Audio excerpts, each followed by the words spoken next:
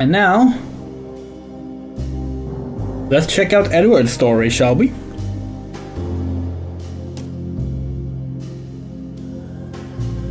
Yeah, let's just keep it standard for now. Old school. Here's also yes, thank you.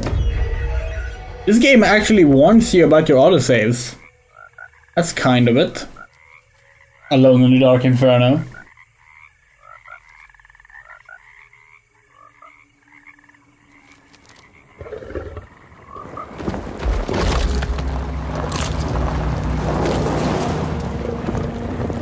Yeah, so we think this might actually be the best Alone in the Dark game.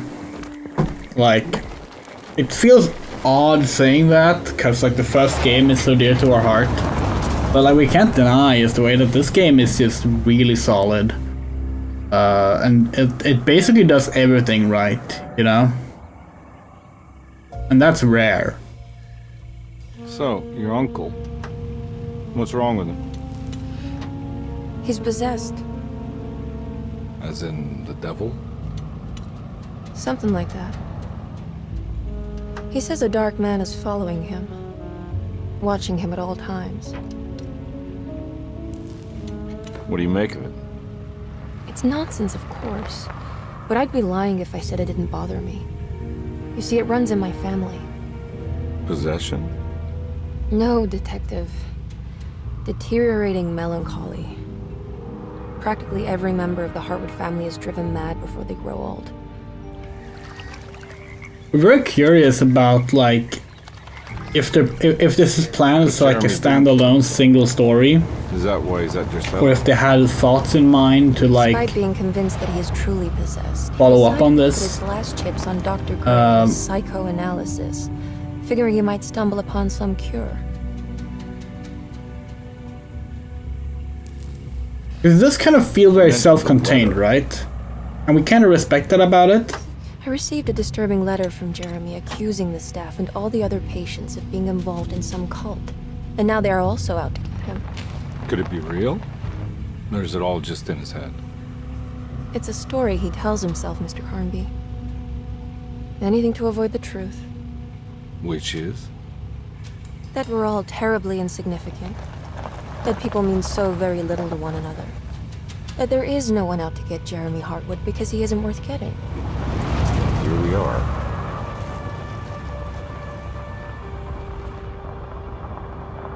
One of the complaints we had about the game before it came out, when they announced it, was we didn't like the decision to change their setto to just I want to make sure he's all right. a place where Jeremy lived, to like a mental health asylum. Just wouldn't feel safe. Because there's too many horror stories set in asylums already. But we actually kind of like what they did with it. They actually kind of they made that work too. Like every like thing that we didn't care for, that we didn't like about the announcement of this game, but you might need kind of got reversed on us. Like we like it now. The exception being Carnby's design. Like exactly sorry. What are we gonna do when we find Jeremy? I don't know. Let's just find him first. Well, Uwe Boll, so here's the thing with Uwe Boll, right? Uwe Boll is not a good director, he's not a good storyteller. He's not as bad as people say he is. He's notorious and loud, and because he did so many video game films in close proximity to each other, he became the target for it. But almost every single time there was a sequel to an Uwe Boll film that Uwe Boll didn't do, it's worse. Like, there are other ones. There's not just Alone in the Dark. There was another one. One of the Blood Rain films that he didn't direct, we think, is by far the worst one. We think it's Blood Rain 2. There are 3 Blood Rain films, but it's that one is also just unwatchable. House of the Dead 2.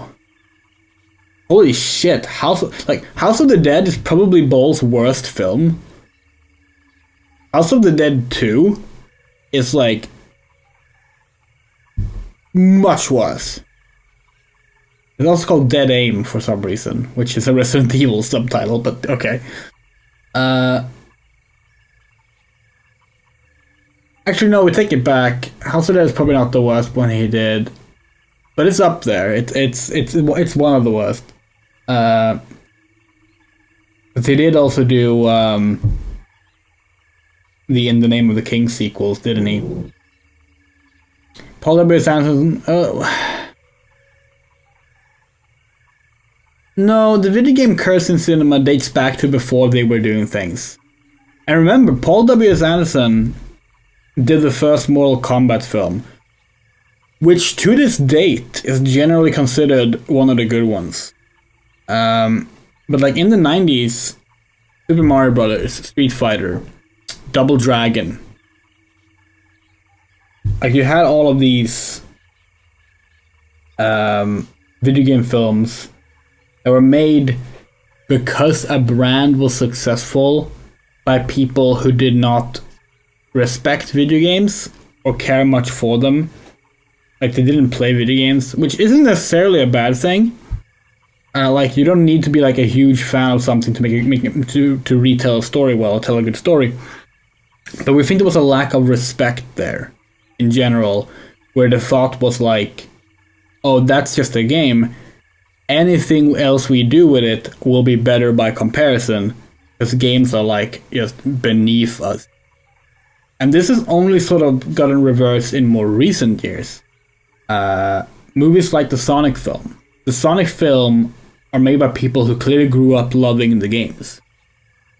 Even though they have like the first one has a very like atypical, atypical, not atypical. It has a very typical standard. Let's adapt the child thing for a family cinema audience concept. Like, oh, what if Sonic was adapted by this family and they go on this road trip? It sounds really bad, but they filled it with so much clear love and respect for the franchise's history and showing that like, hey, we actually do care about these things. We actually care about these characters. We know what we're doing. We're not just treating them as the brand because it's a brand. You know? This is also the case with Rampage. Rampage is a pretty excellent film. Like, it took what is a pretty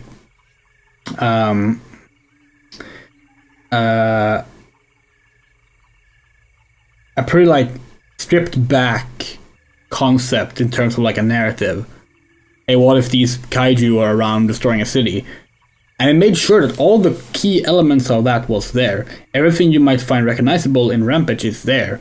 They told a story around that rather than forego it, just do something else. Which happened a lot in the 90s and even in the 2000s. There was another one recently that was good like that. Sorry, we're kind of like... I don't remember what other video game film recently was good. But there was another one that actually like surprised us with how good it was. Yeah. And then we're talking about that video game is bad, usually a movie Anderson and Ball worked on. Yeah, well, Anderson did... We don't like Anderson's movies, let's be clear about that. We think he is worse than Ball, personally. But people like the first Mortal Kombat, and we do too. The first Mortal Kombat is pretty fun. But like, he did so many Resident Evil films in a row. You know? He basically just did a bunch of Resident Evil films. And then he made the Monster Hunter film, which is god-awful. But... like, that was kind of it. He was gonna do a Castlevania film at one point, but he didn't. And I don't think he did anything else, video game-wise, than those, right? Are we forgetting something? We don't think he did any other ones in the 2000s. Yeah, Detective Pikachu is good. That's another one that clearly like respected the source material. And again, we don't know if the like screenplay author or director are Pokemon fans, but they respected the source material, and that matters a lot. But yeah. Okay, let's do Edward Carnby's story.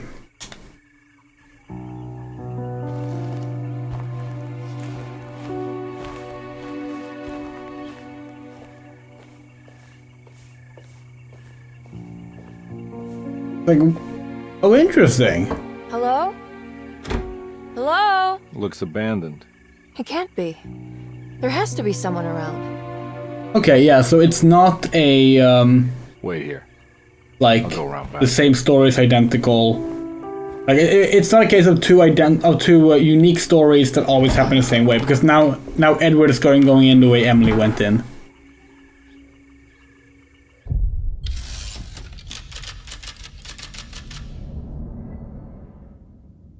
Well, so like, okay, well, more like take the Super Mario Bros. Film for example, right?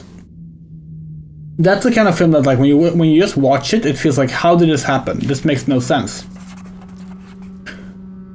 But what probably happened was some screenwriter got, like, just some notes about what Super Mario Bros. Is about, and it's like, oh, it's about these plumbers. They jump around. And they fight a dinosaur. Now what do we got here? And if you just have that, you know, kind of makes sense, right? Like, okay, that's in the film. The film is about that.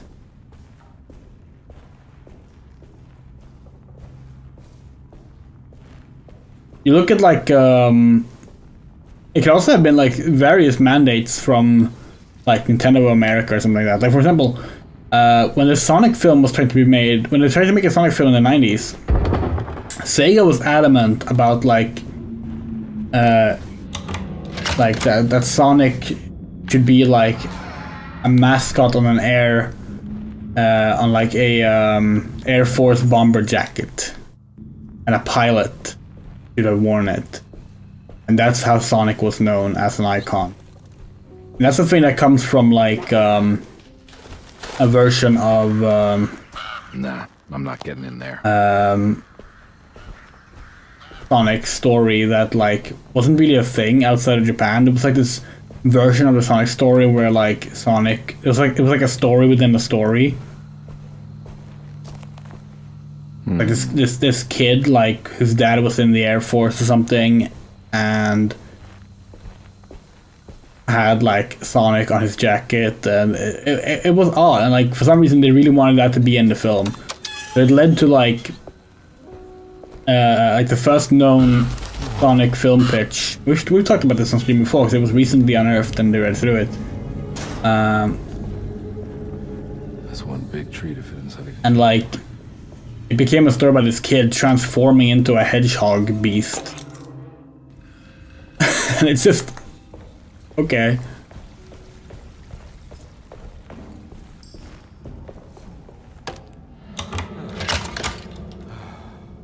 Can we see our lanyards? Oh, yeah, cool. They actually are kept.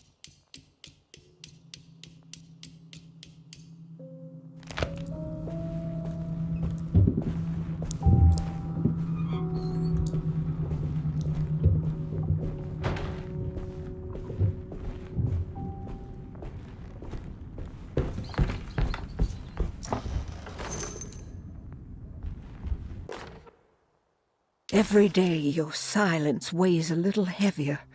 It's been a difficult year.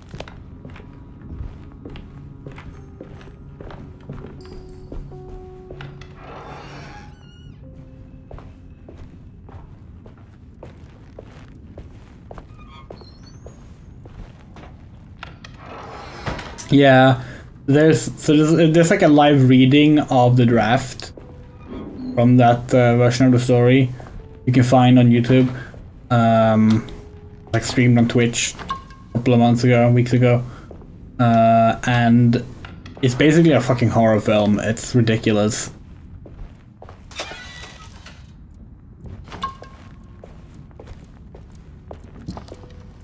We've talked about it in more detail before. We don't remember everything right now, but, like, Robotnik isn't named Robotnik. He's named, like, Paul Eastman or something like that.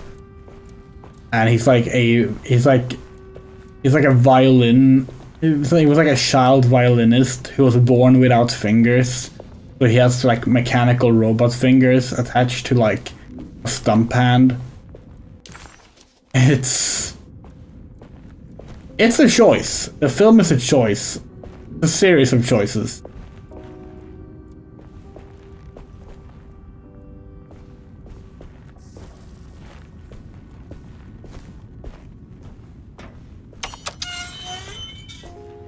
I don't think he's a feminist in the film version, no.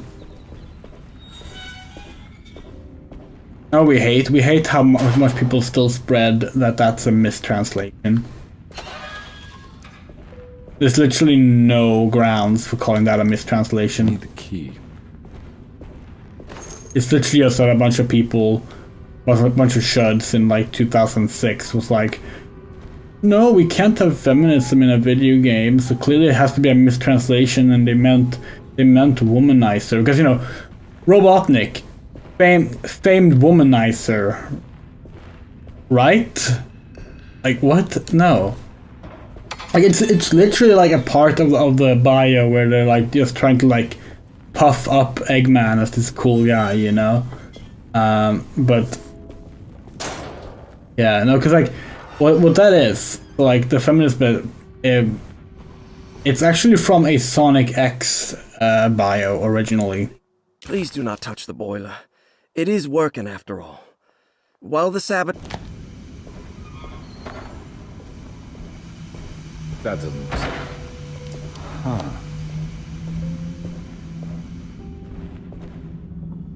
Yeah, people try to be like, oh, actually in Japan, feminism means to be a womanizer, or like some kind of like chivalrous person maybe, and it's like there is a variant of feminism in Japanese that has been used that way, yes.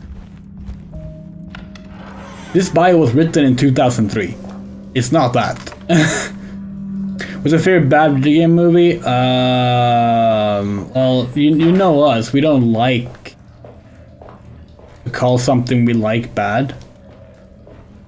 But we're guessing you mean in the like general reception sense. And in that case, it's probably the Resident Evil movies. The Resident Evil movies are god awful. They're horrible. They are so fucking bad. No. Heresy and the Chat. Jeez, no. Sunday, June. Fucking goddamn. The Resident Evil films are so goddamn horrible. I need the key. Where were we?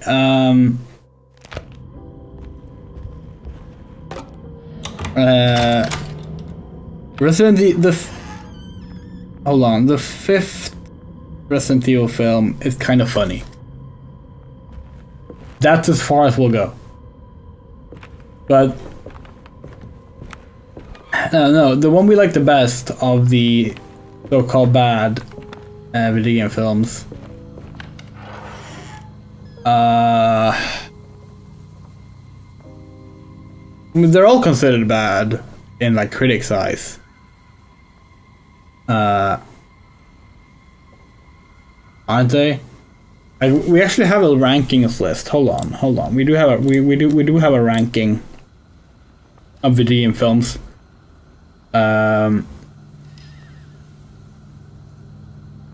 Live action video game adaptations, best to worst.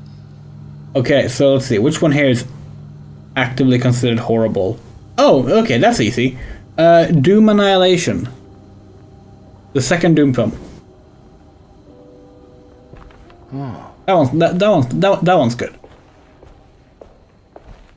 The only crime of that film, like the only thing that's bad about that film, is it's really low budget, and they wrote a script for a higher budget film.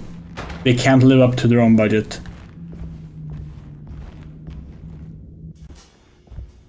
They can't live up to what they need. Thanks. Alright, welcome to Raccoon City. We haven't seen. Who are you? Whoa, pardon me, excuse me. My name is Edward Carnby, private investigator.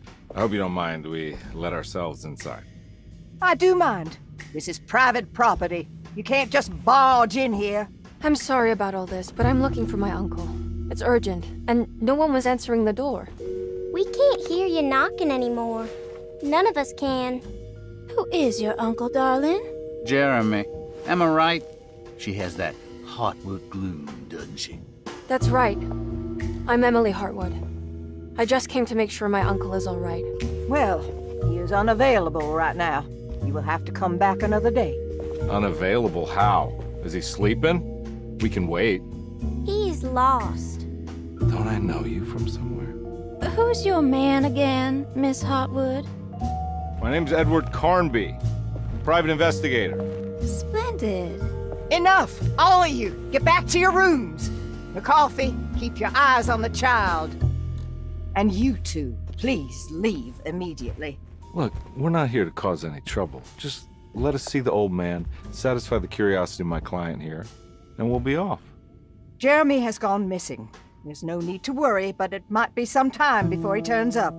The whole staff is looking for him. What? He ran off? I don't have time for any of this. Please, come back tomorrow. All right, in that case, we'll just wait in his room. You don't mind, do you? It's upstairs, right? Wait, you can't. Don't worry, we'll be discreet. In the corridor. It's the first door on your left. I'll tell Dr. Gray you're here. Excellent. Thank you, madam. We like this. The scenes are very different depending on which character you play as. It's like Sonic Adventure. We like it. Okay, we have been reading the chat. We're gonna respond to other parts of it in a sec. We just want to watch the new cutscene here.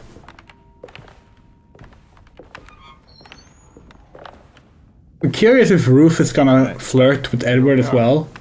If she's Let's look bi. around. See if we can dig up any. We're guessing that's the case, but we'll see. Okay. Is the first Doom movie considered bad? I thought it was alright, says Emily. It's considered pretty bad, yeah. Personally, we're not a big fan of it. We think it looks great. It has really good visuals. But the story kind of sucks. The characters are all frustratingly awful. Not just like in the badly written sense, but in the bad to watch sense. Like, it's not fun to see them do anything. The second film is much better with that. We wish the second film had the first film's budget. If that was the case, it would be amazing. The only people who would hate it then are the people who are pissed that it stars a Doom girl and not a Doom guy. You know, that's apparently a bad thing. Welcome to Raccoon City mixes the plot of the first and second RE games, but it's messy, but it has the right place. Yeah, we know. We know what it's about. And we do have it. I just haven't seen it yet. Honestly, while we haven't seen it yet, we can't comment on it. It feels like it might be a Doom Annihilation thing, where it seems very low budget from the trailer. Like the effects look pretty bad, but we'll see. Maybe it's fun. We liked Annihilation. We thought it was really good, so we can look past that if it's like, oh, he's smoking. Cool. Let's see. Hard to say the first Doom movies badly written because they didn't have all much dialogue to begin with. That's not true. There's a lot of expository dialogue in that film. They talk all the time in that film, actually, but even then, that's not everything that writing is in the end. Like, the way the story unfolds doesn't really make any sense, and like, it feels like they weren't sure what story the film they were writing needed to have. So they just they wrote a series of events and then stuck in a story afterwards. It's kind of awkward. Great monster designs though. Really good monster designs. Okay.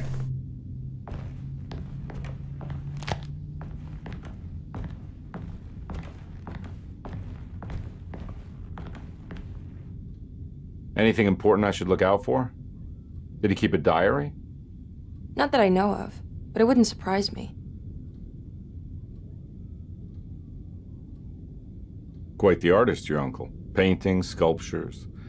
I don't know much about modern art, but he seems dedicated. Jeremy is a fairly well-known landscape painter in New Orleans. You've probably seen more of his work than you realize. Street Fighter, the movie, is really fun. It kind of drags in the middle, but apart from that, it's really fun, yeah. We should go talk to the doctor that the housekeeper mentioned. The first Silent Hill film is really good, too. Right? I suppose. Let's just do a little more digging first, okay? Sure, no rush. This is interesting. They made Edward, he seems very nice and likable. Every night the dog... And that's cool. Let's start by saying we're cool with that. But it does not reflect how Edward is referred to in the original game, nor the sequels. So it's an interesting change.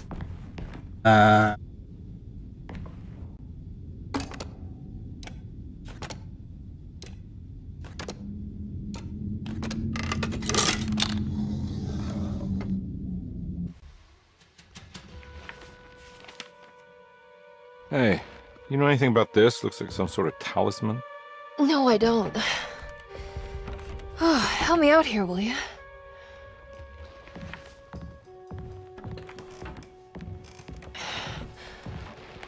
I would kill the guy to throw some of this stuff out. I'd be crazy too if I had this much junk lying around.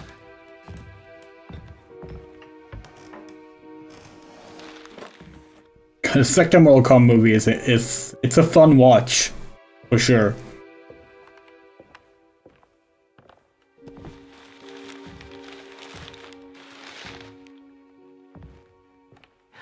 Oh, wow. That's striking. I want to save this one. Interesting.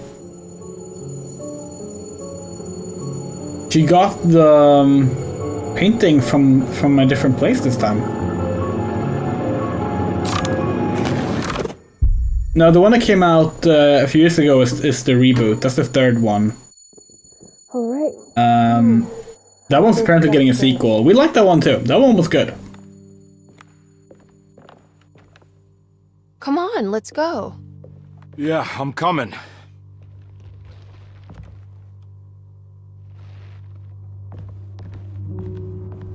We actually like this game so much that we want to buy the retro character DLC, even though we're opposed to the practices of putting it as DLC. We want to play through the game as actual regular Edward first before we do that. What the hell is going on?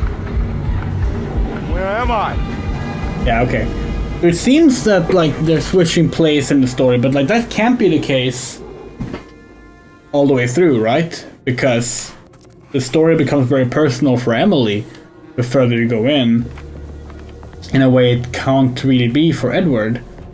So we're looking forward to see how that changes, you know? Kind of interesting.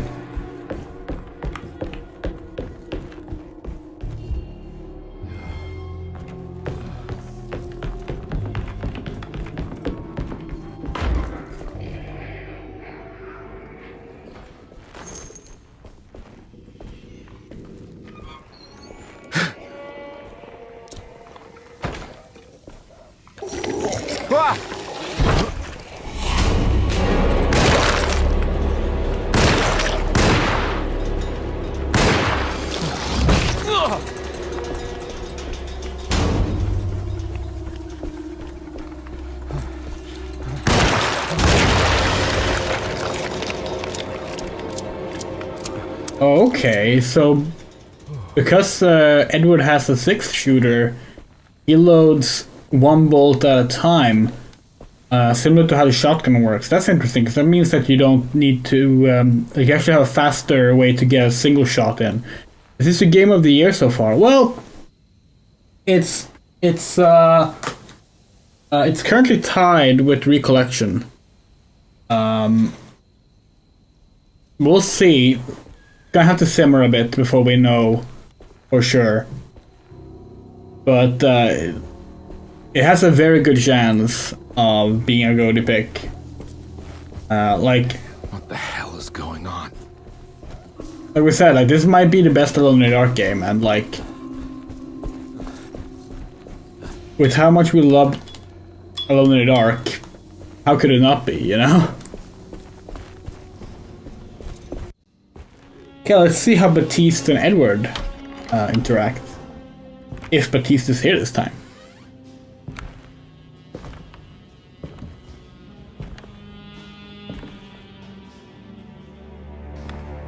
Yes.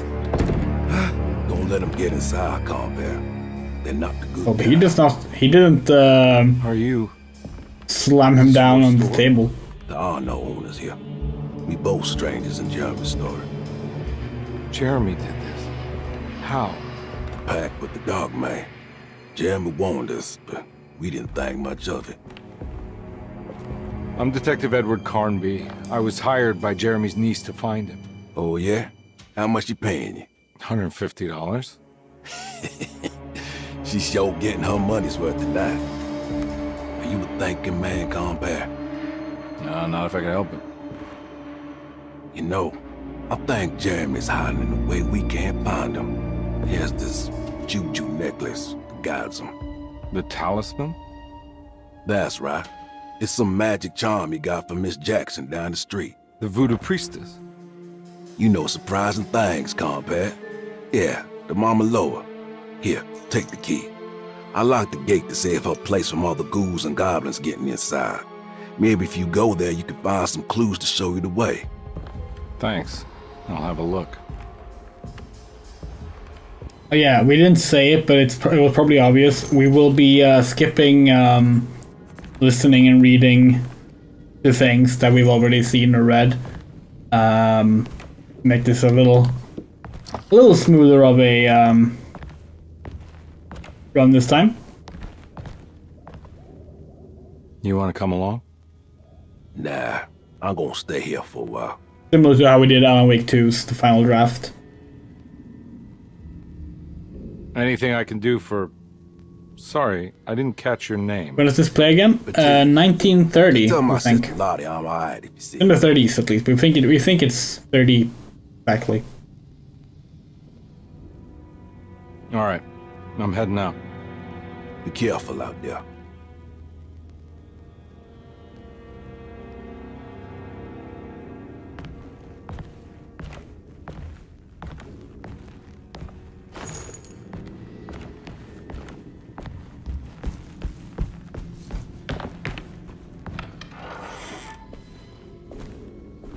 It'll be interesting to find out if we actually got all the collectibles as Emily.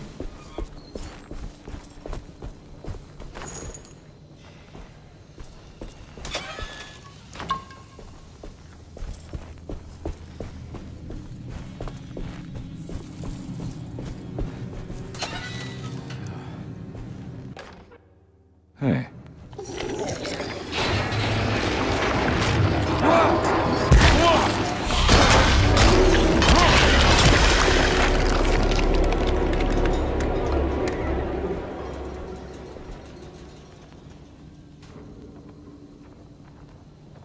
That's a lot of money.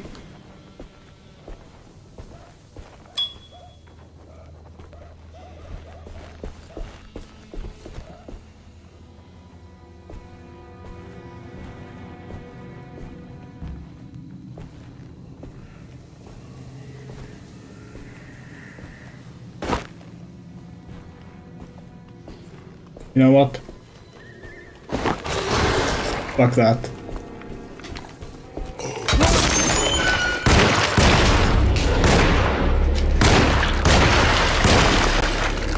These enemies go down faster than the plant ones, so...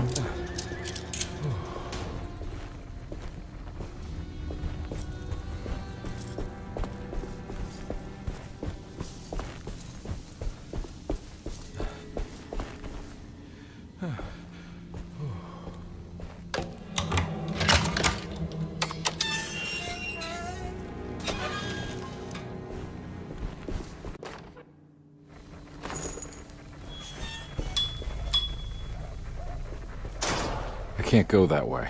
We know, Carnby, but we just realized something. There's a lot of bicycle bells we can ring here for no reason. Let's go back and ring them all.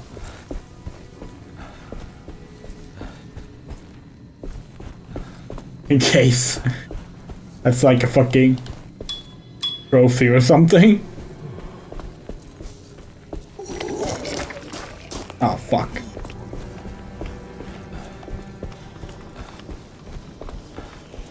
Like here. Like here.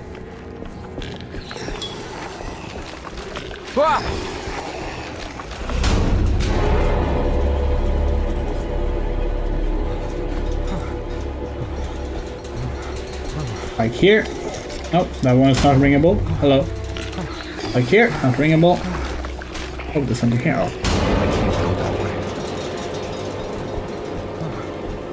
Oh.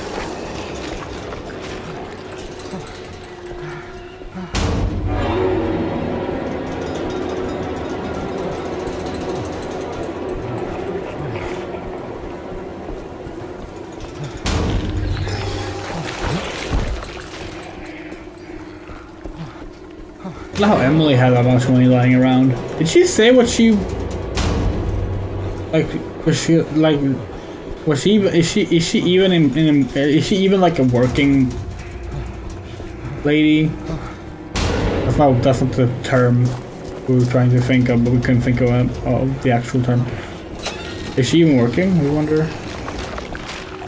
Yeah, there doesn't seem to be anything to like bring all those.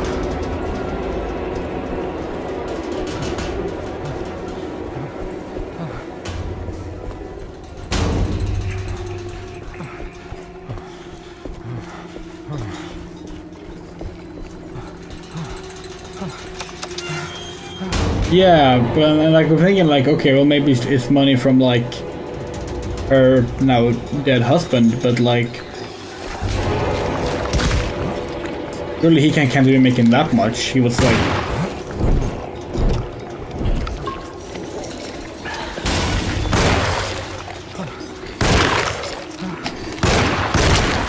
it didn't sound like he was particularly well off, you know.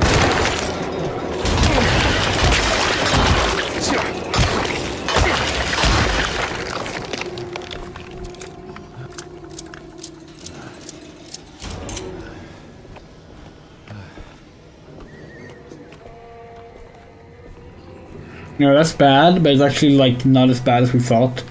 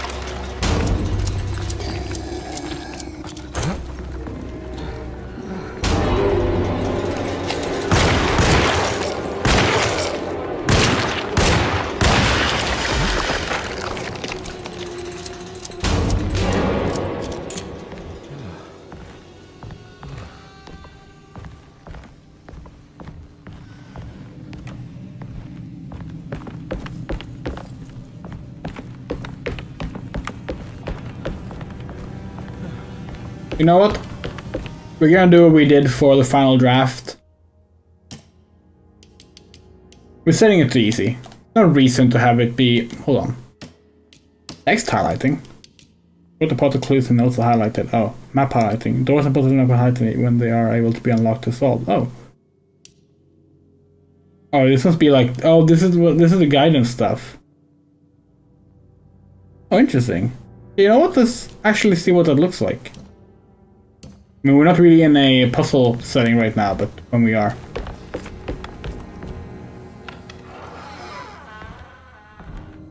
I recognize this place. It's Miss Jackson's seance parlor. Let's see if she's got any information on Jeremy's talisman. It's the talisman, like the one in the painting.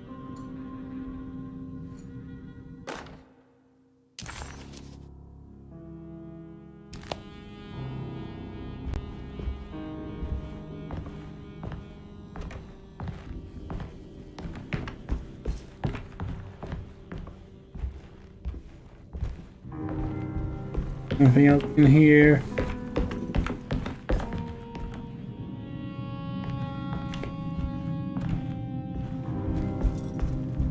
I think it's meant for the talisman.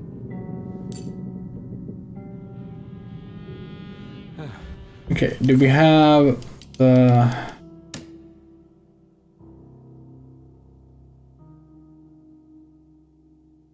Three numbers need to span a bridge between the escape stream memory, according to the stern, where I want to be, where to start, 358.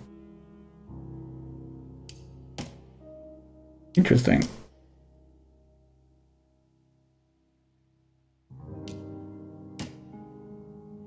Oh hey, Gloria Allen is mentioned.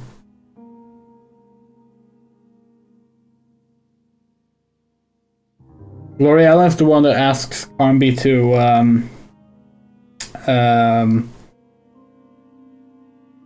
check out the piano in the first game. Why he goes to the attic of the risotto. Excellent.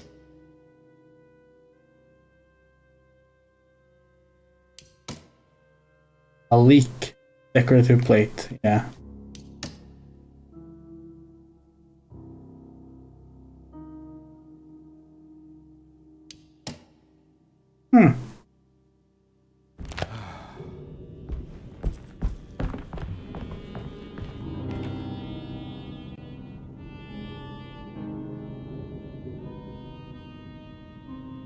We know what to do, we're just like curious about this door with the light.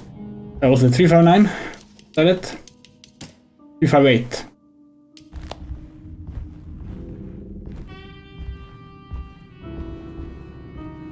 I think it needs numbers, like coordinates. Maybe there's something in Jeremy's notes.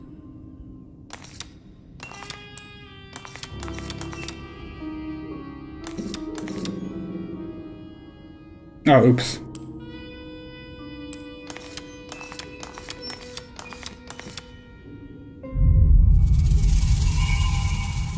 It's showing something. A place? Where is that? Huh.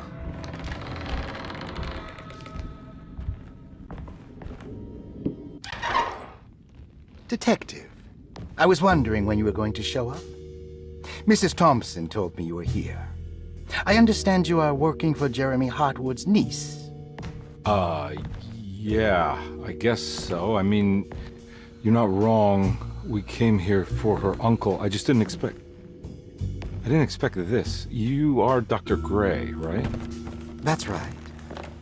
You don't happen to have some identification, Detective. I'm not keen on having strangers prying into my business. Oh, Detective Edward Carnby, Decatur Street, New Orleans. Enjoying the Vieux Carré, Detective? Those old French quarters, the voodoo people, the gangsters. I'm sure you live an exciting life. Well, that's not quite like the stories, Doc. Just trying to make a living. Aren't we all making a living? Well, welcome to Deseto, Detective. I hope your time here will be useful. Now, what can I do for you? Why don't you tell me where I can find Jeremy Hartwood? Why wouldn't that make for a short visit? I wish I could tell you, but I'm afraid I don't know. A drink, Detective? Anything brandy. Oh, you do belong in the French quarters, Detective. Armagnac or cognac? You know, just give me the cheap stuff. I'm not much of a connoisseur. Having low standards is not a virtue, Detective. Let me see if I can broaden your perspective. What can you tell me about Jeremy? I wouldn't want to go into details about his condition.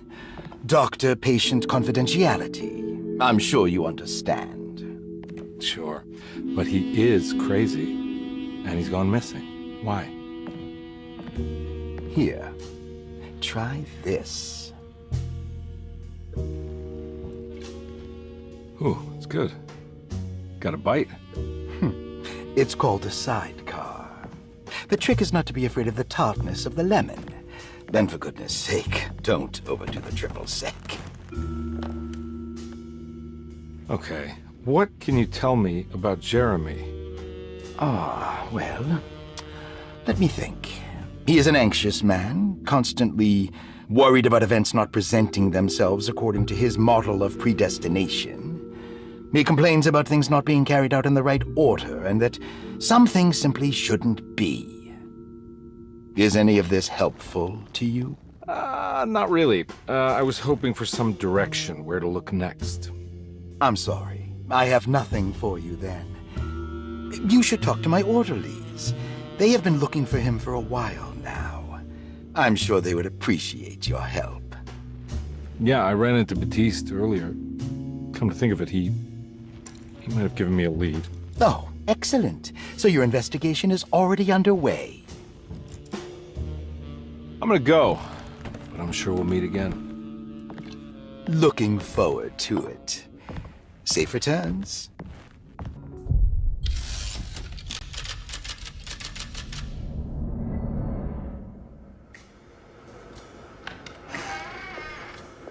See if we meet Emily here now then.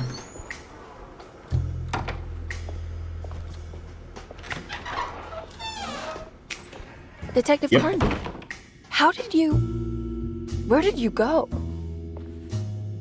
I was just talking to Dr. Gray. You disappeared. No, it's not what you think. Have you found anything strange going on here? Yes. Everyone is being incredibly evasive and I can't figure out why. No, I mean something you can't explain. Paranormal, even. Detective, I really need you to get yourself together. I can't do this alone. Yeah, so the roles are reversed. That's a little disappointing, Dr. Gray? No. but I want to try something. With this talisman, It's fine. I can follow Jeremy to the place he mentioned in the book. What was the name? Do you remember something Spanish? Tarawea. Yeah, that's where I need to go. Detective, are you gonna be all right? Yeah, of course. Go talk to Dr. Gray. We'll rendezvous later.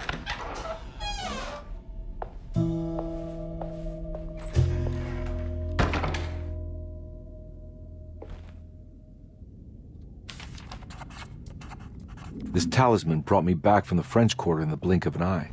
If Jeremy can travel so easily, then he could be hiding anywhere, even Tarawea. If he can do it, so can I. I just need to figure out how the talisman works.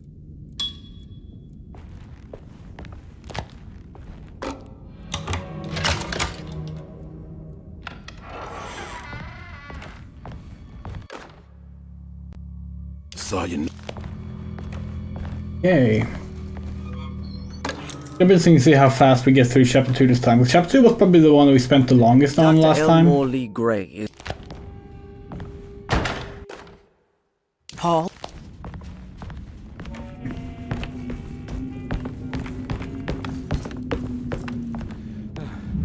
There's no way I can get into this thing.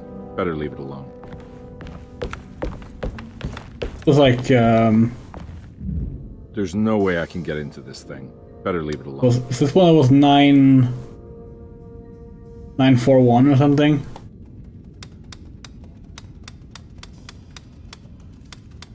Oh well, I don't remember. Looks like all the patients are accounted for, except for Jeremy. Okay, let's see.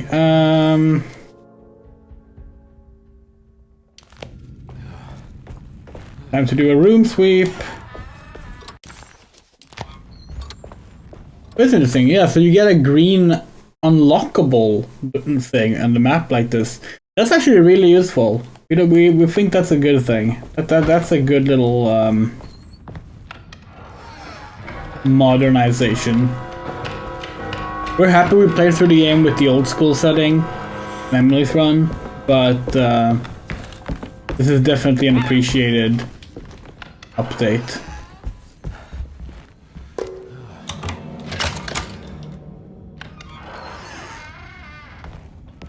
Okay, here we go. She's not here. Interesting. Lost land.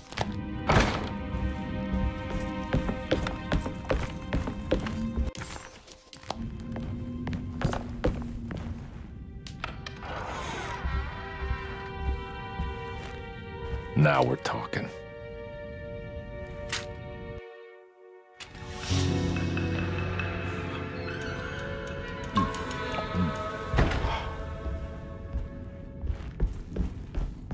It's wedged shut. Just like Emily. That would be fun. Like, I was saying, like,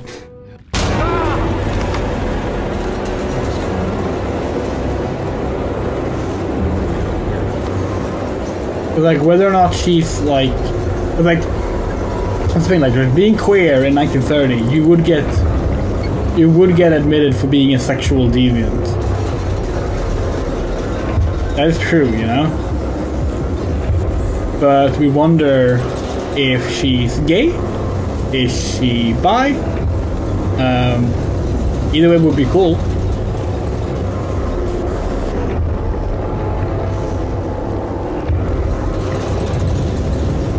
We won't know until we see how she interacts with Edward.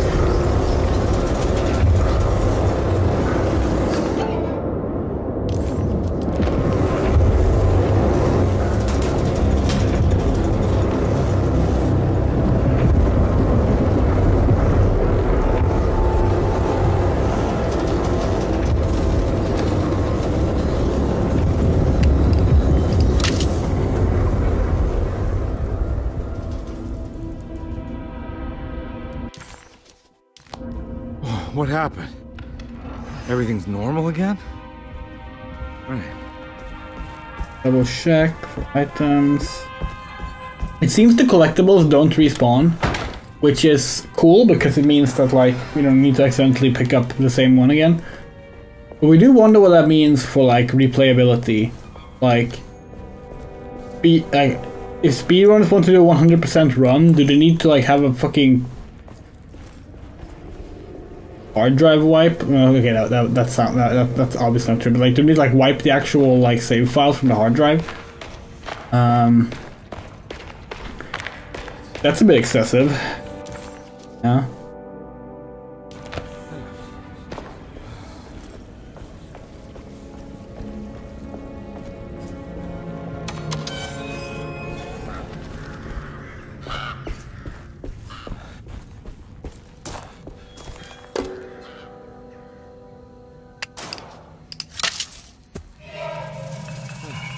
Got it.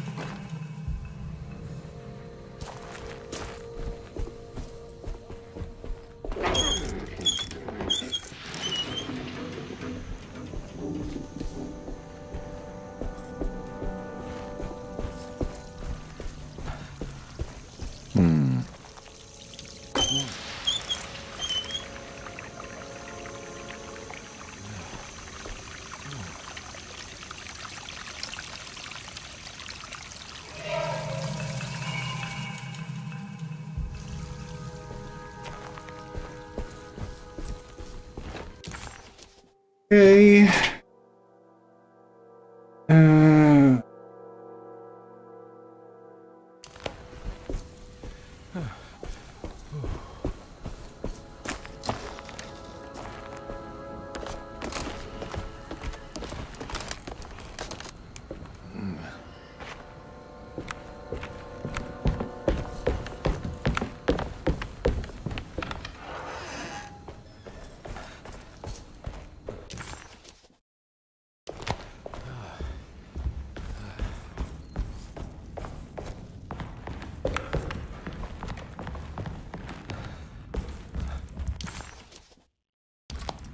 Huh?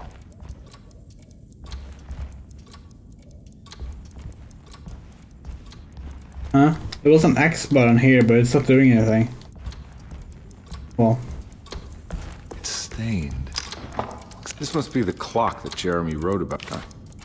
Looks like the plate that held the talisman in the seance room. But it's broken and missing some. Yeah, sorry, Detective. Didn't mean to obstruct justice or anything. That's fine.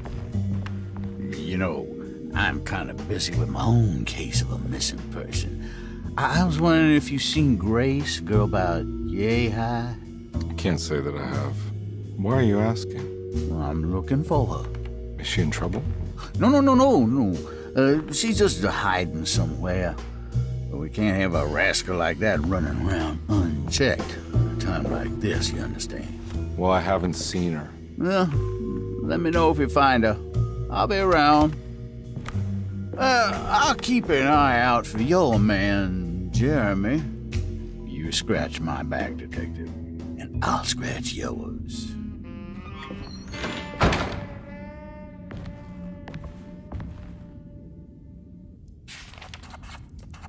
Okay.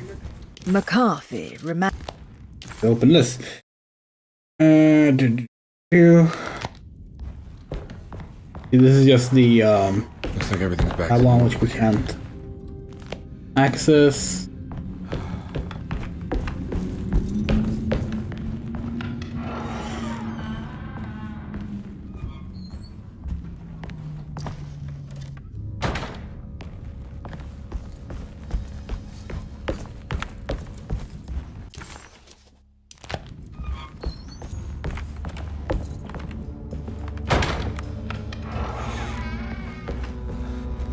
Also, like, in the original Alone in the Dark 1, though, like, he is an asshole.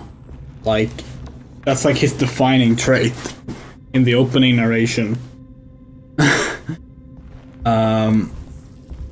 We gotta keep in mind, this is a different Edward. Like, this is not the original timeline. Although, it would be fucking bold of Pisces Interactive to be like, hey, let's do Alone in the Dark 2008. Let's do a reimagining of that, you know. We would respect the fuck out of that.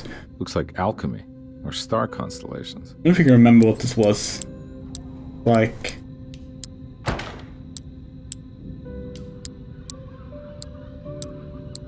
Wasn't that? Ah, or not. Been funny though.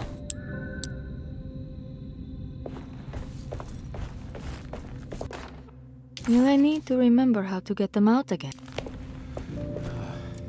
Ah, it's this one. Starting artist colony. I remember hearing about their disappearance. These paintings got some grim-looking rot on them.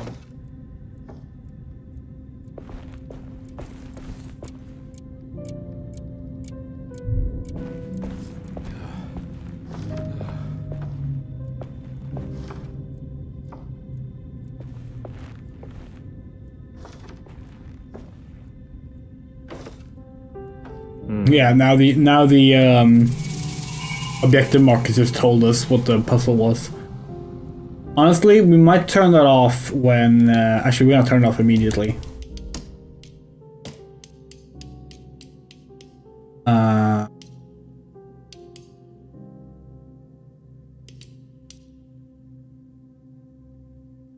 Right.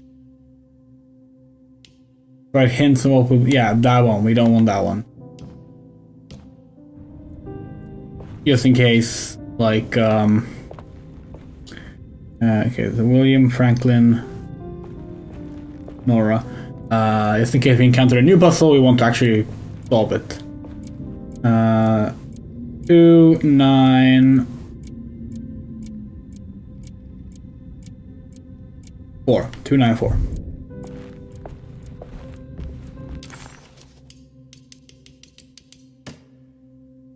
Pisces.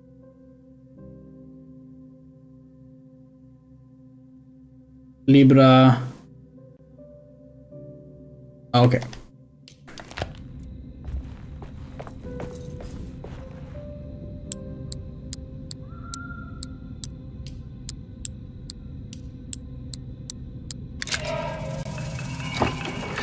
Got it. Thank you.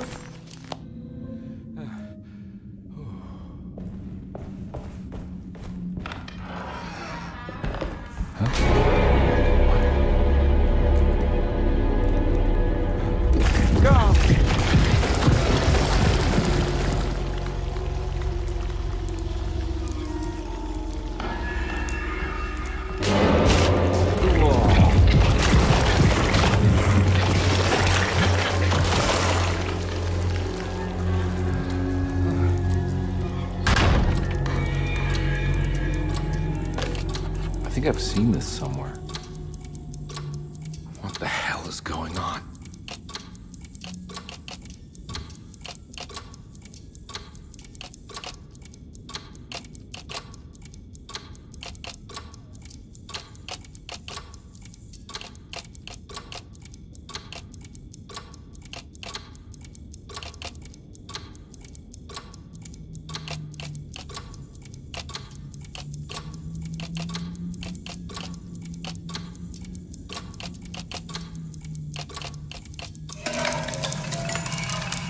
I think the clock broke.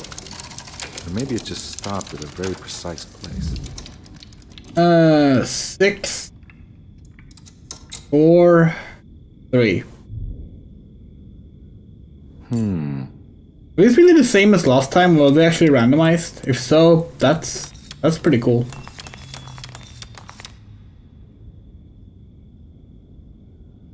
There's a picture in the black glass. It's showing me something. It's the hallway. We never got into LA Noire, honestly.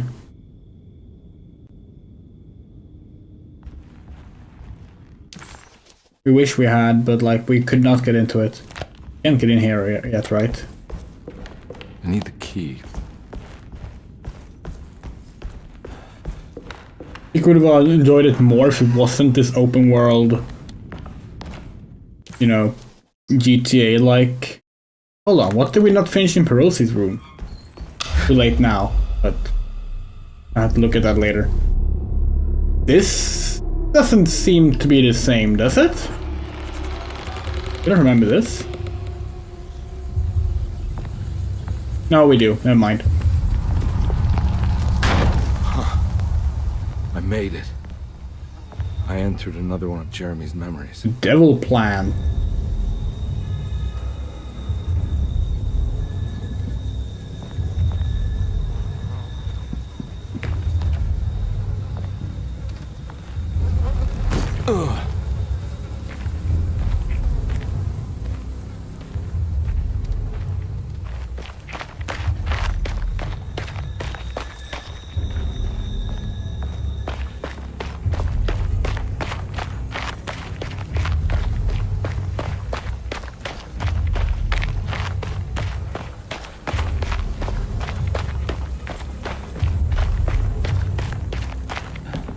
Yeah, we've seen, like, we have watched the entirety of LA Noire.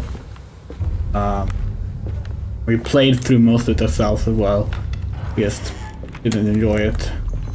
Hold on, that's the flashlight.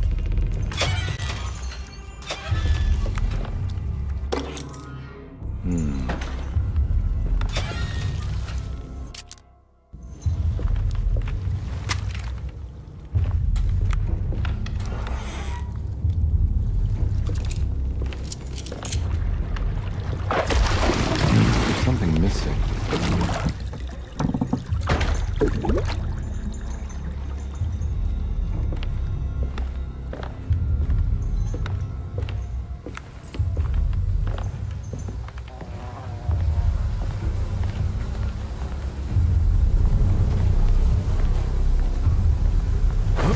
Getting stuck on the environment is definitely a problem in this game that, like, just need addressing.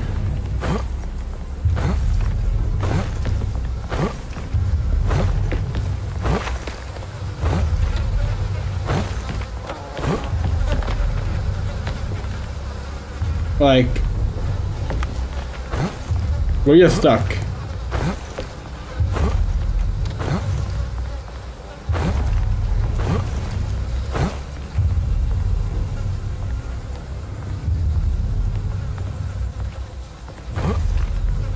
What do we do?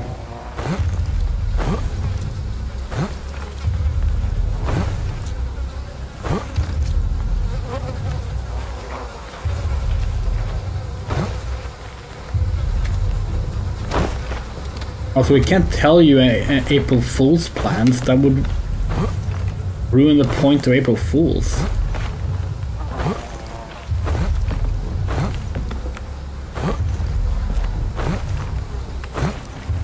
We gotta like reload a checkpoint. Yeah, so that's unfortunate.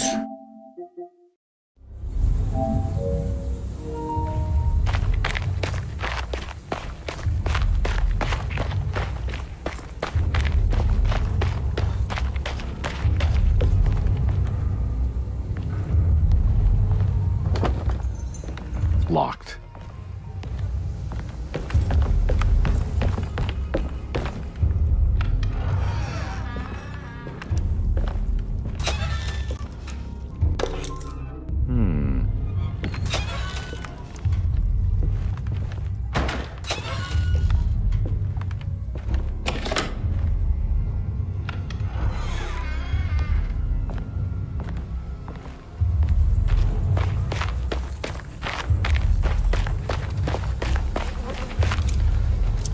Okay. Game is kind of bork right now? What? What's going on now?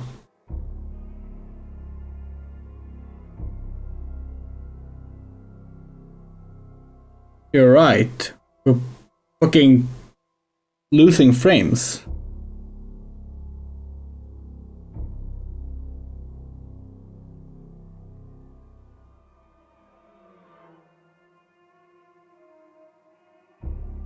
When did that start?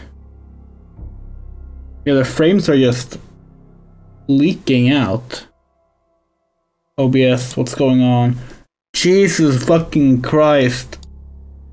Our computer is like dying.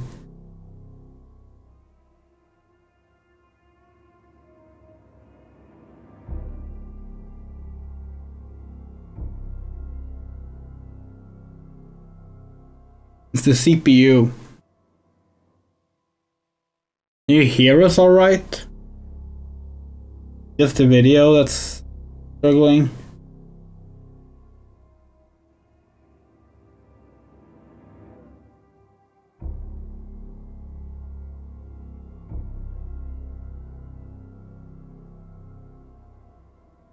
You hear us, okay. This is not the first time this has happened, like, recently. We had this problem on Wednesday when playing Final Fantasy 11.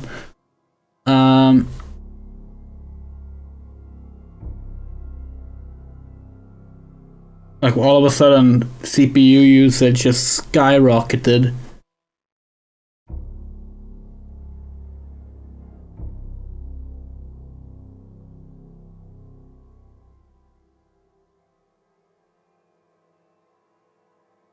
I suppose it's fine now, maybe?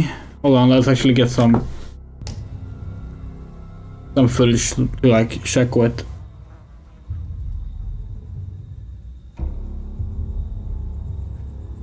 Is it better now?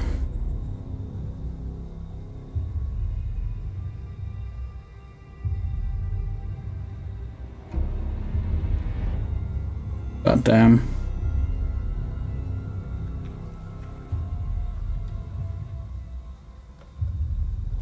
Seems better.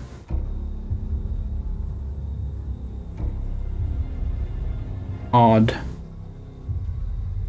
Very odd.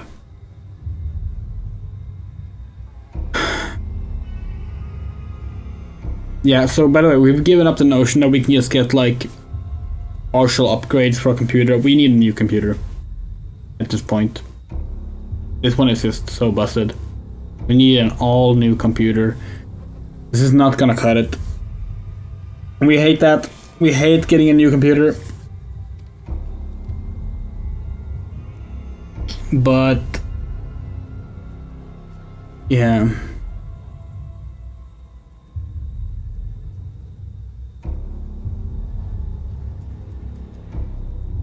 Hold on. We're gonna just free up some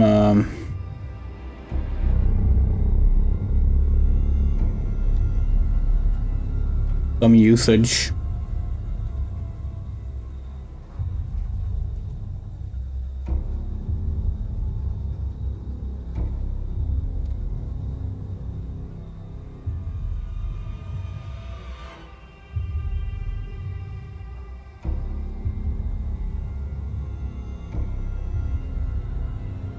So fucking frustrating. But no matter what we do, it like continues to just like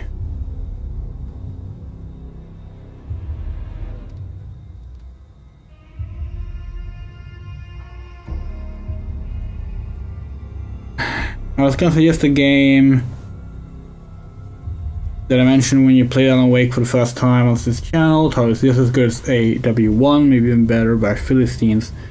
Suggested, what was it? We don't remember. God.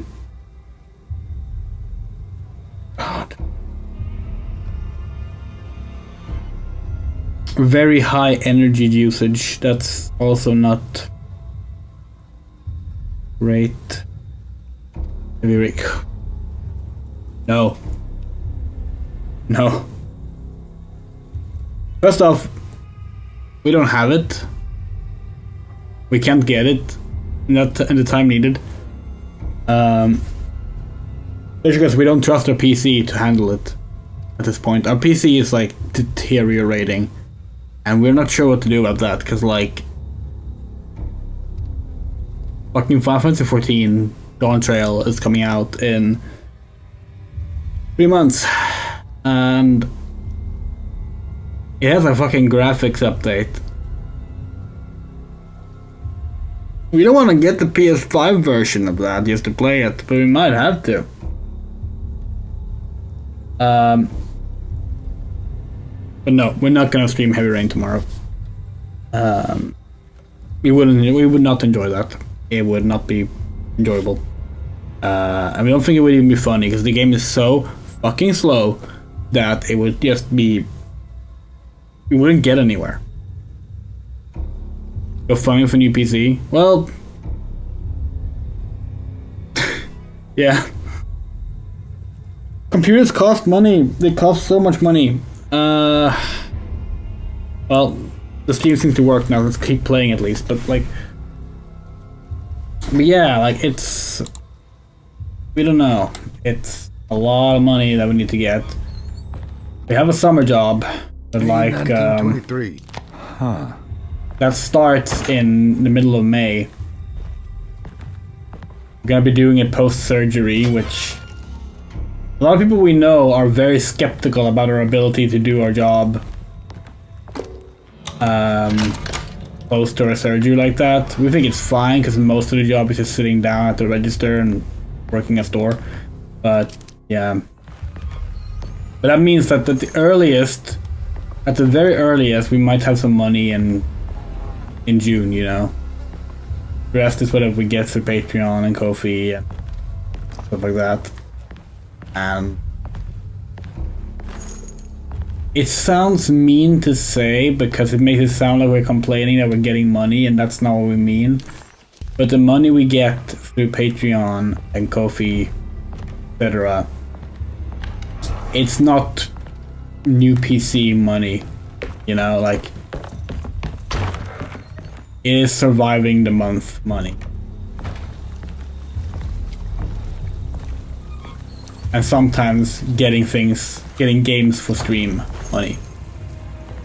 But at this point, if streaming is going to be a problem even on console because the computer is falling apart, we might have to just somehow prioritize a new computer at any cost, and we might have to find some other way of finding income there.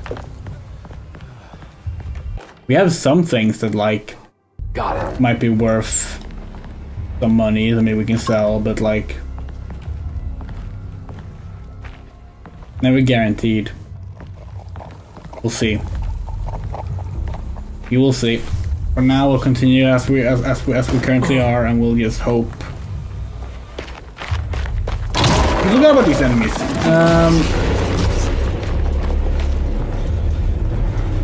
We just hope that. Oh, come on.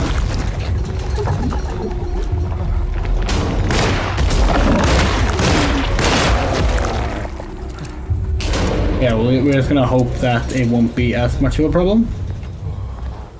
But we'll see.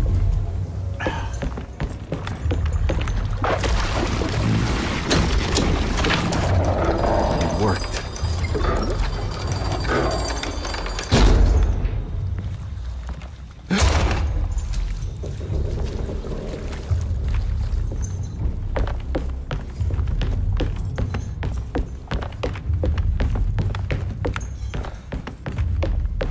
Honestly, we probably need to like set a target computer. We can just be like, okay, this computer, how much is it? Start putting away money each month so we can get it. But that's difficult too, you know? Like, it's so fucking hard to just know what you need, and then the computer needs to be available when you can afford it too. Like, buying computers is not easy. It's, you know, it just gets consistently more difficult the longer, like the more time passes. We used to be really like computer savvy when it came to like building computers. Cool. But we're not anymore because it's gotten so fucking complicated. Like, technically it's the same parts as before, but there's so many new models, there's so many new variables, there's so many new brands, there's so many everything. And it's never up to date, there's always new things. And the tech moves faster and faster and faster, and just, it's annoying.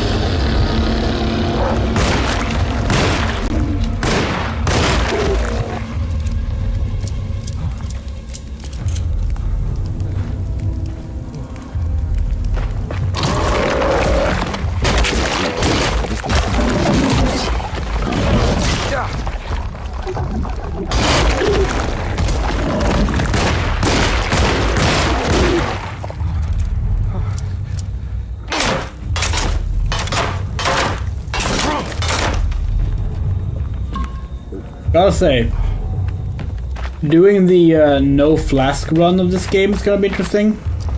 That's a trophy. I'm not planning on streaming that because it's probably just going to be us groaning a bunch. But we are gonna try doing it.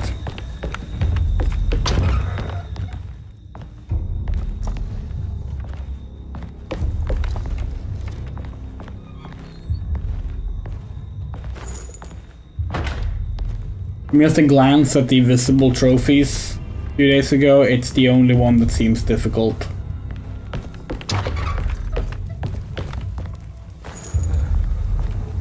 Actually, we're curious now. How many trophies do we have? 47%. Bunch of hidden ones. Open all the safes and locks in the game. Find all the dining apps, yeah. Yeah, there it is. Finish the game without drinking from your flask. Read all the clues. See, stuff like that is why we actually made a save at the end of the game with Emily. In case there's a clue we just haven't read, we can just bring up that save file and read it. Provided we got it, but we think we got all the clues.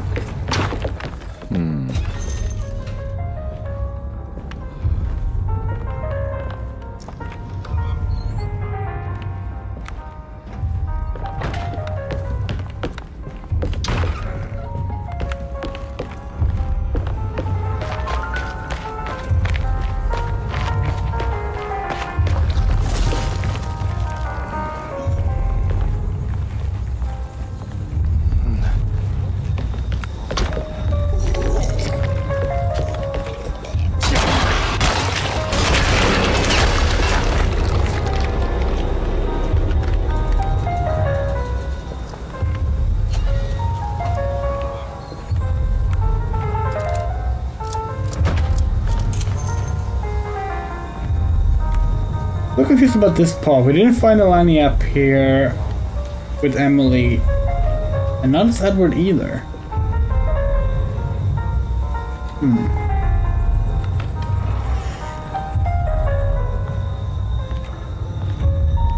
Why the Alone in the Dark 1 gramophone reference if it's not much of a reason to go here?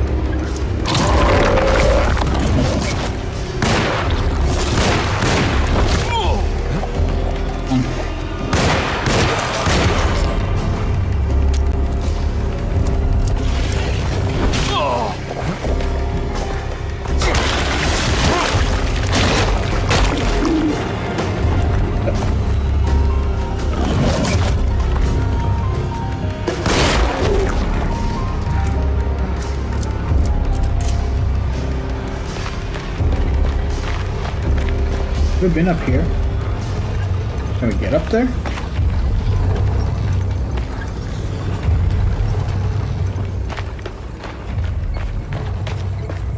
Can.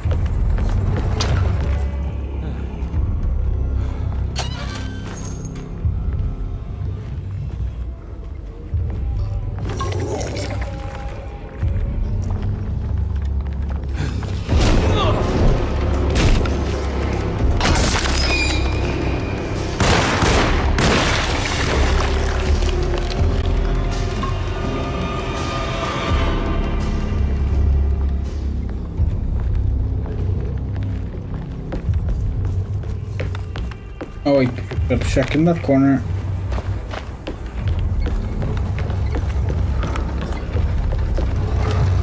Okay.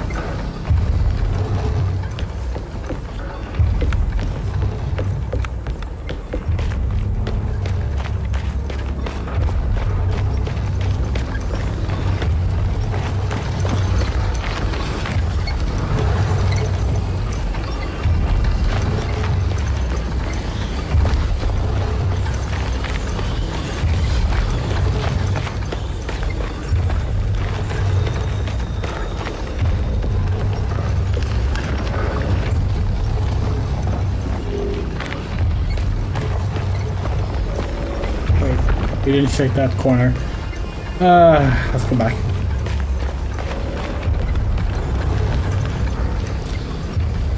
There might be something there.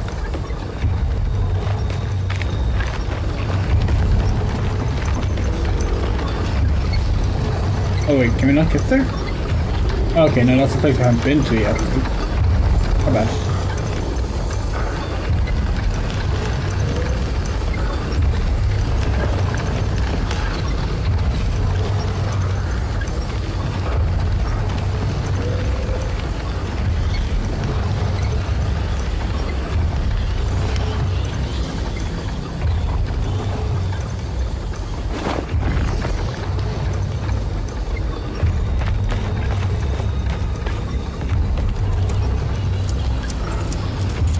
I wonder how moddable the PC version of this is. There's gotta be a way to get to the other side.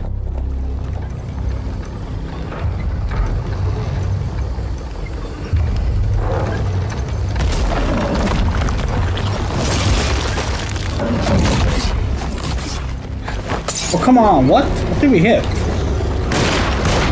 One thing we don't like about this game, the really slow aiming when you pick up a throwable item.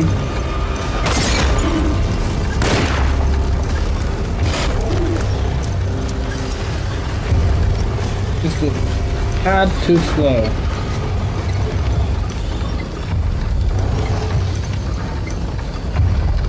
The actual throwing mechanic itself is really good. We like that it has like a proper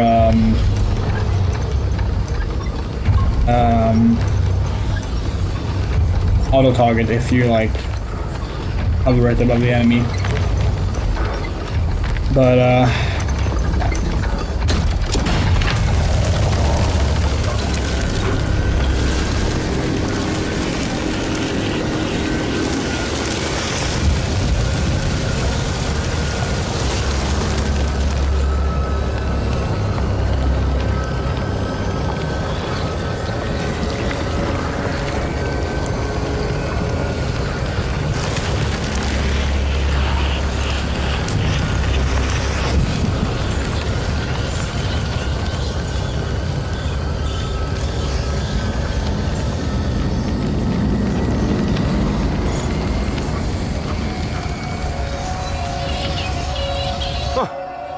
All right.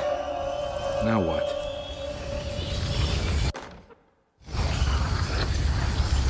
Yeah, come on, Carnby. Wouldn't you rather fall to your death?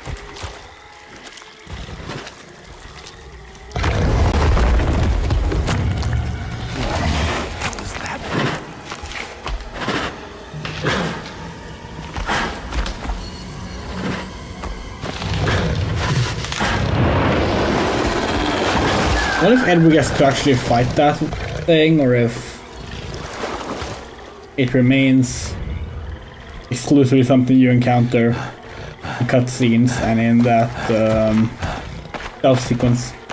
That stealth sequence shouldn't happen with Carnby, given that he was not married to John. So we'll see what he gets instead. We're very curious about this. The mound Jeremy talked about in his book. Also, we love the fact that, like, Edward apparently has read Jeremy's books, meaning that this becomes even more Alan Wakey.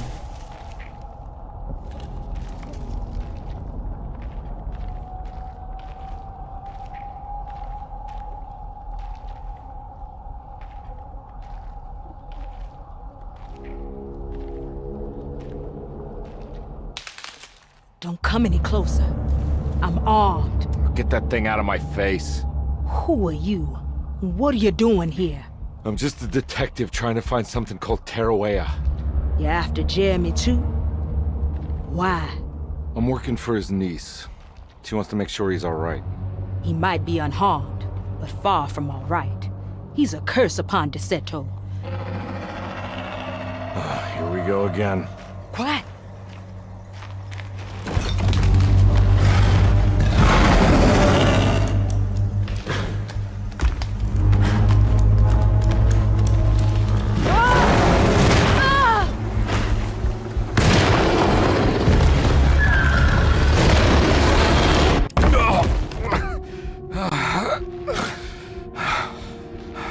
Oh, Christ in heaven.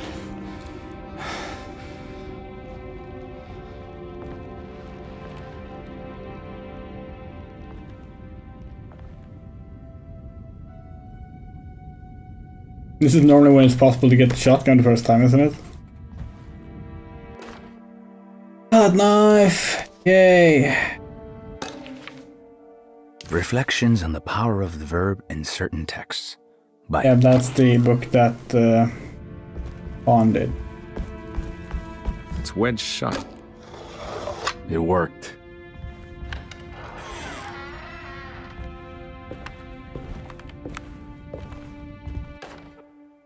The Bible.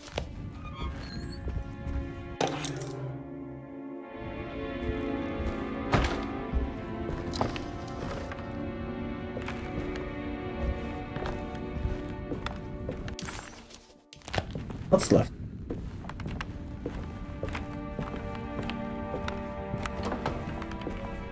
Oh, right.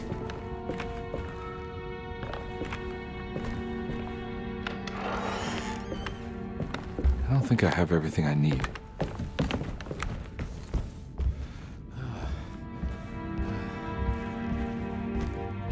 Yeah, no, we know that this we got a shotgun from earlier, but like normally in the first playthrough, this is when you can normally get it. But since we already had that unlocked, it was already unlocked. Let's see. Boiler room, cellar. Yeah, we can go to the cellar now. That's what we need to do. Okay, cool. We're gonna run into Ruth. Not here.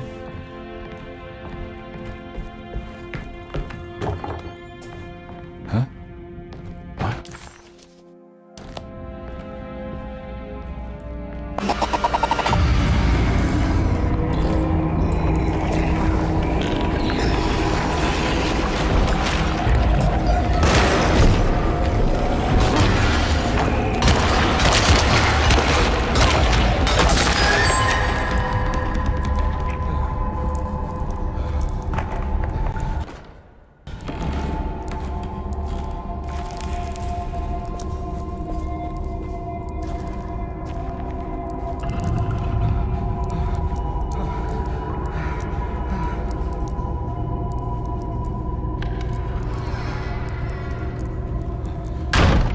Okay. Can't do anything in the lotus room until we get the key, so we're heading down.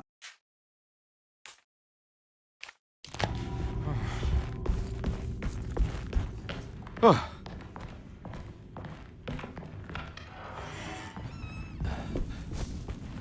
Not there. Let's go here. This is new, right? I don't remember a cutscene here. This where Edward meets Ruth, maybe?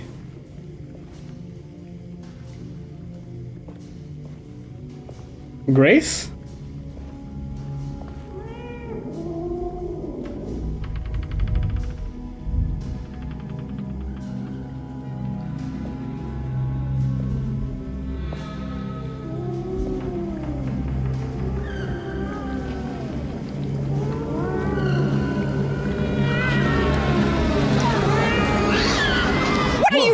Oh, okay, no. I assure you. Oh, no, I'm sorry. Promise I you. didn't. Mr. Hotwood is I was just nowhere looking near my for- kitchen, and neither should you be. Don't make me I didn't kick you mean out to. of this house. Sorry. Now get out! Yeah.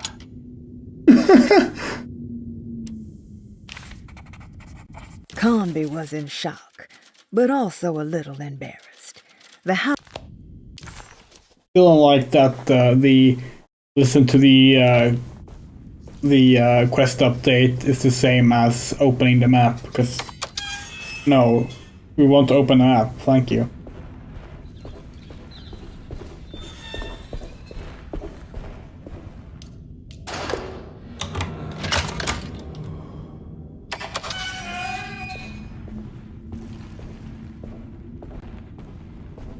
Yeah, we think we heard a cat.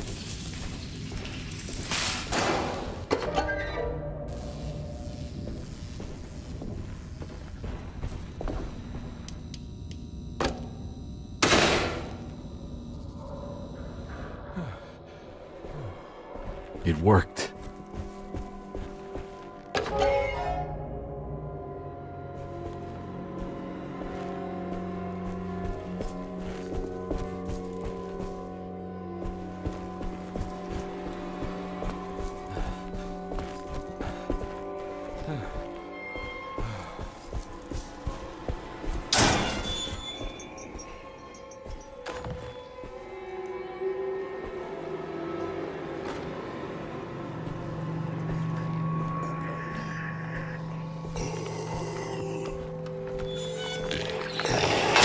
Oh, come on.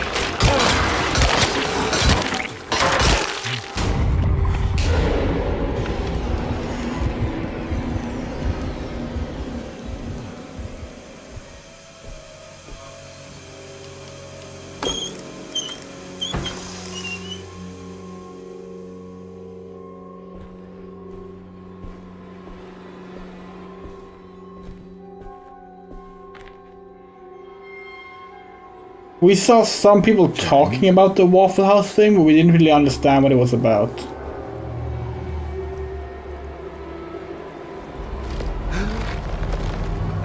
Alright, trypophobia warning. Sorry, forgot about it. Where's the body?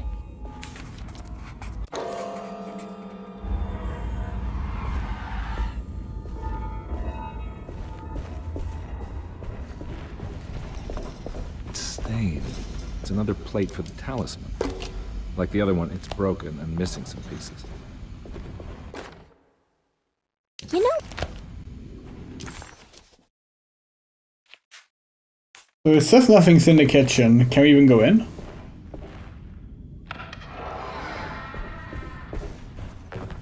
No. Doesn't say it's locked. The map is not great at updating, as we've established several times already, but still.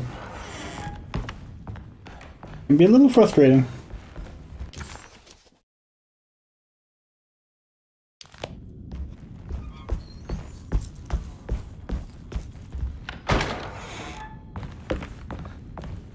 People else had out that Waffle was taken as a stage, and asking why people want that. Okay. But like, why did people want that? Was there a reason?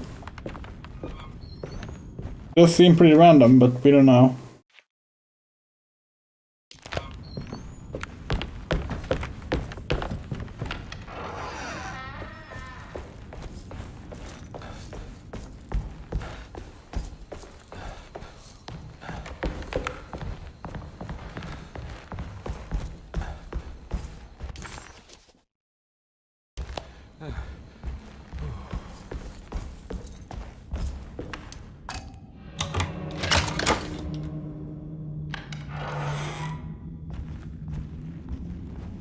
There's something missing.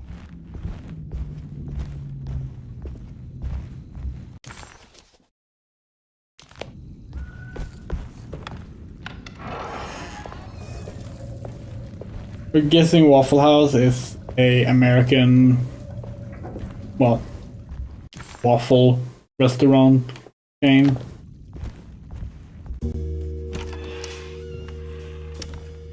Oh, Grace is in here this time. She was in her own room for Emily's story, right?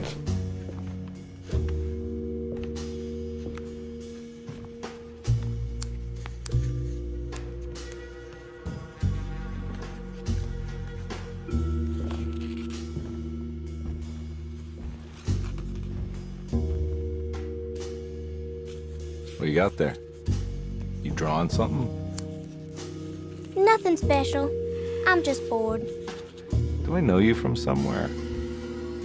I remember you, Mr. Carnby. From where? Don't touch that. Cassandra wouldn't like it. She wouldn't like it at all. Do you know where she is? I'd rather not talk about it. It makes me upset. Besides, she'll be back after the Feast of St. John. You think? Yup.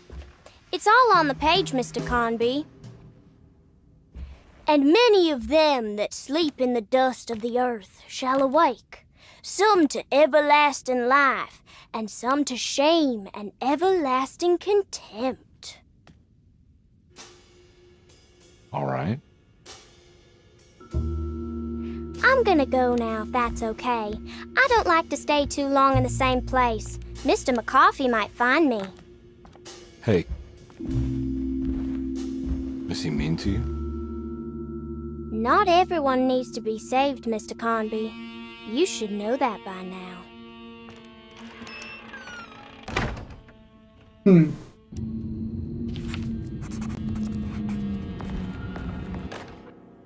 Miss Beauregard, I picked... Oh yeah, you might remember last stream we said that we think we know where the ending is picked for Emily. Where Cassandra Beauregard ended If if we're right, it's when we see the Dark Man open the door and we follow him in. At that point in the game, we had a key to go to the attic immediately. And we wonder if that's like whether or not you will It's guiding me to do something. um What? follow the It's another one of those strange padlocks. Dark Man and get a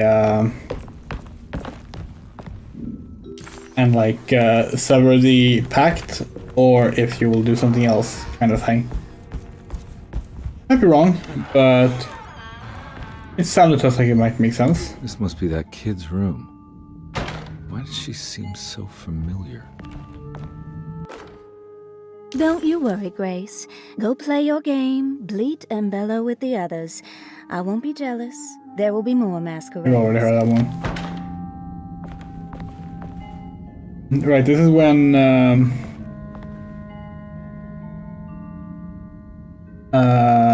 the mask that looks like Edward from the first game, that apparently looks like Emily's father, found. That was lining up.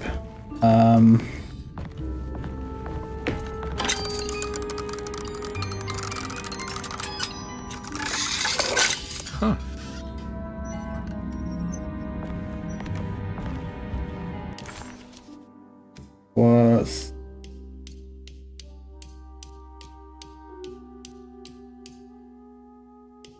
Was another lining up? Thought it was. Okay, no, I guess it was just a cutscene that Emily got them. What do we have left to find here?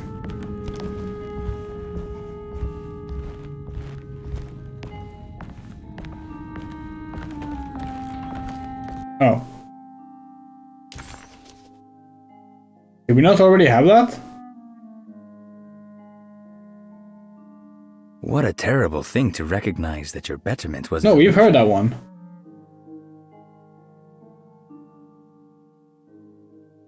Okay, guess that one appeared for both Emily and Edward, or somehow we reloaded a save file with Emily and didn't have it?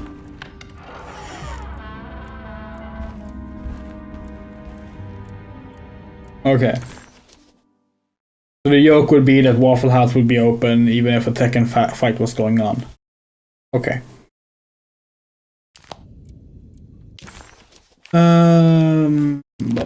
What items do we have?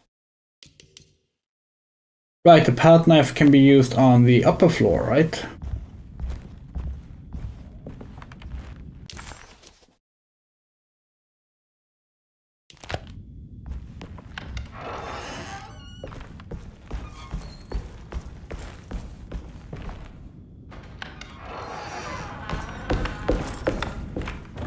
Okay, not that way.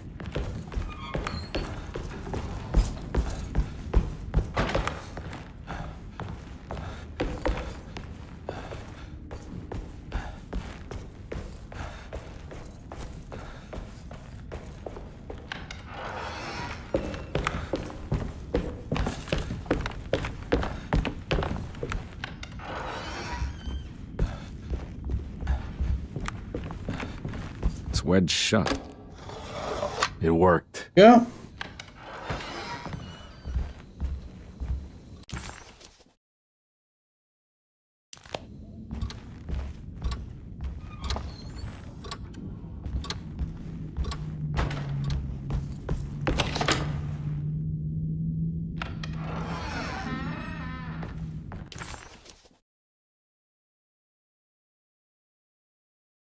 What's left in Perosi's room?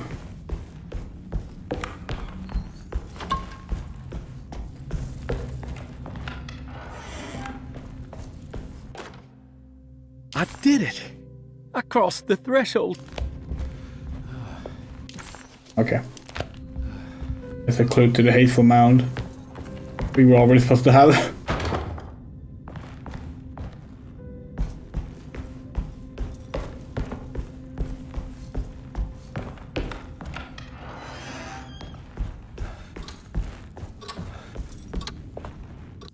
Oh, here's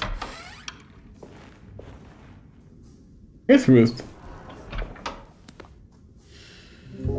Detective Carnby, how good of you to come.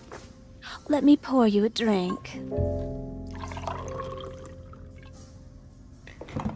What happened here? This place looks like it was hit by a bomb. Welcome to the madhouse, Detective. Thanks. Did the ceiling just collapse? I heard it was something in the attic, something that was supposed to happen but didn't. How that could have such consequences is beyond me. The truth is, I don't know why the room looks like this. But I bet your friend Jeremy does. You know where I could find him? Oh, somewhere in his past, I suppose. He keeps going on about that mysterious dark man. I think he is hiding from him. Or maybe he's with him. I can't really keep up. I don't worry much. Take a look around this room. You may think it looks spectacularly devastated, but I just think it's finally found its stride. It fits perfectly with the state of this place and its loonies. The same goes for the nonsense with Jeremy. In my eyes, we finally managed to match the wild ride inside all of us. Well, I'm happy you find the evening so harmonious. I hope you don't mind me setting things right. Jeremy's business, that is. This room looks beyond my capabilities. Good luck, Detective. Hope to see you again soon. Yeah. Evening, miss. Well, she was certainly less touchy-feely with Carnby. Let's see what she says in her extra dialogue.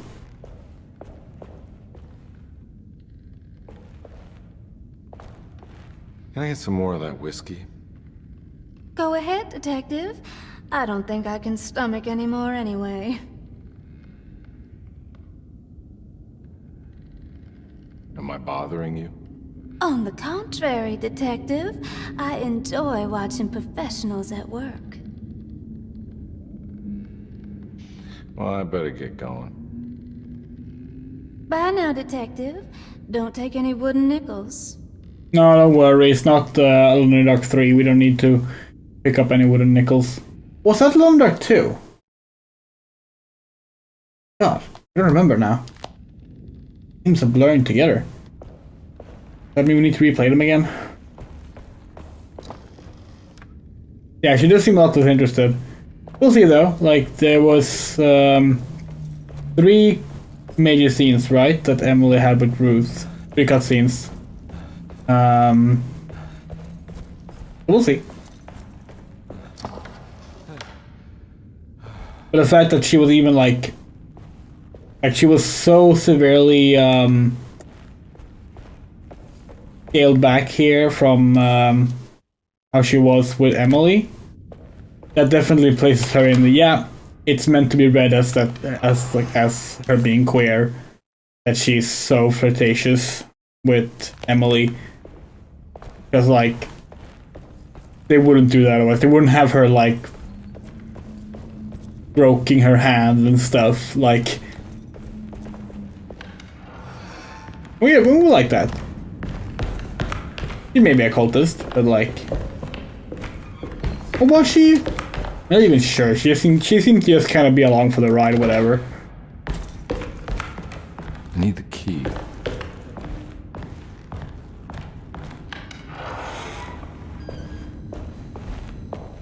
Right, this is where we meet Grace as Emily and get stabbed.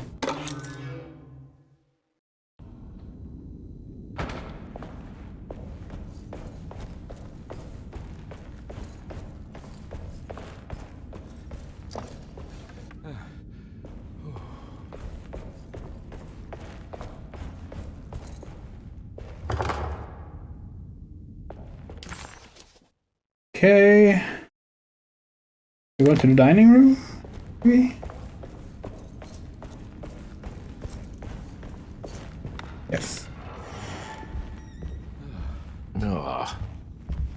There's more of that aggressive rot. On the commonplace of...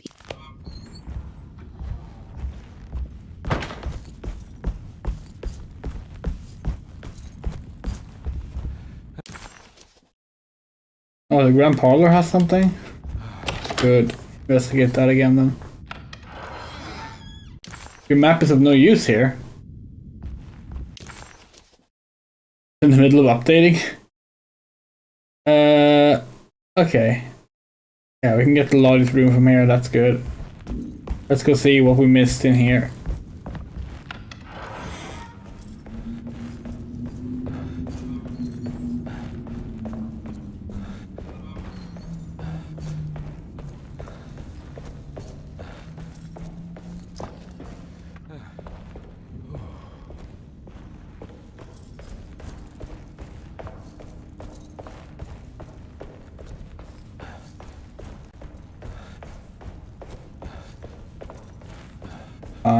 Nothing?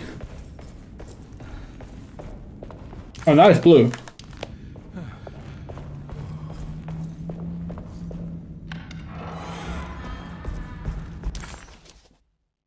Did you just imagine it was pink? Huh. Oh well. Not a big deal.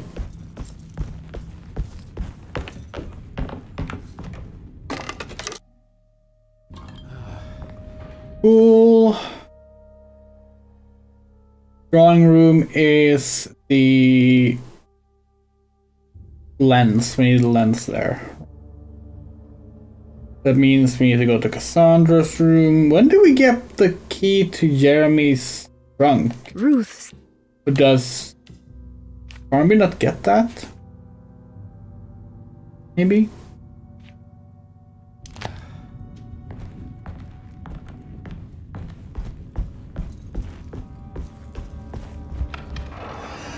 We're constantly just checking the library because we know the library door gets locked at some point.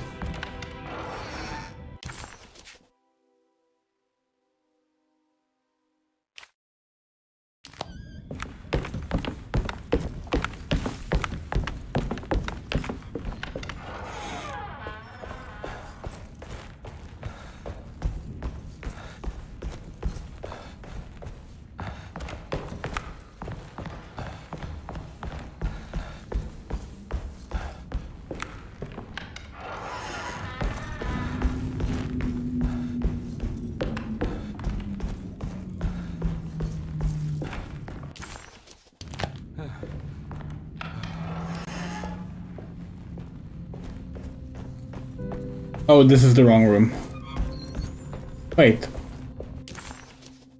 Yeah, okay.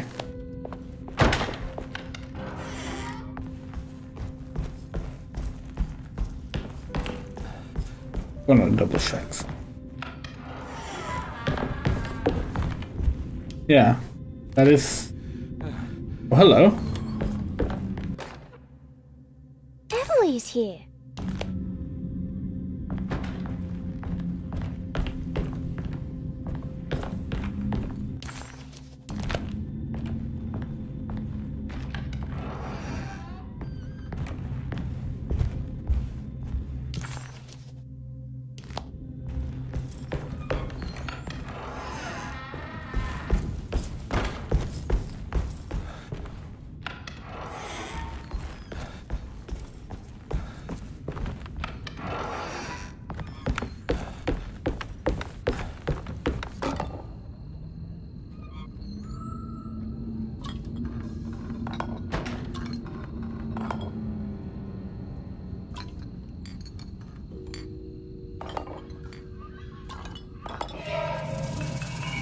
The rot made the shape of a snake. There must be something important to find here. Maybe it has something to do with the numbers. 256.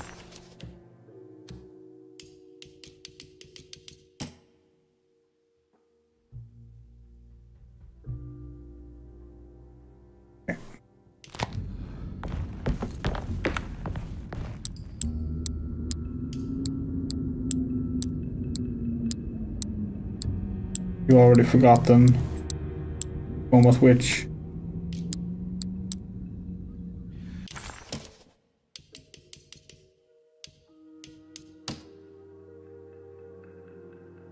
One, 2, 5. What? There. Oh, it was 259. That's 6. Okay. Pretty bad at recognizing numbers and when we stream.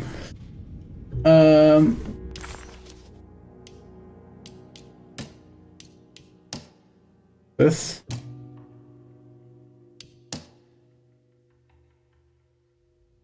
E.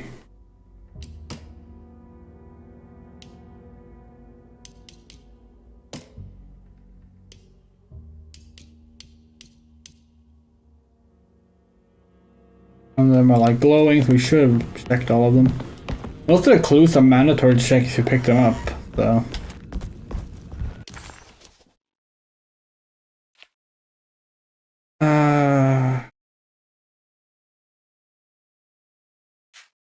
Yeah. Okay.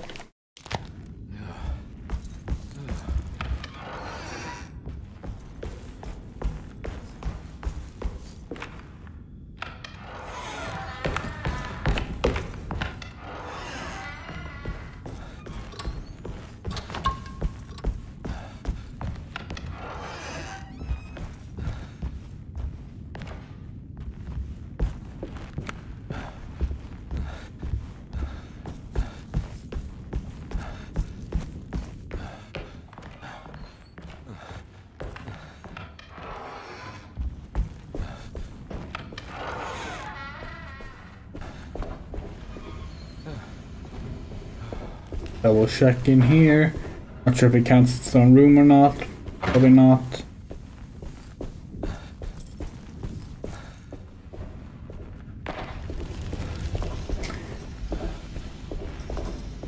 Okay. Now to remember how this.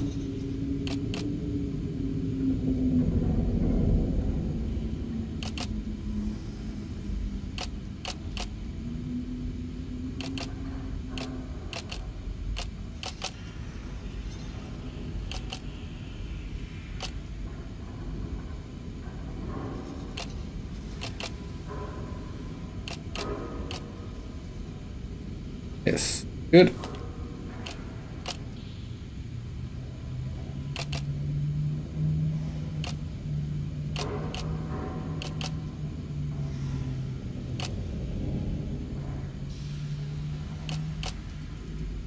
No, that's not right.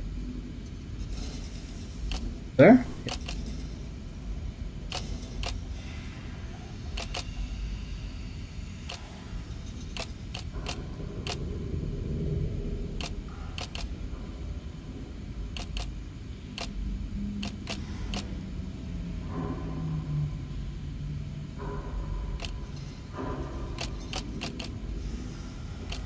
Yeah. There. What? Oh. That was wrong.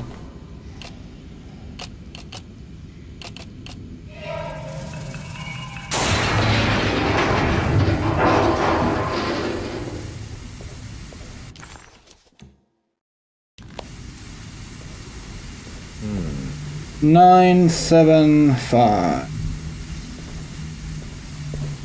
Check. You're here. Oh, hello. Oh, no. Thought there was a UI symbol, was just the glare from the bottle.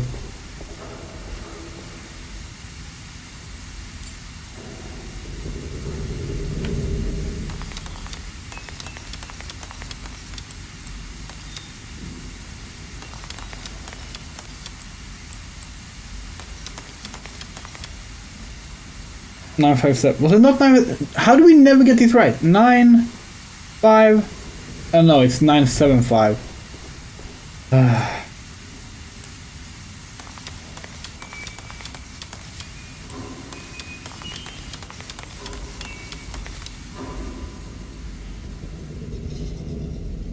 Black glass is showing another room. Must be a way to another one of Jeremy's memories.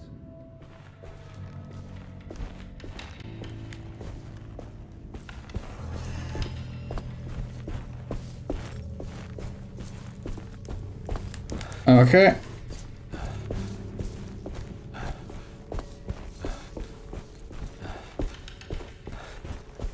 Graveyard level. I knew it. I knew it would work. You're getting good at this, Carnby. Maybe a little too good at this.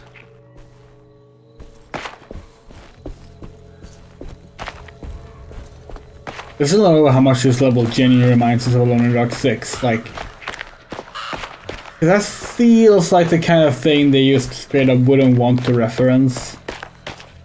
No one likes Alone in the Dark 6. And when we say that, it means something. Emily's family must have deeper roots in New Orleans than I thought. I figured she was a Yankee like me. But still, we dig it. If that's what it is, we do dig that. We are deeply of the opinion that you should not, you know, exclude something from a series just because it wasn't popular.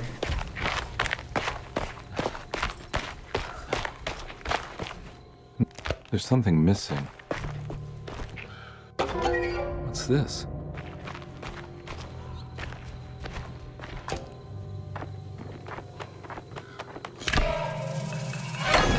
Got it.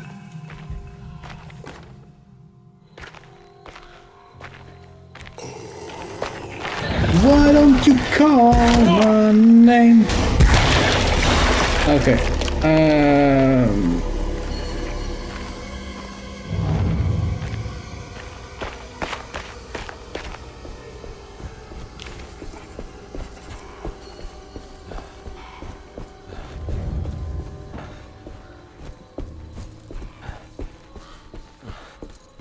Long way around.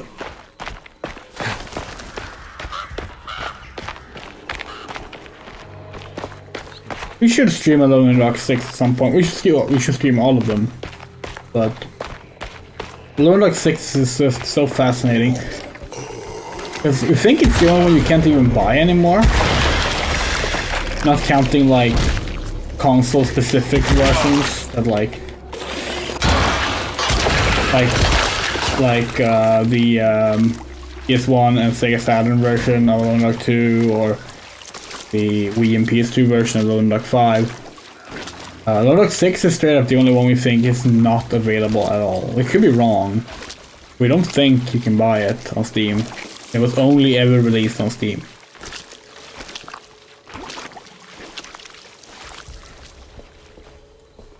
We own it, of course, so we can play it just fine, but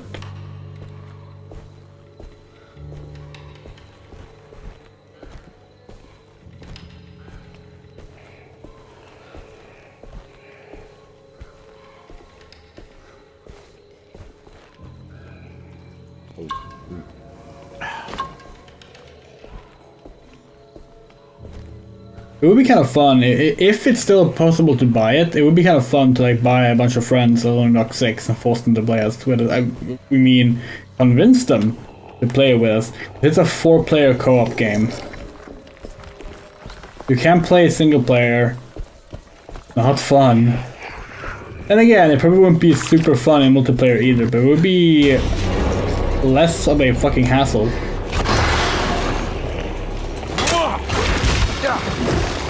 Shit!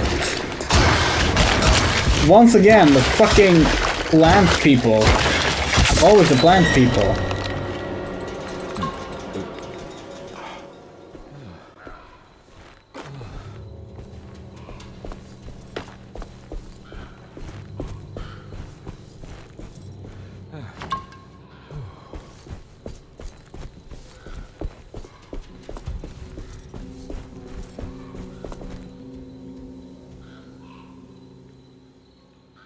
Oh, okay.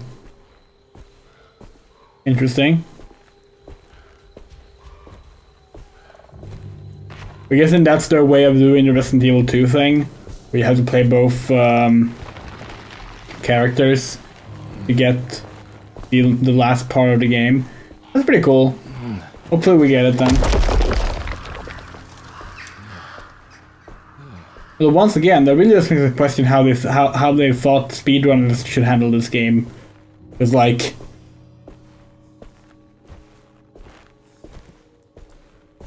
come on, it's gotta be a way to reset that stuff then. Maybe there is, some we just haven't seen it yet.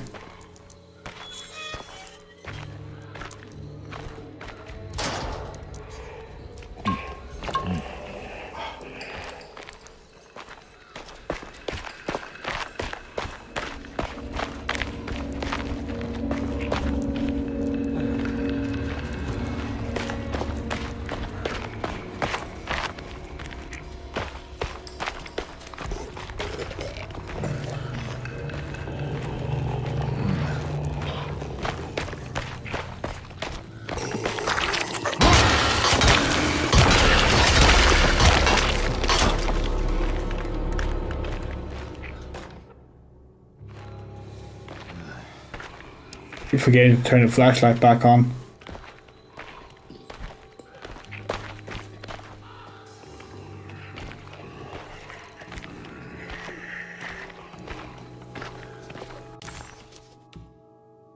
Now with dignity, all the versus stage, and a goat without horns. So the ones we don't have. Probably because you need to play both stories to get it. But our point was more that like ideally you should be able to like do speedruns both with any percent and 100% of a game. Without too much hassle. Go! Like setting it up, I mean obviously the speedrun itself can be a hassle, but like we hope there's a way to just reset the line gaps so that if people want to do an any percent speedrun, they're not locked into already having it all. Anyway, that's enough about the ending stuff. We want to discover these things ourselves, generally.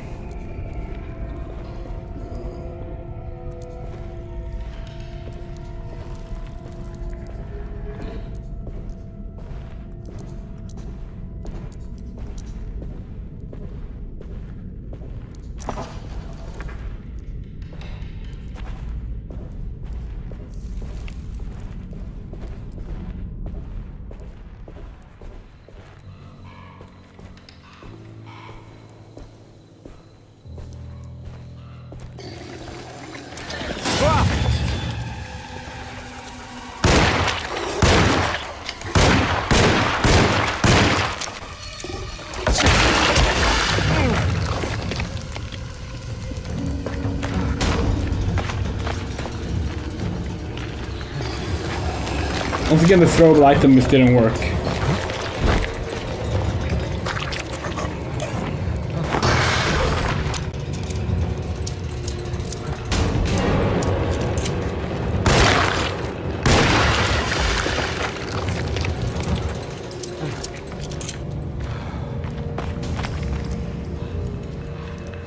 Yes, Moto, but like, you shouldn't have to do that.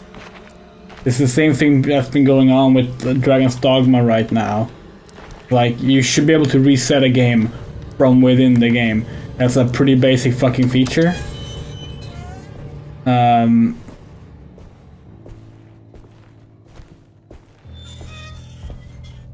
should not require you like.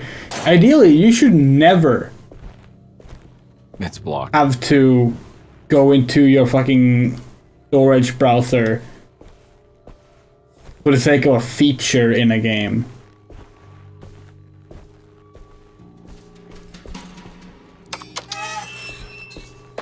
God, we always get stuck here. We got stuck here last time as well, not figuring out which way to go. Down here.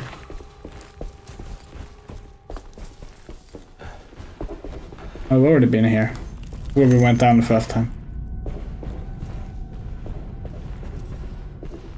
Dragon's Dogma 2 is patching in the ability to select new game from the menu. Like, that's absurd.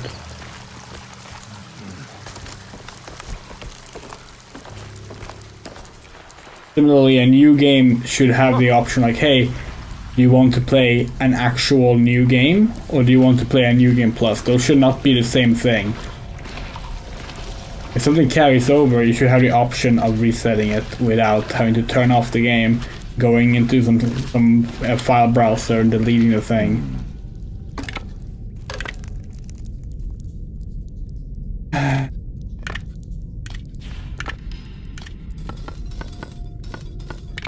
least that's our opinion.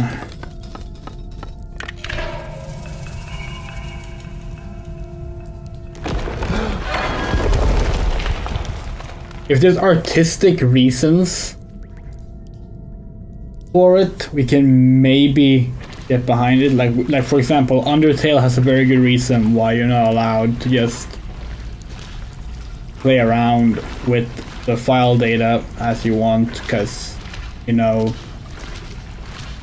the game plays you as well. But like that's not the point. Like in Dragon's Dogma's case, it's literally like just a overly paranoid attempt at not giving the player control of their save file. And they could clearly realize that was ridiculous. Because they've already patched it. We think they patched it today actually. Like people aren't like it's not gonna be cheating to reset your save file. Like no one is gonna be like, oh man, I fucked up a tiny thing, but I can just reset my entire game. Like yeah, let them then. It's not like you're save scumming, which is what the save system was meant to prevent. Even though we think it's ridiculous too. Oh, we have to run. Oops, sorry. We forgot what this section was. Like the Dragon's Dogma thing is meant to be like an anti-save scumming thing. But like it doesn't work like that. Like Dragon's Dogma 1 had a new game option at launch and it was fine. And now Dragon's Dogma 2 has another one. And this one if it provides different endings, it provides different content. Obviously you should be able to just set a new game that's a new game, not a new game plus.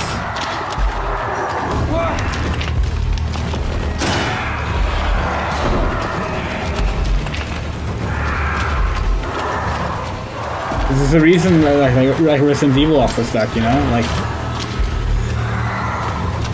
you're not locked into always playing the B scenario if you beat the A scenario once.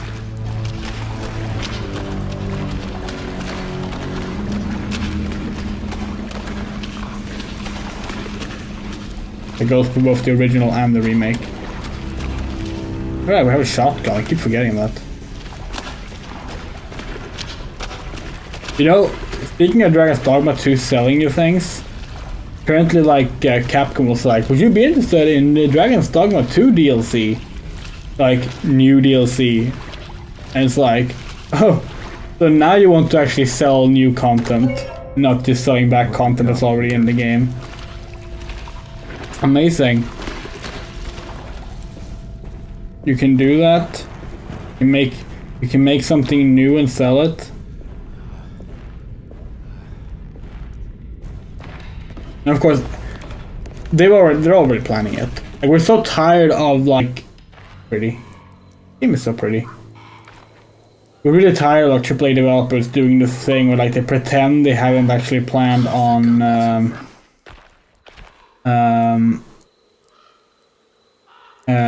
making DLC yet.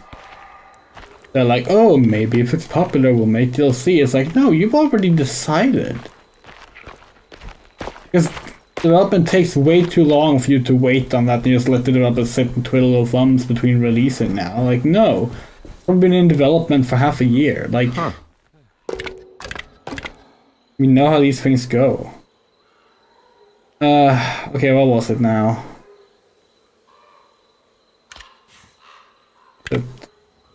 That. No, that one is there.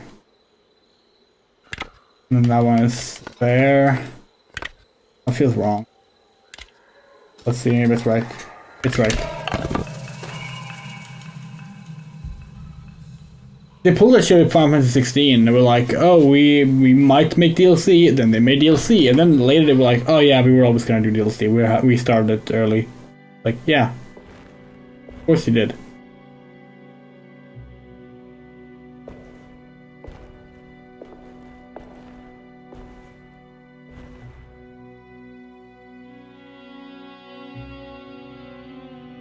Please don't touch her. Jeremy. What are you doing here? Everyone's looking for you. I know, it's all a big mess. No one understands. I'm just trying to keep evil at bay. Just for a little while longer. You've got to come back with me. Your niece is waiting at Tercero. Emily? Why would you... My letter. Keep making it worse. What is going on, Jeremy? How is any of this happening? I mean... That's not true, Moto. Promise. That's not true. The Dark Man. Who is he? No. We have it on good authority from people. Hear us. that the PvE stuff was well into development when Activision axed it. I need to They were understand absolutely what's going developing on. it. But also, they didn't sell that because the game didn't cost any money. It's a free-to-play game. Like, sorry, no. Sunken desert temple for an eternity. But at least the evil about to awaken and to settle won't harm anyone outside of that cursed place. You're acting crazy, Jeremy. I want to help. There's nothing you can do. And what's all the business about Teruea? Why did you want to go there? I can't go there. Not allowed. But you wanted to. Can I go? Tell me, will it help me to break your pact? Is there something there that would help? Why would you give me hope? That's so cruel. Okay. Sounds like we're onto something here. What should I— Look out! Behind you!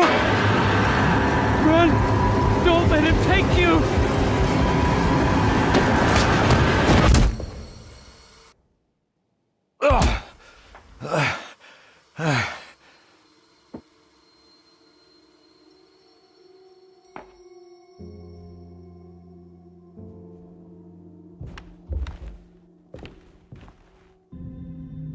No. If you want an example of a developer advertising features, selling people features that don't exist, no.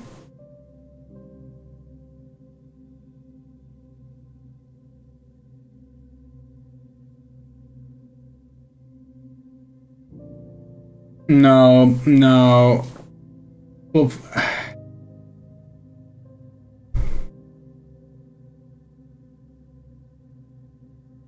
okay. They weren't selling anything they didn't deliver on because they weren't selling it. Start with that.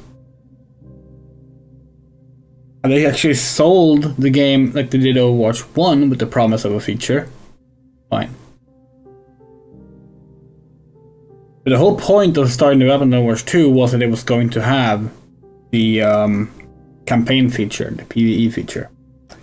That was the reason they split it off into a separate game. And we can't talk about some details, but like we know from people who worked on the game that like that was the focus, and that changed.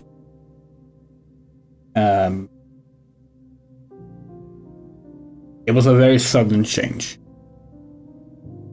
And then they still kept working on PvE, albeit in a smaller scale, and then now that's gotten axed as well. Well, now it's a bit late. Regardless, they never sold that feature. They didn't. They just didn't.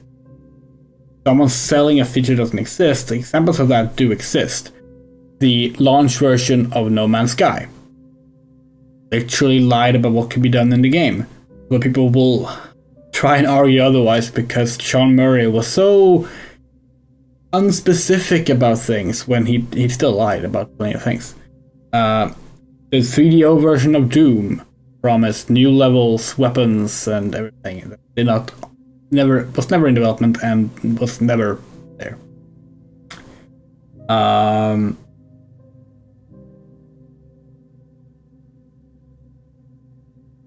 There was a Call of Duty game a few years ago that had a multiplayer mode, and now that got axed for release. But even that was announced that it was axed before the actual game released. But of course, they were taking pre-orders for that, so stuff like that happens. Stuff like that happens all the time. But yeah,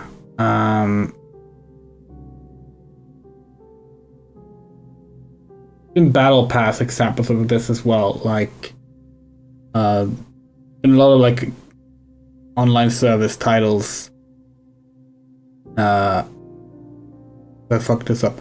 By the way, it was not a single player mode. It was a PvE mode.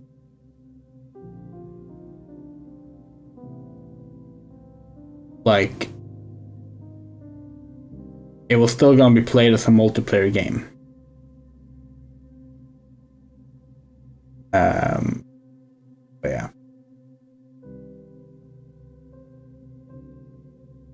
I've seen so many strange occurrences lately. Memories explode into existence and then burn out like tired glass bulb filaments. Dreamscapes crash down from the stars and sink into the sea. Doors that lead to nowhere and absolutely everywhere. I've already seen that one. Oh, that's the luggage key. She's dead. No matter how she died, she... Oh, another good example. Vampire the Masquerade Bloodlines 2 was taking pre-orders not just for the base edition, but the collector's edition of a game that literally doesn't exist anymore, but Bloodlines 2 is still coming out as a completely different game. But they sure as hell sold those pre-orders.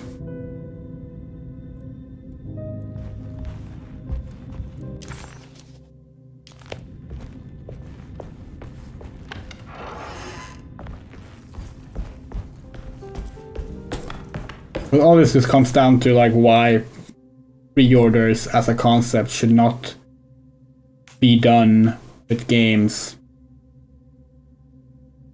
until they're ready to... Basically they're being ready to release. In fact, ideally, we don't think a pre-order system with payment should exist at all with the games. We lost that battle a long time ago, fortunately. Telescope lens. Why would he lock that up?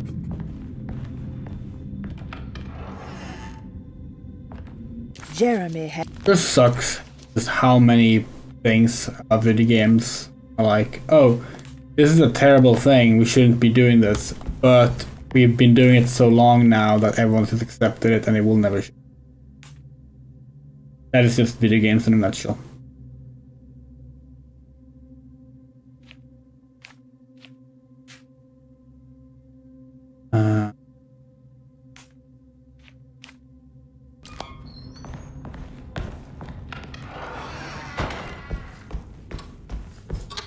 Not that it couldn't change, of course.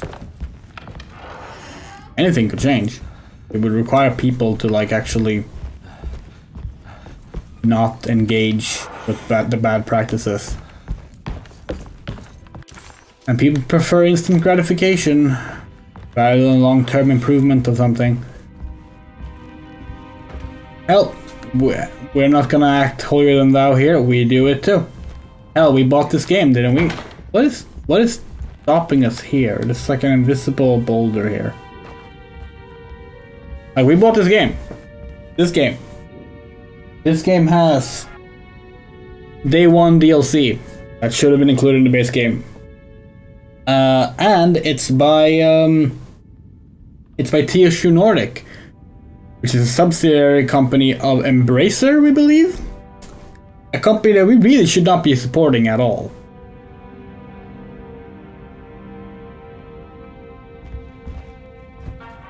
And we almost didn't. We weren't going to, and we caved.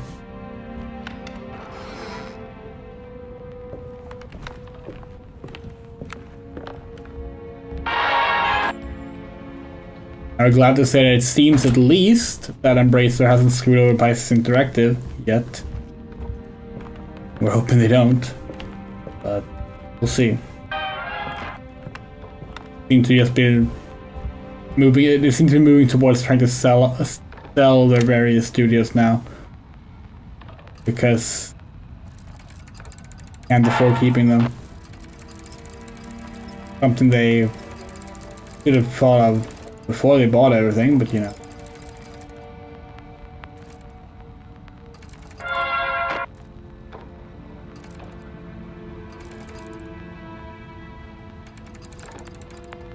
Oh. There.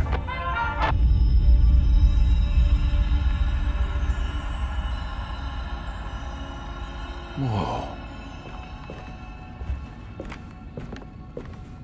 Alright. Hold on, is there an item in here? I think we checked that last time.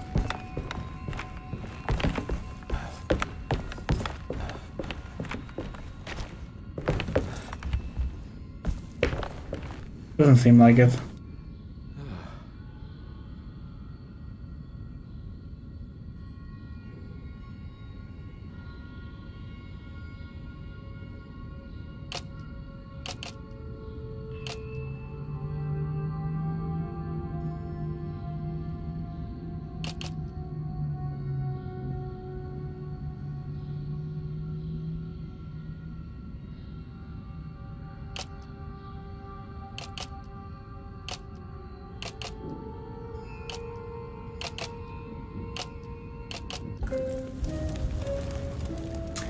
And for one. Whoa, what's going on? It's dialing in something all on its own and it's showing the way to another memory? Where is that?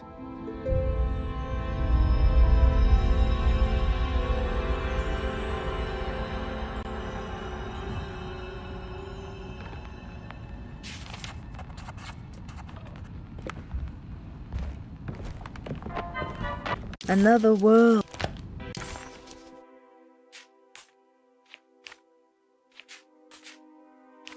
Okay, nice.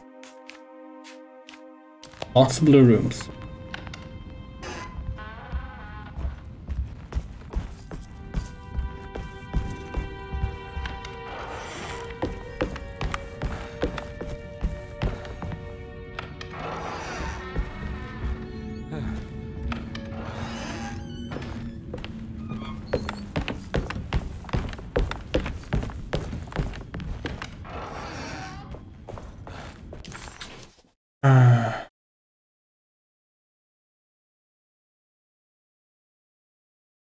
Is Pisces directly owned by Embracer? Wouldn't surprise us. It's a Swedish company, so pretty much the only Swedish companies that aren't owned by Embracer are like owned by EA now. So it probably won't last. Can't afford it. Which hopefully will not result in layoffs. See. This is the sitting room or the clerk's office?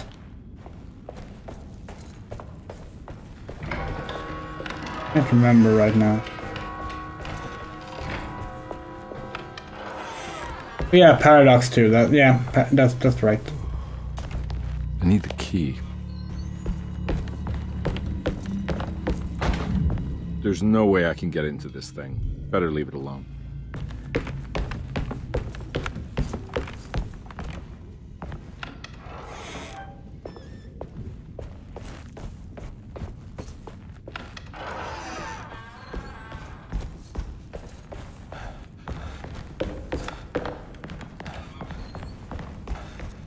Where are we going?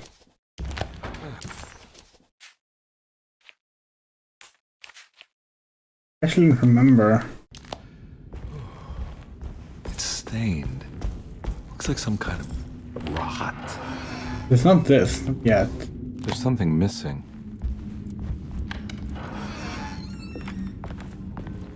I forget what was in the memory image.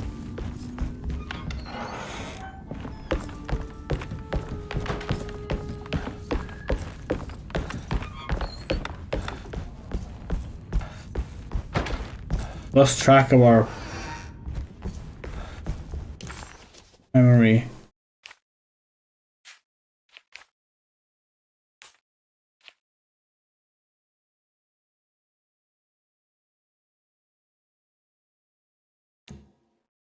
Dining room.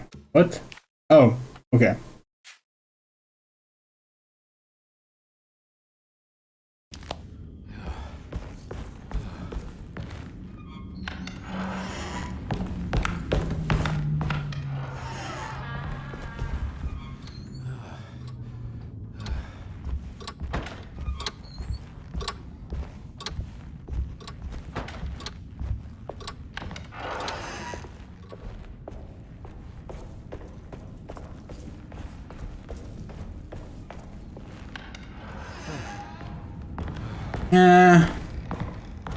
We're generally pretty okay with like selling DLC being developed, stuff like that. Because like there's always a variety of costs that's like can't be compared from game to game. No Man's Sky also had a massive base. Like the starting revenue for that game was ridiculous. In a way that Paradox's far more niche games don't really match up with. But yes, there's definitely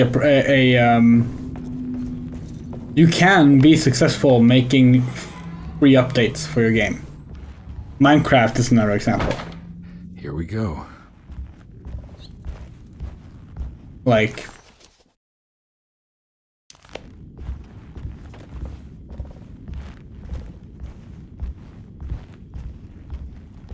whenever someone talks about like live service games, how they require constant selling of DLC, we just point out, well, Minecraft doesn't.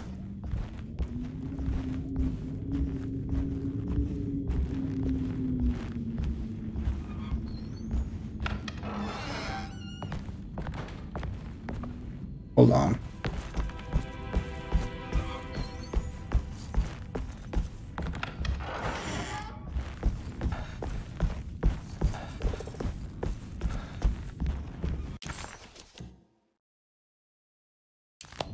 Do we open the gate here? Just going through the door? Oh yeah, it is.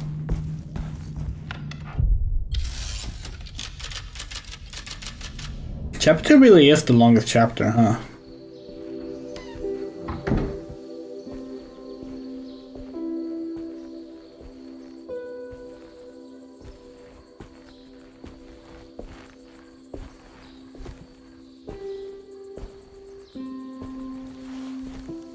I'm glad to see you made it.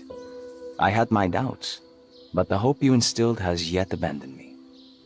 I guess this must be Tarawea. Who are you? My name is Juan Luis Jorge, and this is indeed the convent of Tarawea. You'll have to excuse me, but Yermi never got your name. The name's Edward Carnby. I'm a private investigator. You're not a patient, are you? No. I'm the author of a book that Yermi once found important. How does that work? Are you part of this memory as well? Is this even a memory? I think calling me a manifestation of Yermi's subconscious would be more correct. And so is the convent of Tarawea. I'm a man Yermi has never met, and we are in a place that he has never been. Okay. So are you here to guide me or something? I have no more purpose than you do. I simply am. I will happily help you, of course, if I'm able. If you are already somehow part of Jeremy, why did he want to come here? Isn't he sort of here already? Yermi wanted to come here because it's a representation of his mind at peace. When Dr. Gray asks him to find his focus during his sessions, this far-flung convent is what Yermi imagines. He is under the impression that if he could physically come here, he would reach a perfect equanimity. A spiritual apotheosis. You don't think it would work? Yermi subconsciously knows it's just wishful thinking. He can't come here. Despite the pathways opened by the dark man between their Seto and Yermi's psyche, it's simply not possible. But I'm here. Indeed.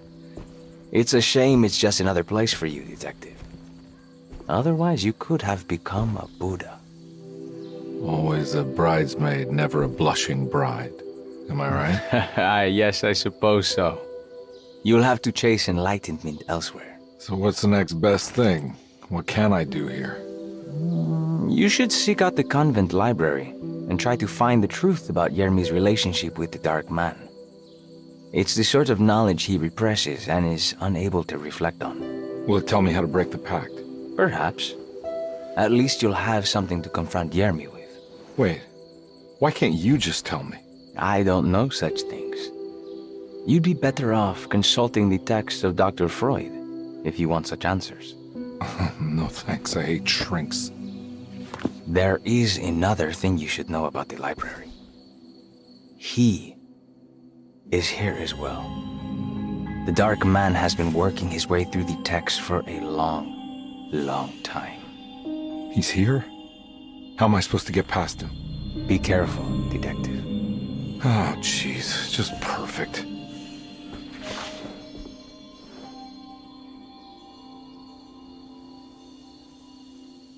Really? Crusader Kings 3 outsold No Man's Sky? The PlayStation sales of No Man's Sky? We thought for sure that was higher.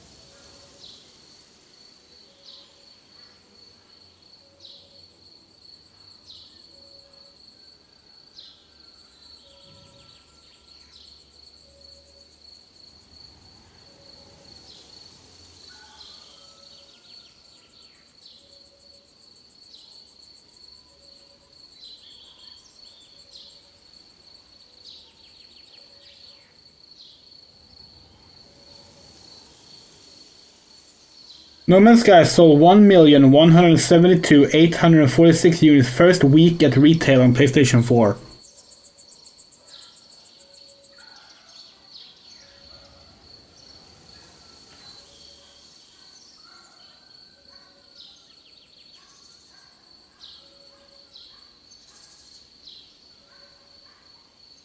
The approximately 800 is Steam purely. And it was PlayStation that marketed No Man's Sky. Yeah. That was like the big thing. Sony's big press conference at E3 and everything.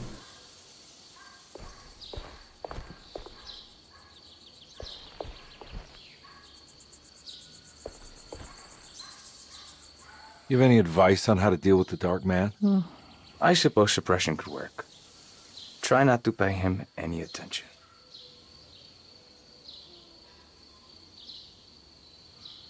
I know you said Jeremy's never been here, but does this place exist in real life? I think it's supposed to be Mexico. But I am not certain of Tarahuella's origin. Well, good to meet you, Juan. I'm going in. May the gods be with you, Edward de Vilban.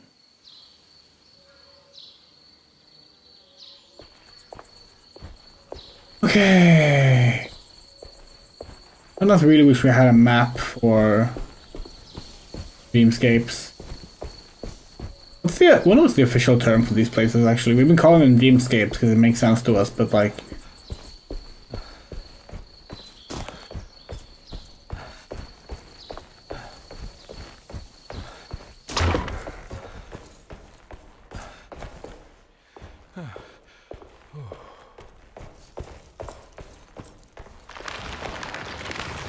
After this is where things has to be like different, right? After this, like Emily's personal widow story takes over.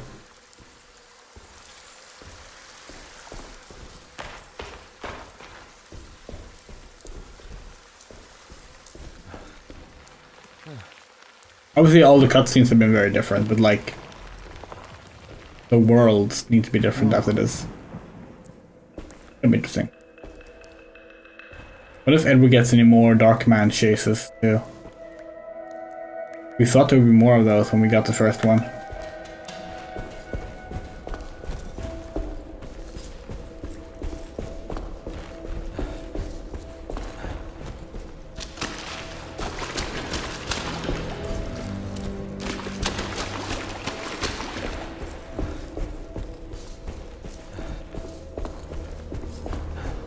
There's something missing.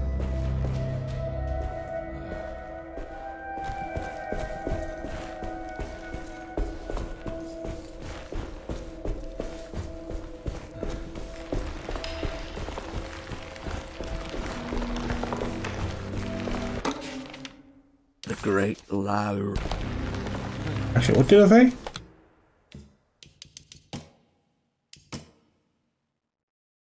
A lock away. Misread that as look away, and I was like, wait, did we miss a clue last time?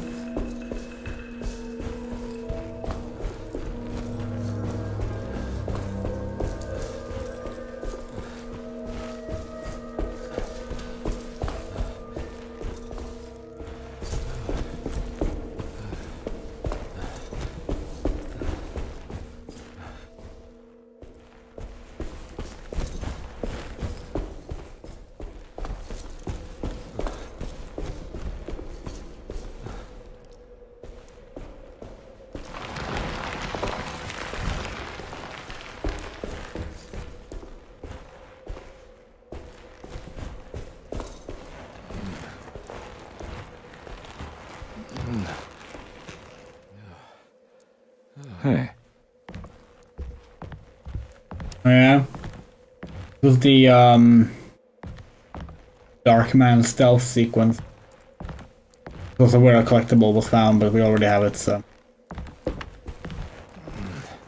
Yeah.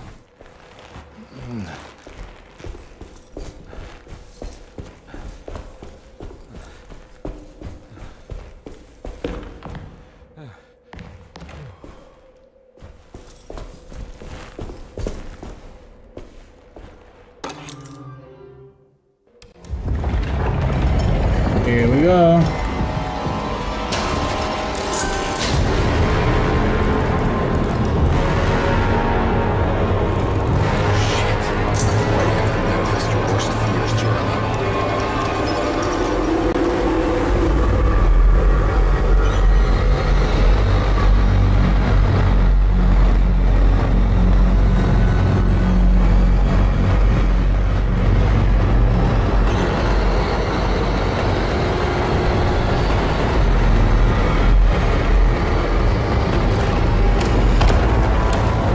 We never went this way last time.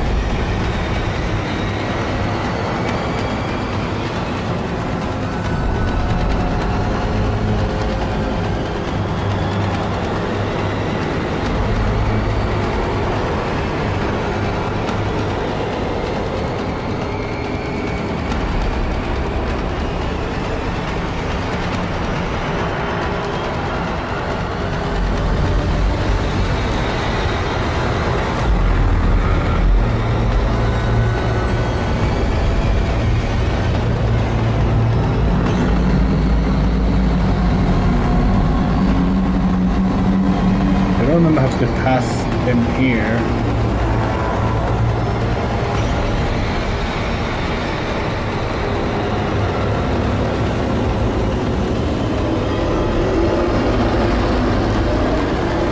Okay, you can clearly see us here.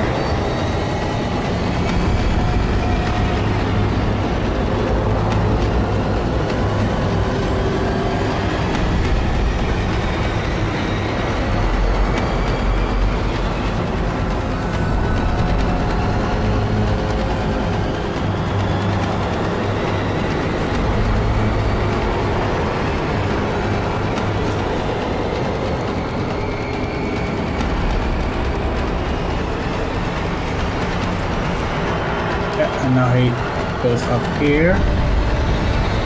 This is one way to do it. He's faster than he is. Ah, you motherfucker!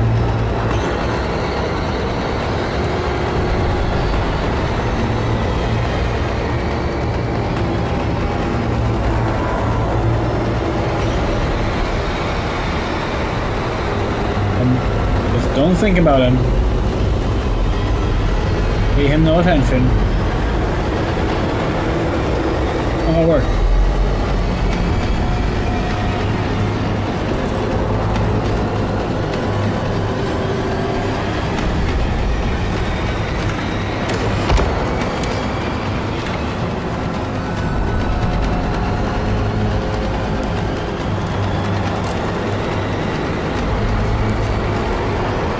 thing about this part is that it's like deceptive with like this difficulty. It's not as hard as you think it is. But you get scared.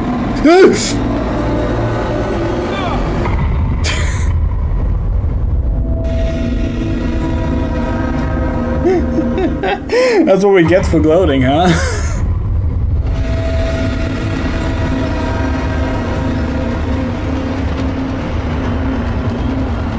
Yeah, you lose health if you're close to him.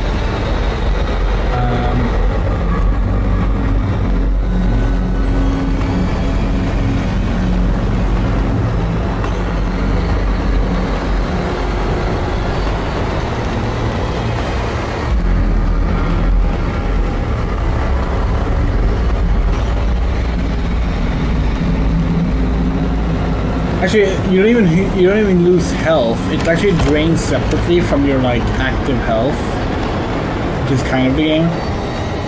Maybe if you noticed, it actually drained from like the top health rather than from where we are health-wise, and then it regained. It's pretty cool. What happens if you try and shoot him? Good question. We should have tried. We did not think of it. Maybe if there's one more section. We don't remember if there is. There might be. No. No, I think it's over.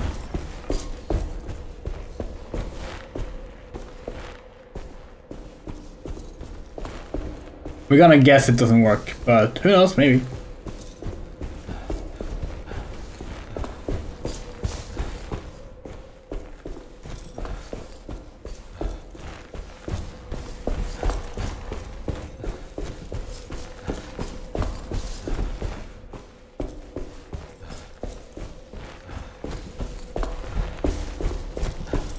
Yeah, didn't find anything new in Tarawea this time.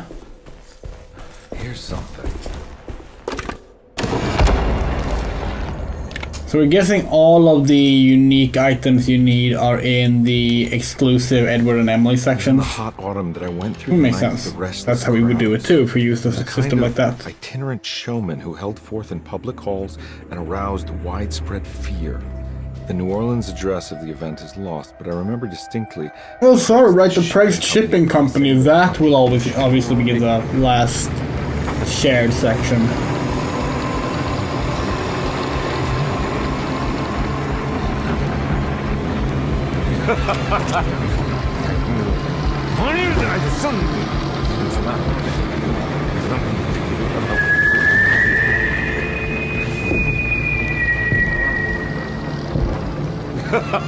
Detective! What? What?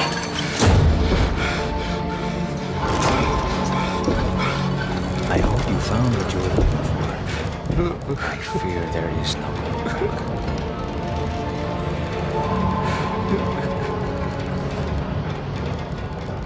I was so close. There must be something I can work with. Come on, Carnby, think. Think! The shipping company. Prext. Right. Good luck, detective. We wonder if we will learn. Like, when we played as Emily, the only reference to Prext from the original game was the name of that shipping company. Oh, hey, Ruth. Well, thank God you're here, Detective. Sitting all alone in a place like this. I'd never live it down if the papers got wind of it. Hey. Ruth, right? Oh, don't pretend you don't know. I'm sure you have a whole file on me by now, Detective. I suppose we weren't formally introduced. I'm Ruth Talon. Miss Ruth Talon, in case you're wondering. Edward Carnby. Enchanté. Are you sure? I had too many already. Nice. It's good. I know. I have great taste, Detective. I heard you're trying to break Jeremy's promise to the Dark Man. Yeah. Do you know anything about that kind of stuff? No, but it makes you wonder. If he made a promise, can't he simply stand by his words?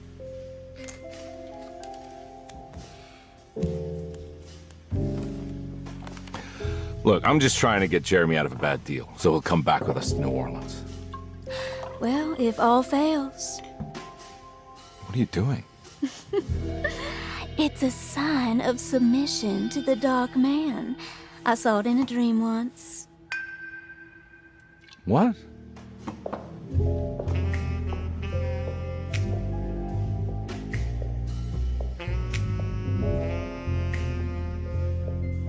You don't know the Pregst Shipping Company by any chance?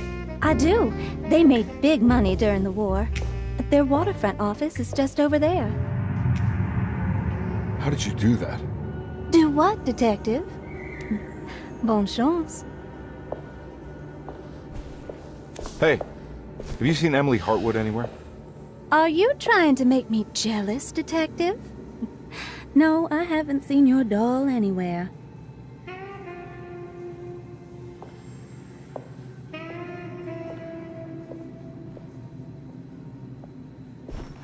Okay.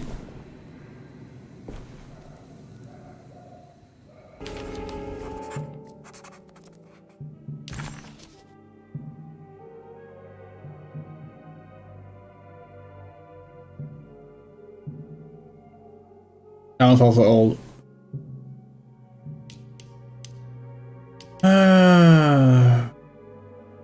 Okay. Pregst Shipping Company. According to the book in Tarawea, the Dark Man is connected to a performance that Jeremy went to somewhere in New Orleans. I'm sure I can find the address inside. It's locked from the other side.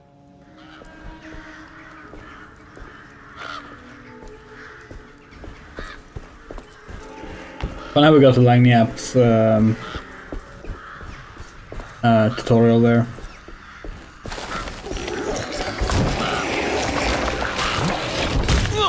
Ugh.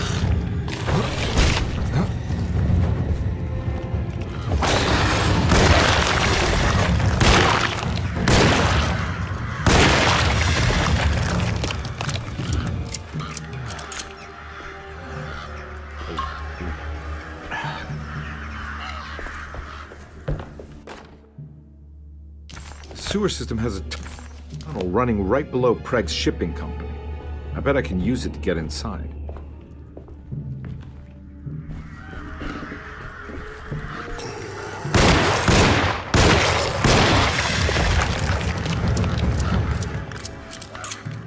Okay. Alright, be there.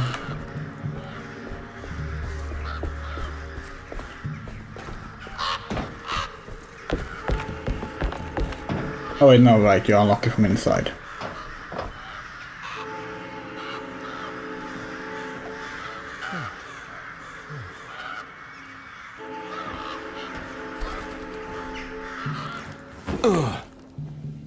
You remember the lesbian flag using Velma and Daphne from Scooby-Doo? Okay, I will. Daphne's canonically bi, but yeah, that's... I mean, it works. What works, worked.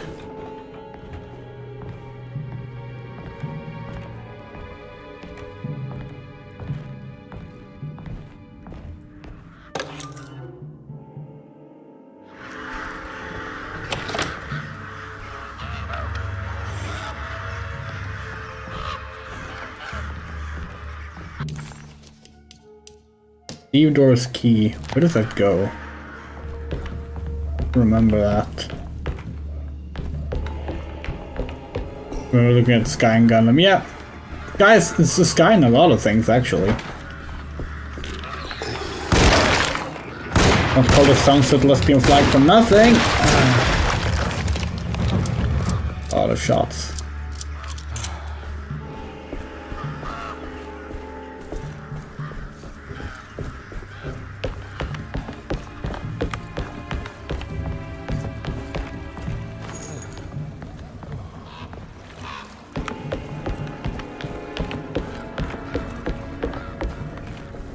No way I can get this out Oh, of the way. that's what you need the key for. But if I get that crane going, that That should do it.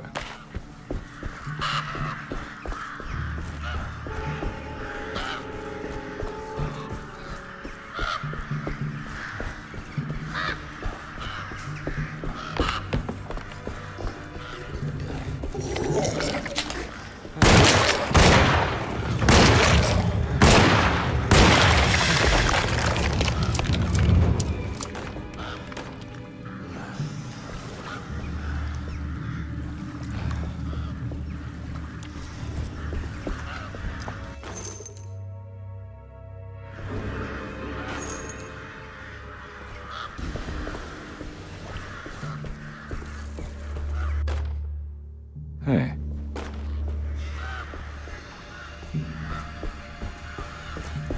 Wait, what? We just run in a circle? We get to the crane.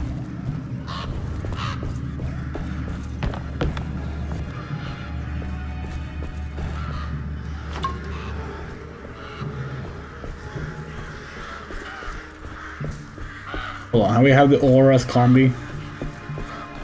No, we have not. We have. No, we lost our sledgehammer. What? No! That sucks.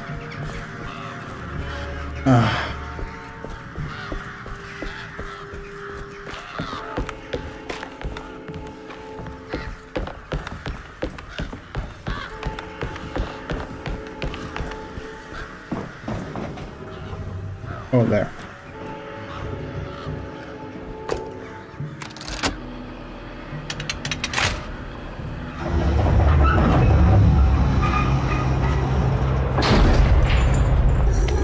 All finished.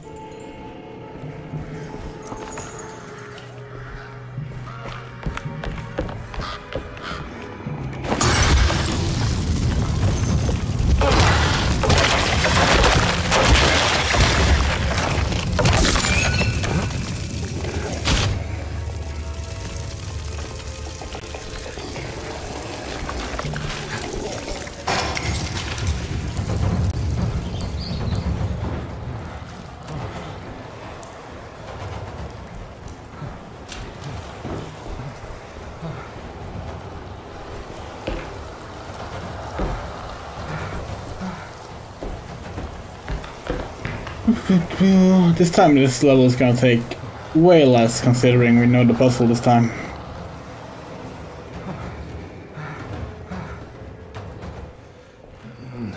You frozen differently? Not sure. It might speed away faster with throwing them.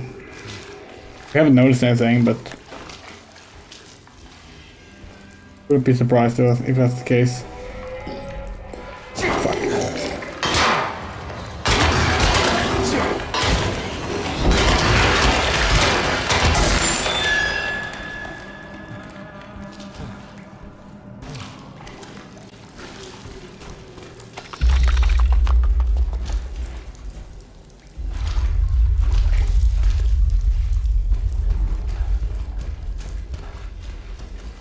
Don't think he does. Hold on, let's try.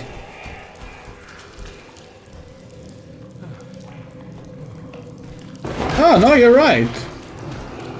Like the reticle. It's not even a reticle, but like, are you serious? Frames are dropping again? What? Why? Are you sure? We haven't lost any frames in OBS this time.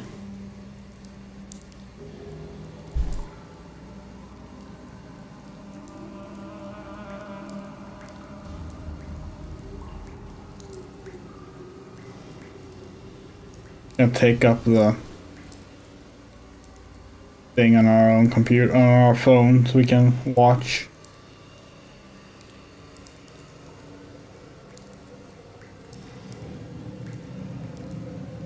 Okay.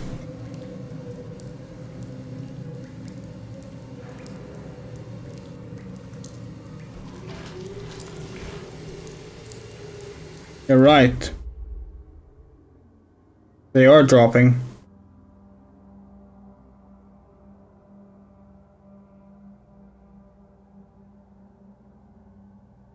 Is it permanent? Rotate the camera a bit. we're watching the stream back on our phone.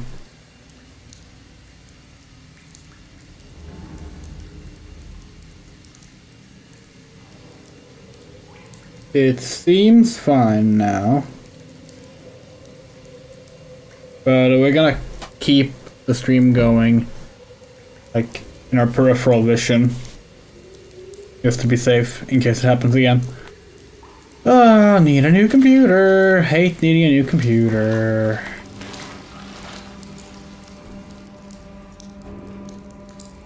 Oh yeah, we should probably mention this. We're not sure we're gonna finish Dragon's Dogma 2 stream. We'll see how we feel after next stream, but we're not enjoying it as much as we would hope. As much as we would like to.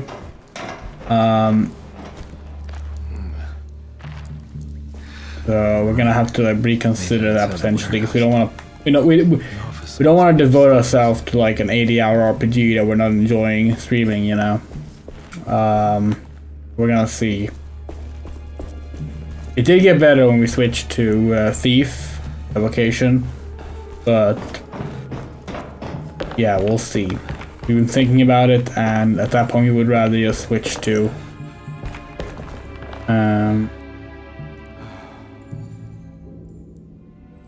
something else to play. Yeah, that sounds like it's on your end, Moto, because it runs fine on ours.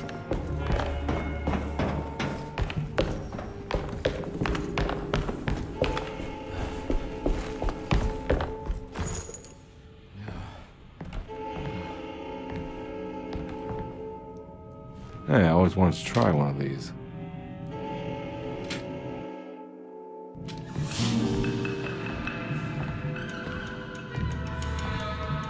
You know why it's called a Tommy gun? Because it was invented by Tommy Tallarico.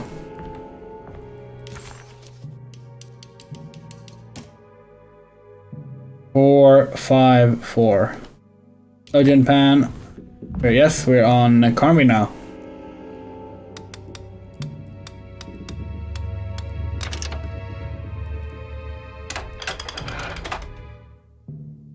Gotta go manifest. Here we go. The address where Jeremy first encountered the Dark Man.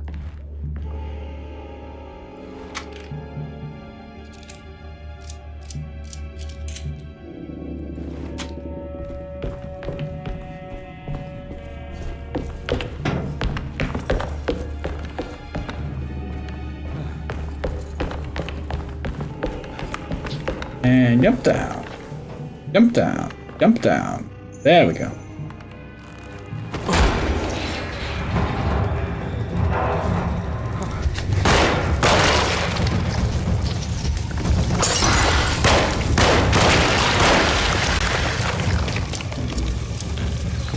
Whoa.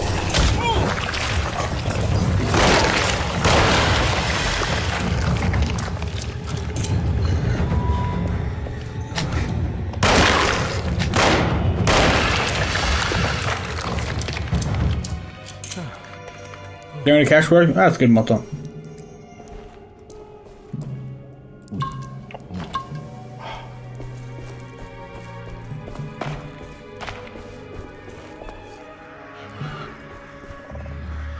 Yeah, that warehouse sure was shorter when you don't get stuck on a puzzle for 25 minutes. Oh, except it's this motherfucker. There's another dude that also wears a hat indoors in this game.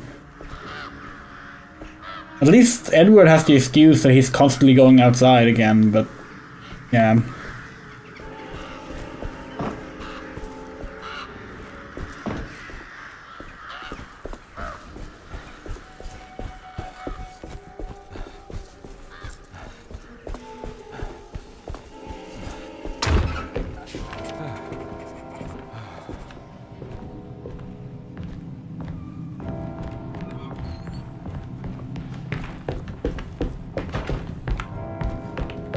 We really want to mod all the other versions of Carnby into this game, and Emily for that matter. Actually, Emily doesn't have that many other versions, but He does have a descendant in Alone in the Dark 6. That'd be fun.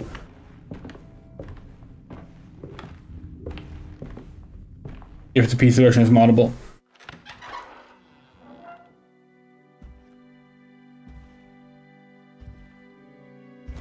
And honestly, good riddance, Yunpan. Like, come on. Get a hat. Especially when it's sunny outside. Like, nice. You want to tell me what this is all about? Welcome, Detective, to the greatest show this side of the Mississippi. Nyarlathotep, the Black Pharaoh, the ancient magician who lived 1,000 lives and wore 1,000 masks. I can see why you settled on calling him the Dark Man. Saves your breath. So, you got scared by a stage magician, and now he's living inside your head. You can mock me, Detective, but you would be the crazy one to think his presence can be ignored. Look where we are!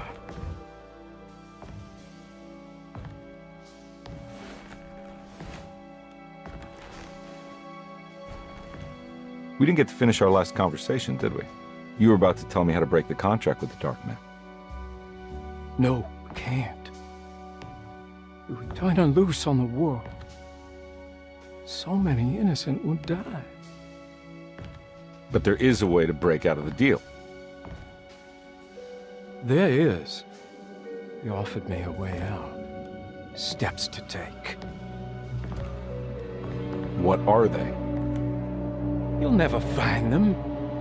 They're forever entombed in his sunken desert temple. Jeremy, I'm not your enemy. Tell me where to go. How do I find the temple? No, we can't.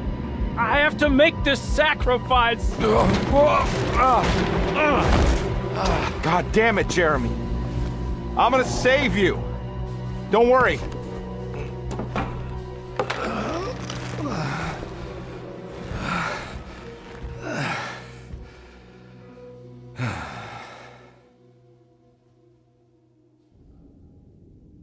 Okay. How do you save someone who doesn't want to be saved? Well, he's gonna get saved no matter what. I just need to find the temple somehow.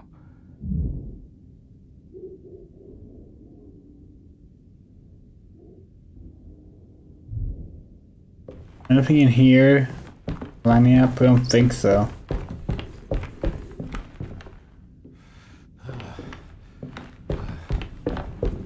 Okay.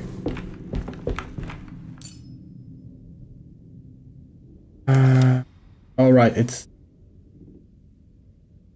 Hold on.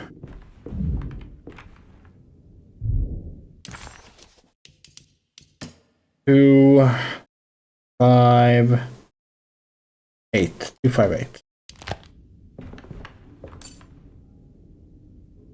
Yeah, it does feel a little Silent Hill. We agree.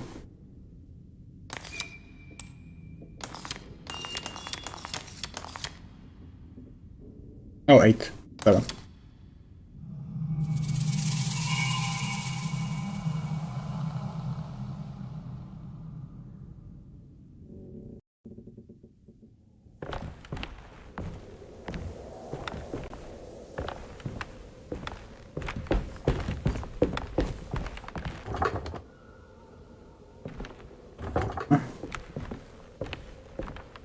It? Oh, right. But Sunken Temple. Basically, the story is about Nyarlathotep versus Shub-Niggurath in the end.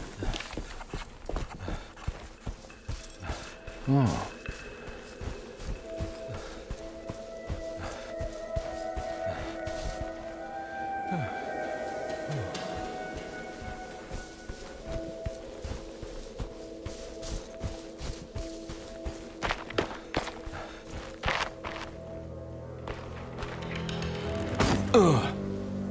It's pretty funny because, of course, in Alone in the Dark 1, Ezekiel Preg's the Dark Man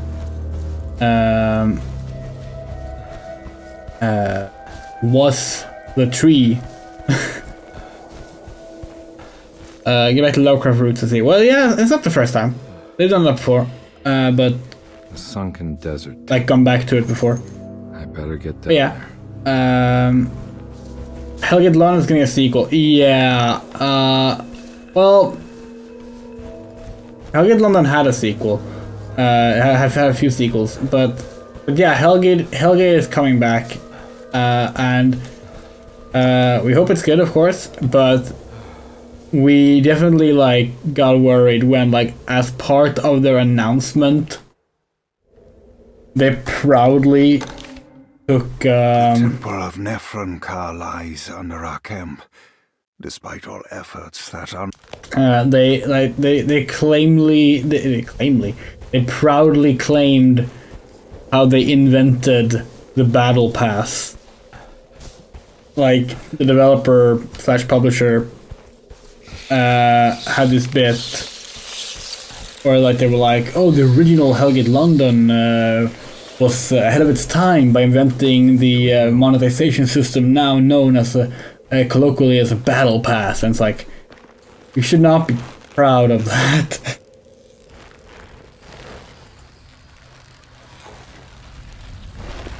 But yeah, Hellgate London was kind of fun. Rough, but fun. You wonder what the new one will be. There actually was a new one. One of Jeremy's books. The Taurus. Just a few years ago. It was a VR exclusive one. But how do I get to it? Yeah, Hellgate VR came out in like 2019, 2020? Something like that.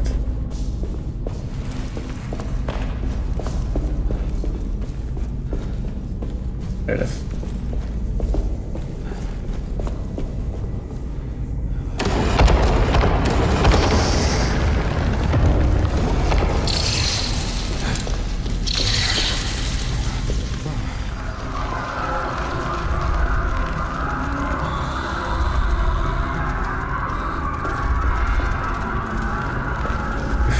Once again, we forgot to bring out the flashlight.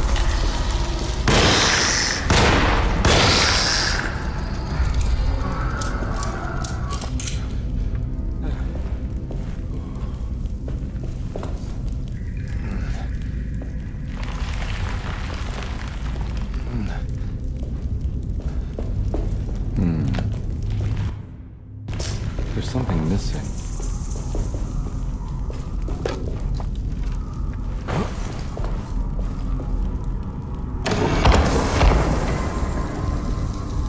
This one looks operational. It'll work.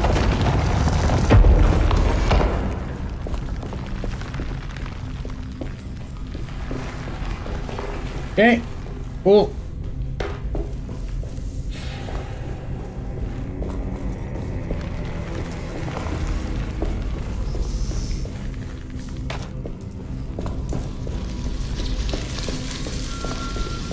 He attacked me while we're doing this. It worked. They can attack us now. Oh, fuck you. Fuck you.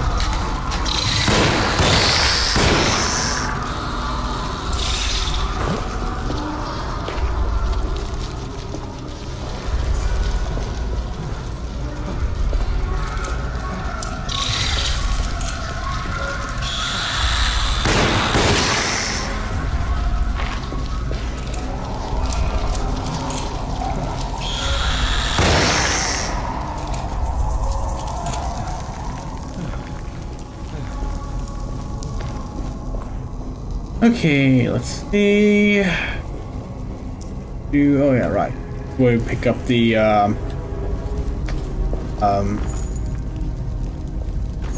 The ads.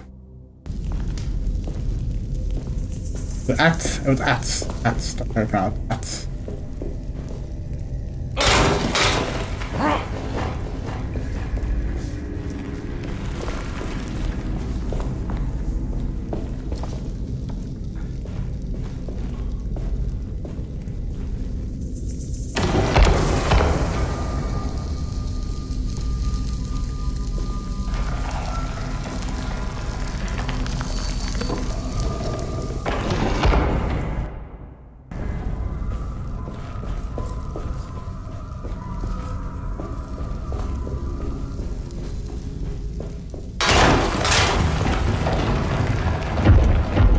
Where does Taurus that?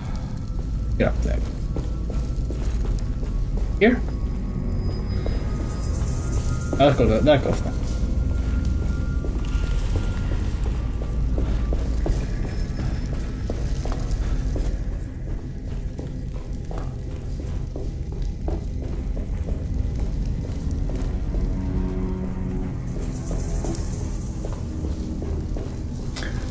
Cool. Oh yeah, and then up here. Remember now.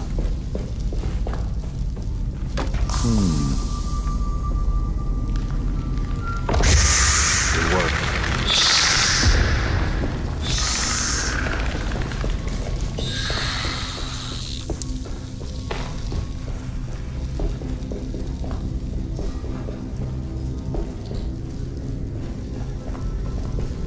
Sorry, we have Alone in the Dark 2008 music. That's gotta be. Oh, blah, blah, blah, blah. Oh, hello.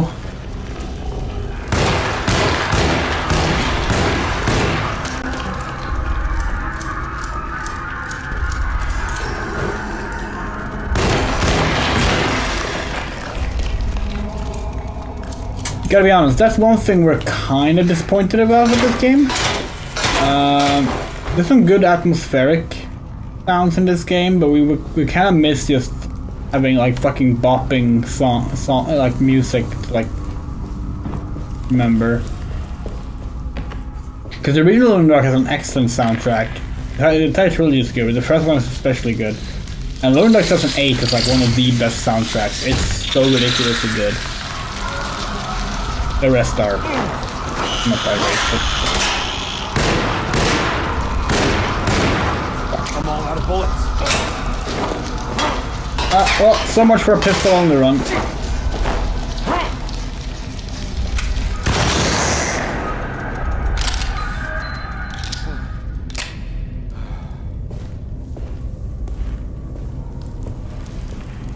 Where's the PS switch here somewhere?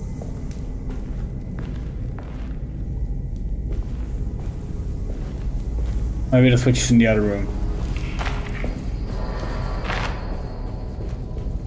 Oh yeah.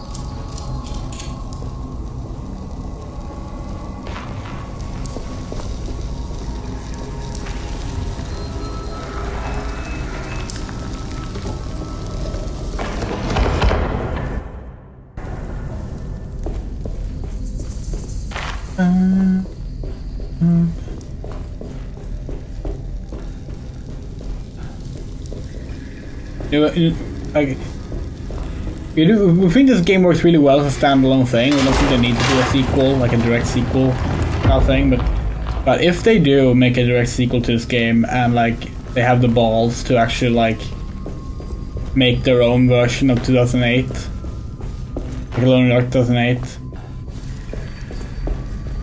Not in a, oh look, we can do it better than the others, like we can do it good unlike the others, but like more a, here's our reinterpretation of like that concept, the way they've done the Alone in the Dark trilogy here. God, that would be so cool.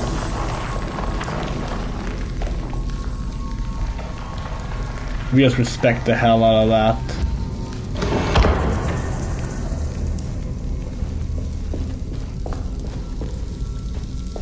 We need more like we need more remakes that like take something flawed and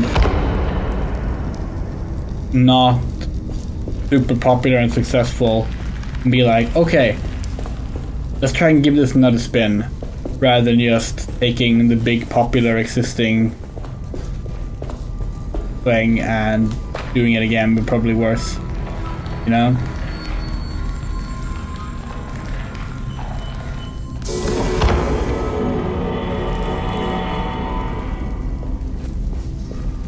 We should remake capitalism. Okay. Hey, okay. Capitalism is not the slightly flawed diamond in the rough, okay?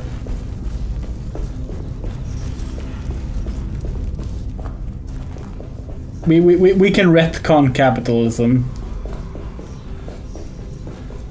Capitalism can become lost media, it's okay. Well, where are we going?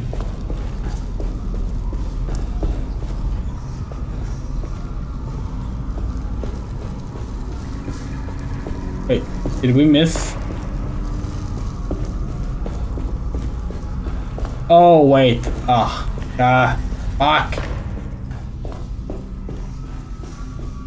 We forgot a step. Hold on, what's the way there? Through here? Yes.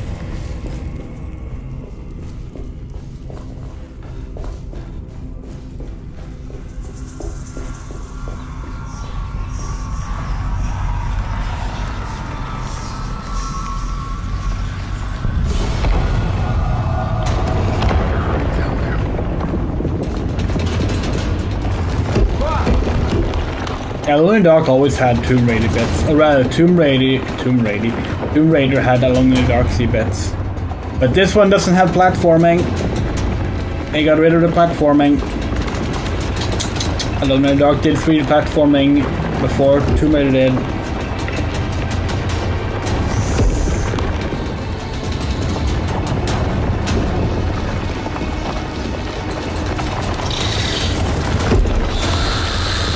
More 11 streams? Well, more 11 streams will happen. The thing is... okay, so like, you know we're playing through the 11 story with friends on Wednesdays? Well, this week that didn't really work out. Like, people weren't available. So we ended up not making any progress there and just sort of like wandered about. Doing other shit, but yeah, no, there will be 11 streams. We want to play something else as well. We want to play something we can actually like progress in properly. Who knows? Maybe we will do more Dragon's Dogma 2. We're not saying absolutely we won't. We're just saying that after next stream, we're gonna evaluate whether or not we're enjoying it enough.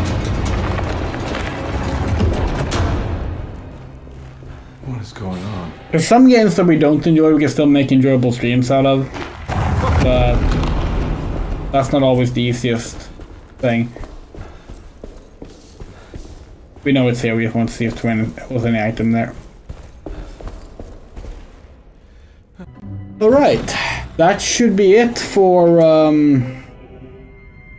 the shared content, right? Now it has to be original stuff happening to Edward.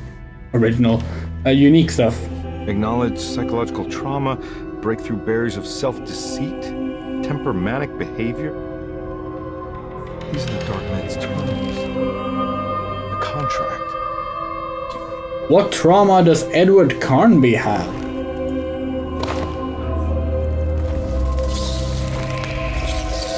In this continuity.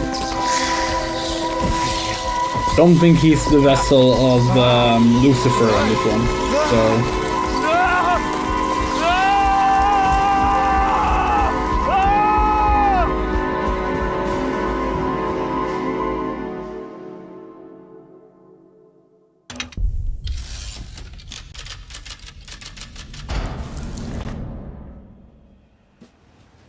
Oh wait, was the steamboat before... Hey! Hey! The war stuff? I'm not sure anymore. The steamboat might be in this one, Paul. What are you doing? Oh, I found something. Great. Was it alcohol? God, no. I just got the wind knocked out of me. I think I know how to break the contract with the Dark Man. What exactly does that mean? Everything going back to normal. Alright. I found some more information on Dorsetto and the patients. There are some seriously strange things going on here. I'm pretty sure 2 of the patients are dead, and maybe even the clerk. Oh, yeah. I kind of just gave up on worrying about that. Well, just keep your eyes open, I suppose. What were you doing again? Jeremy made a pact with the Dark Man to keep all the madness locked inside your setup. All right. I'm gonna break it. I just have to... Where is it? Where's the telephone? It's around your neck. I worry, Detective. Don't, I'm fine. I worry that you're not much help on this case. At least you're a good distraction. Trust me. You're getting your money's worth. At this rate, I'm an absolute bargain.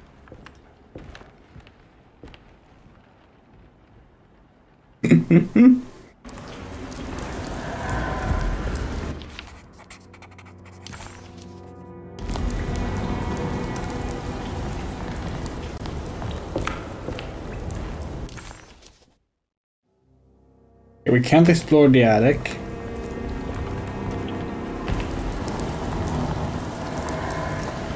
Do you think that a game that we just beat Emily's story on, like, less than 4 hours ago, we would like have a better memory of in terms of like all the events going on, but we are so bad at actually remembering this shit. Okay. Laboratory.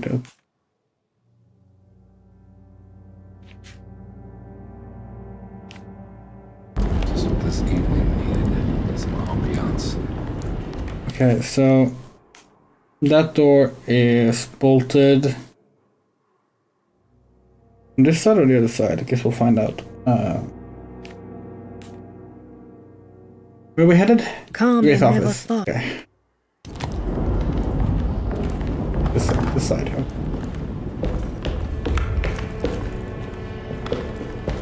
This time when we get the attic key, we're gonna go to the attic immediately. We're gonna try at least. We'll see if we're allowed. I need the key. Rather than follow the Dark Man.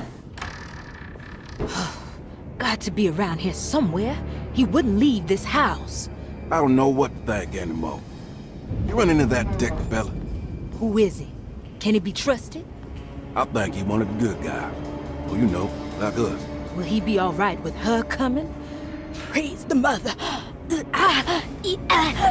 He don't need to know about all that. Just help Just calm down. It ain't time yet. God, it hurts. As far as I can tell, Detective Carnby seems to be solving problems, not causing them. Just be ready in case he starts anything.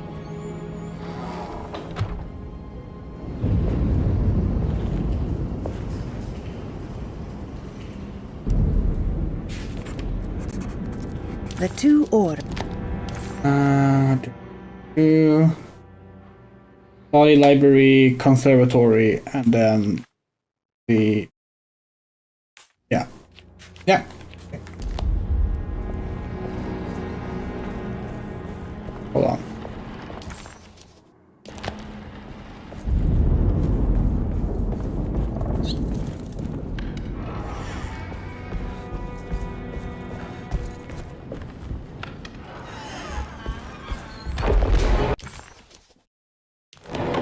Christ, what the hell was that?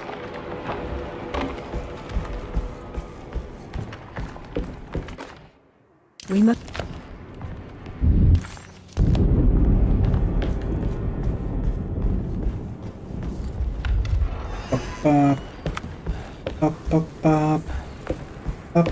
Wilson Night. There it is. Lunacy. Okay, if anyone just joining when we're skipping all the notes, we already read them on Emily's playthrough. This is our second playthrough. Edward. So check out earlier streams or the start of the stream for that stuff if you want to read it or listen to the voiceovers. They're good. Good stuff. This game is good. Just that is why. Skipping some. Cool. Everything blue. Everything blue. Except for the attic and places we're going to in a bit. Good. Good. It means we haven't missed anything.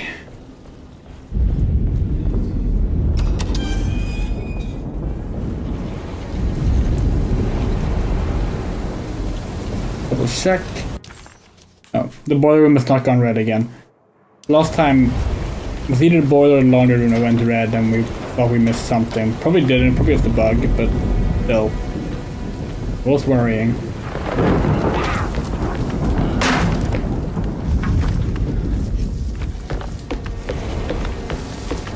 Right, and now the stairs up here, and the ladder up here. Broke? Still not pink. Okay, good.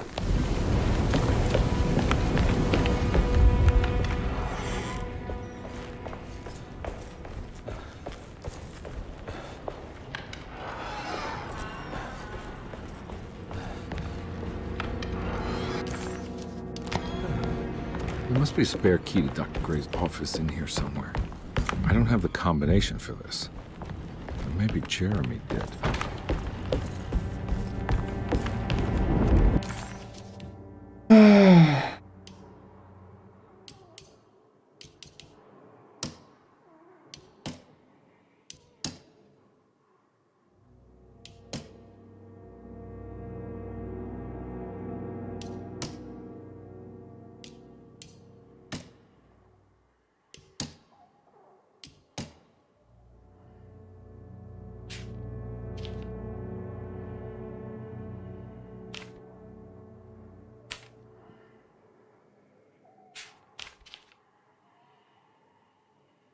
This is not the...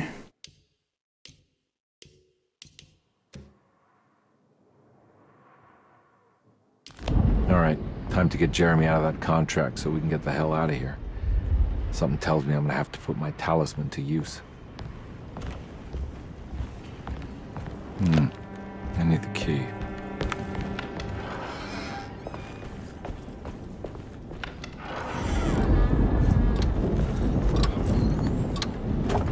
Hold on, is Jerry's room red? Yes, it is.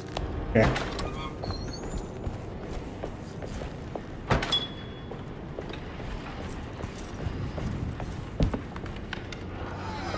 Red, pink.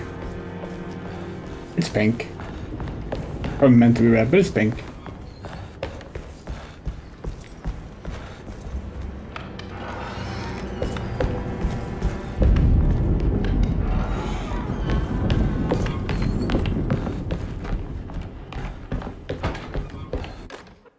Detective Carnby, I'm terribly sorry that my niece has pulled you into this mess. We already heard this one as well.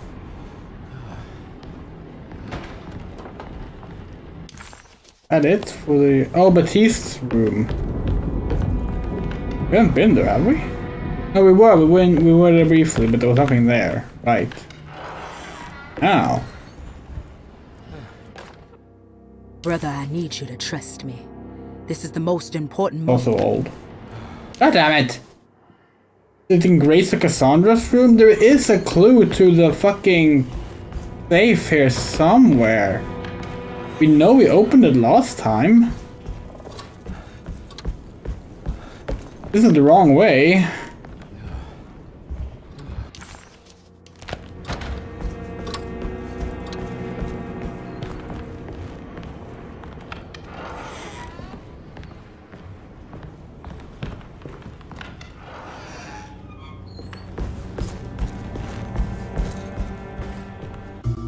Oh, new. Okay, cool. Detective Carnby. Good to see you again. Solved your case yet? I'm trying. Hey, Grace, you okay? Oh, she is just peachy, Detective. Are you looking forward to the Feast of St. John, Grace? I can't wait. Kids, ain't they great? What exactly are you planning for tonight? Oh, not much. We eat, we drink, we pay tribute to the wishing tree in the conservatory. The usual. Then why all the excitement? There is just something about tonight. Something's different. I think we all feel it. Besides, we got ourselves some new words for the prayer thanks to your buddy Jeremy. She'll come and turn the world inside out, and things will begin again. That sounds strangely threatening. You should come.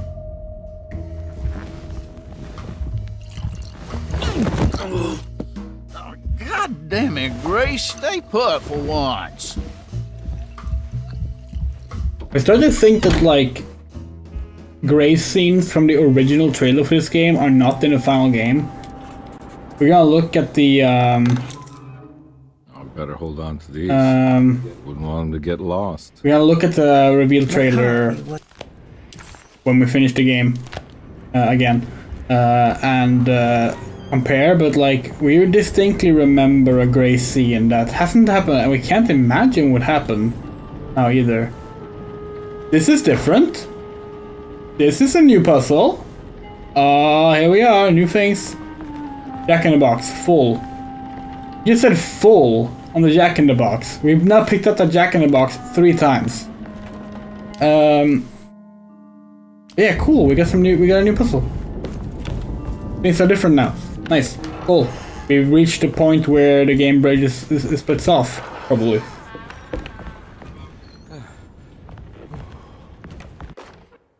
Jeremy knew that the only one who could help him now was the guest in room number 913.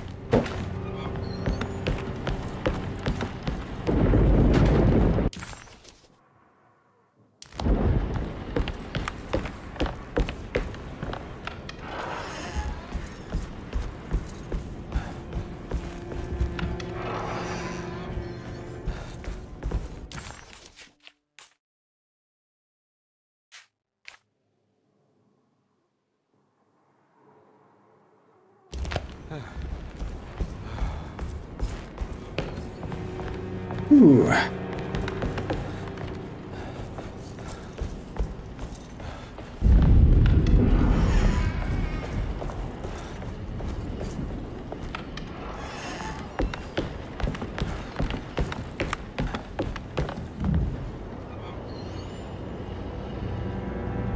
Now 1-3.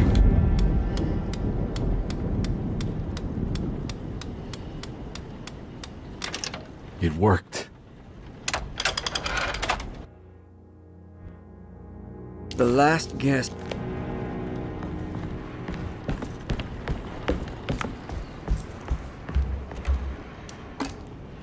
Oh. Dr. Gray's office, all to myself.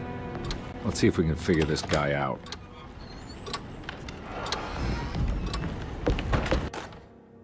I have finished tidying up Miss Beauregard's belongings. I will leave it to you to contact her agent and have them collect her things. I found one of Grace's drawings she might want back, along with this key in her room, which I believe you've been looking for. Mrs. Got that last time. This is new, right? McCaffrey's pirate treasure. This is where McCarthy has hidden my favorite young. It's very important. Okay. Interesting.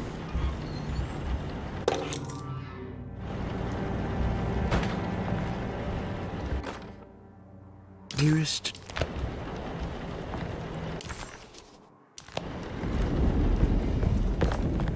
But this happened again. Is this puzzle just permanently bugged? This happened last time as well. This puzzle doesn't unlock. It can't be a different puzzle, right? No, we're right here. This is the second time that has happened. Hold on, we gotta try something. 336. 1.5 minutes. We're just gonna speed run our way to that safe and see what happens if we. This is okay. This is when we've already done it. So no, it doesn't help. Strange. Very strange that that puzzle just doesn't work.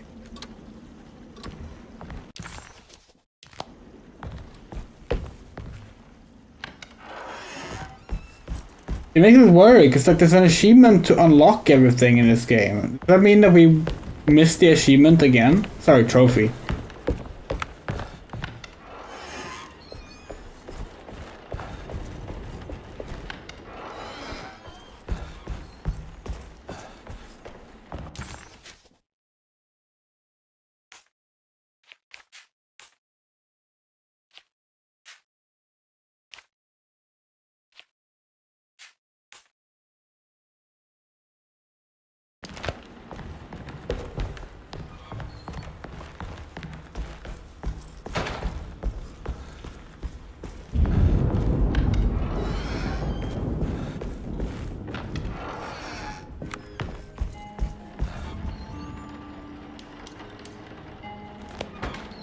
Oh, okay, so this is not where we use that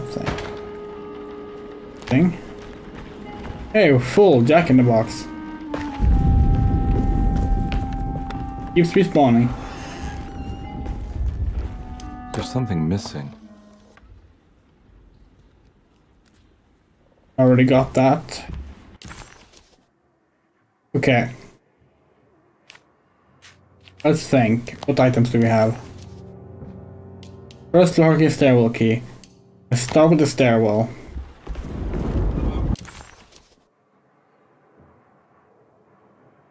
We unhook the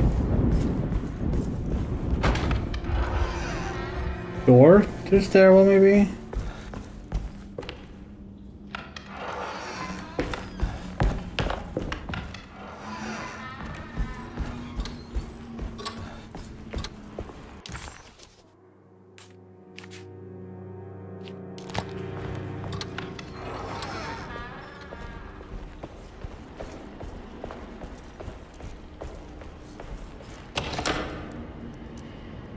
Good. I'm gonna start by going up, see if we can enter the attic. To remember if we're allowed in the attic right now or not. Oh, we straight up can't open the attic. Interesting. We can't interact with the door.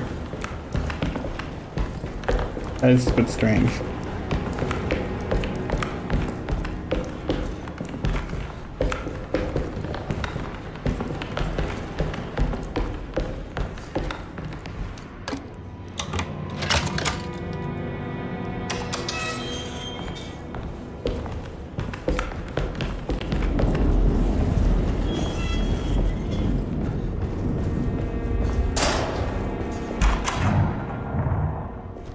You can go in this way? Okay. I wonder if we could do that assembly as well and we just missed it. Unspeakable cults unlocked. Derceto stands on a breeding ground for the grotesque. A temple devoted to rebellious growth. The most ugly and cancerous side of nature. You may be able to shield your psyche for a while.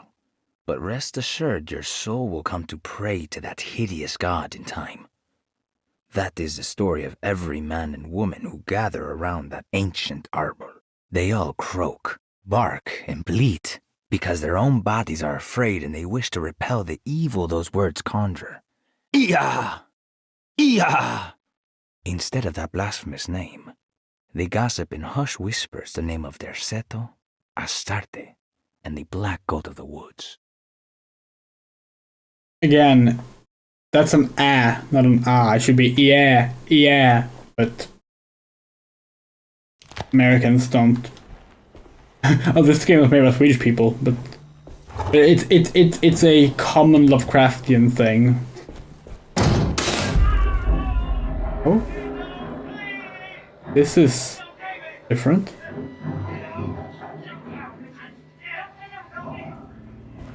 I need the key.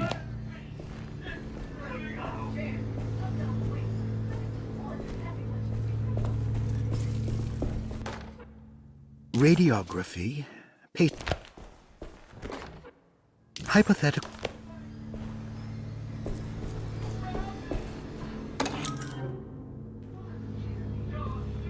Hey, we're gonna do the radiograph thing here.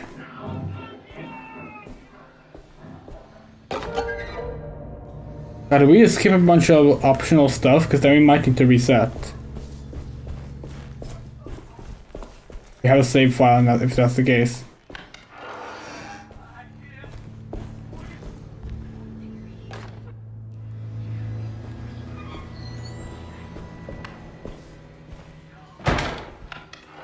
What's it better to say? Dr. Gray was somehow mixed up in this business with the Dark Man, Detective Carnby decided. He had to be. Either Dr. Gray was using the idea of the Dark Man to manipulate... Okay, no, we need to do all of the things. It's just that we can do it in any order. That is actually kind of surprising.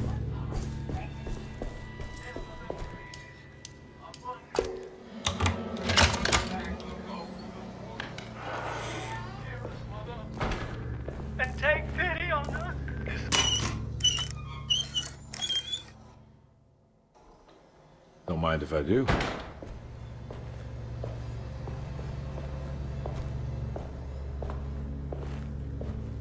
Okay.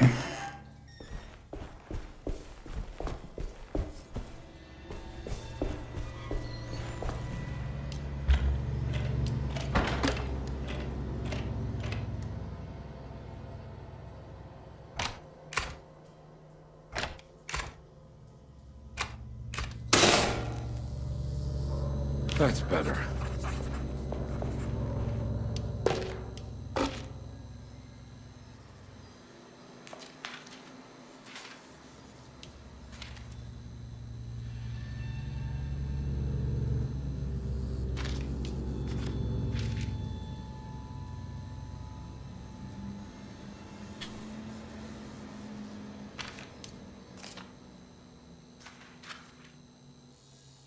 Oh, this is not the right one, is it? No, it's not. Huh?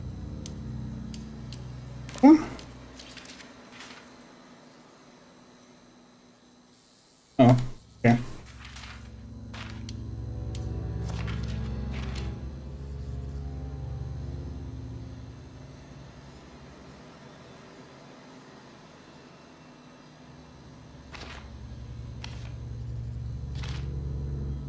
No. Which one of these is which one is wrong?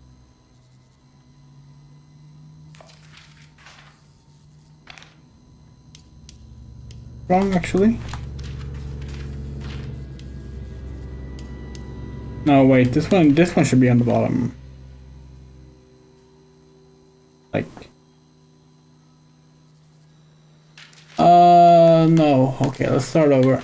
Go with this one instead.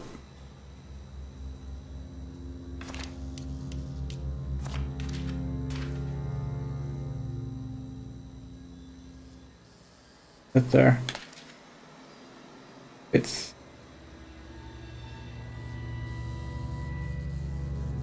that is that is front of a brain. Pretty sure.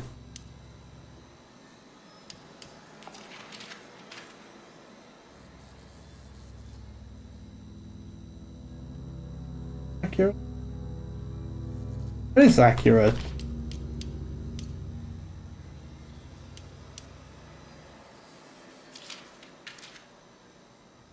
Then the other ones don't fit, so it can't be accurate.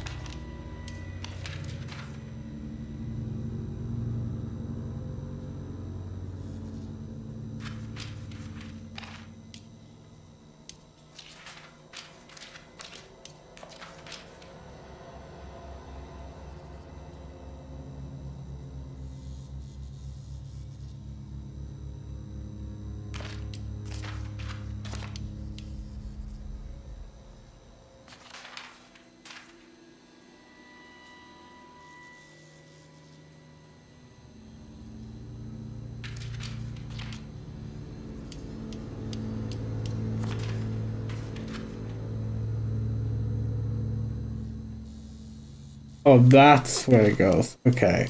That would make...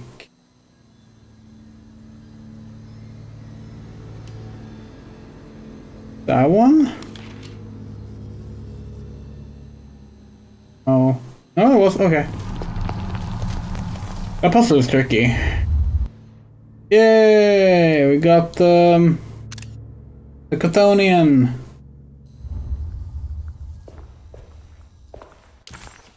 Dr. Gray had been putting Jeremy through. Alright, and the rest of that statue is in the attic, right? I remember now. Left in this laboratory.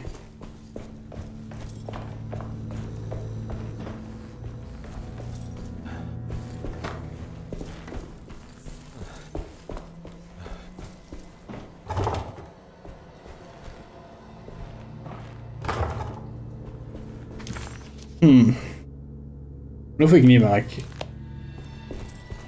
do any more down here. No, okay, we've been locked out. We're in a non-exploration sequence. Okay. This is the boat. Right? Maybe?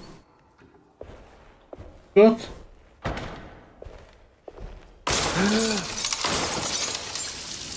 Why does this keep happening? What am I supposed to do?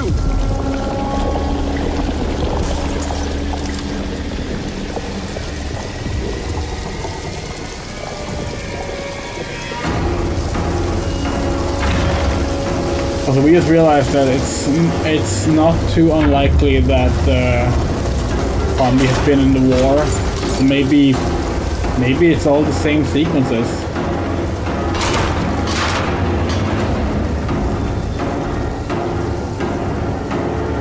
And it's all just unique puzzles that get you a different ending. Let's go find out. Really? Oh, right. Going up here.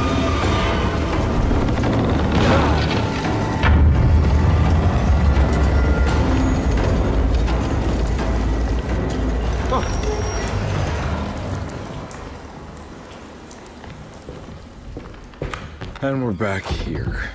Well, perfect time to have a look around this place.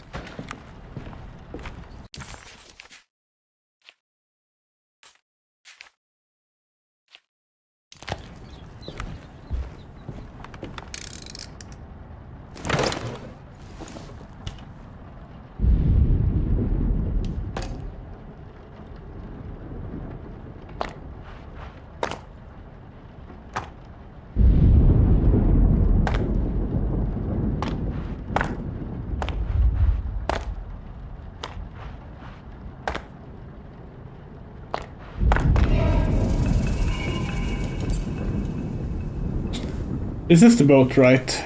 We're gonna be doing the boat now. What is that? Before we're gonna do the boat, let's go try and solve the Grace puzzle, shall we?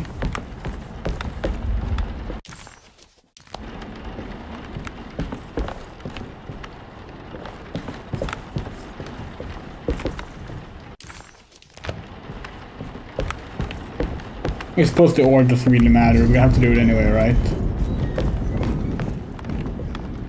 Or do we? See, we don't remember what the other thing triggers. So... do that. We just don't want to miss any crucial lanyards. Okay, so that means we should go to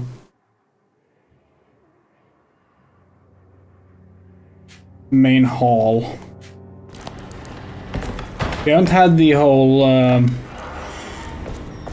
sequence down there yet either, where it turns into, you know.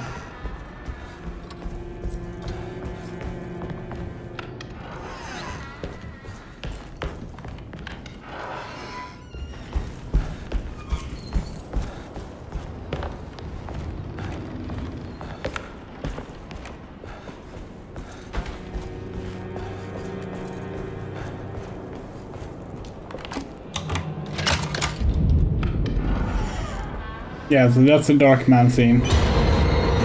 No, no.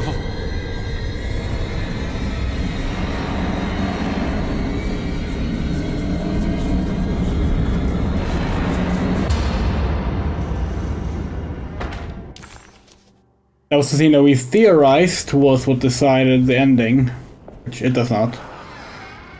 Surprisingly neat. Maybe I've been selling that old barfly short.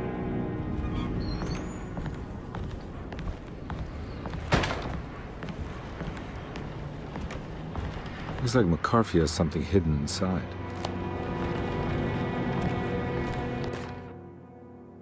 Sometimes I think this place makes Already read that one.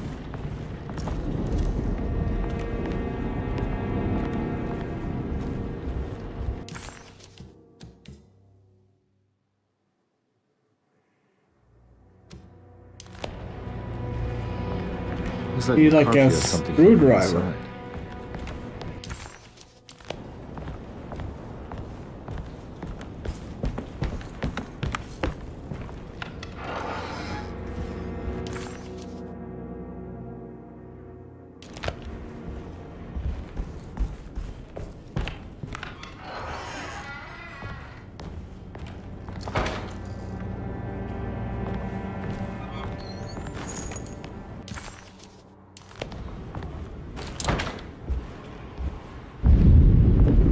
Okay, so there should really be something here. There's the light bulb thing, we suppose, but surely there must be something more. Can't even interact with this. We're not sure the light bulb is a thing in Edward's version of the story. Find out.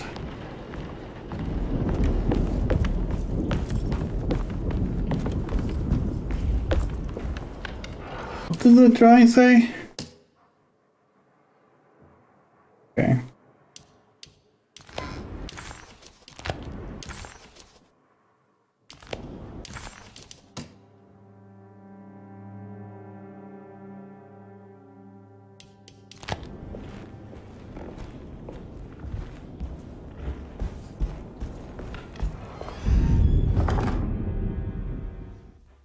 We don't have the... Wait, we don't have the key to the empty room?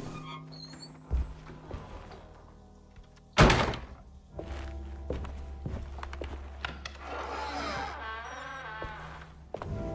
can't take this much more. This has to end.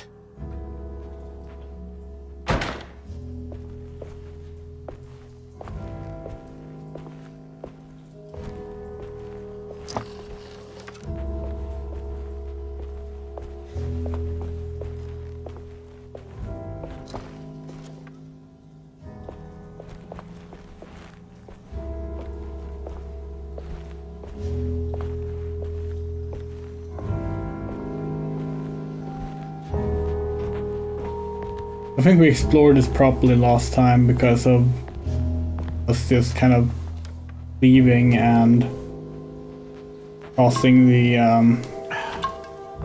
room to reset.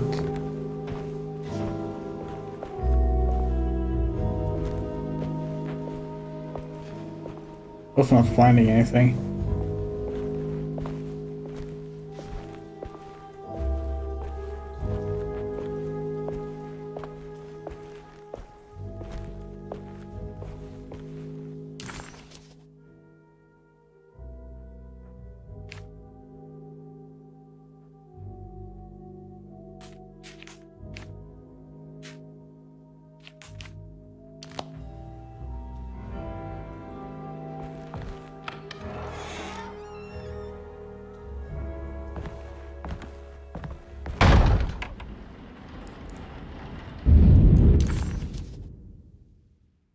Guess we have to do the attic first then.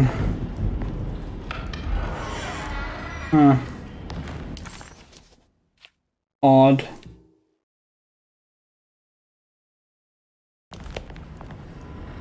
Well, let's do it then. Thought we did the other way around as Emily. Maybe only Emily can do the other way around. Maybe Emily has to do the other way around. But yeah, we were pretty sure that we did the puzzle in Ruth's room first. Right? We don't even know anymore. 641.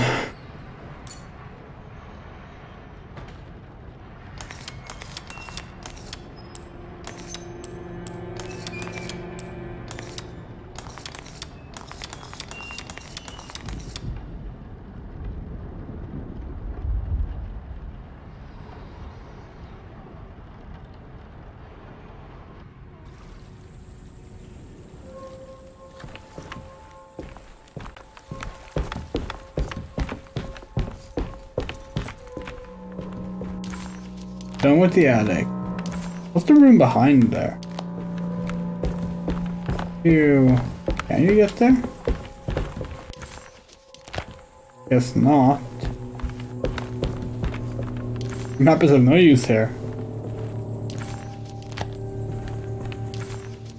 Okay.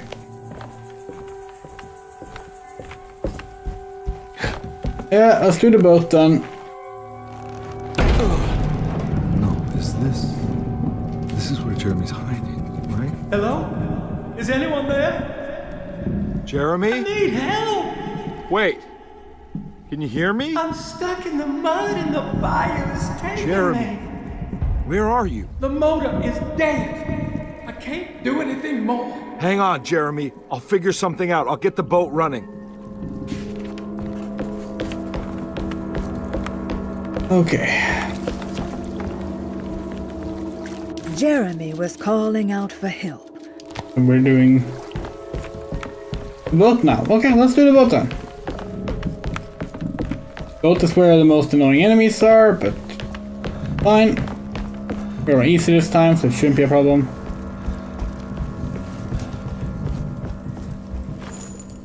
We reloaded everything? Yes. Cool. What's that? Cold drink.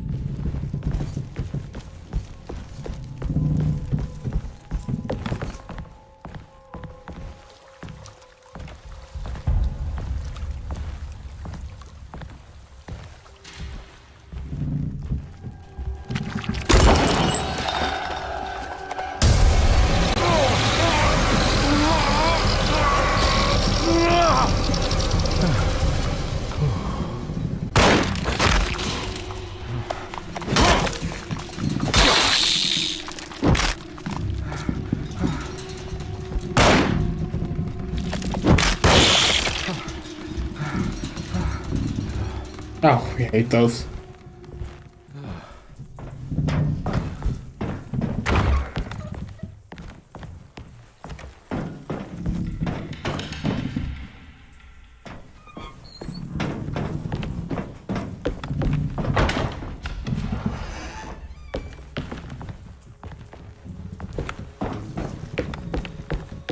The boat's wedged itself right into the bayou. If I get the motor started, I could try reversing back into the river.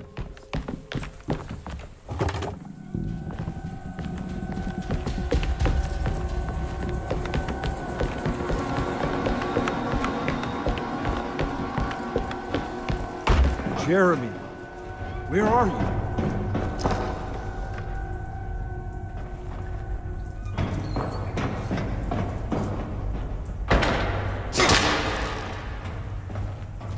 I still don't remember too much about the layout of this.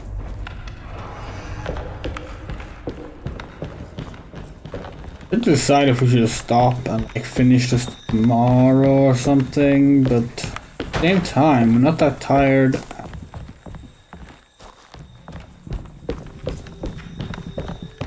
When you know where to go and what to do. I'm playing on easy.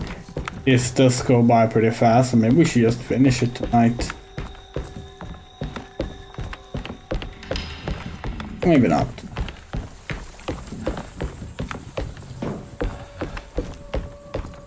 If we finish this part and we get to the start of Edward's personal drama thing, that could be a good place to do the rest of it from, maybe, and we can do a shorter stream to finish the game.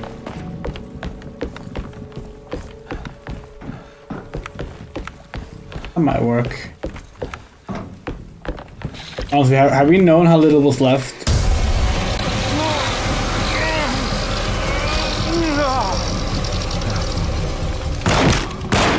With Emily's story after the last stream, we probably would have just, you know,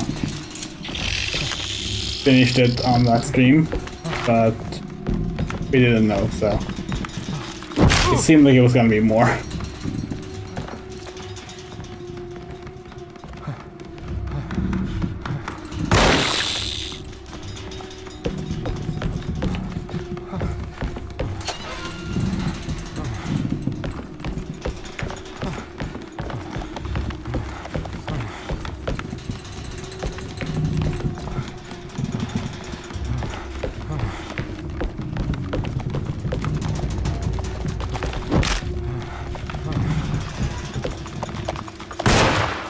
Fucker!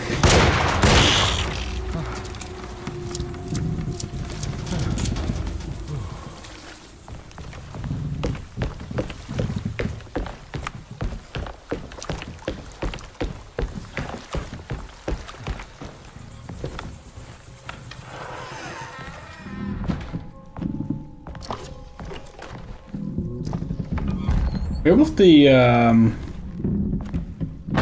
Where was the fire poker weapon? It's kind of amazed that that's a weapon now. The original game.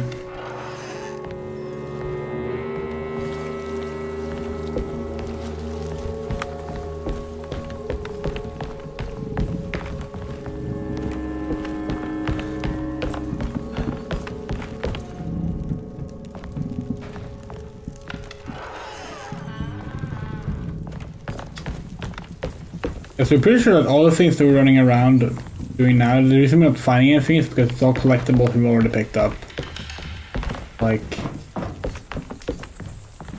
trying to get worried. Like, what about the collectibles we haven't gotten yet?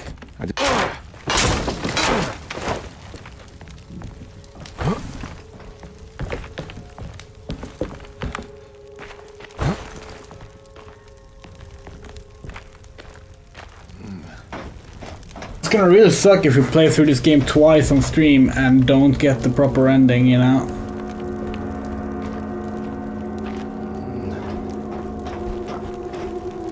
So if so, we might just look it up and then just get to the point of that and do like a separate stream or something.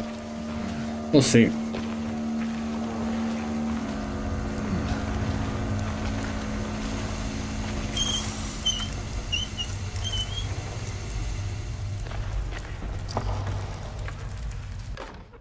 We're supposed to got our answer about how can people say this game is only 6 hours long, because if you know what you're doing and you just ignore all the optional stuff and just cruise past everything,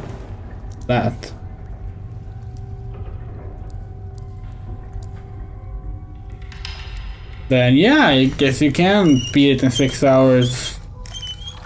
No problem. Even less. Because we're almost back to where we were at the start stream, and we only played Carnby's story for about 4 hours. Yeah. Still, Emily's story took over 8 hours for us to beat. And that was not counting the time between reloads, because it doesn't count that time.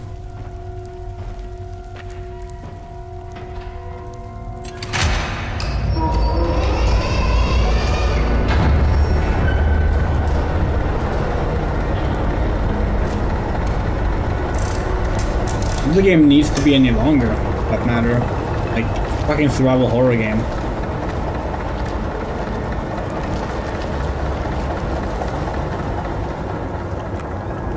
Most Resident Evil games are not longer than that either. With some exceptions, and often they tend to feel like they drag on a bit too long.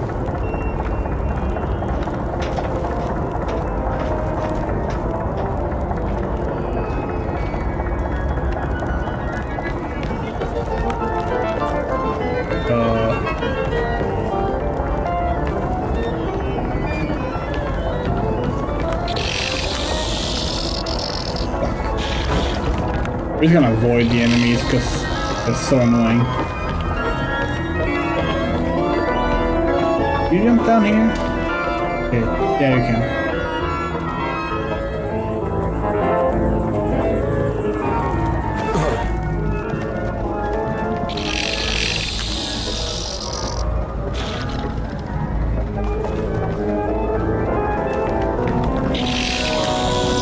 Just for like a bonus item.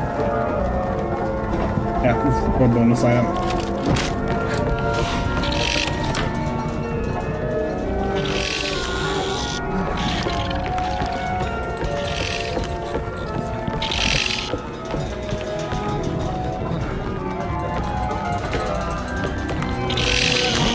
Are these meant to be like Chthonians with shells or something? Like, what are they?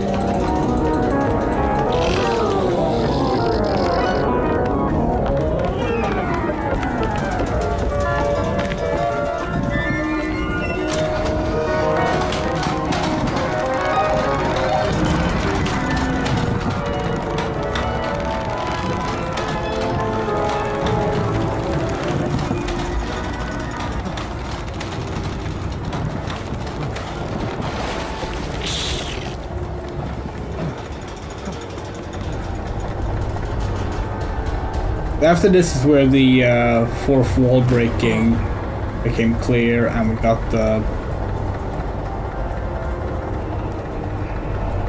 Shadow Moses Island style scene. You know what I mean?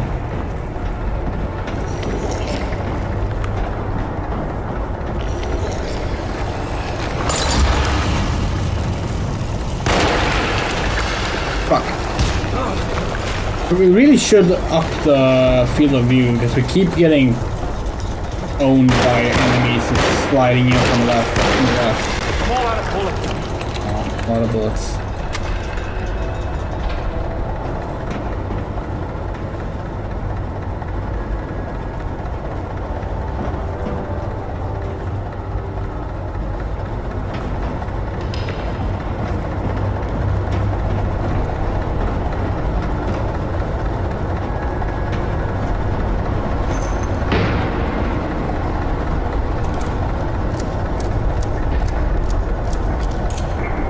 Nice.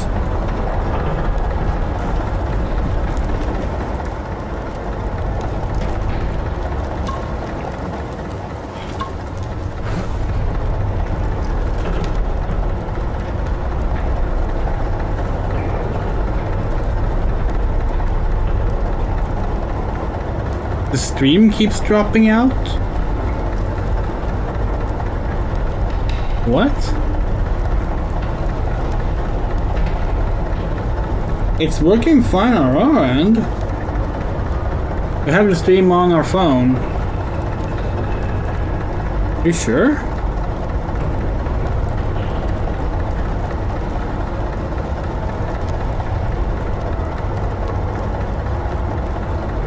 We haven't lost any frames on OBS for like several hours, so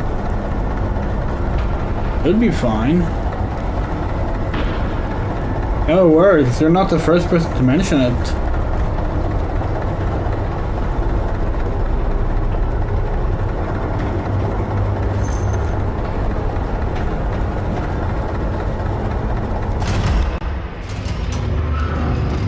Whoa.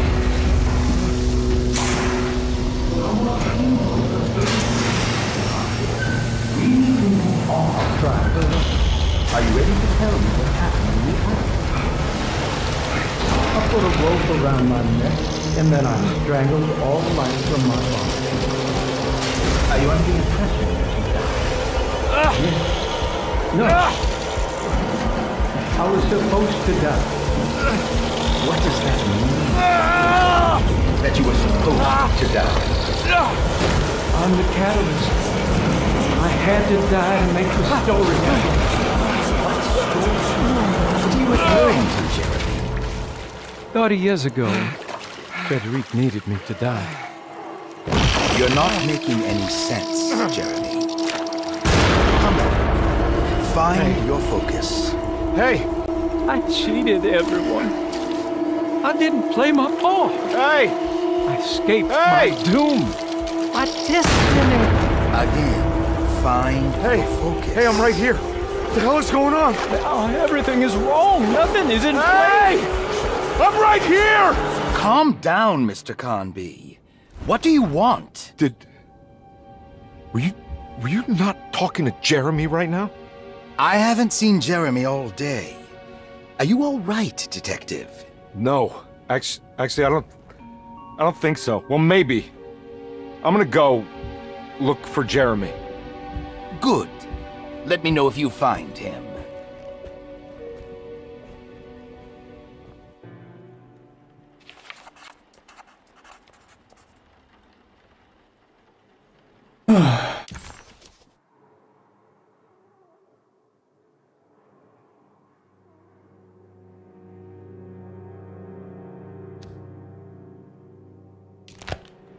So annoying that this puzzle doesn't work. Just remains. Okay.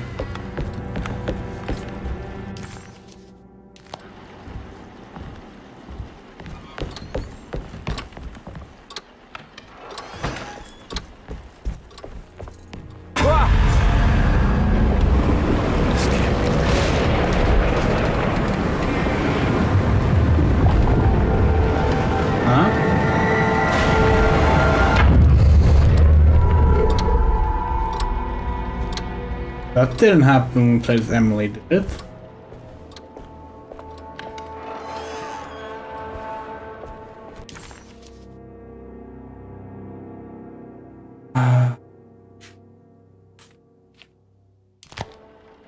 Wait, what are we even supposed to do now? We don't have access to Dr. Gray's apartment. I don't have access to the empty room. Do we? Do we have? No, we don't have any keys. We're so confused now.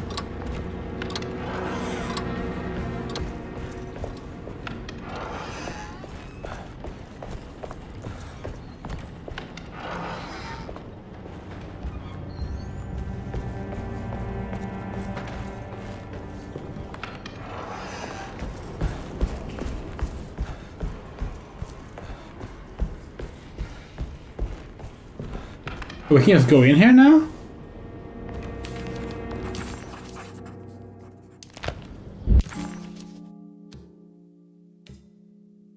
Okay. This is my room. I belong here.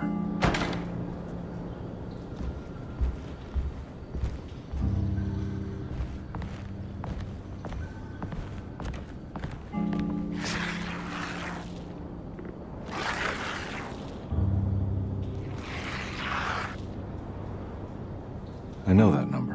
Where's that from? I did this. I wrote that.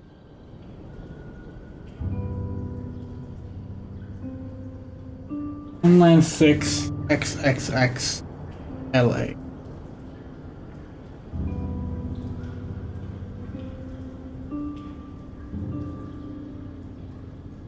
Okay.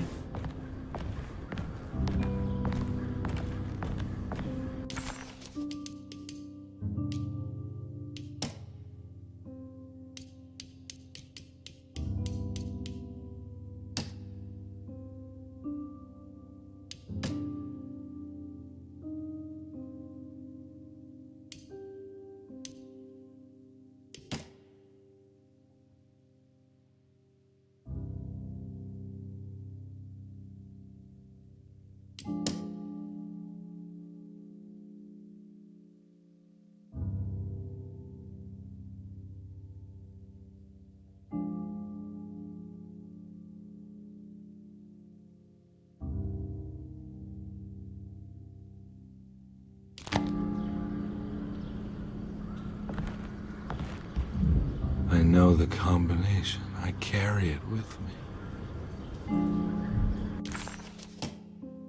692.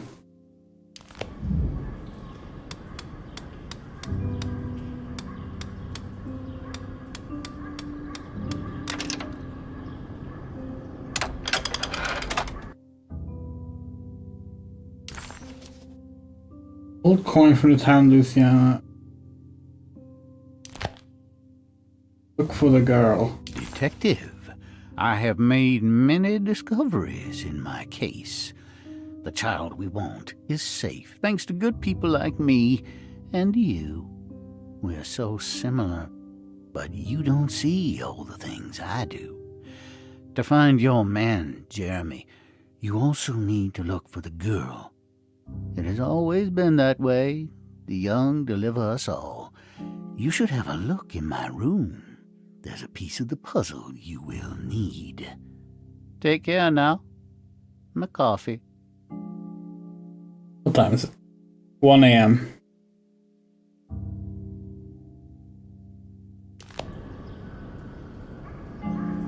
How long have I been here?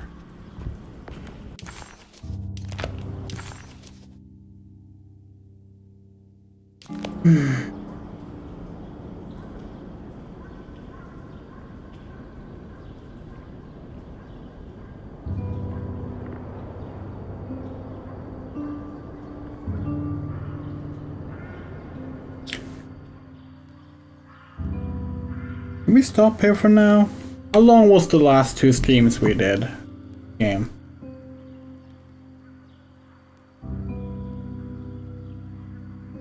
Four hours. This one is 5 hours. And there's like maybe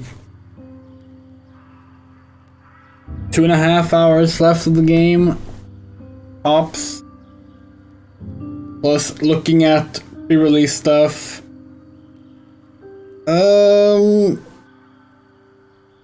Yeah, let's stop here for tonight, actually. Okay. Oh.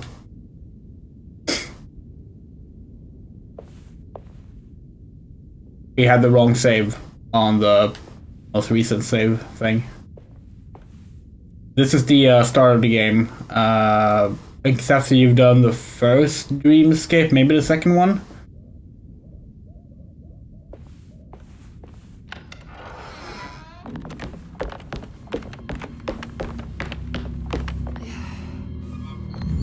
Looks sturdy. Doubt I'll be opening this. Well, we know the code, don't we? It's 913. Oh wow, I can't believe I guessed the combination. I must be so...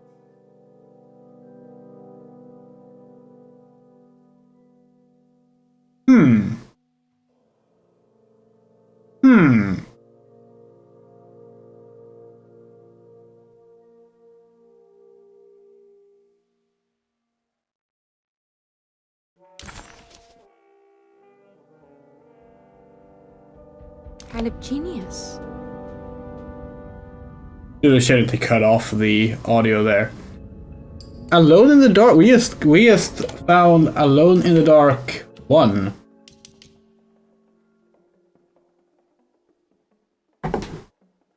Well, in that case. Hello everyone and welcome to our playthrough of the 2019 Alone in the Dark remake developed by SPM. A remake of the classic Alone in the Dark video game, released in 1992. So this was released almost 30 years after the original game, 27 years to be exact. We haven't played it before, but we're very curious how this is gonna, what this is gonna be like. It'll be fun, like a remake of one of our favorite horror games. So let's check it out, shall we?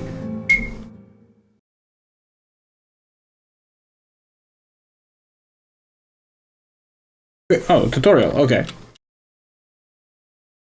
Directional keys to walk, maintain shift to sprint. Alright, that's already better than the original in the Dark, which had double tapping forward as sprinting, and that was never good. Enter to search, okay. Keep your eyes open for items and books with crucial usage, lore, and information, okay. Combat, oh. You can fight with many enemies you encounter, beware those that are special looking. They can kill you instantly. Be also aware that you can only fight if you have a weapon. If not, the enemy will take advantage of that. On the other hand, you can also try to escape briefly. If you manage to do it, run. Your primary objective, enjoy!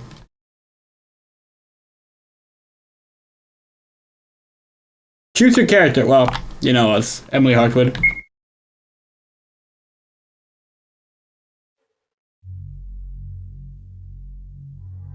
The attorney's letter came as a deep shock to me. My uncle Jeremy had died by his own hand. The coroner's report was unequivocal. He hanged himself in the loft. My initial surprise and distress past, I considered the news. It seemed clear that Derceto had exercised a thoroughly morbid influence on my uncle's mind. That creaking old mansion with its unusual tales, its secret library door, the ancient upstairs clock, all those occult books that my uncle could not resist reading, in spite of his fragile nerves. Fate had poised its finger. Derceto had trapped its prey. Mr. McCarthy, the family lawyer, suggested selling the old house. I immediately opposed the idea. My duty is clear. I must go to Derceto. I tremble at the thought of those dark corridors, those brooding portraits, yet I am convinced that Uncle Jeremy left a note, a letter of some kind, explaining his fateful decision.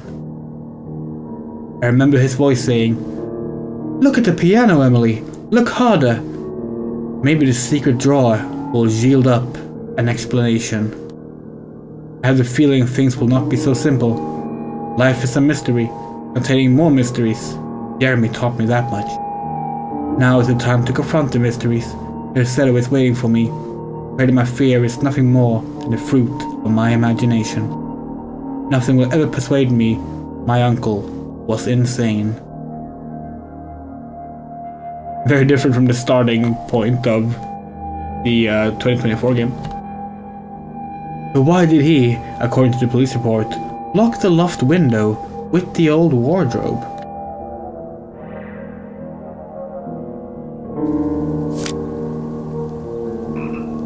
A very modern car from 1925.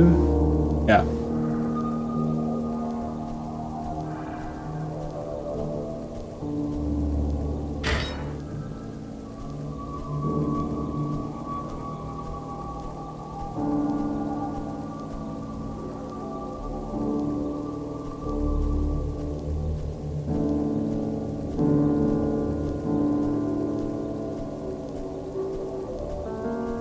Very solid atmosphere so far. As you can probably tell, this remake has been developed entirely in RPG Maker. Well, provided you know about RPG Maker, you can tell that. If not, then you probably couldn't tell. Big fan of RPG Maker. It's a great little tool set. Also a big fan of horror games made in RPG Maker. This is nice. Shadow in the window.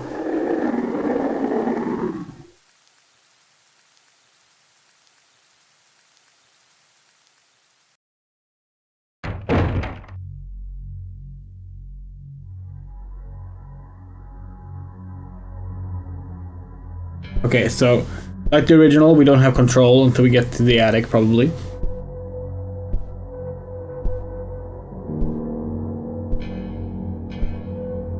You think it's bold to be like, oh, I want the remake of this classic video game, but no one, like, the companies aren't making that. Yes, I'll just do it. Like, that's like, that's the kind of attitude we love about, like, especially like single person developers. Like it's cool.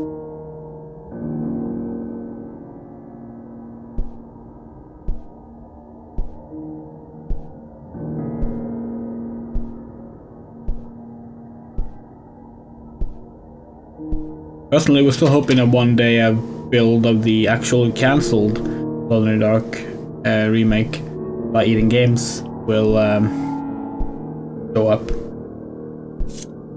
Oh, that's a nice touch, showing that part of the hallway is dangerous.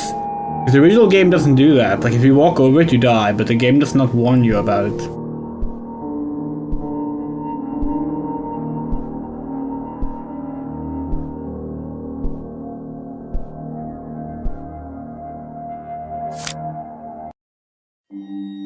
Here we are. All right. Well, we know Alone in the Dark, so we start by moving this over. Of course.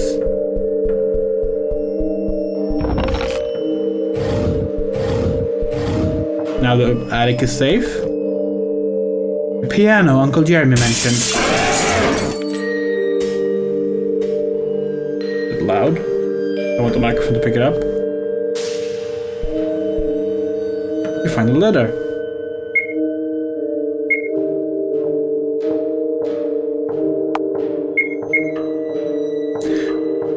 That's using the built-in, some kind of built-in portrait thing, right? Maybe not built-in, but that's a portrait generator right there. Generator. Or portrait making thing.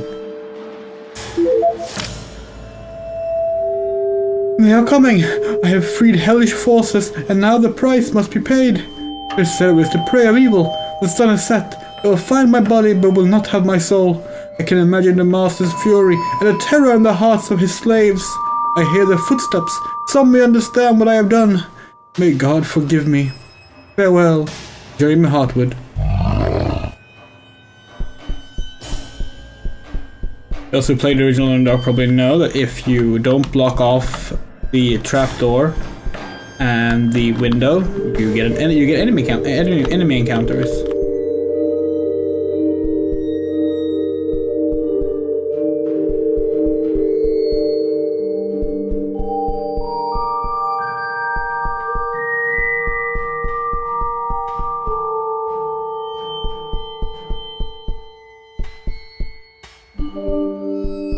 So I guess we're not picking up the lantern. We already had the lantern. We start with the lantern in this remake. Okay. Cool. And done.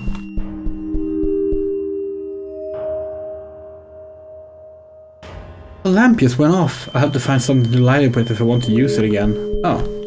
Okay. Here, right? No.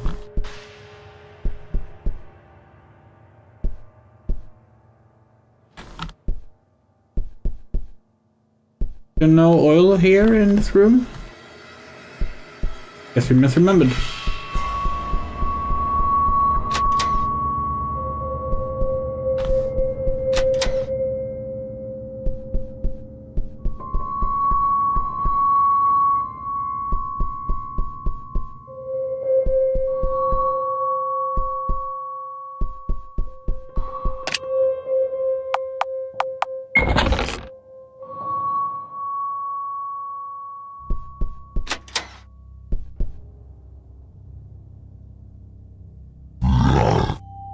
Oh no, a zombie!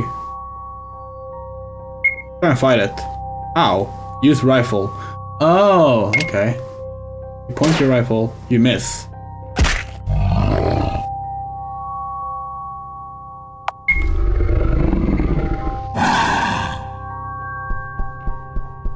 Interesting. So they're not doing a basic RPG Maker battle system. That's good, honestly. The basic RPG Maker combat system rarely feels right for horror games. What was that? Oh, not a zombie.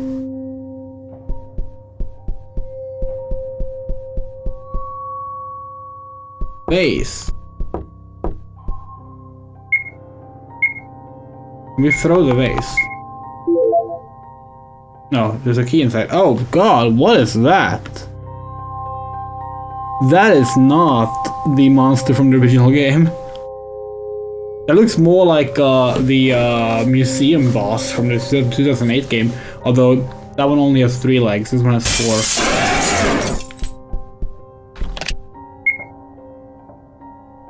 Okay, we're gonna have to oh god damn it.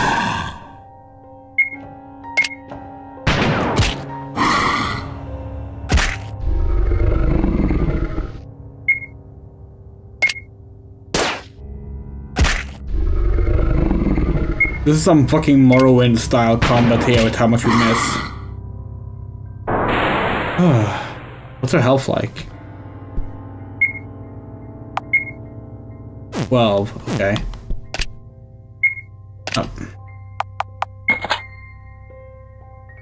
2 small mirrors.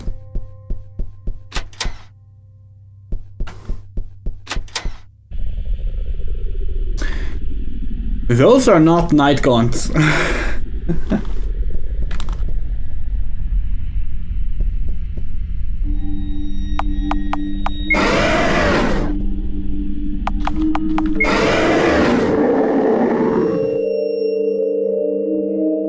So obviously,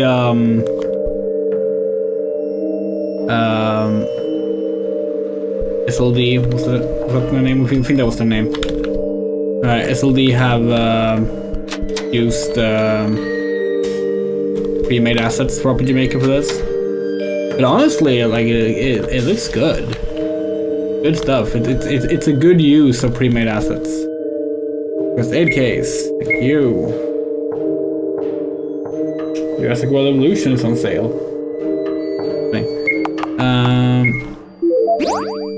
Go.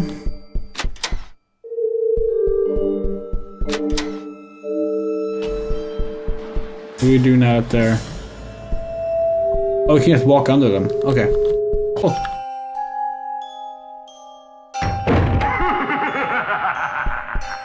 Oh, nice. Let's see, what can we do here? We don't have the arrows yet.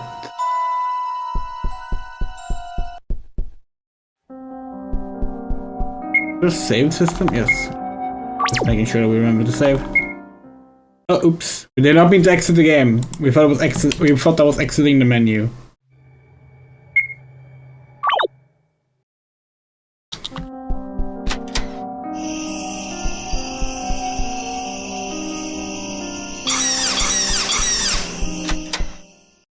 Ah, you can take the speedrun route in here. We don't have the item for it. If you speedrun Alone in the Dark 1, you go here through the spider room.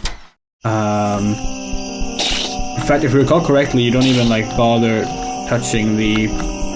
Like, you don't trigger the spiders at all. Because you never actually use... You never actually use the bow and arrow.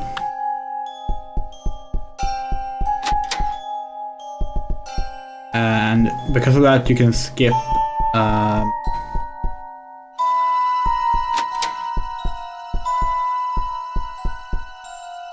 Rooms in the Dark. Because of that, you can skip the... Did we not find any oil? No, we didn't. Haven't found any oil yet. Oh, okay.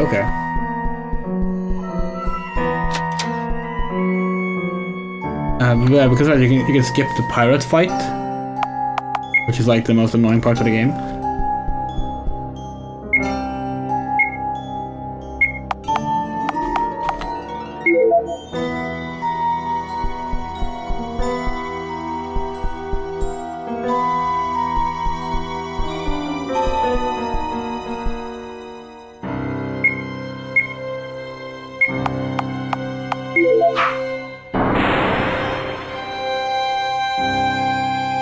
Nice. This is very fateful.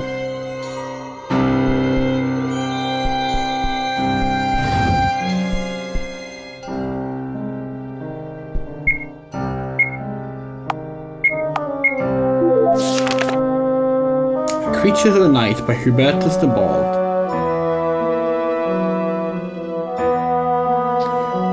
You who read me know that the night engenders monsters, and that night creatures exist. The curse by Abul al-Azred is clear on this. That is not dead, which can eternal lie. Unhappy he who knows that book. Staggering words of like the memory of man. Yeah, this is where we learn about the deep ones and the prowler.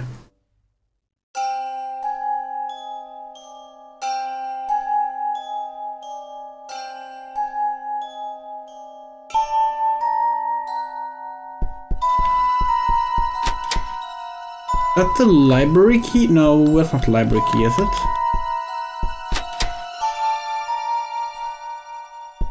Regardless, we need the oil first. That's kind of annoying.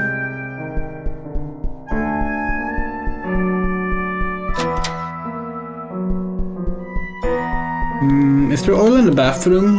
Is that just a water jug? We need it regardless, so...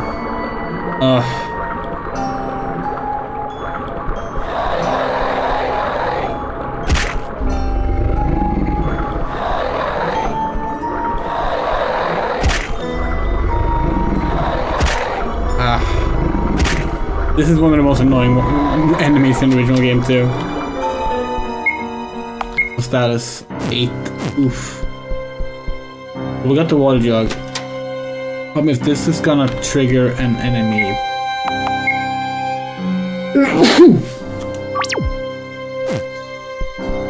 This is Jeremy's notebook. Oh god, and it doesn't come in through the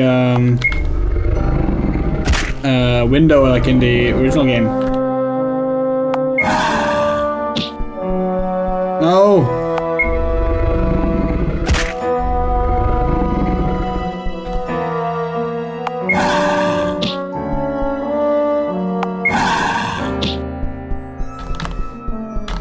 you can't be fucking serious.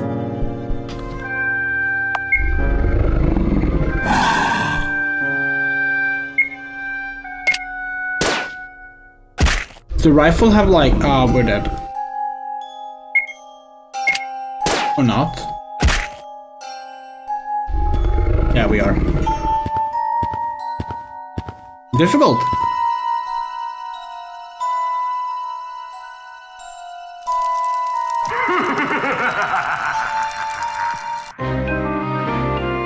And the classic game over screen.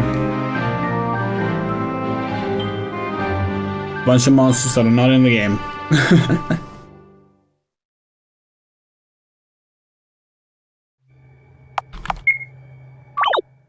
No, SPM was the actual name, not SLD.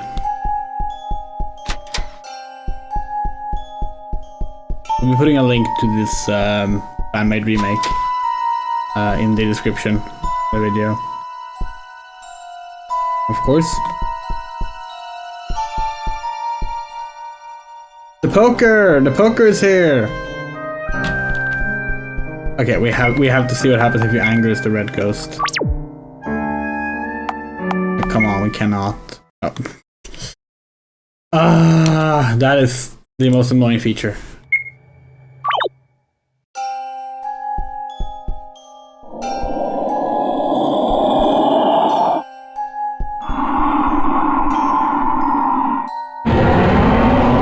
Oh god. That is not the balloons from the original game. Oh god.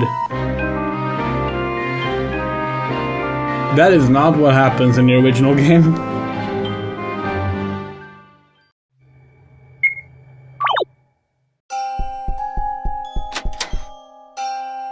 Okay, so we can't get into the library because of it being dark. What? We can't go down the stairs on that side? That's odd. Let's see. Can we go into the basement? Do we have the basement key? No, we have the key to Jeremy's study.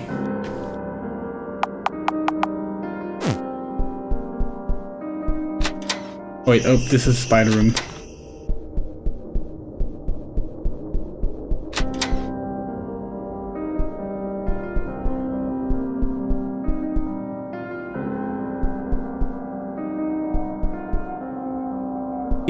Nice. In the original game, you can like go into dark rooms without matchbox lights, without needing the lantern. You just can't see. If you know where anything is, you can like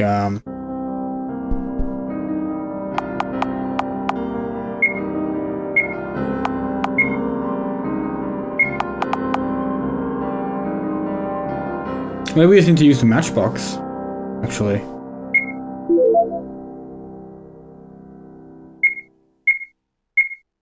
Okay, so now we have more lamp that's lit, maybe?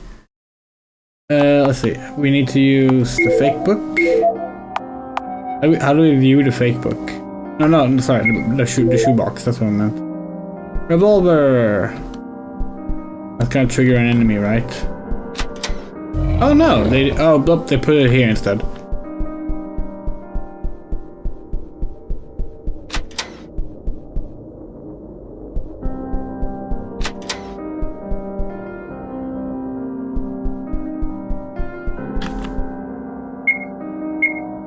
It's a pot of soup here.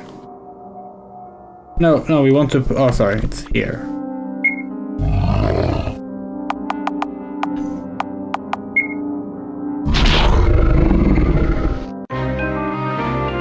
Wait, how did it kill us before we...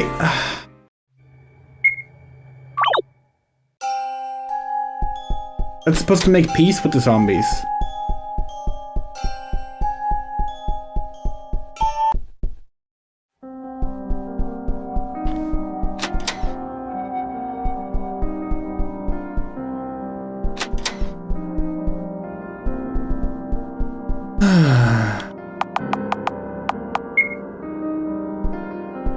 game is really rough with the combat.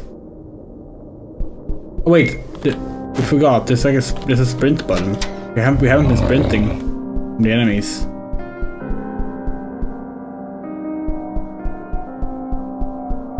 It makes it a little bit easier. Ah, we forgot the food.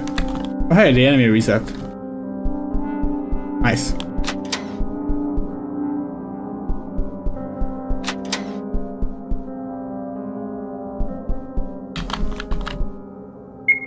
Oh. Okay, pot of soup. What the? How are you supposed to dodge that? This is not difficult in the original game. This is easy in the original game.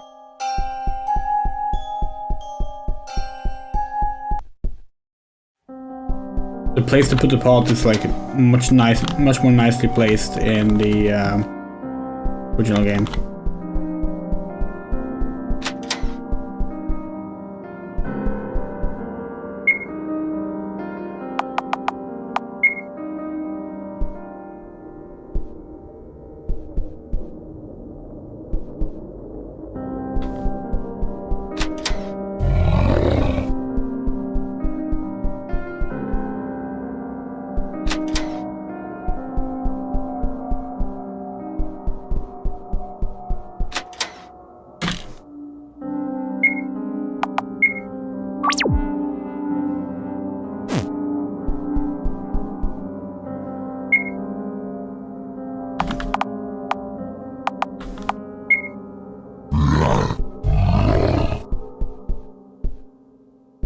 Why are they chasing us? Wait, what the fuck? This is the opposite of how it works in the original game. They're supposed to be peaceful if you serve them soup. Hi, Moto. What did you miss? Nothing. We're playing the Alone in the Dark remake, just like last stream. Did we just fucking put ourselves in an unwinnable position? Oh, god damn it.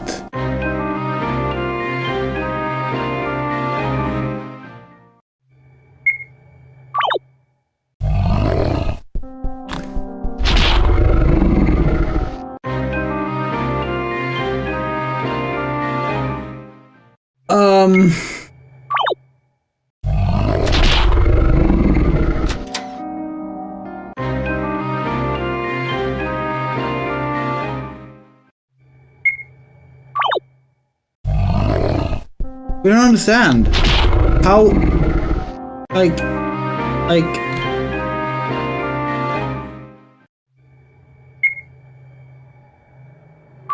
What the fuck? Okay, fine, the jig is up. Yeah, so our April Fool's gag was that we're playing this remake instead of the actual 2024 remake. But like... Guess it's over now because... We've locked ourselves in an unwinnable position. We don't have any healing items either.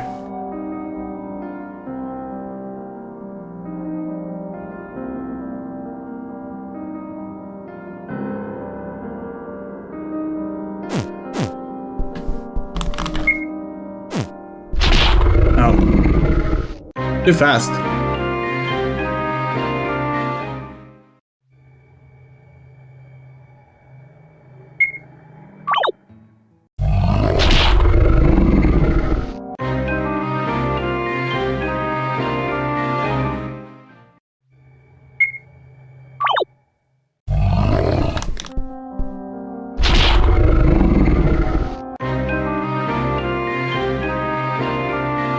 This is... We can't even bring up the menu.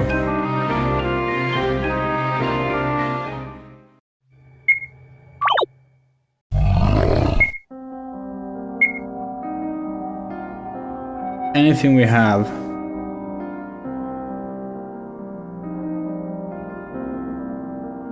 You know, this is how you know this is a real Alone in the Dark game. It's bugged.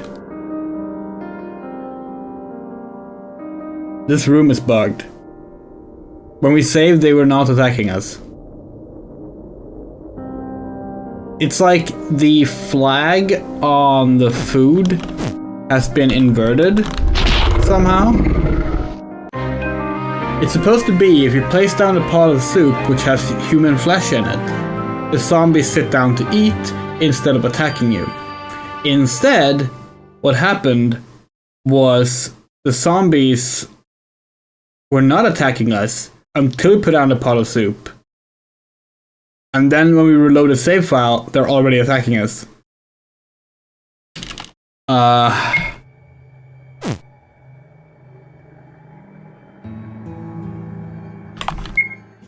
Can we...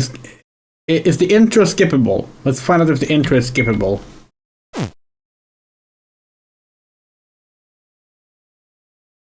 We doubt it. Skippable cutscenes don't tend to be a thing. Let's play as Edward this time. In RPG Maker games.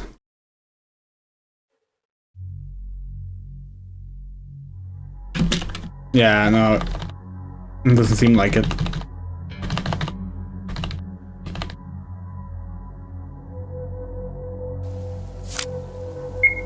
Yeah. This is considered an in-game scene. So we cannot...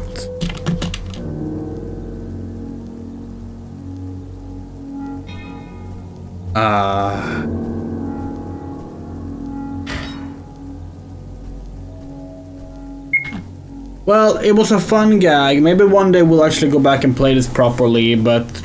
oh well.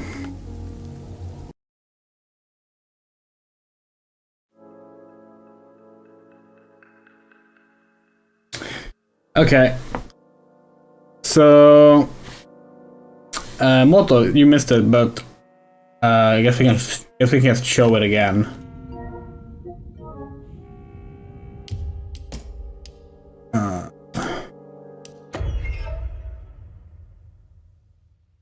There's an Easter egg in this game. Who would have thought?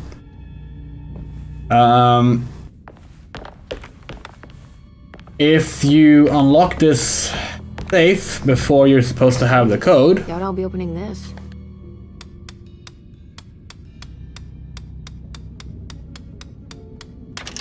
Oh wow, I can't believe I guessed the combination. I must be so... You get Alone in the Dark. Which apparently is a book. kind of genius. So... that's how you get the Heartwood Curse. Lenny upset. The Heartwood Curse is what they call it. There wasn't much of a vocabulary for mental illnesses back in the days. There are hardly enough now. The Heartwoods carry a troubling chemical imbalance in their brain, which they have managed to pass down through generations.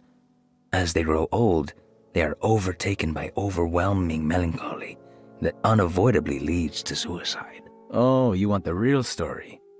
Well, who can say? It was written that way. Yeah, the sarcastic comment Emily makes is fun. It's a shame that it always gets cut off by the menu. Anyway, if you get that, and then you... hold on, which one is it? This one?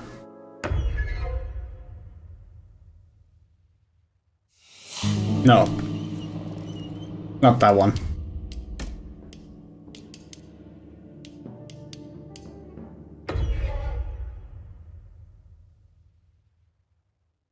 Okay. So basically, yesterday we sat down and played through the game again after the stream. We did a full playthrough as Emily, and we used that playthrough to set up ways to get secret scenes and endings. We can get all the endings tonight. We also did a no flask drinking run. And apparently that trophy is bugged. So we didn't get it. We did this motherfucking thing. But we didn't get it. What we did get though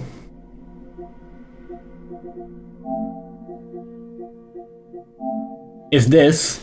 Finish the game in 3 hours or less. 2 hours, 11 minutes. In case you're wondering. So, yeah. Anyway, if you have the Heartwood Curse landing app set, and you're in the attic, the first time you get up here and can examine things before the boat, get this interaction. We haven't seen this. We're assuming a trigger warning for suicide, but that's probably pretty obvious. So, but yeah, let's go.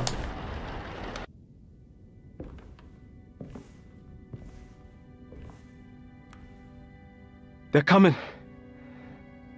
I have freed hellish forces, and now the price must be paid. The Assetto is the prey of evil. The sun is setting. They will find my body, but will not have my soul.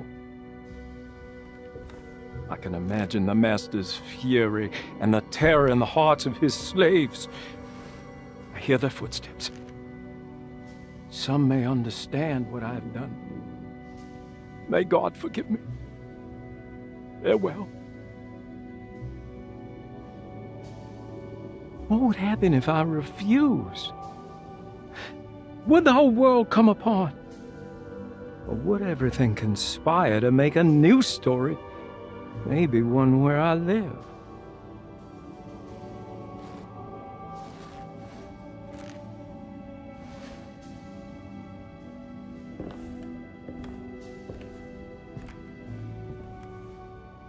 I'm sorry, Frederick.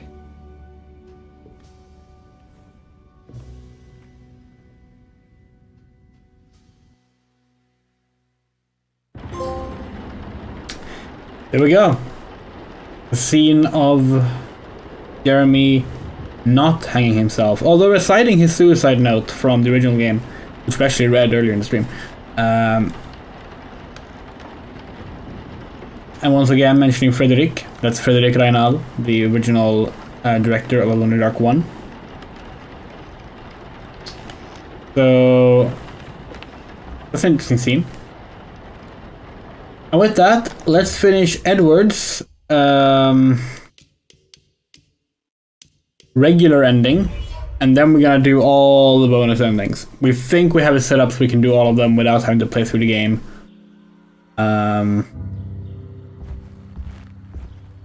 All the way from the start again. Go!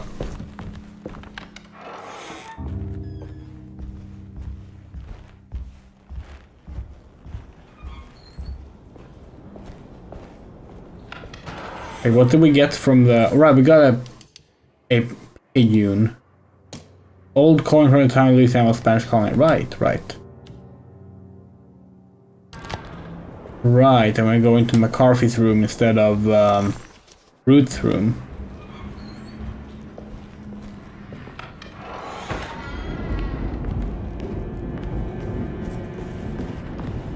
Looks like McCarthy has something hidden. By the way, we do need to point this out. When we did the No Flask run, we foolishly thought that you got a little bit of health back throughout the game.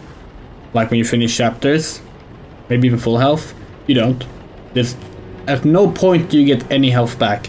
We were sitting at 1 HP, like any hit will kill us, after the first Dreamscape, and beat the game like that.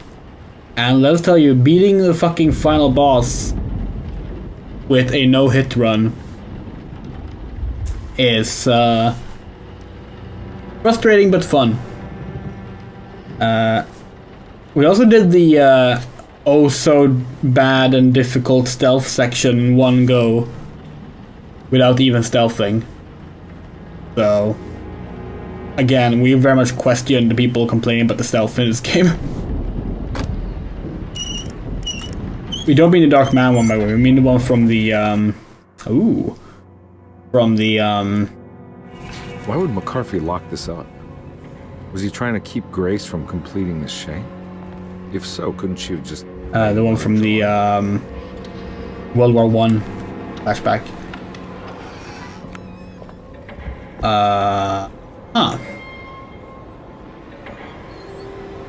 Okay. What the hell happened in here? So we need to find 2 Lagniappes as Edward. We have not looked up where they are ahead of time.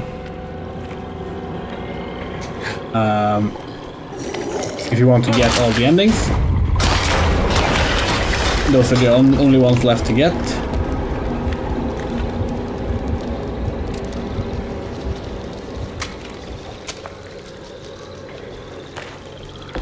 I think we're...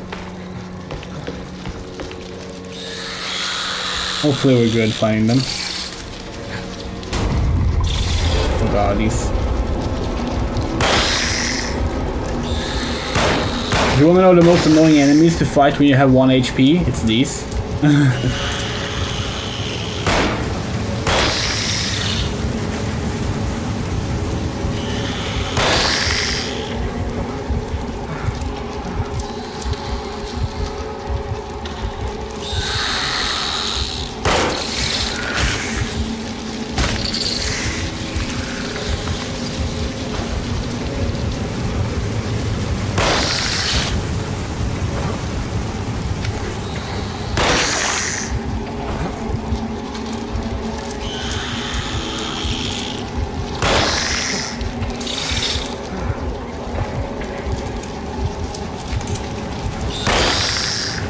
Are these just endlessly spawning? Starting to feel like it.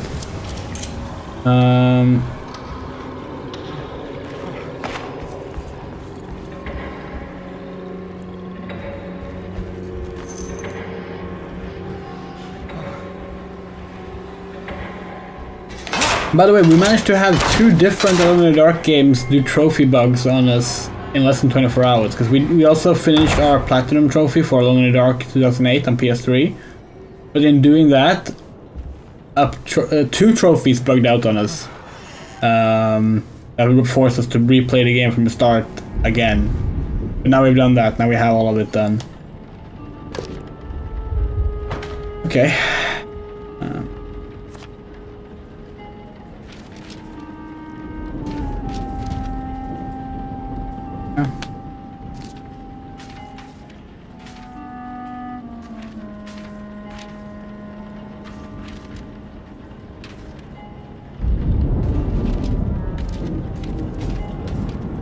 Play with that one.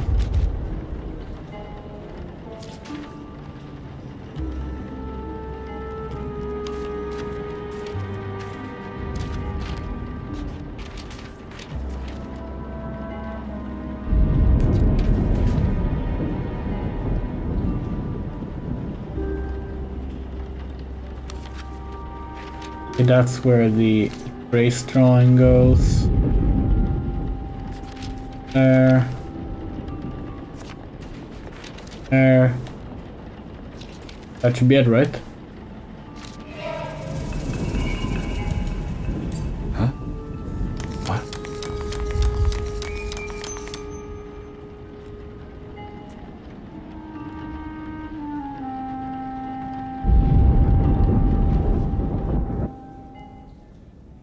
Okay.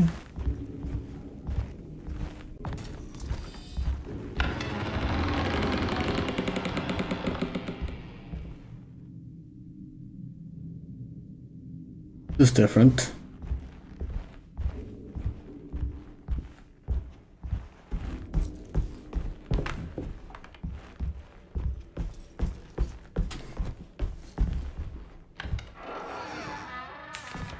Place looks familiar. Oh, it's Carnby's office. How am I back at the office? Jeremy's never been here.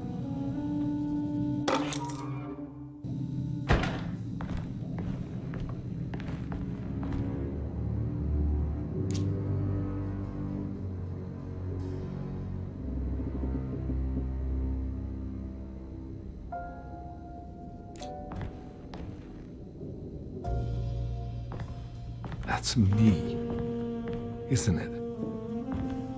How long have it been? Telegram from Gabriella Saunders. Wait, what? Oh, now they're really fucking with us. Now they're fucking with us. Okay. Hold on. There's an image. So, Gabriella Saunders has got to be a reference to, well, Gabriella Saunders from Alone in the Dark 6. So, like, that's confirmation. Alone in the Dark 6 is referenced in this game. The most infamous Alone in the Dark game is referenced in this game.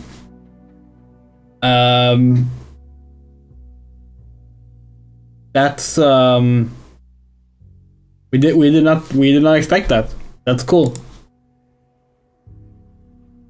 I drowned myself in drink and depression.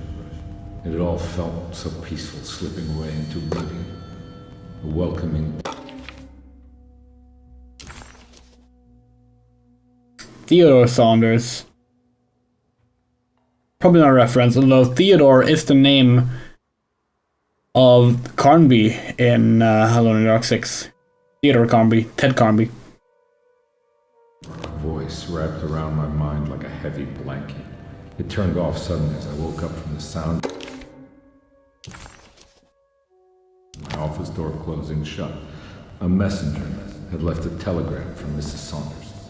She had a lead on where to find her husband and her kidnapped daughter. Because it should be where we get the Grey stuff then. God, I used to drink so much back then. When was this exactly? What case was I working?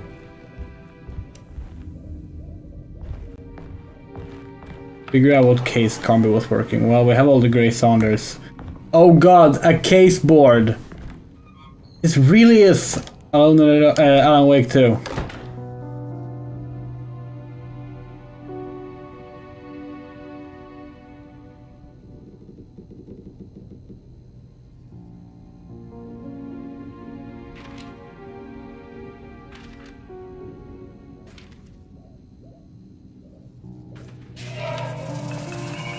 I remember this case. Some kid got taken by her father, headed out of state, but he had made a mistake by selling a painting that his wife actually cared about to a collector named Thornhill to fund his venture. That's how I tracked him down. At least I think so.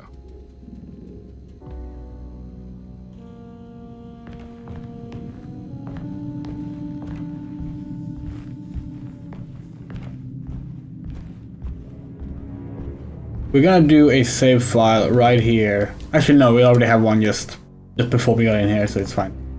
Yeah, in case we end up missing the lanyards, we need to be able to get back to a place where we can get them.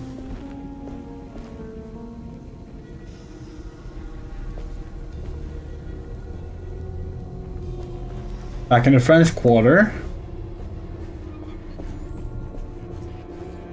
What's her health like? It's fine.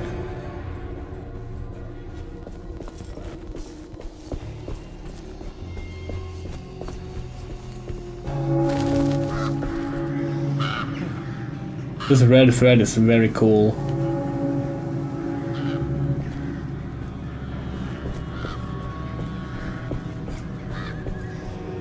I can't go that way.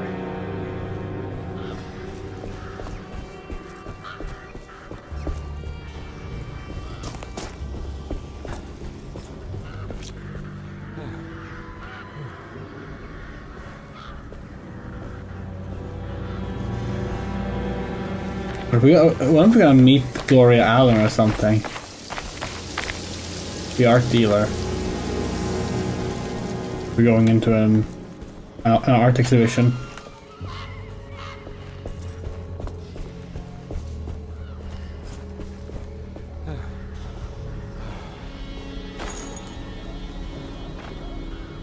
Thornhill wasn't a bad man, but he had principles keeping him from handing out information about his deals.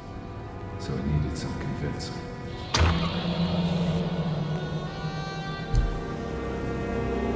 Well, every case can't be squeaky clean.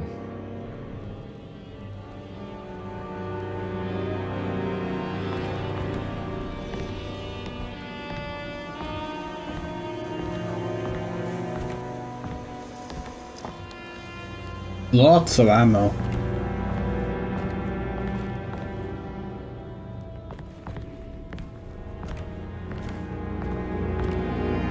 I'm gonna double check is looking at what we're looking for. Okay, some kind of like something you hang on the wall, maybe made out of like sticks or something, and a paper.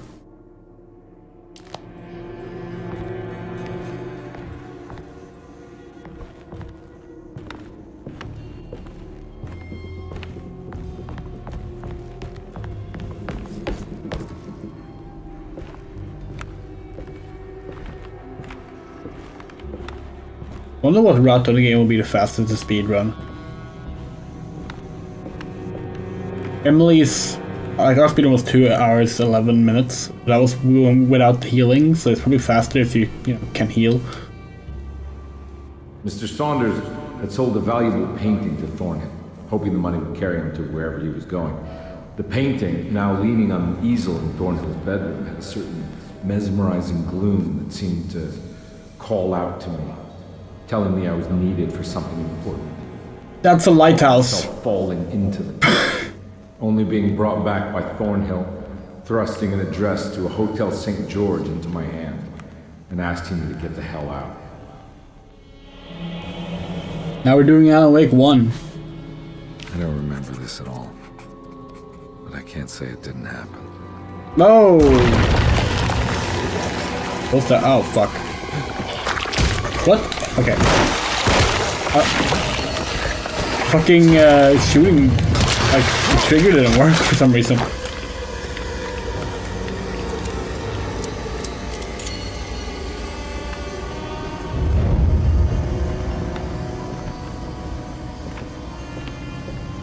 By the way, we had only missed one lanyap as Emily. We got it yesterday when we did our speedrun. It was in the cemetery. And it's one you can get with any character, actually.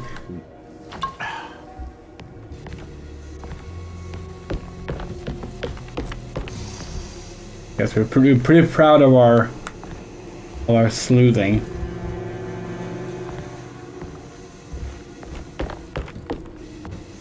This is with Edward. Provided we get these two, we haven't actually like needed to look up a guide or anything, and I only missed one on like our actual casual playthrough. This is sneaking section. Is it an actual sneaking section or can we just run? Oh, it's enemies.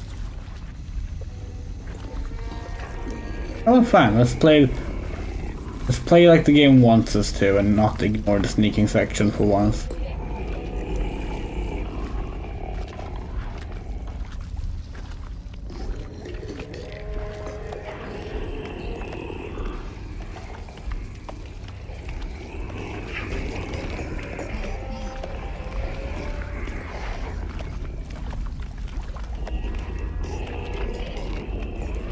So that does make it harder to explore.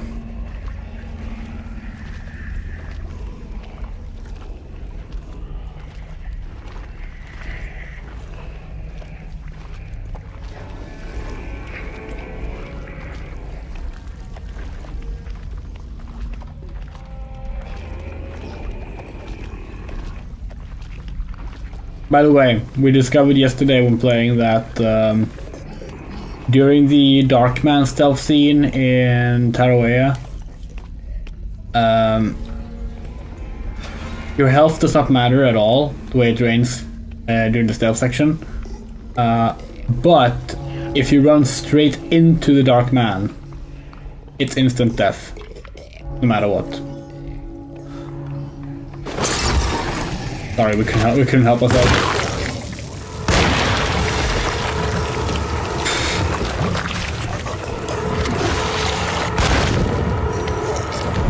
What's happening with the aim?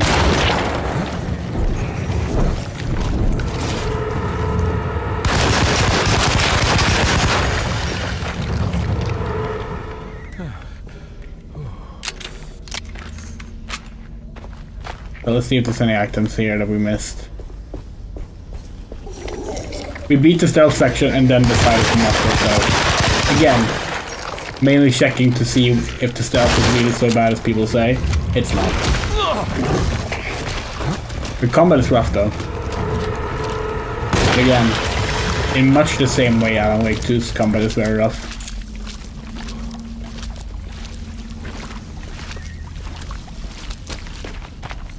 I do prefer this game though because it has the melee attacks at least.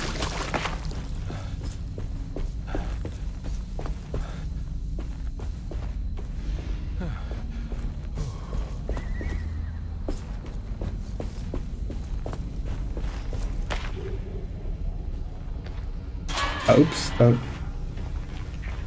opened the deal. There.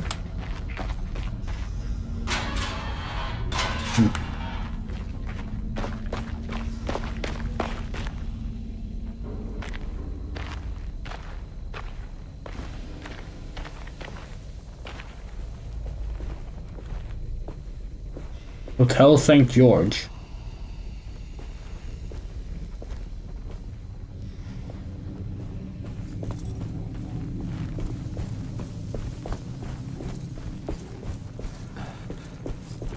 Yeah, we have completely forgotten that James McCarthy is John McCarthy.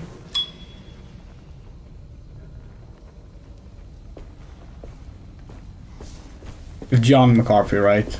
Not James McCaffrey, the actor that passed away a few months ago. The character from this game. We forgot that he's the lawyer in the first game, the Heartwood lawyer. It is cool how they repurposed characters in this game.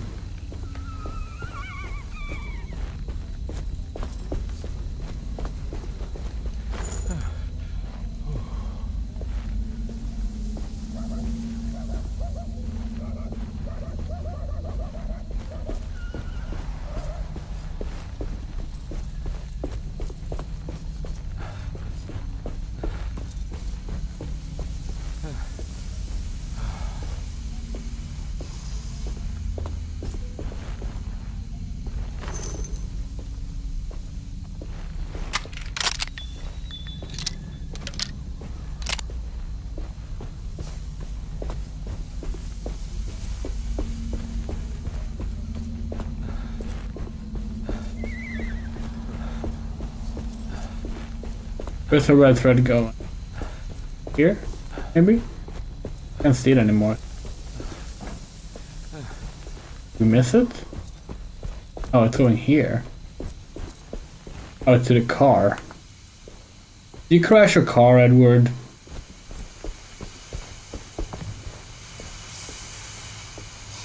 On my way to the hotel, the Morton gang caught up with me. I owed them money, a lot of it. I can't remember what for. Probably some dumb gambling debt growing in size for each payment missed. I punched one of them out, and I sent the others packing. It was a stupid move. They'd be back.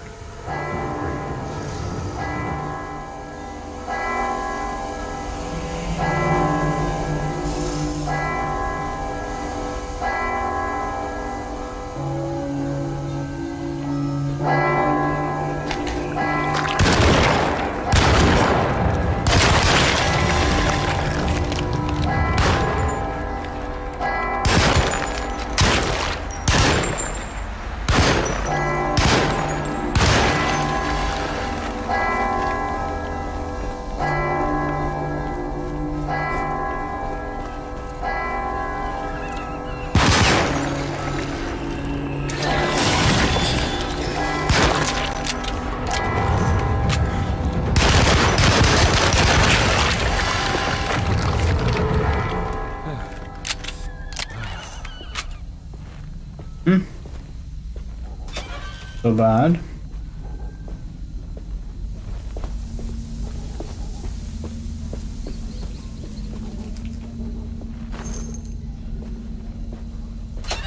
Hello, Emily.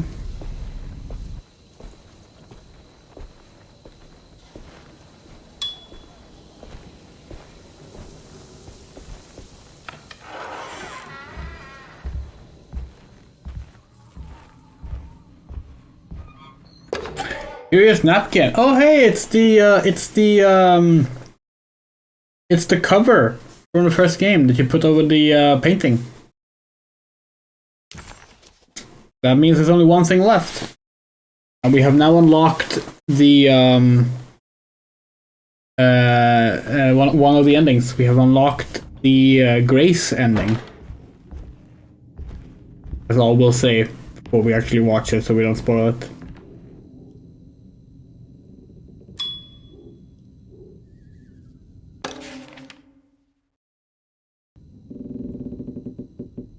Yeah, both Alone in the Dark games fucked us over with trophies.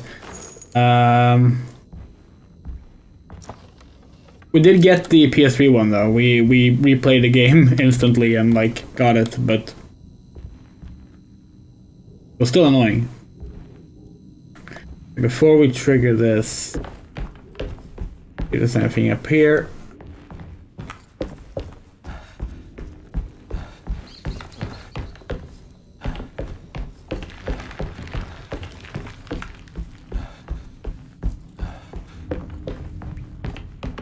The game has generally been good about like not being an asshole about the lanyard placements, but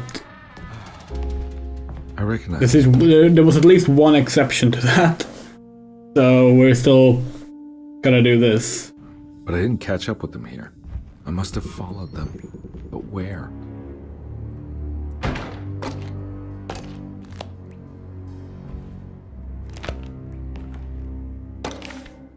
Okay, let's go down and trigger the memory.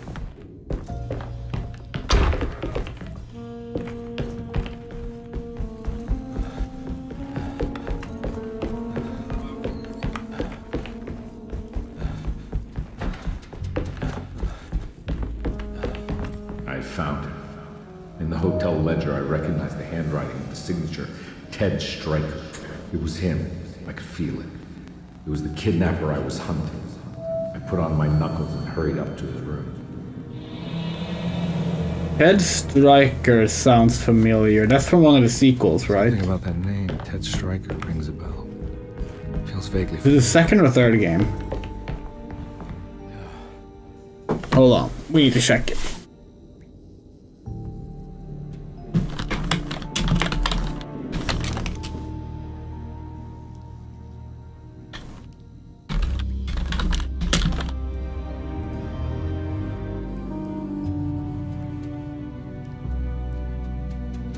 Alone in the Dark 2. Theodore Ted Stryker. Oh yeah, he's the dude that dies at the start of the game in the opening cutscene. Yeah. Oh yeah. Yeah. Okay, so we are literally like doing the Alone in the Dark 2 stuff now. This is definitely where the gray stuff is gonna be then.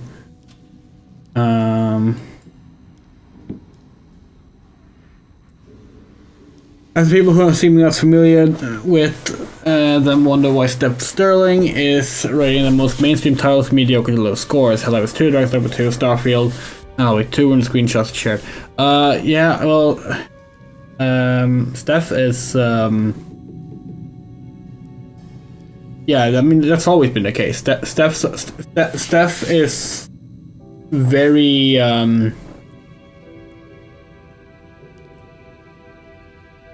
controversial with some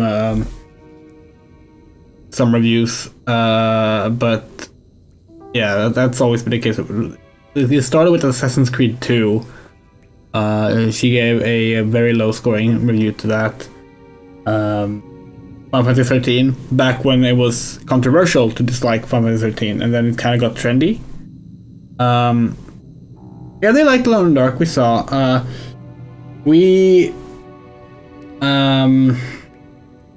As you might know, we're friends with Stephanie. Have been for like 15 years, almost 14 years. I think it was 2010. Yeah, no, we appreciate that they're always very good about having their own opinion, you know. even if we don't always agree with it, we most certainly did not agree with her take on Alan Wake 2 and Silent Hill: The Short Message in recent memory. But, you know, that's all well and good.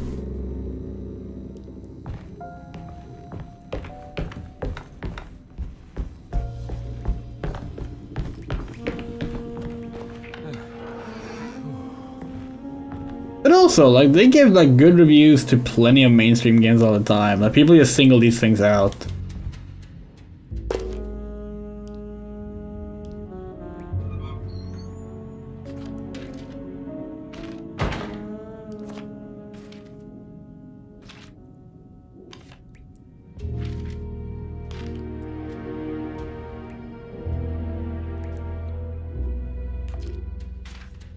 Hold on.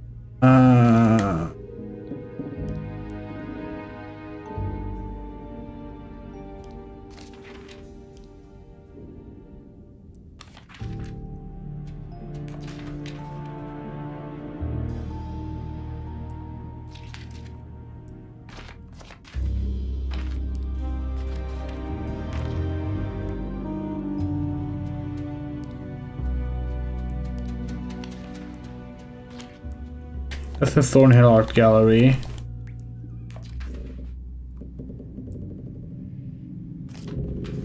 There. That's right, he was running away, ditching his old life and marriage in New Orleans to find something better in Tallahassee. And he took his daughter with him against the will of the mother. That's why she hired me. But I stopped him. I caught up with him at the Pearl River Bridge. We appreciate that the developers of this game remembers that Alone in the Dark 2 is a prequel, considering no one else does, especially fans that write about the series. Pearl River. This is where I caught up with them. This is what the Dark Man wanted me to revisit. But I'm still not seeing it. What am I forgetting?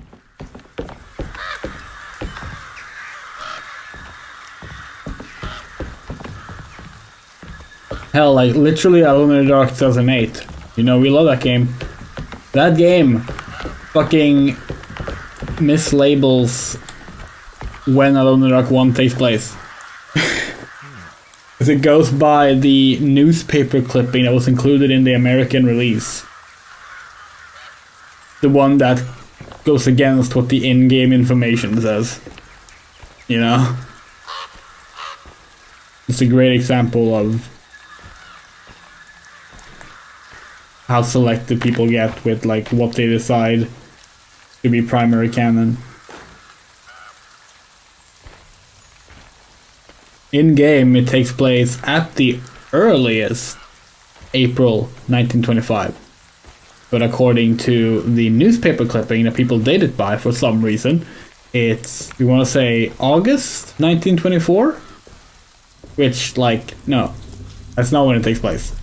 The game has dates in it.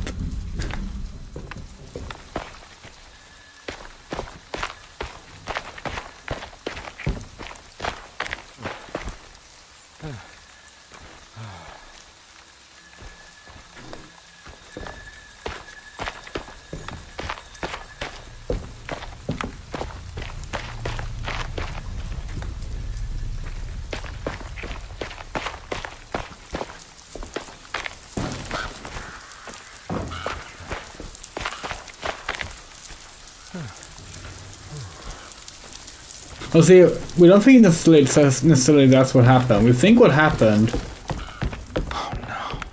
It was her all along. No! Okay, fine. As long as we can go back. Hi, Grace. This is a scene from the trailer we talked about yesterday. We haven't seen it in game yet. I can't believe I didn't recognize him. I looked a little different back then, I suppose. Was any of this real? How do you mean? This day, just... so much is happening. I can't... I think I've lost my head. Do you need me to apologize? I mean, I am sorry. I don't think I need to begin to explain. You're just a kid, Grace. I'm really sorry. I didn't mean for it to happen. Lies. More lies.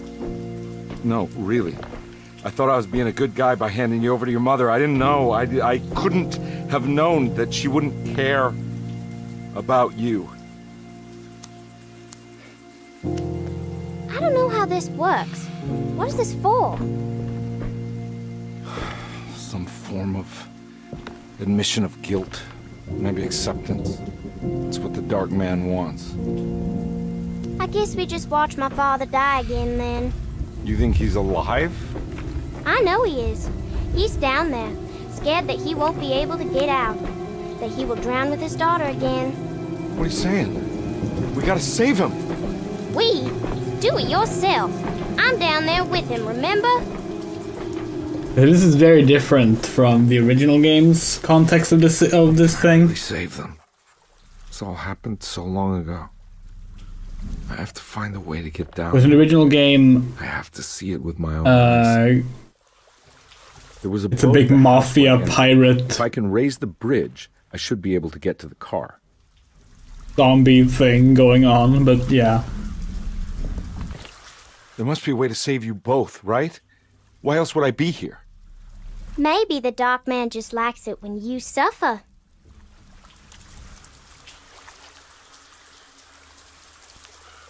Don't worry, kid. I'll think of something. I'm not holding my breath.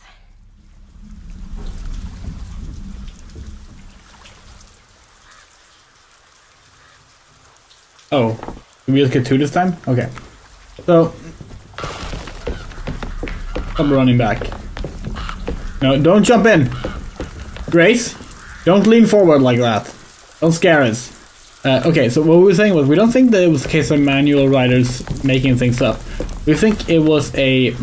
We think it was a very easy to make mistake given...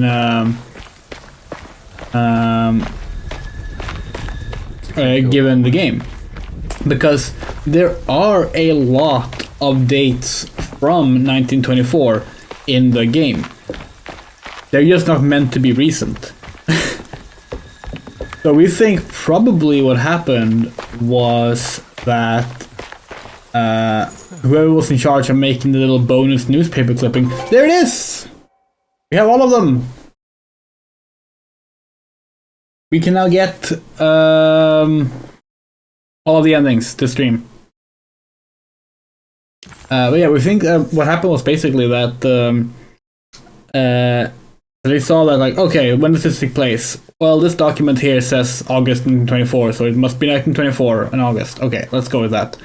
And they wrote it out.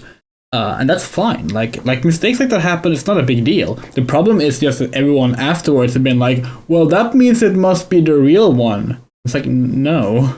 No. The literal in-game diary of Jeremy Hartwood has dates in it.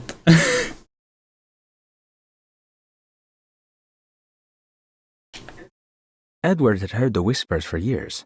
When he lived in Brooklyn, it was only on rare occasions, like when he as a child climbed that tall tree in Central Park, or when he almost drowned in the Hudson River, trying to save his despaired mother. The whispers became more common as he moved to New Orleans, but still rare enough to be ignored. Now as he walks the halls of Darceto, he knows what is calling him. He doesn't want to admit it, but the dark young in the conservatory is telling him to sacrifice the Cabris and corn. Did we listen to the one from All Over the Stage? Life is a stage play performed to no one, applauded by no one, and wanted by no one. A story already written, meant to play out in one way only. I wrote my book in order to explain that there might be more to life, that free will isn't truly free unless it moves against the expected. In retrospect, I think my ambition was hubristic. Jeremy had a much more humble suggestion. What if we all just went home?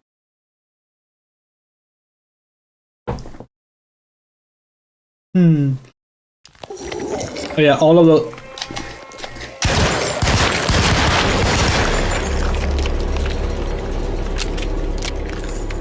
All of the items in that set are items from Alone in the Dark 1, by the way. Let's see. Emily said, I like when localization is so bad / non-existent, so the game gets a whole new story that they just made up on the spot. That's really happened today, yes. The last time we can remember that happening was Katamari Damacy. Why do we pronounce it like that? It's same name in English. We didn't need to go with the Damacy pronunciation. But that of course wasn't necessarily a case of bad localization or non-existent localization. It was more of a case of creative localization. Let's see. So a new game come out in the vein of Lethal Company and Phasmophobia called Content Warnings, but going into spooky horror locales and try to film spooky clips to get viral online. Oh, that's an interesting concept. It reminds us of Michigan. The game Michigan, which also is about it's also like a film camera-based horror game for the PS2. I want to say it's Michigan Road to Hell. I think that's the full name. Japanese game.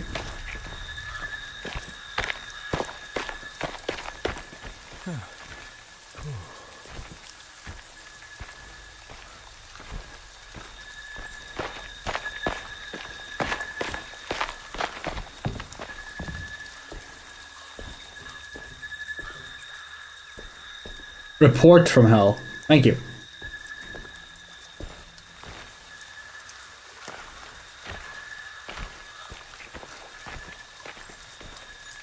It's a wild game, yeah. Maybe that'll be something we stream on Halloween this year or something.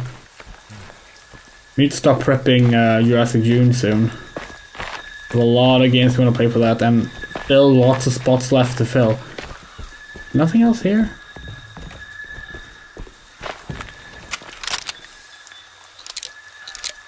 It's a Suda game, yeah. We tend to not be a fan of Suda, to be honest. But Suda does more horror stuff. We tend to be into it. We really like Project 04 as well.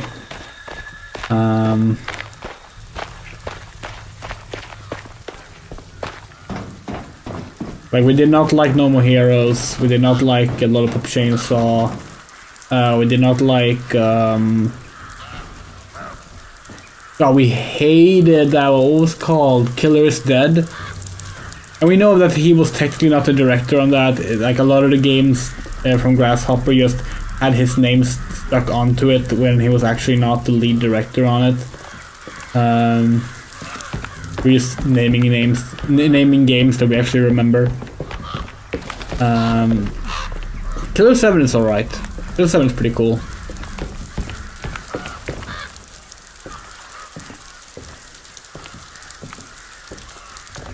Killer is Dead is like one of those. That's one of those games we genuinely don't know if we would be able to even stream, just because they're so unpleasant to play. And we played through Duke Nukem Forever on stream, you know.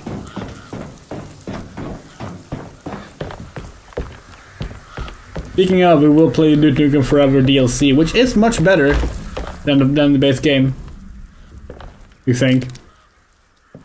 That's what we remember, at least. Maybe we're wrong. This must be where the bridge is operated. Ugh, Shadows of the Damned. That's another one we don't like. Yeah, that's getting a remaster.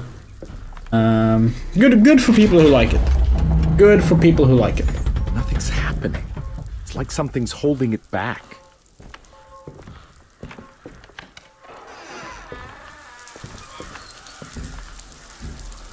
Fucking Alone in the Dark games. They all need to have glitchy shit. Okay. You're not setting a high bar at DNF comparison? No, but we like. It's not. It's yeah. No, it's not a high bar. We're not saying it's a great game. We're just saying that like they were able to take.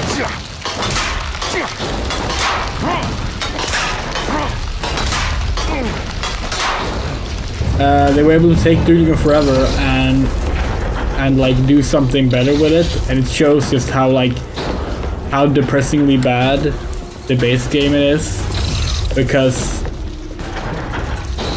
the team that had much less time to make something else did something better than the team that had far too much time, you know? And that is a simplistic way to look at it. We know it's not that simple. We literally did a history lesson on Duty Nukem Forever in the stream after all. We did get some things wrong in that actually, that we will be tackling when we get back to the game. Got a few details wrong that we have since been corrected on. We're supposed to jump down? What are we doing?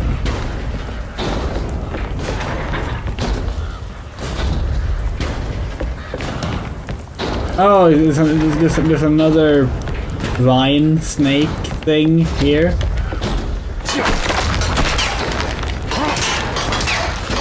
This one isn't flickering at least. Oh, that's gross though.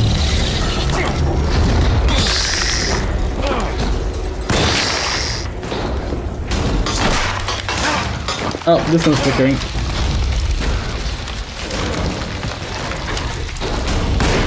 We love this game. We really love this game. But we do hope that Pisces put out some kind of patch to fix some things with it. They already have. Like, this game has been patched a few times. Twice, we think, since the game out. But, yeah, it's got some problems. It's got some problems.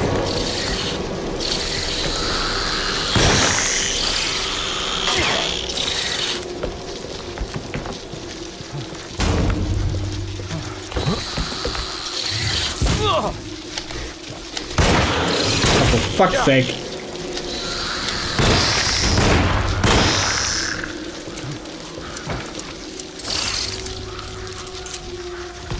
That's not exactly what we did in that stream. We started the Duty Nukem Forever stream because we remember thinking it was better than its reputation, and we wanted to see if that was true. And like, we maintain that in terms of like it's not a game worthy of like worst games ever list still, even if it is a really bad game, and it is a really bad game. But yeah, it is worse than we remembered though. That was true. Although, you know what? We stand by the driving sections being fucking good. Those driving sections were fun. No idea how they managed to get those right, and basically nothing else gameplay wise. Where's the last enemy? There. Come on.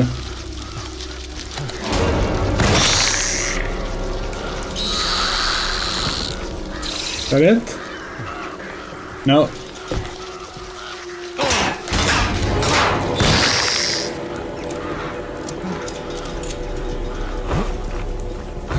This is a clear out the enemy thing, right? We're not missing something. Yeah, Duty Nukem Forever. And we also started this game because we wanted specifically to do like a little bit of a history thing, talking about the earlier builds that had come out since then, and like trying to explain how the game ended up the way it did. And we're happy with those streams. Like, as not fun as the game itself was to play for the most part, we enjoyed doing those streams. We're glad we did those streams. What are we supposed to do now?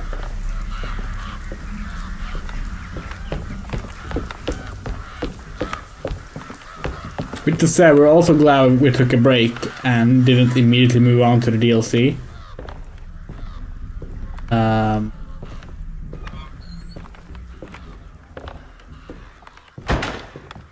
Yeah. We're so confused. Like, what are we supposed to do? Oh. Okay. That was not the most obvious placement of a ladder, but okay. Grace is gone.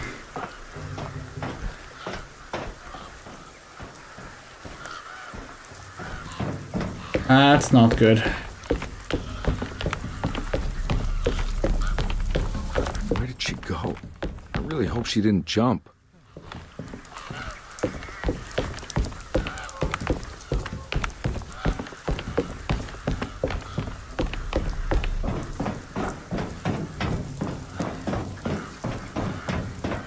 We really dig this idea that they've taken Lone Dark 2 and turned it into a job that can't be failed.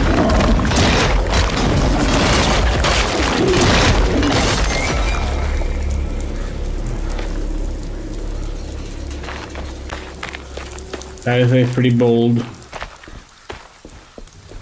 thing to do.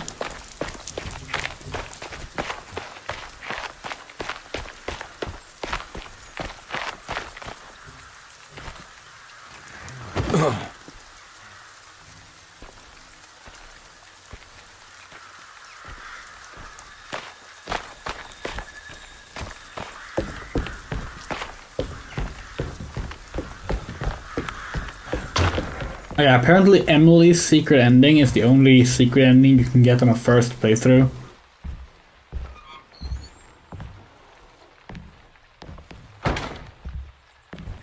Well, sort of.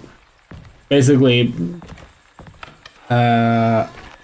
can get all the items before the trigger point for Emily's secret ending.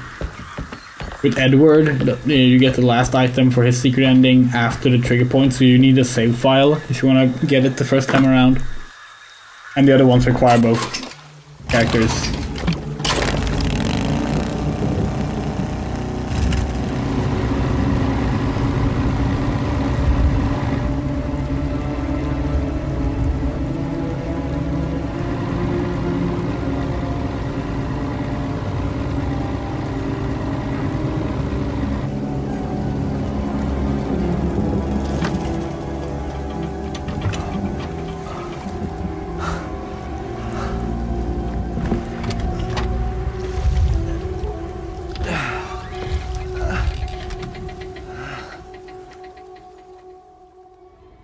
We're about to... Oh.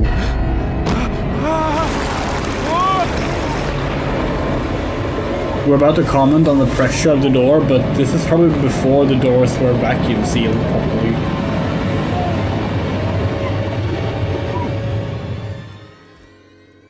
It's vacuum sealed in the right term, but you know what I mean. My God, Carnby. Are you okay? Don't leave me alone. What the hell have you been doing? What's going on here? Look at this mess! I'm sorry, Mrs. Thompson. Don't make me kick you out of this house. Now get out!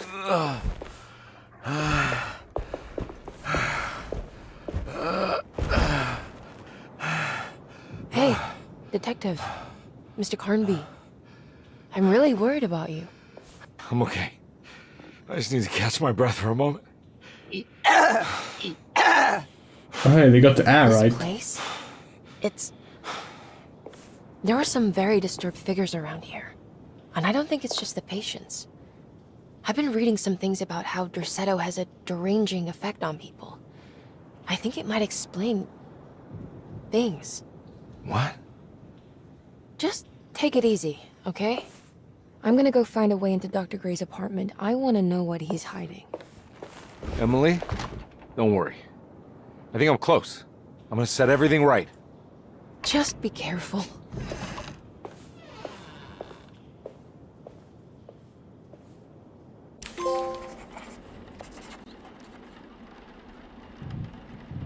Carnby had run their car off the bridge. He pulled Grace out of the sinking car, but left her father to drown. He could have saved him. There was time. He just chose not to. Instead, he took Grace back to New Orleans and collected his paycheck. Yeah, so here in the objectives, you can actually see the Three Whispers and Grace Without Horns. That's two secret endings. We will not be getting right now because we are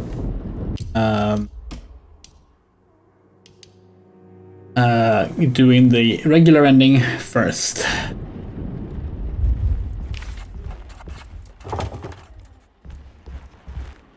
In fact, I don't think we can do the Three Whispers one because we think we need to have access to the wishing tree for that, and we think we've been locked out of it now. But you know. I'm not going in there. She's clearly had enough of me.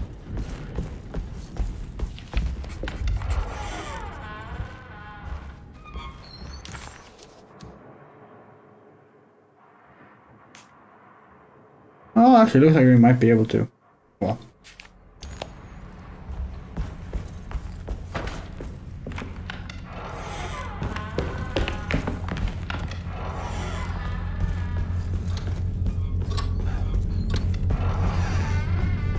Alright, you know what time it is.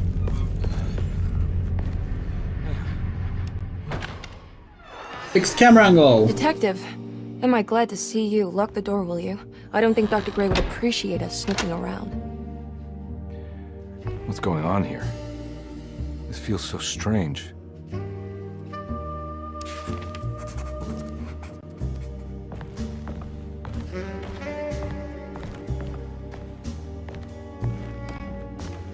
Have you found anything? What? Yeah, I've seen some things. Okay. Let me know if there is anything you want to talk about.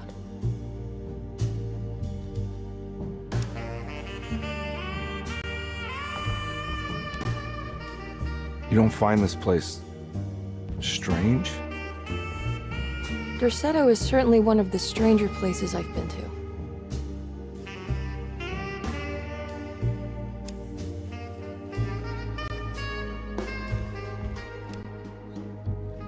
This room feels too real, hyper real, more than anything I've ever experienced.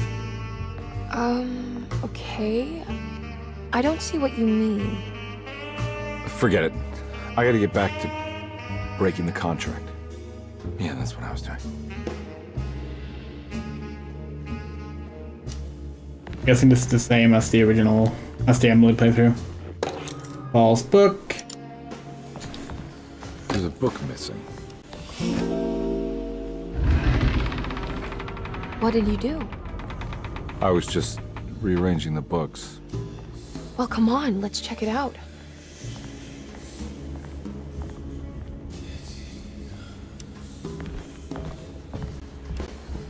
I think I'm beginning to understand. Dr. Gray is dealing with some kind of mass delusion.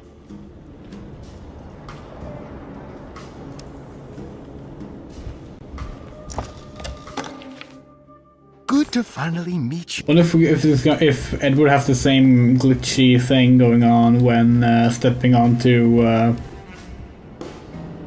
the talisman drawing later? Derceto seems to have a deranging effect on people living close by. It has a history of creating cults devoted to some nature goddess. Even the name Derceto refers to the cult existing here before the Civil War. Derceto was the name of an ancient fertility goddess worshipped in Syria. Dr. Gray and his friends, however, seem to prefer the black goat of the woods with 1,000 young, or Shub-Nigroth. And that name can only have come from my uncle's twisted mind.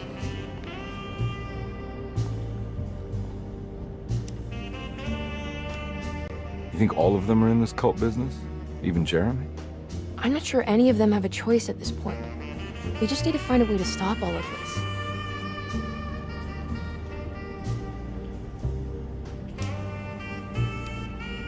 I've been so busy trying to free your uncle from the promise he made to the Dark Man. I guess I kind of just let everything else go. Don't worry, Detective. I feel like we're close. I'm sure Jeremy will turn up. If he is part of the cult, he wouldn't want to miss the Feast of St. John. I just need enough information to make him see the truth. I hope you're right, but I doubt he'll show up. Not as long as the Dark Man's got him hiding. Okay. Still not a fan of the lack of tank controls though. It really makes navigating these things a pain.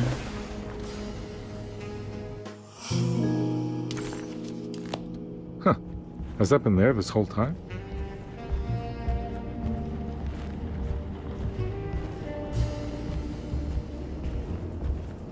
That mark on the floor looks like talisman positions, but from which direction should I look at? This is the room, by the way, where Emily's secret ending is figured.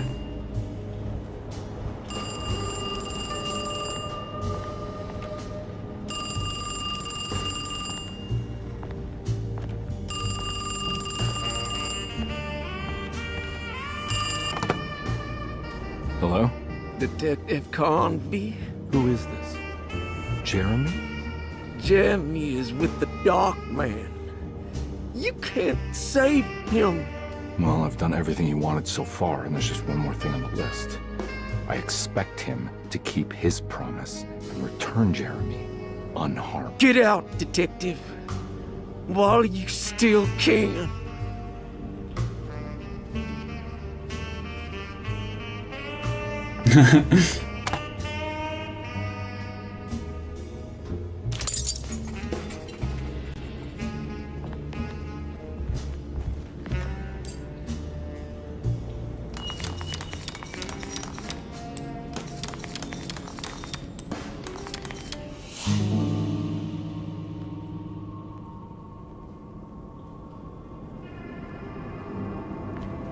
Okay, let's see if Edward also freezes up the game. You okay? You look a little frazzled. Just stupid telephone. I know. I tried calling the police earlier. The telephone is completely dead. It's not... Yeah, no, the telephone isn't working. Okay, it goes. Oh, he does it too. Ah. Miss Hartwood, I think you're gonna want to see this. Is there something in the closet? Yeah, there is. You don't see the very obvious gate leading to whatever Jeremy's madness is serving up next? I don't understand. Are you making some kind of fashion metaphor?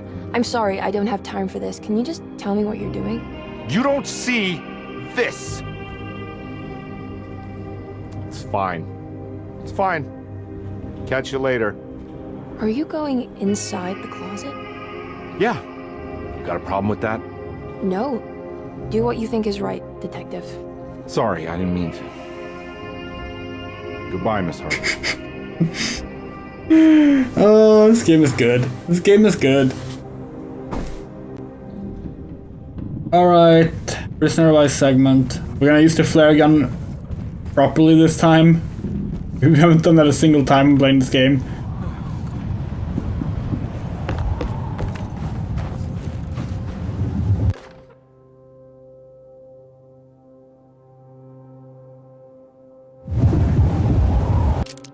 Yeah, so the idea is to like do this.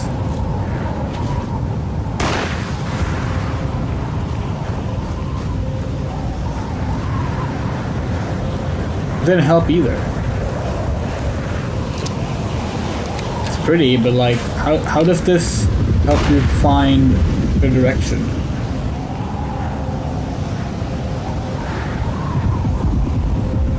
Easier to just run through the storm.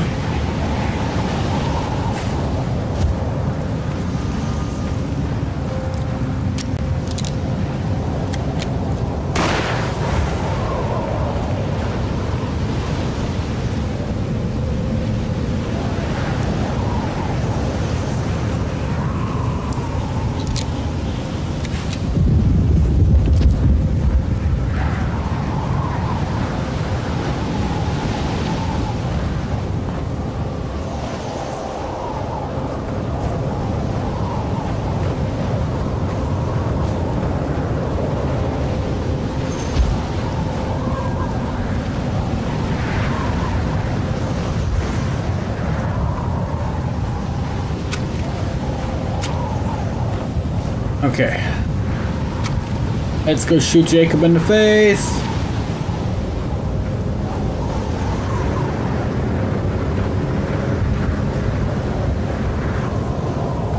Funnily enough, this boss fight was tougher for us on 1 HP than the final boss was.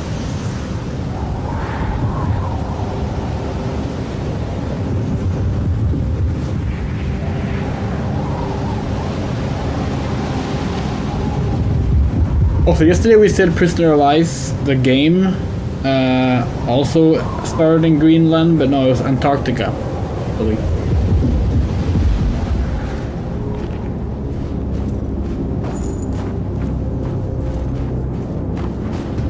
Hey, you! What are you doing here? What is this place? Turn back, detective.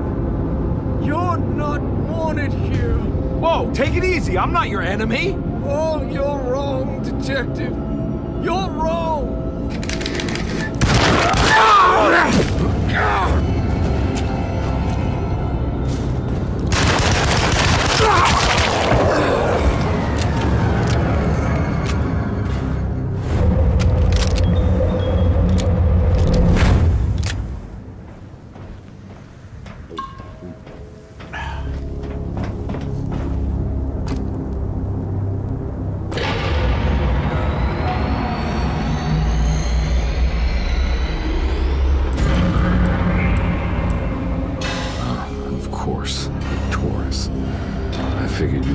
Stars aligned, Jeremy.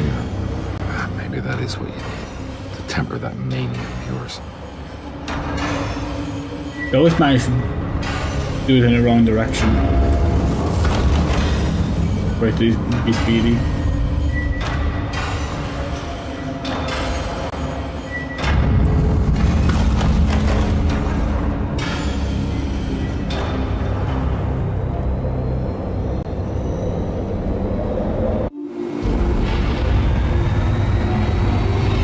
This feels like an Atlantis puzzle, actually.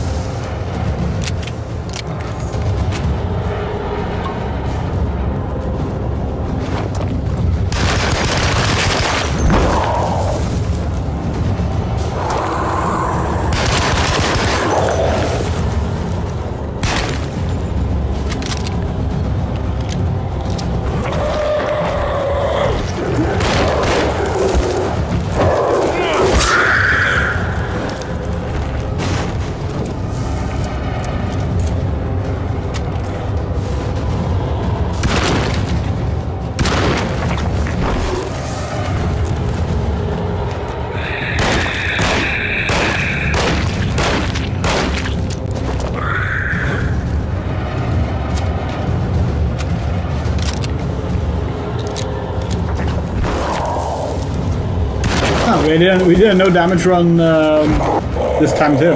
Nice.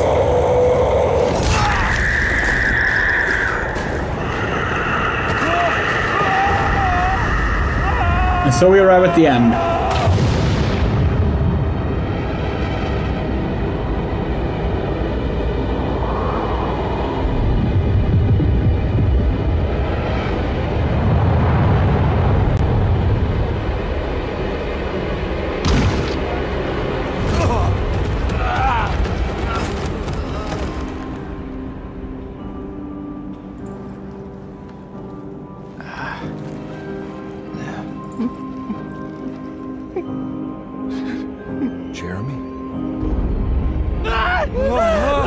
I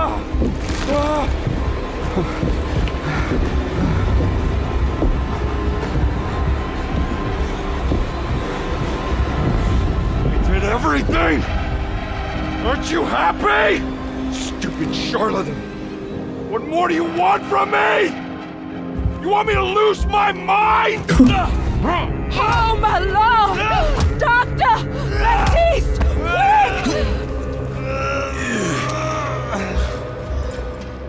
Jesus. What are you thinking, Carnby?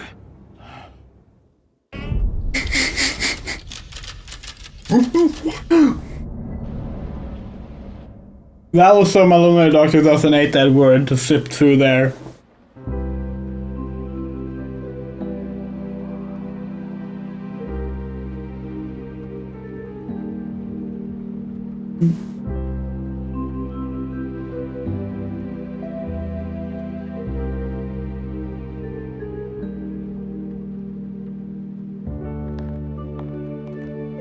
Hi, Grace. You awake? You are awake. Mr. Carnby's up. Hey, buddy. I thought you'd be knocked out for the rest of the night. Come on out and join us, will you? I'll save you some gumbo. Good to have you back. You gave us all a good scare. What happened? You had a psychological breakdown. Sorry for manhandling you, but you're being violent. You stabbed Jeremy and then punched Dr. Gray. Are they okay? Jeremy's a little strange, but everything's back to normal. Really? All thanks to you, Carnby. You want to try standing up?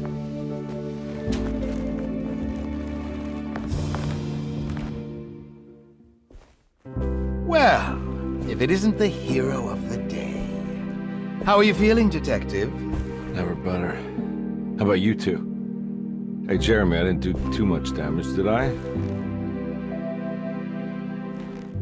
Things are fine. Very quiet. What's up with him? Painkillers? No. You see, despite you having the finesse of a one-eyed butcher, you managed to lobotomize dear Jeremy. I did what? It's actually quite impressive. It's not like I hadn't considered it myself. I just wish Jeremy could have been helped without reducing his personality to that of an oyster. But he's gonna live. Of course. As long as someone keeps feeding him, he'll outlive the best of us.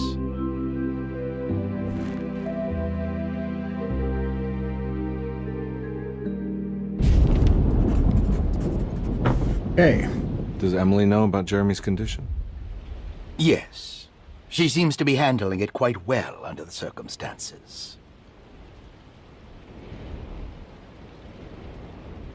Does she still want to take Jeremy away from Derceto? I will have to insist that you do. This is not that kind of institution. Jeremy, hang on for a little longer, okay? We'll be going back to New Orleans soon. Oh, good. I do so miss the city lights. Whew, okay. Hi, Ruth. Hey, Ruth. Glad to see you made it back to Derceto. You too, Detective. Make sure to stay for the festivities. It's no Mardi Gras, but it ain't bad.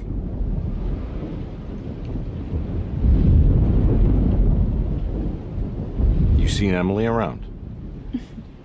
I saw her packing some things into that old jalopy you arrived in about an hour ago. I'm sure she hasn't given up on you yet.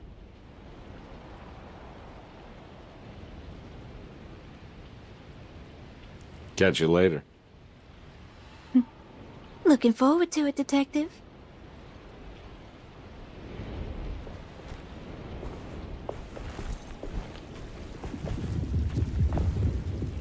Good to see you back on your feet, Detective. Have some gumbo. Thanks. I'll save it for later.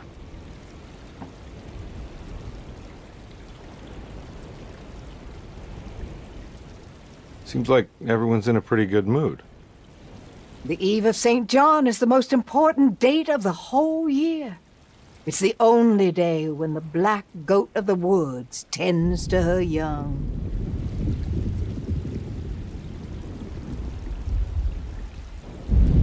I'm gonna go look for Emily. Don't worry about her. She wouldn't leave without you, would she?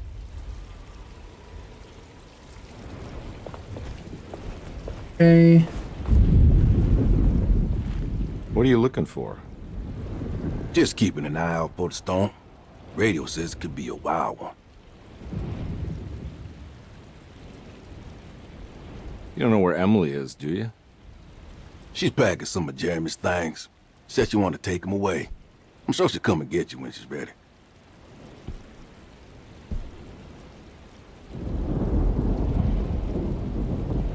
I should probably get a move on then. See you around, compare.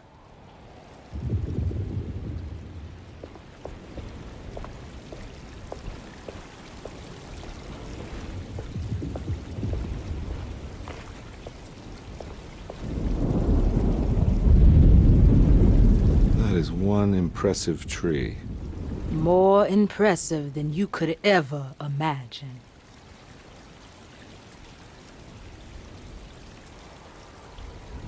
So how does this all work? You dance around chanting? For the ritual, I mean? Stay and find out, Detective. It might just do you good.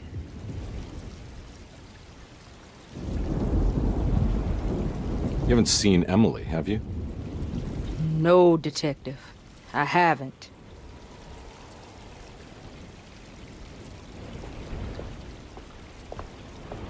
All right, tell me, what the hell's about to happen here? Every year we have a little turn the page ceremony by the tree. It's symbolical. It's like life has its cycles of grief and happiness. You know? Just like a tree facing the seasons. Things change, but remain the same.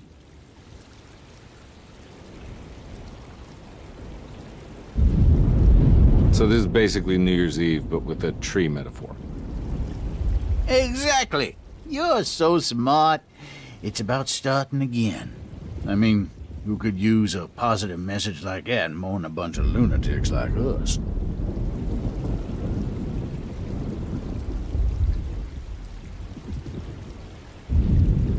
I get the feeling some of you think this year is going to be special. Any idea why? Well, we got some new words, thanks to your buddy Jeremy, and some other changes to the program. Let's just say we're all in this year. Kiryu won't ever be added to Tekken. Purely because RGG Studio don't want Kiryu to hit women. Goes against his character. Okay. But save up with this. Should be fine. It's sick. You don't want to accidentally figure the wrong ending here. Hey, kid. What are you up to? Preparing for the ceremony. I don't want to disappoint Mother.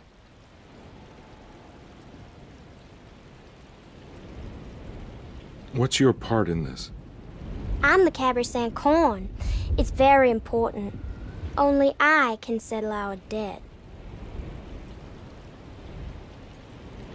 Yeah, we know that's an inconsistent thing, Emily, but that's like the official reason they're given. They will not add Kiryu because they don't want him beating a bunch of women, apparently. You know, I had my doubts, but you are in the right place, Grace. I think you might be right. For once. Anyway, we're of the opinion that Kiryu should not be added to Tekken. If Kiryu should be added to anything, it should be a new Virtua Fighter. Yeah, okay, so here's the thing. Now we could interact with Grace and give her a present. That would trigger the Emily ending. Sorry, the Grace ending. Which we will not be doing right now. But we will later.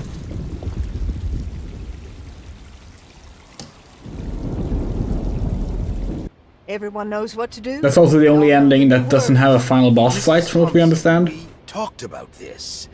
I'm not sure everyone is comfortable. Doctor, I insist. This is important. We've waited for so long, Doctor.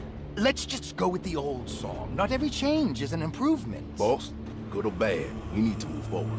All in, Doc. Let's bet it all. But we don't know what we're dealing with. It'll be okay. It's a Kamuro choice to beat him up. That's like Yakuza, like a Dragon itself, is a beat him up. So like, it's like saying, well, he's already in a fighting game. He's in Yakuza. Hell, there are praises in abundance to the black goat of the woods. Hear us, brother. Take pity on us. Take pity on us. Ever there praises and abundance to the black goat of the woods. Hear us, mother, and take pity on us. Take pity on us. Ever there praises and abundance to the black goat of the woods. Hear us, mother, and take pity on us.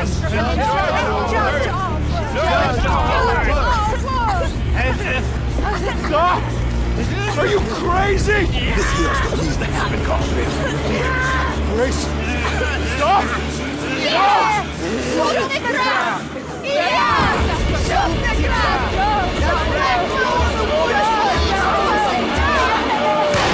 Stop in the ground!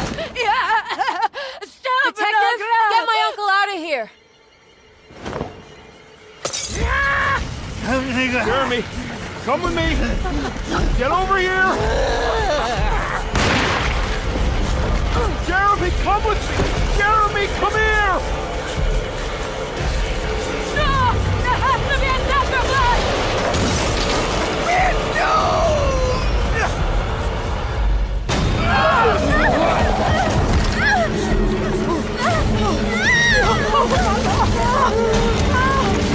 Jeremy!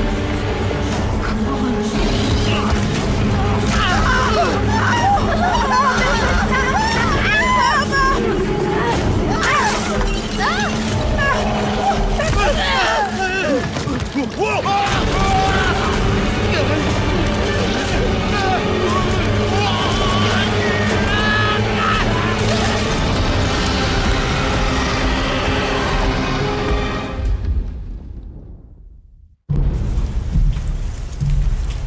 So like, we don't know words wise, it's a silly distinction, but like, leave Derceto. I have to stop it. the way like the genre has been defined, and this has been the case for like 30 years, so it feels silly to try and redefine it now.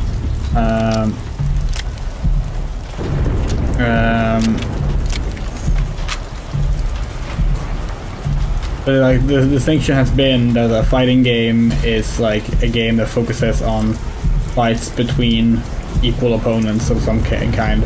A beat 'em up is a level-based or some kind of like progress movement-wise based player versus several enemies style thing.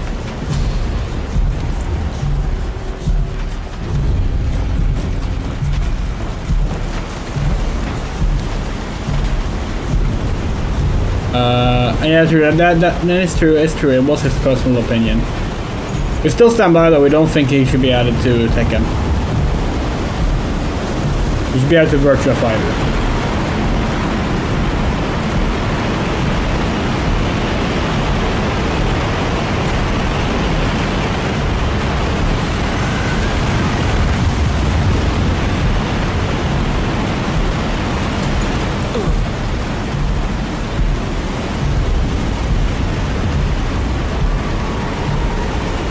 You're clashing with a lot of people with what you call RPGs. Yes, but with RPGs, we are defaulting to a definition that was established and held throughout the 80s and 90s.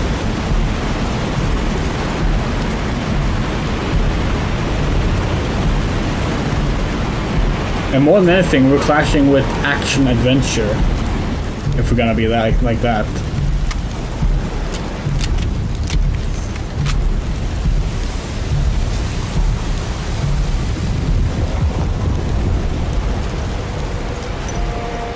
Because action-adventure is literally a completely baseless genre that's only used to define games people don't want to define in other genres.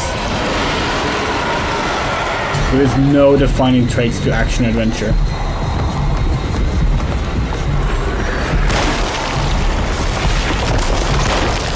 This game is an action-adventure game.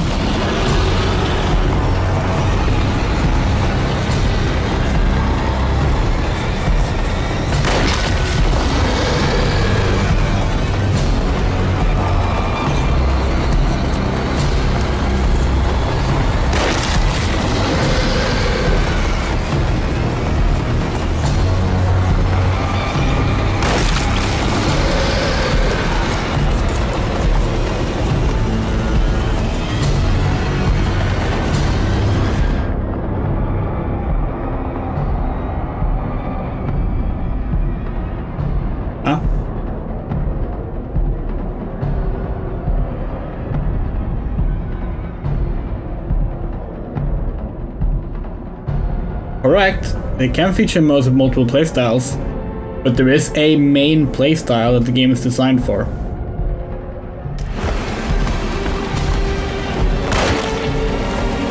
But yeah, feel free to have your definition if you want. No one's gonna respond to it, but we know what that's like.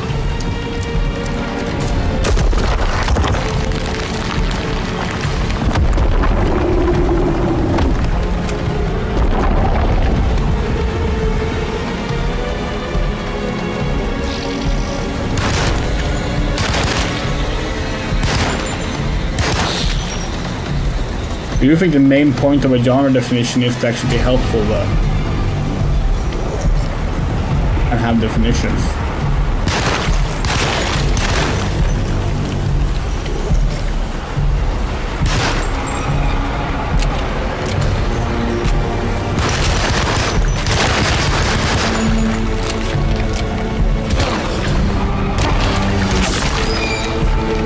Yeah, which is why we oppose the action-adventure genre as a concept.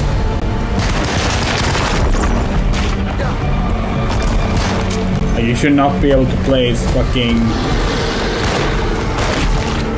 any game with combat and movement into a single genre. That's ridiculous. That's why we oppose the action-adventure genre.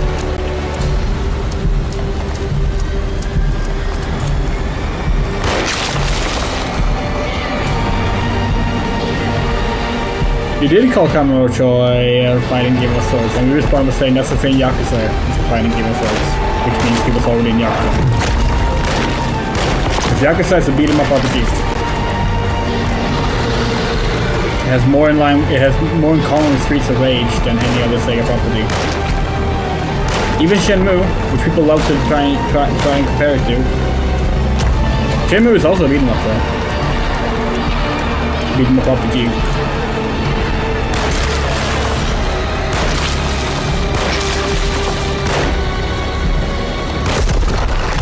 And it's also a game people are trying to find as an action-adventure.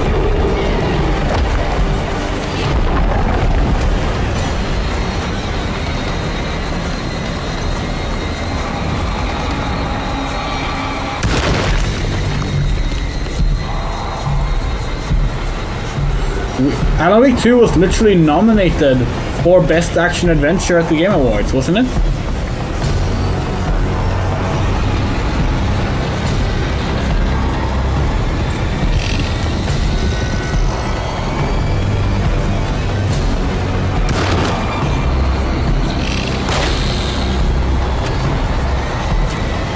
In Shenmue, you have the whole thing where like the combat system is a beat 'em up, but the input system is based on Virtua Fighter.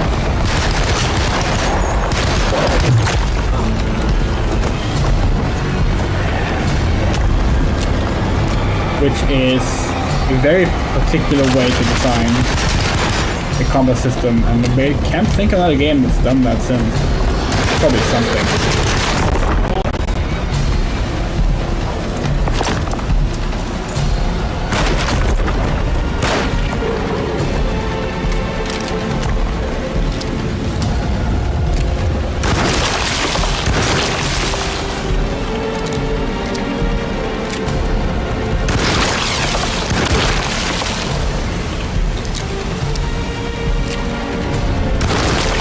The movie is good and weird. Shame they never made a third one.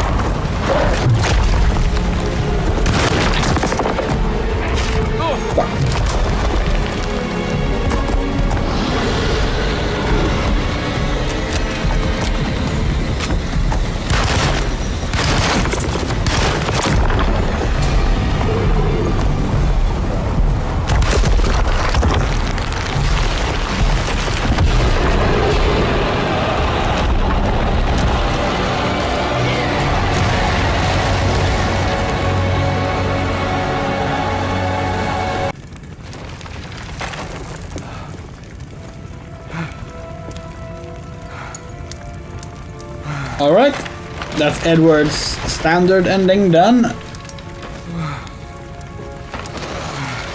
No, what they should do is leave it be and never touch it again. What the hell was that? I tried to tell you. There was so much evidence. Their devotion to the black goat was like nothing I've ever seen before. I felt so dumb believing any of it, but I'm glad I did. Are you okay? Everything is out of order. This isn't the way the story goes.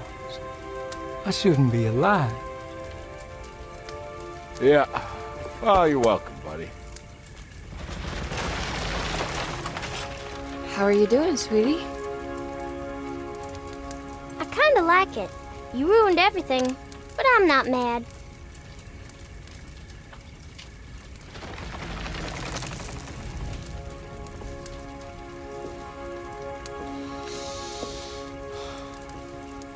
All right, you ready to head back to New Orleans?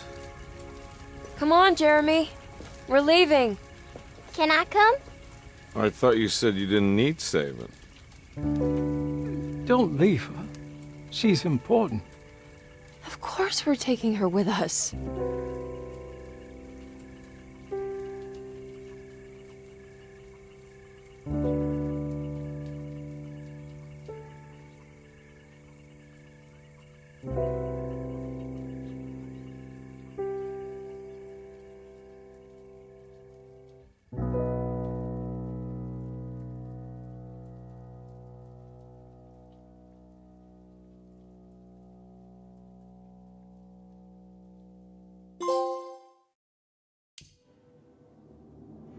Case closed. Which trophy is that?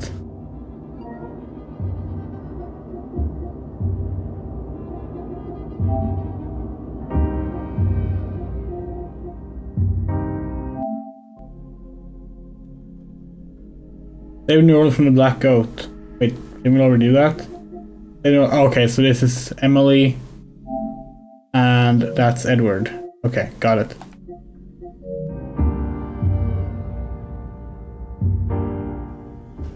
Alright, time for the secret endings then. Let's start with Edward, since we already have that one going. Actually no, that was gonna take the longest, so let's not start with Edward. Let's start with Emily.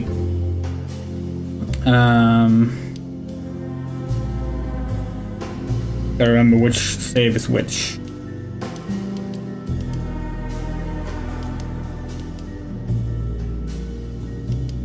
This one?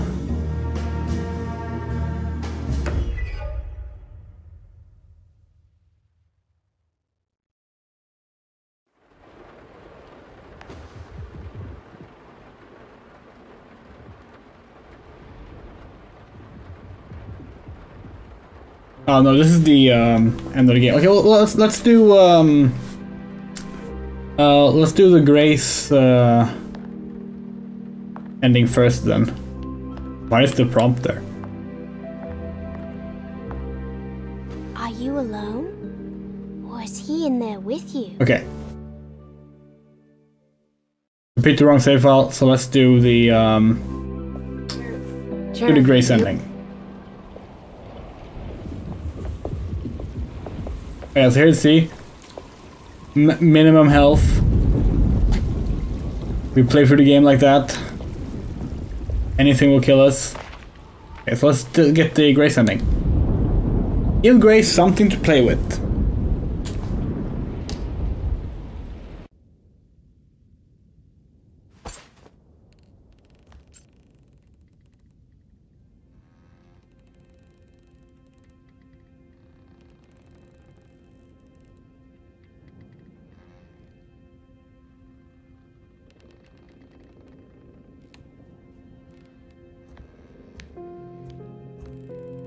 We're kind of hoping this will magically give us the don't drink from the flask trophy this time.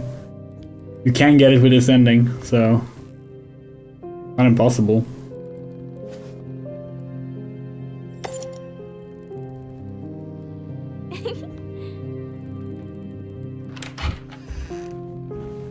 Hey, kid. What are you up to? Nothing much. Yeah? Anything I'm gonna have to pay for? You're bored, aren't you? Yeah, I can tell. You want to see if we can tear your mother away from the play? Can you believe they're still going? It's been hours. You forgot this. Well, I just didn't want you to think we had abandoned you in there. Can we go home? Yes, please. Can we? What? You guys didn't like the play? It was alright. A little difficult to follow. Oh, I agree. Let's just say there were moments where it left me alone in the dark. Oh, God. That's the name of the play. Whoa, what do you know?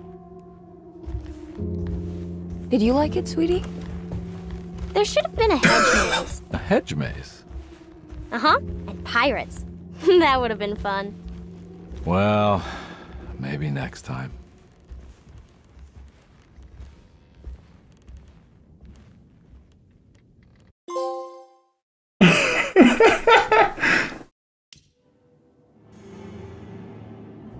Okay, so the secret Grace ending is that they all watched a play, and they're actually like mom, dad, and kid.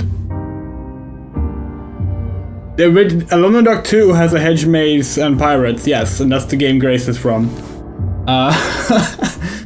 Okay, that's cute. But that was not the save file we were hoping to go with. Hold on, do we not have it?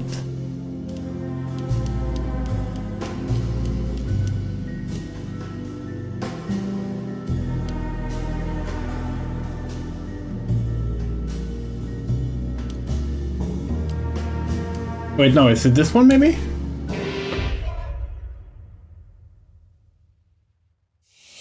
Ah, here it is.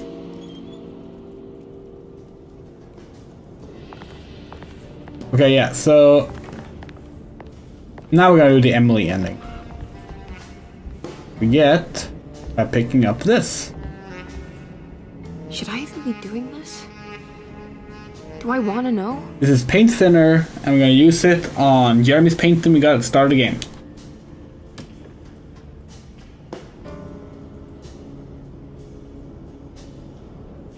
Jesus Christ, why would you paint this, Jeremy? What on earth possessed you?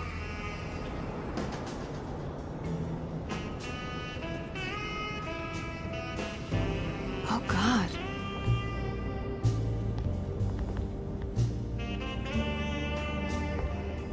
We got a better look at it now. Maybe we get it in the actual ending. Okay, now we gotta keep going the usual way. No, we didn't want to talk to Carnby. Found anything? Oh, Dr. Gray's in so deep, I knew it. He's as mad as his patients. I mean, look at this. She who can till the soil of this sick world and begin again, the black goat of the woods with 1,000 young. Absolute insanity.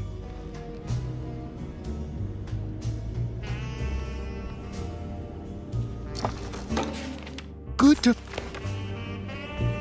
This has something to do with the numbers for the talisman.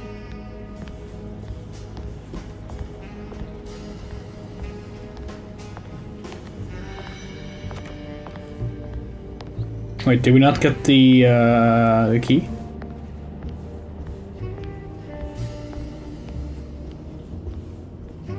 Wait, hold on.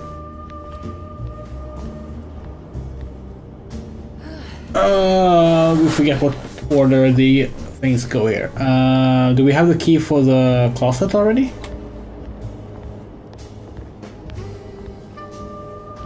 We do. Okay. Oh, what's that? The snake dagger. Oh yeah, we are. Snake dagger.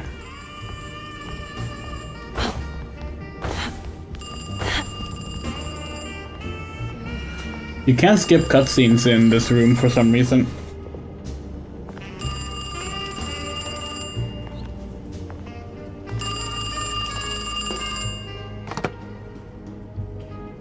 Hello? Who's there? Jeremy? Jeremy is with the Dark Man. You can't save him. Jeremy is with the Dark Man? Where? Who is he? What is the Dark Man? The Heartwood Curse. He will come for you too.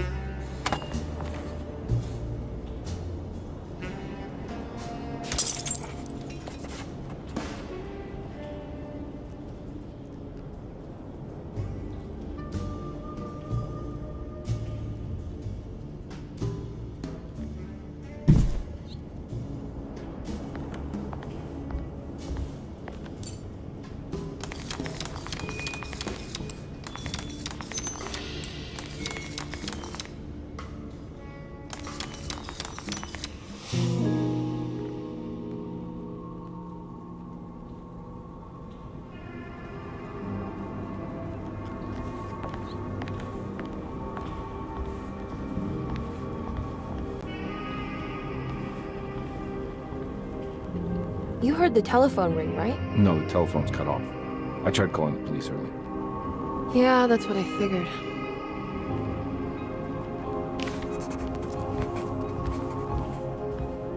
Every single time. Reese is up there. Hey, Mr. Carnby? What? Nothing, right? It's a closet? That's right, Detective. I'll see you later. I have to finish this. You're going inside the closet? I know what it looks like, but I can't explain it, much less justify it.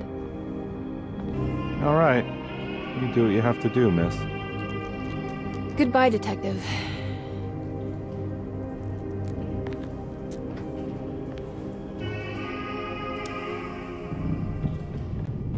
Okay, we have to say, as much as we like this game, we do wish there were more differences between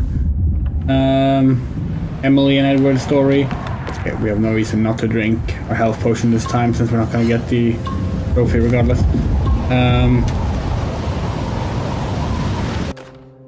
The small differences are cute, but we kind of wish there was more than just one dreamscape that was unique.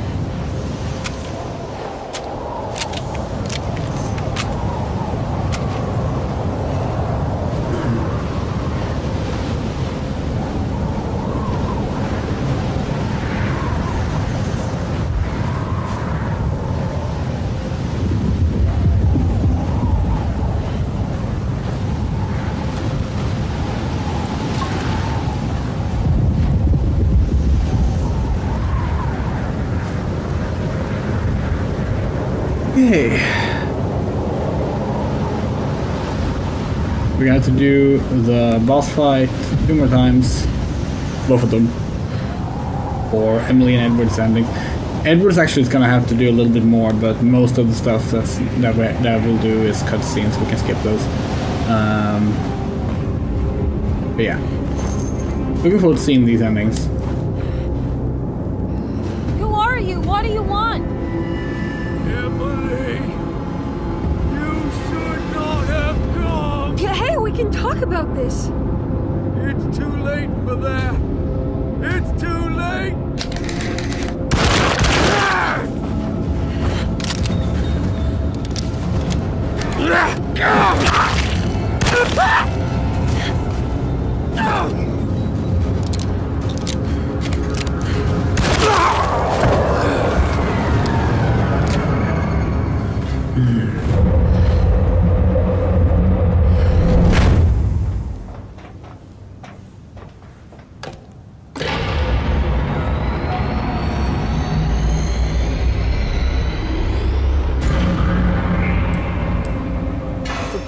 one is gonna be in the middle of your existence, Jeremy.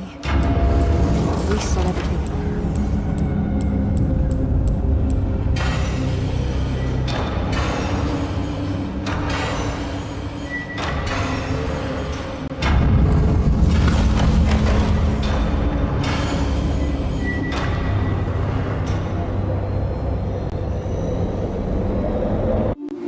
Oh hey, the camera didn't bug out this time.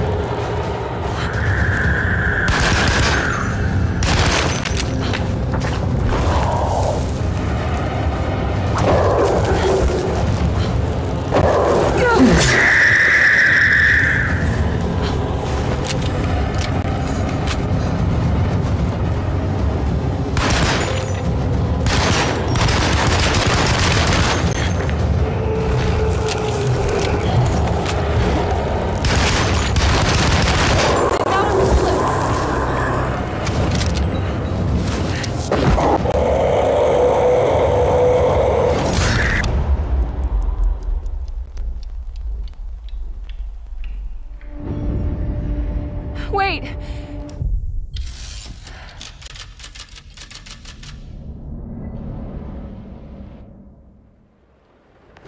Okay.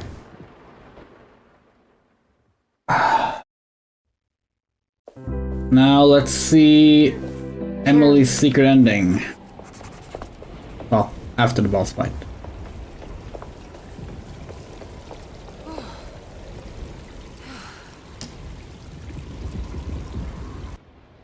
Everyone knows what to do? Y'all know the new words. Mrs. Thompson, we...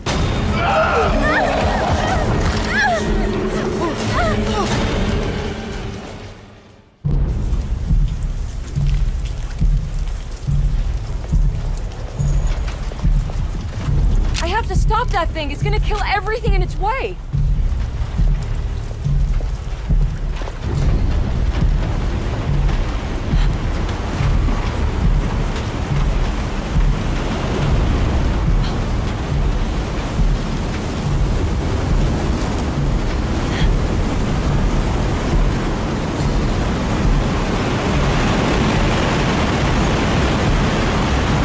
By what he say, Grace is wrong.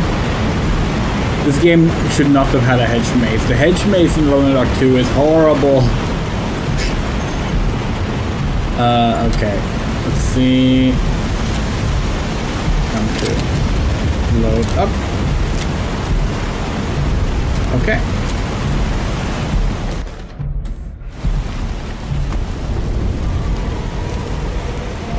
It should have had pirates, yeah. Alone in the Dark 1 and 2 had pirates, and this game didn't have any pirates. 3 is a pirate in the original game, yeah.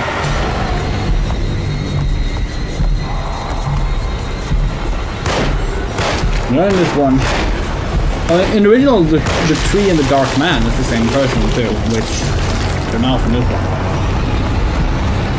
One shouldn't get off and run his Nyarlathotep.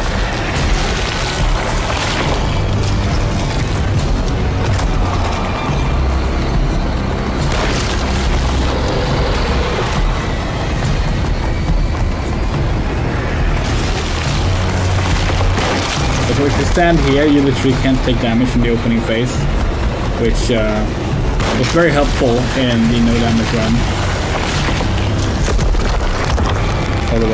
Although you do end up getting this fun little camera thing. Mob time. This part is the worst. Also interesting, this boss fight doesn't have a health bar, but Jacob does.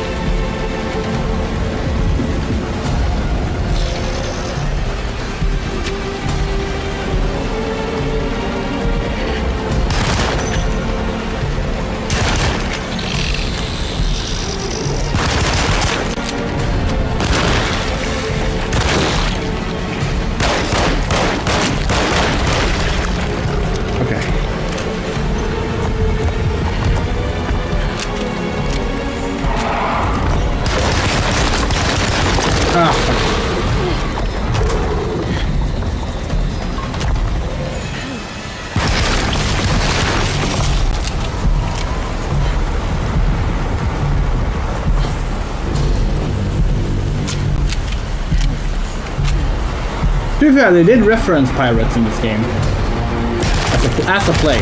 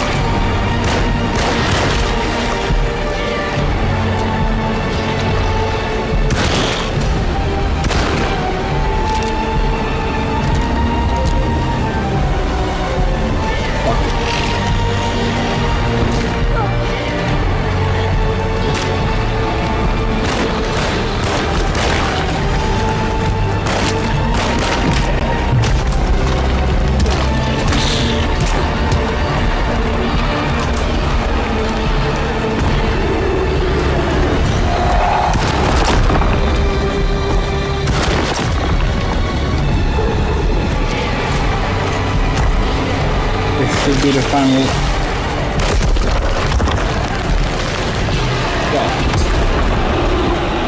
Okay.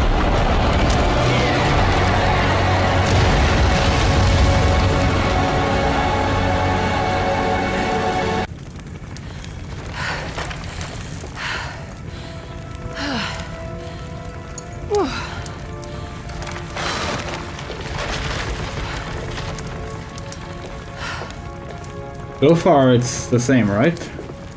Emily, are you alright?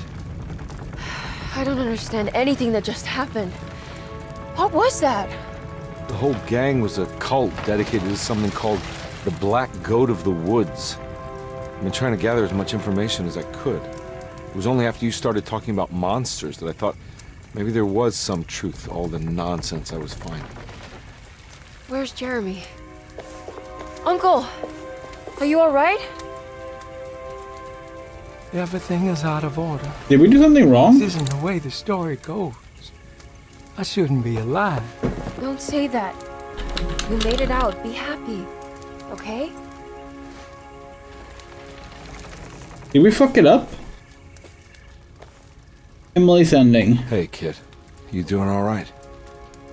It wasn't what I expected, but you can't always get what you want.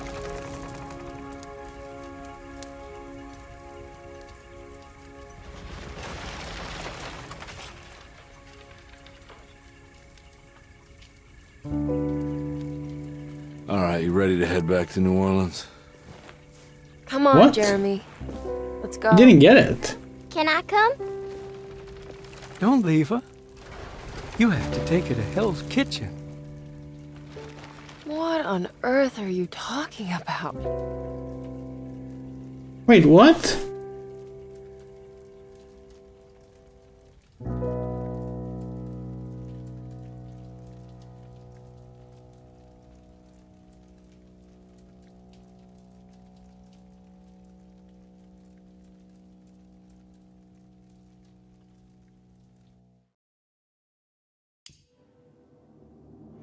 What? What did we do wrong? We didn't get anything, right?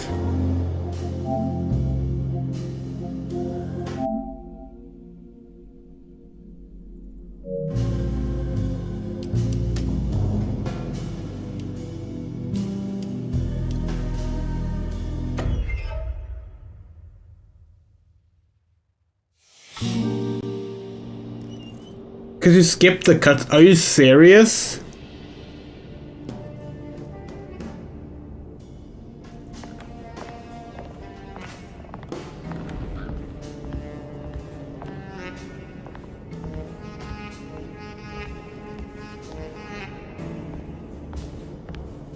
Should I even be doing this? The interactive part in a cutscene. God damn it. Okay, sorry. Use painting on your uncle's painting. Yes.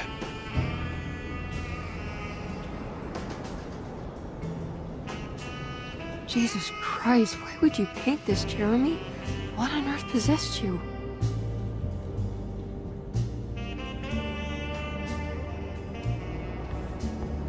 Oh God. We thought it was strange that like it just continued as it did when we went into the Dark Man.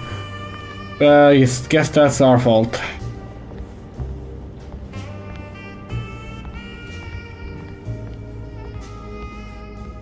This has something to do with the numbers for the talisman.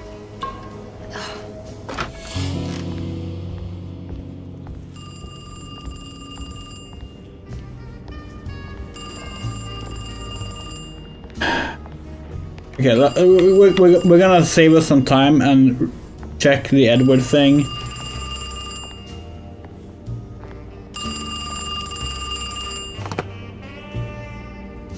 Hello? Okay. Who's there? Jeremy? Jeremy is with the Dark Man.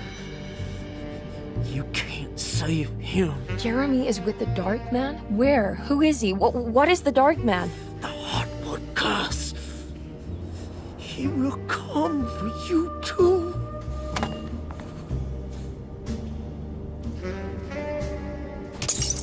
It doesn't take long, no, but it's annoying.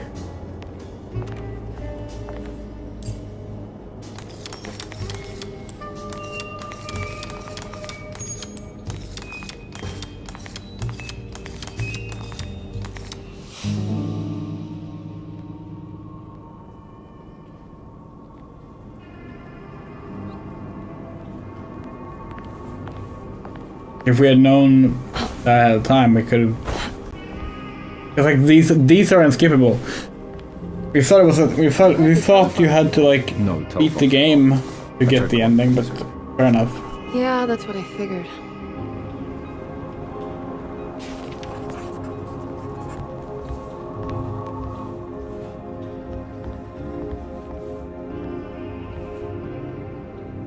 Hey, Mr. Carnby? What? Nothing, right? It's a closet? That's right, Detective. I'll see you later. I have to finish this. You're going inside the closet? I know what it looks like, but I can't explain. Yeah, but at the same time, like. Alright. You do it. We don't have the Goodbye, Detective. modern like the whole like word of mouth thing doesn't really work anymore. And was never reliable to begin with, because that was the intent, that you spread these things through word of mouth, right? But yeah, or you would just buy a guide.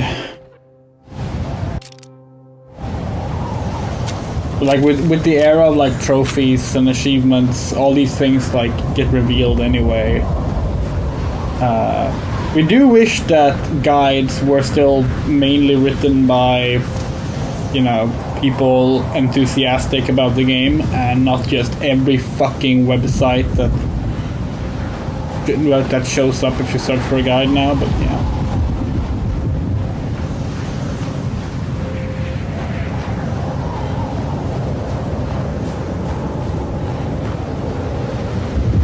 Yeah, we think if you want like a game to actually have that aspect to it now, you need to like remove the gamification of progress to unlocks. You would need a game that doesn't track your unlockables, that doesn't like show you that there are things left to get. A game that acts as if there isn't anything there. But people are actively hostile to such things now.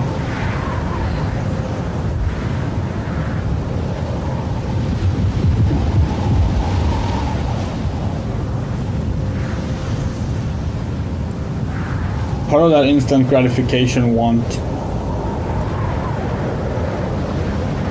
The lighting here is always bugged out. Like, what is this lighting? That's like, this like grid-based lighting here comes from nothing.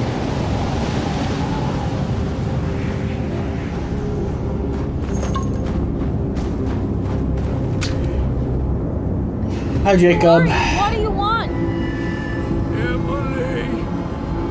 you should not have come. God of War Easter egg was hilarious. Do you remember that one? No. Which God of War? It's too late.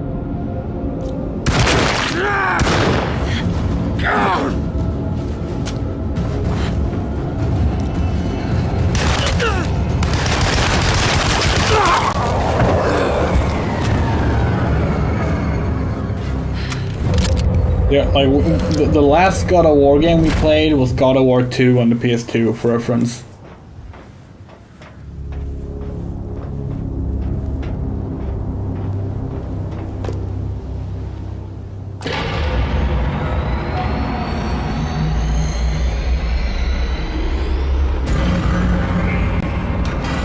If the Dark Man is going to be in the middle of your existence, Jeremy, at least set everything in order.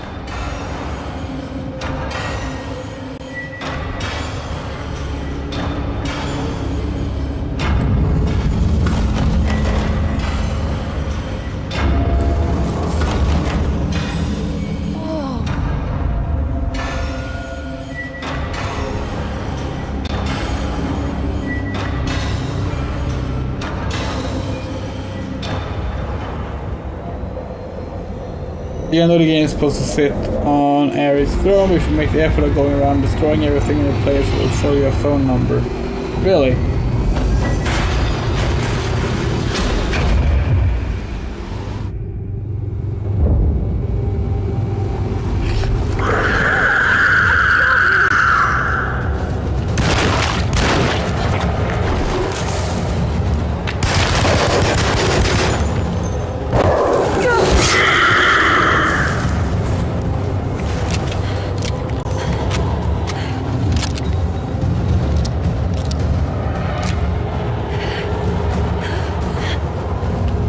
That's kind of funny.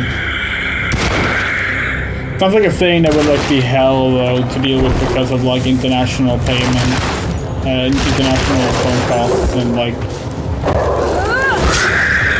probably won't have been accessible in a lot of places.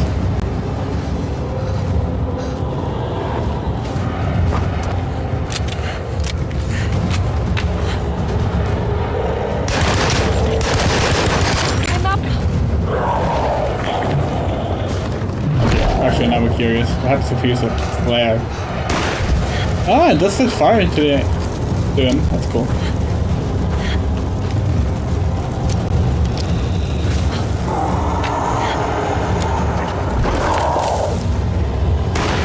Yeah. What happened to our ammo? There we go.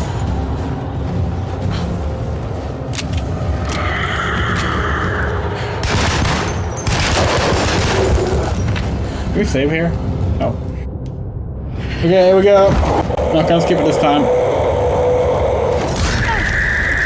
Yeah, Undertale's a game that's like really good about this. Undertale managed to keep itself going really long with its secrets because of it doesn't tailor to that instant gratification completionist style of game design, you know?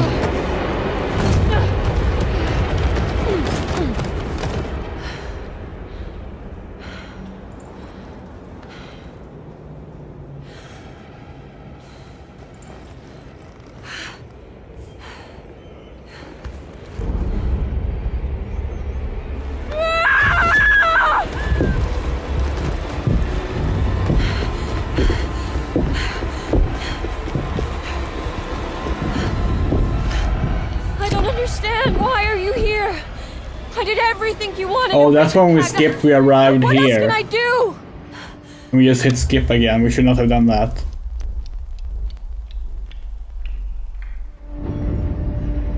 Wait. It skipped to here. That's why and we you're just coming skipped after again. me. You're in my head now. In that case, I hope you enjoy your stay. Emily, stop! Don't worry. What? We got you. No.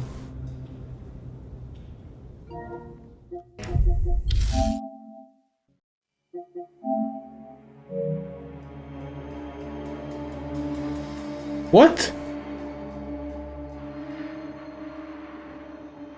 What? You need to lower your gun? How?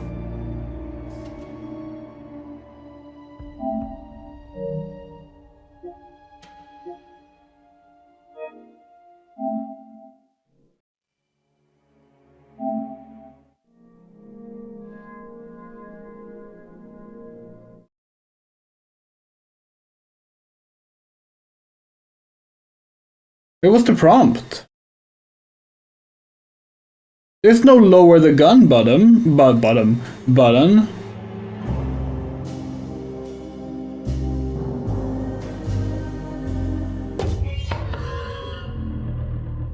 None of this is written in the guide we had, by the way. I need to point that out.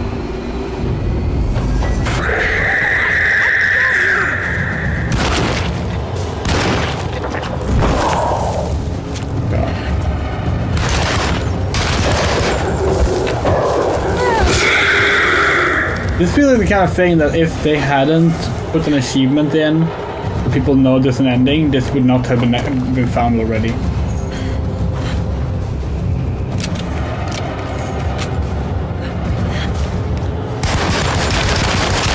But again, suppose the objective does say submit to the Dark Man. But like, submit how? This game has not exactly had interactive cutscenes. This is some Alone in the Dark 2008 PS2 and Wii version shit. The icy wastes before her felt profound. Submit to the Dark Man. Submit to the Dark Man.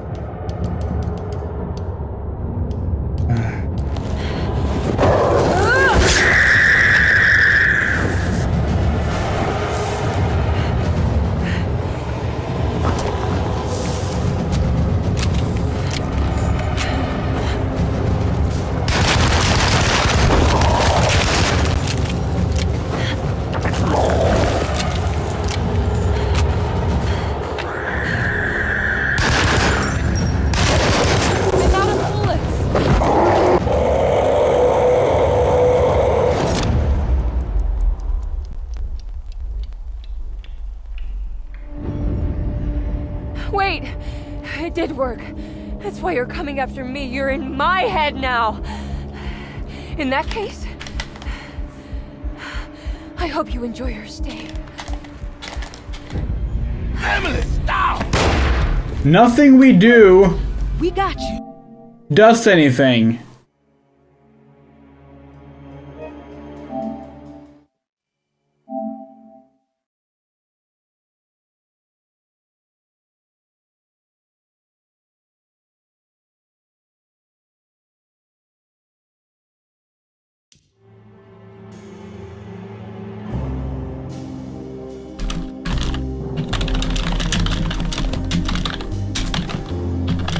We're going to fucking game facts. It might not have anything on game facts.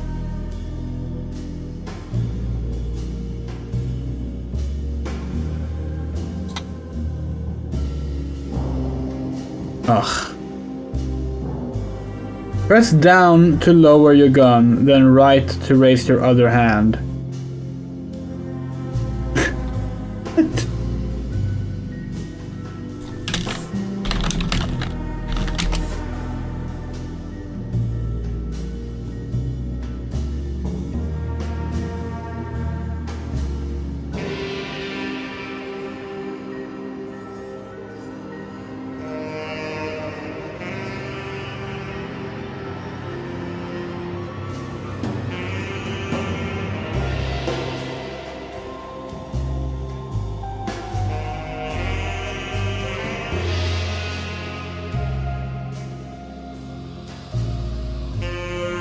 Left stick down, right stick up after Emily says, "What else can I do?"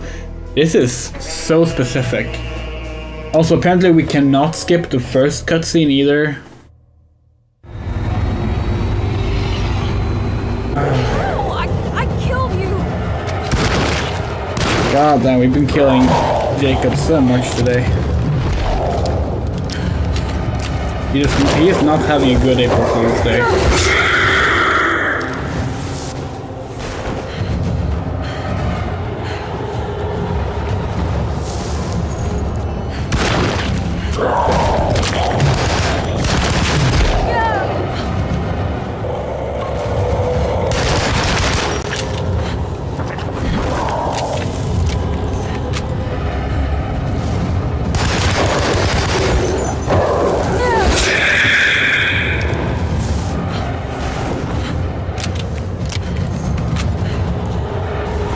We really do wish we would have had it. We would have liked to figure this out ourselves, but we would not have followed this. Like, it would not have happened in stream. Like, there's no good indication to show you that you've done wrong or like anything. So like, left stick down, right stick up.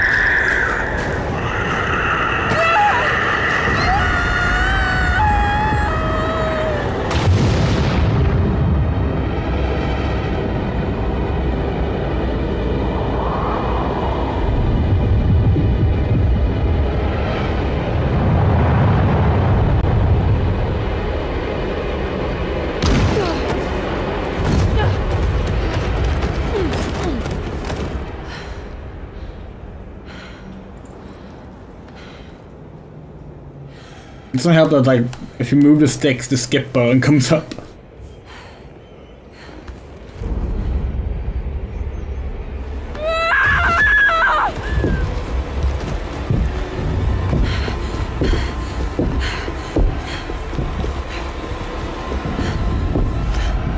I don't understand. Why are you here? I did everything you wanted to break the pact. What else can I do? It's now.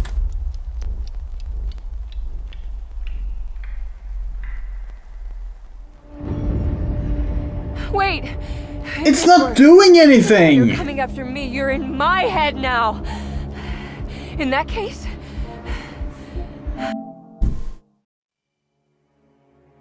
It's literally not doing anything.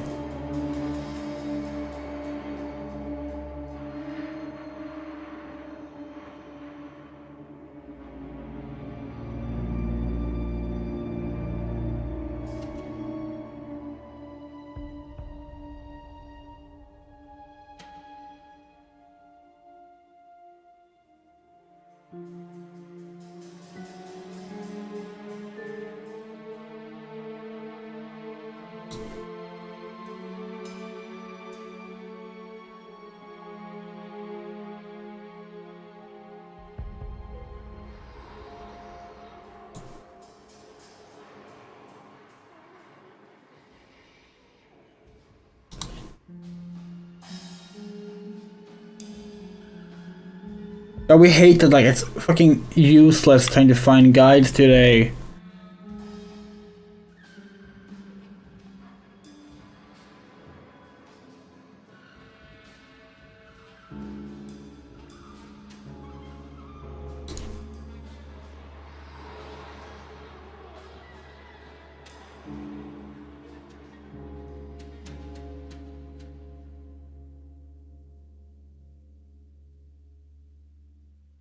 Moving the movement controls down, then right.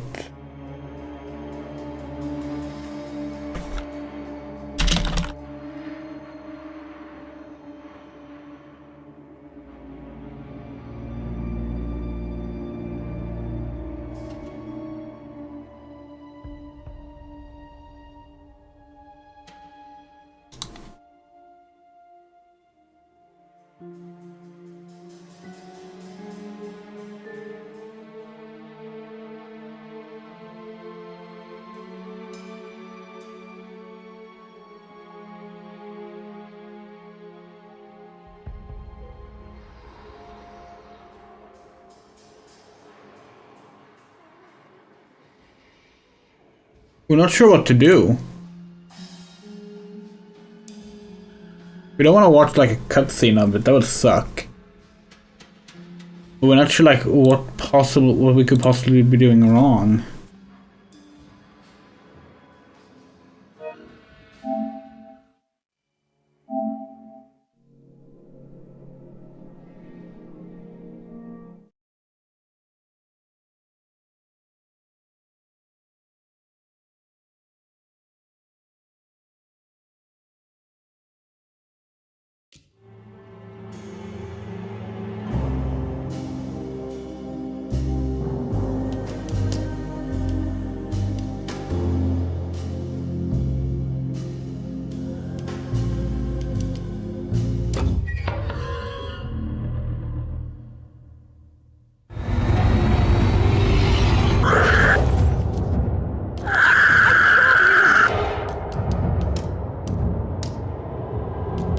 Yeah, we even have player guidance on modern and everything.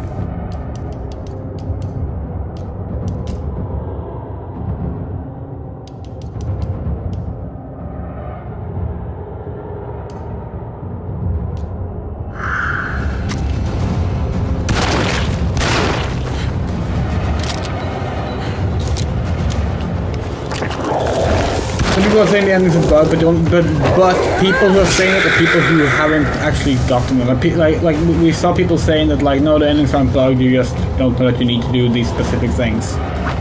You know? Like it seems everyone that was told that like, oh, you know, you need to do this when the cutscene slows down, like got it. It's just people who don't understand that like they need to do something or they think that's bugged.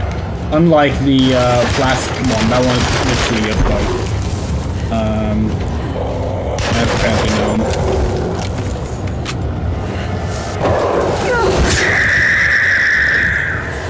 It's like we get the slowdown part. It's just that our input when that happens is nothing.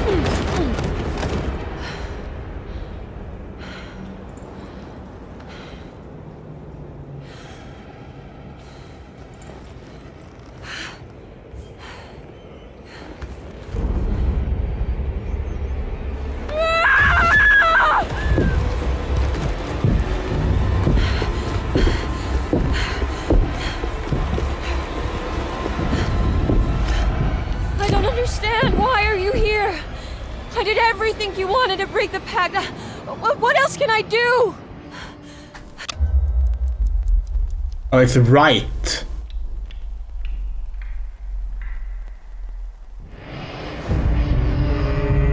It's right on the left stick, not down.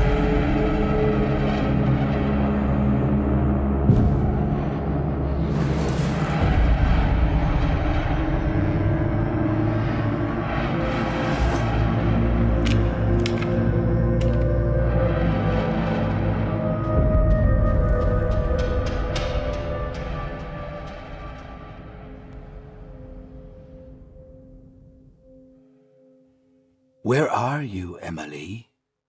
I'm in his temple. Why? It's what I see when I close my eyes. Are you afraid? No. Not anymore.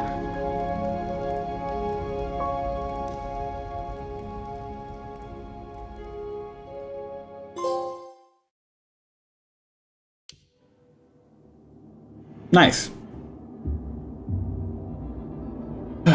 Then it's time for Edward's. God, we hope we have done this right. 512 350. It should be this one. We hope we've done this right. We think this save file should be ending friendly.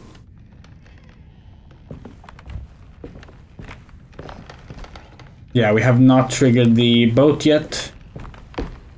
We should be allowed to leave, right? Good. So if we can get to the tree, this save file is fine. If not, we will we will either have to okay. We will either have to start a new game, or we just watch the ending and we'll play it, get the ending for ourselves off stream, because this one requires us to access the tree, which after a certain point in chapter 4 you can't. But since we haven't started the first dreamscape yet in chapter 4, it should be fine, we think. Wait, what?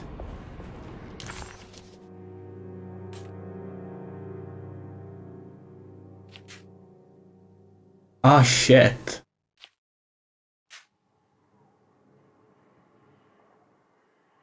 Maybe the other one? Hold on. That's chapter 5.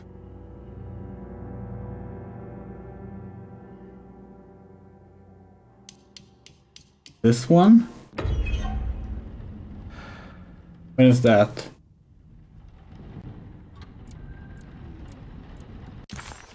Sitting room. This when we go into Dr. Gray's apartment. Yes, it is. This might be too late. We might need to start a new Edward game. We fucked up where our save file was. Maybe. We'll see. Can't go through there, can't go through there.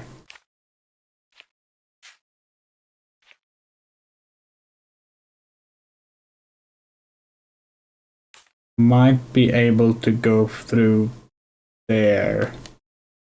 Maybe it's fine. Maybe it's fine.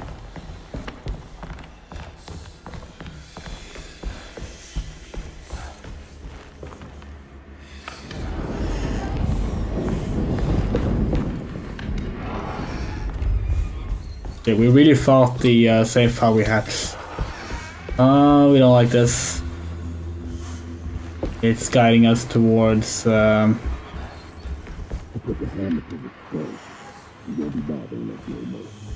really didn't understand what was happening. It was funny when all the blood started coming. Please? Oh, maybe we're fine. Maybe we're fine after all.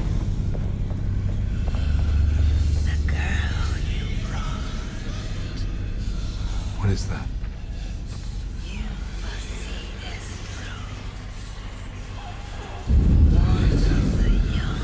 Good.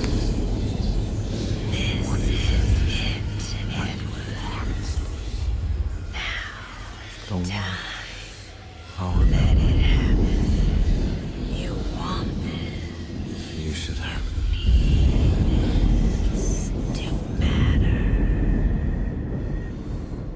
Okay, we got again double check.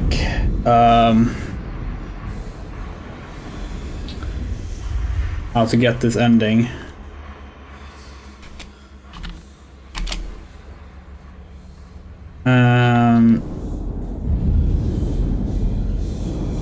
Another cutscene thing, okay.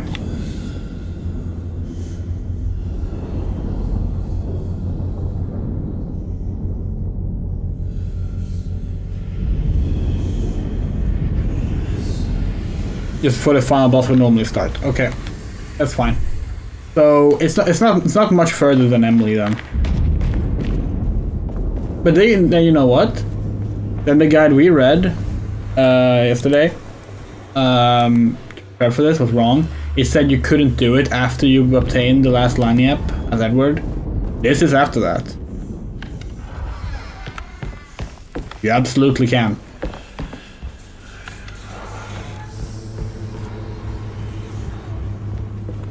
That means the only ending you can't get on a first run is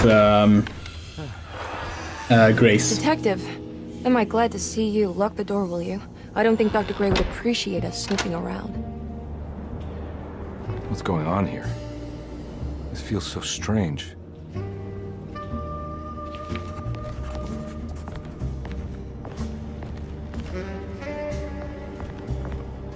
We love this sequence.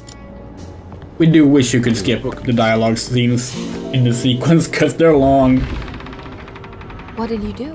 I'm happy to hear them. I was just rearranging the books. Well, come 4 on. times to get all the endings is a bit much, considering they're the same every time. I think I'm beginning to understand. Dr. Gray is dealing with some kind of mass delusion. We'll see how we feel when we have when this game is a bit older and it's not so fresh. But right now, we would say this is the best Alone in the Dark game. It is really good. Has that been there this whole time?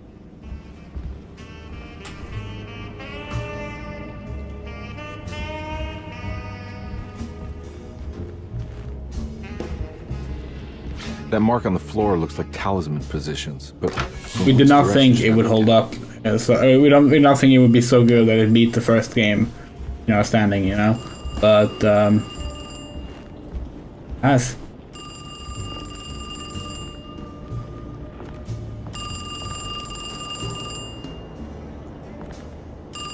It would be nice, we doubt it, honestly. It's hard to live up to, I'm the light bringer. I'm the fucking universe, which we watched today, of course, when we platinumed the PS3 game.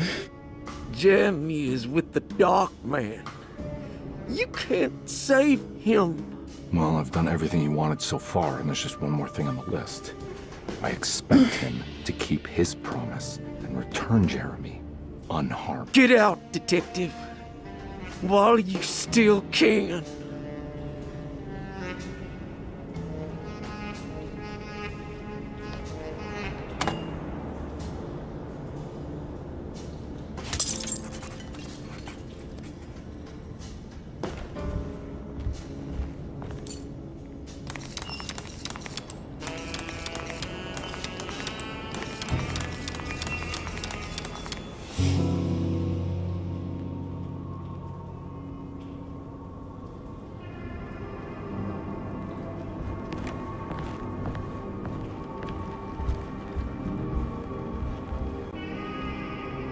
You okay?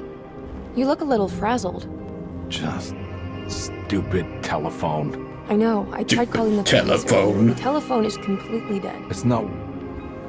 Yeah, no, the telephone isn't working.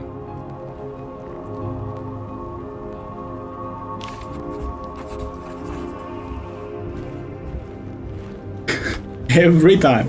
Miss Hartwood, I think you're gonna want to see this. Is there something in the closet? Yeah, there is. You don't see the very obvious gate leading to whatever Jeremy's madness is serving up next? I don't understand. Are you making some kind of fashion metaphor? I'm sorry, I don't have time for this. Can you just tell me what you're doing? You don't see this! It's fine. It's fine. Catch you later. Are you going inside the closet? Yeah. You got a problem with that? No. Do what you think is right, Detective. Sorry, I didn't mean to. Goodbye, Miss Hartwood.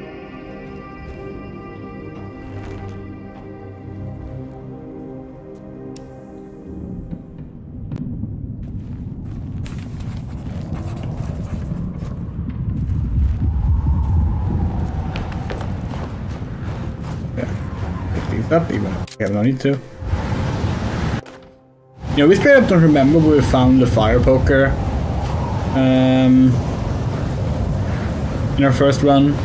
We've tried picking that up both in our Edward playthrough and in our no flask run. we just can't find it. We need to like go back and look at our stream and see where we found it.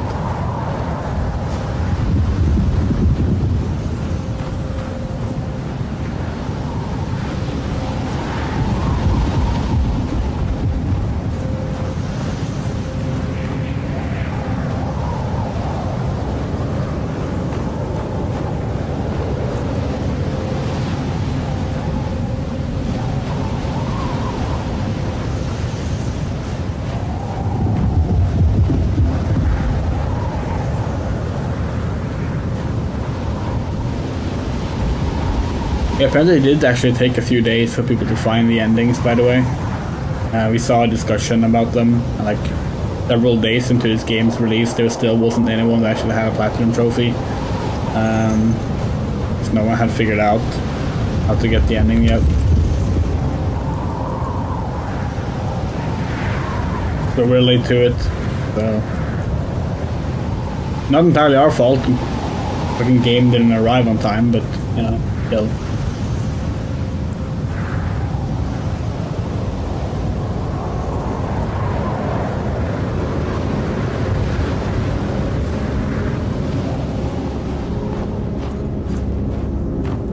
Hi, Jacob. Hey, you! What are you doing here? What is this place? Turn back, Detective. You're not wanted here. Whoa, take it easy. I'm not your enemy. Oh, you're wrong, Detective. You're wrong.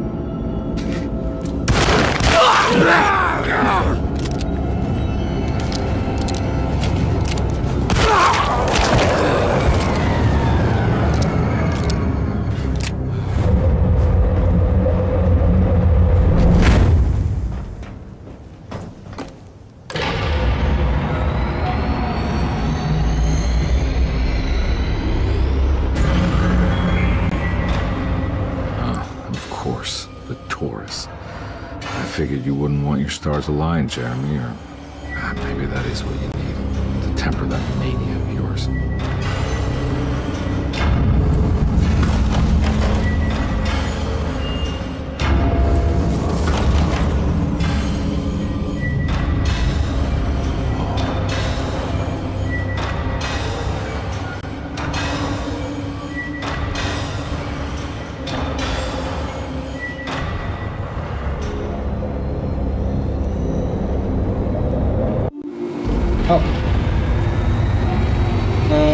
The final boss would almost. Okay, so we can skip this one then. Oh, no, we're not even at the chapter 5 point yet.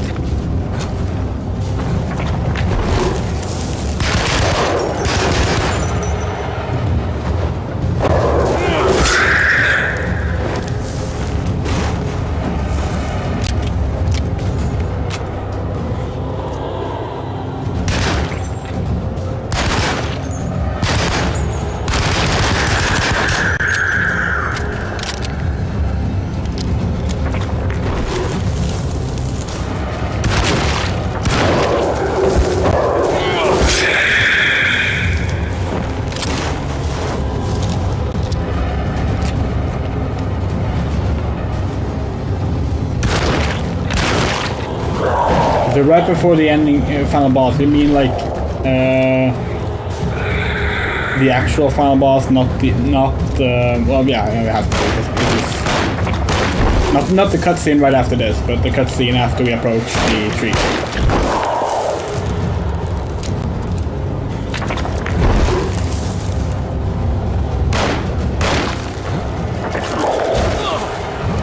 The tree, yeah, okay, cool. Let's do it! Oh.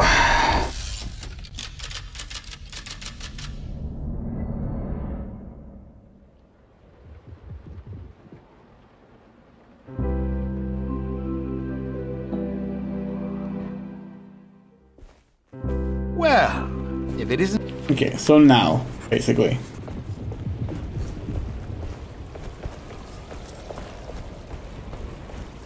What else we need to?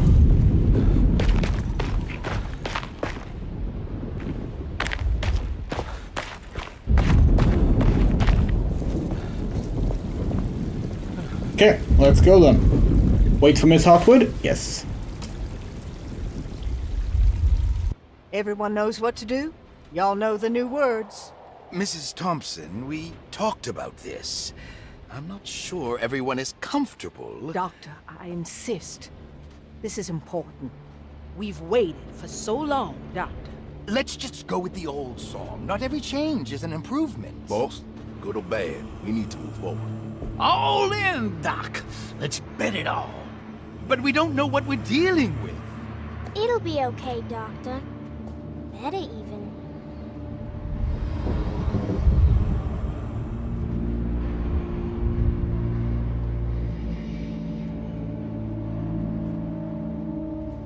Ever there praises and abundance to the black goat of the woods. Hear us, mother. Take pity on us. Take pity on us. Ever there praises and abundance to the black goat of the woods. On us. Hear us, Mother, and take pity on us. Take pity on us. Ever there's praise and abundance to the black goat of the woods. Hear us, Mother, and take pity on us.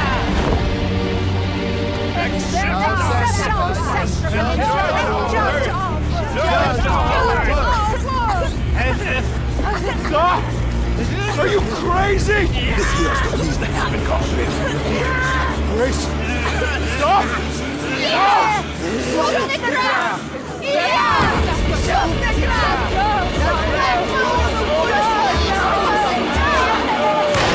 Stop in the ground! Yeah!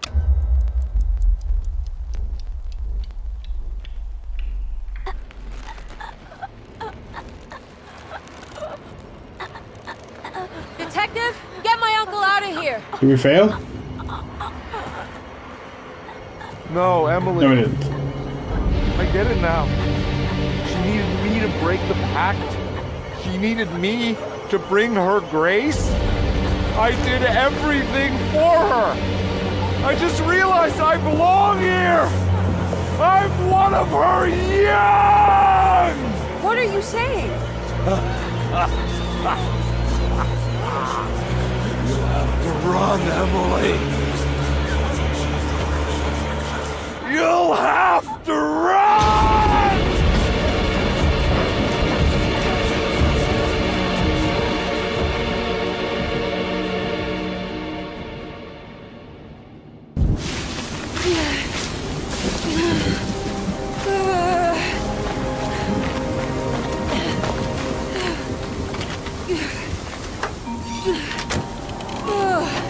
What?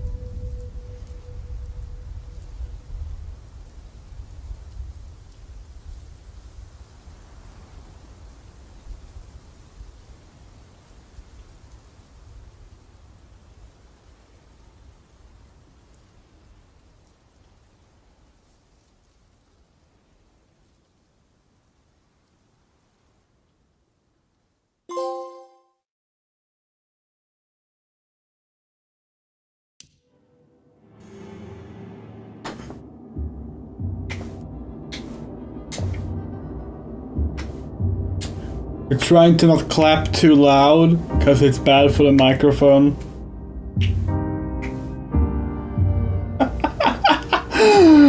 Oh god! All our good intentions aside, we build sunless solitude.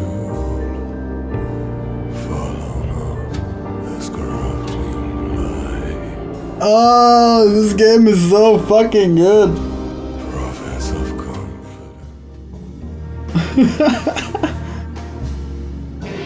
Okay. Wait, hidden trophy. Fucking teetotal, whatever we should have.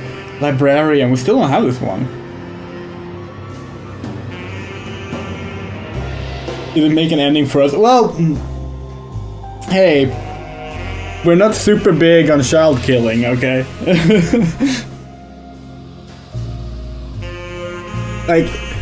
like, even us, if the choice is what's the best outcome, girlfriend or child lynched to death, we're gonna. Oh, sorry, the opposite. Girlfriend or no child lynched to death. We're gonna go with no child lynched to death. But you know, as someone who likes quote unquote bad endings too, like that was pretty fucking great, wasn't it?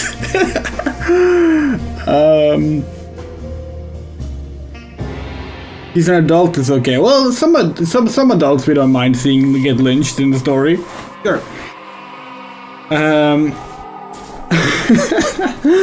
God, this game is good. What are these hidden trophies though? Now we're really curious. Learn Dog 2024 trophies. Oh wait, there's a reveal option. Reveal. Aim your gun at a human being Oh god, this is the fucking shoot the teacup in Alan Wake 2 all over again. And talk to everybody about everything. Yeah, we missed some Emily dialogue in the early game. We didn't realize that you could talk multiple times to people. We'll get those. We'll get those. And T-12 Tower we get to. This one we're very curious about. Read all the clues. Hey, shooting the lady in the head was the Chat's decision. The Chat decided. We asked, shoot or don't shoot, and you picked shoot. Yeah, Sarah Flores is not really the most likable character either.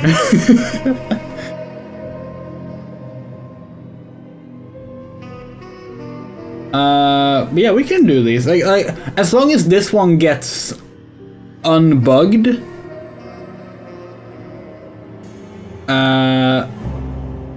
we can do this. Because we've already done it once. We have done this one. Technically, we've done it twice because we loaded up our save file with the Grace thing, and that was also one that we finished without drinking from our flask.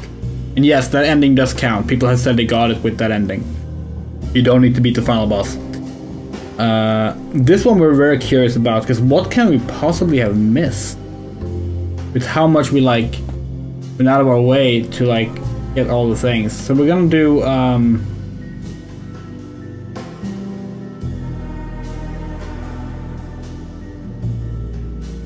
we're gonna open this autosave again. And we're just gonna check our clues.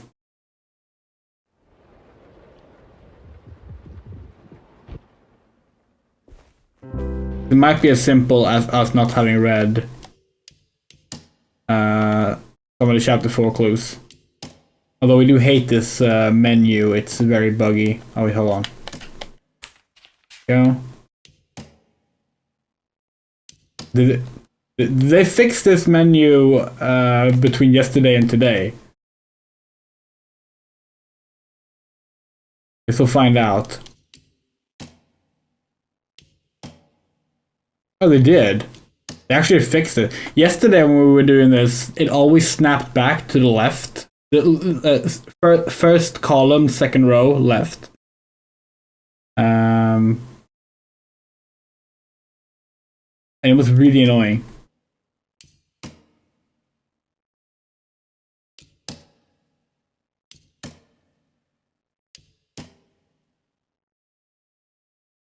No, these are called clues when you pick them up. We're pretty sure that they're these. And we had the optional hint system on when we did our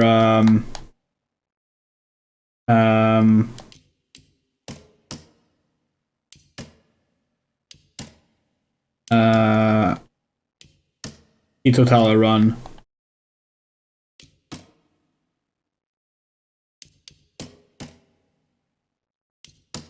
Although if you see it mentioning something else in like a guide or whatever, we will happily admit to being wrong.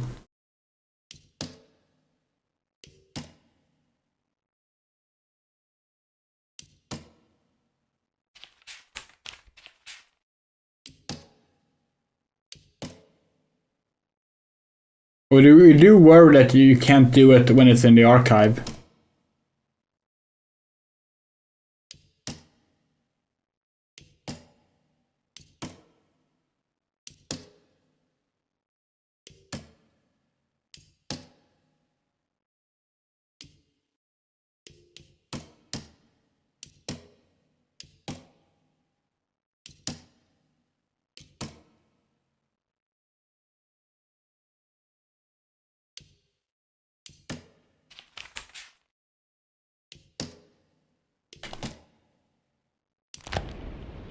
There's no more clues for Edward after this.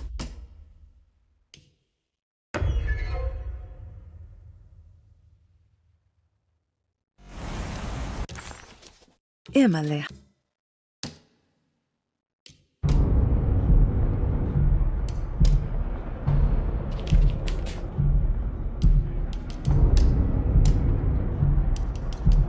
Is there anything here that we didn't read as Edward?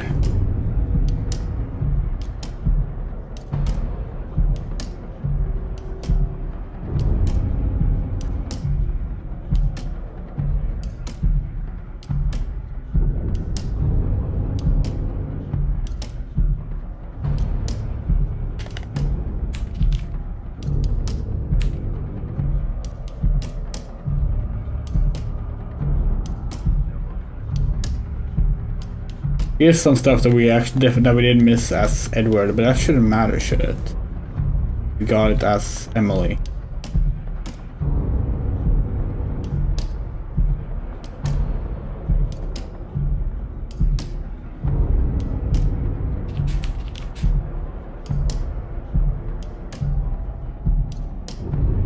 Emily's here.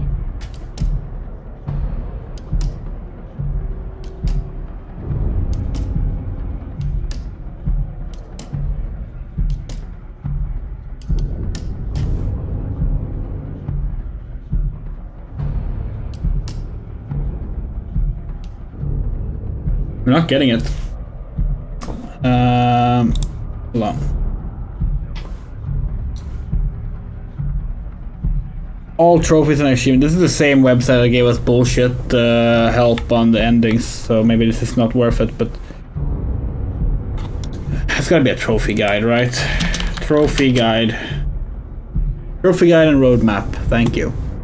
Watch this be useless too.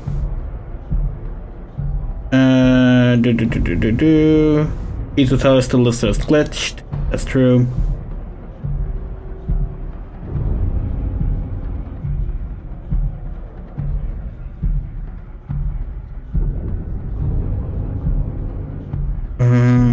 Okay, clues.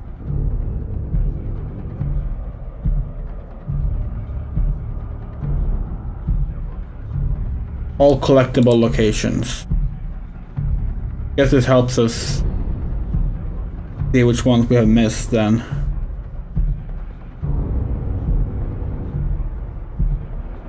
Oh, it's also items. Really, that's something you have to examine separately.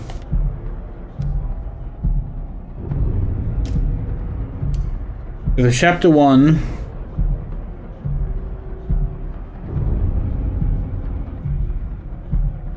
Yeah, cannot be missed, cannot be missed. Only by rat poison. That's one we missed right at the start of the game. Streetcar ticket. That's another one we missed. Lois diary. That one we got as Edward, right? There's still a way to check these things, but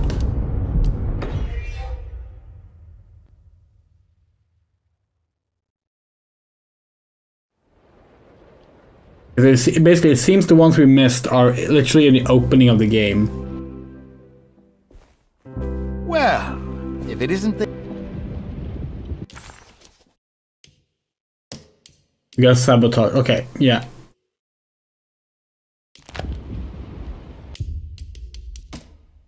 Alright, we should check the rest of the archive before we do anything.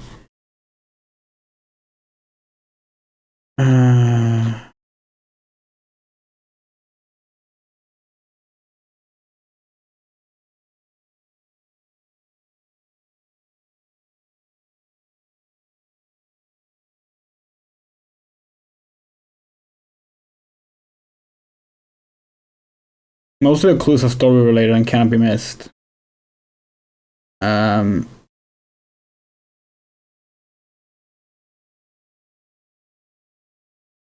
really do think it's some stuff at the start that we missed. The question is, we wonder if it will like be something that they just let you. Like, oh, do you have to get everything in one playthrough, or can you like accommodate it? Let's find out. The previous autosave will be deleted. That's fine. Yes, it is.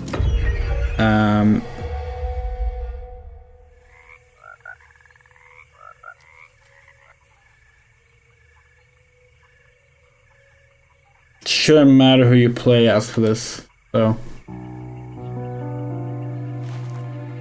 Emily, obviously. Actually, one sec. We're gonna do something fun. Camera screen. Hold on. We changed our mind. We might have already figured out what we're gonna do, but do it.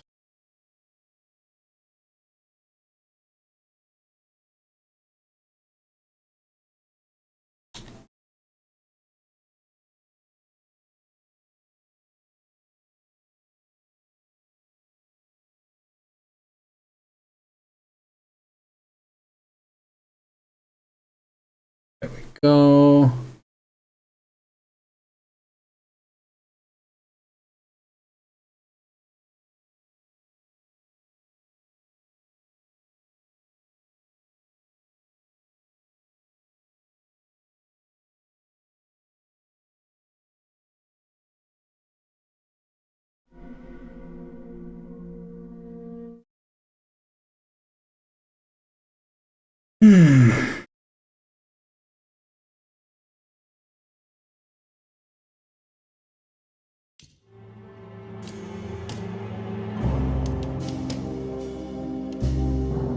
Aha!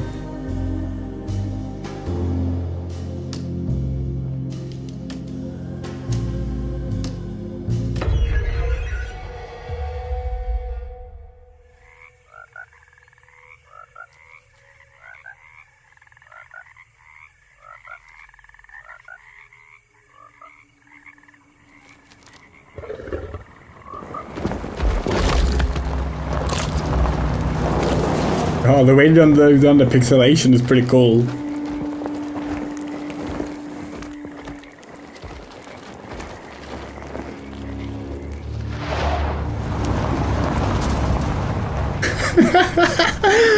Oh, this is great.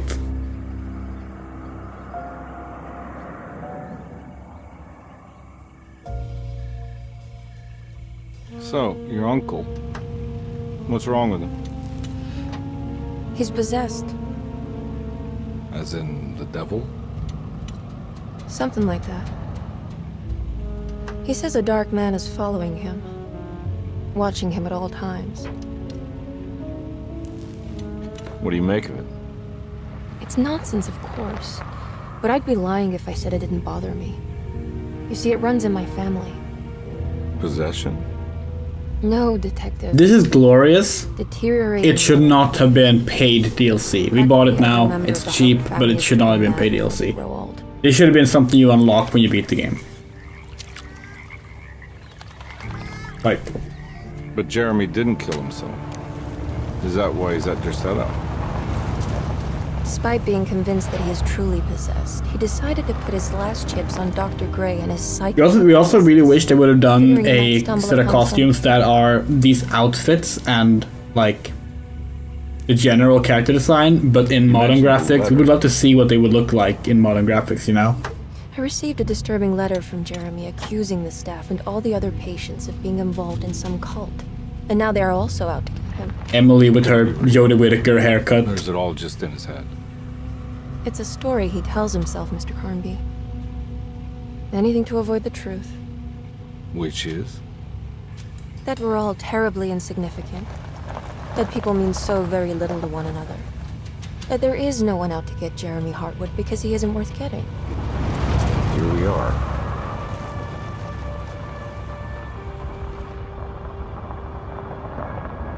I love how they don't obey the rules of like the lighting at all. My uncle's not well, Mr. Carnby. I want to make sure he's all right. Now, we know for a fact that after you pick your character, only your character remains in this art style. Wouldn't feel safe. Which is a little boring, but oh well. So like, when we pick Emily now, Edward will revert to regular Edward. Did you bring a gun? Yeah. You think it'll actually come to that? No. But you might need to wave it around depending on how agreeable the staff will be. What exactly are we gonna do when we find Jeremy? I don't know. Let's just find him first.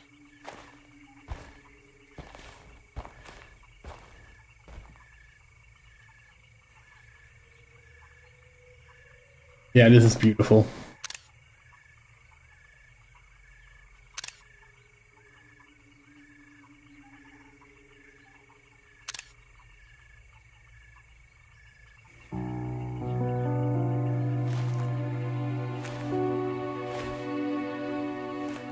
See, now Edward's back to normal. Which is a little boring, but oh well.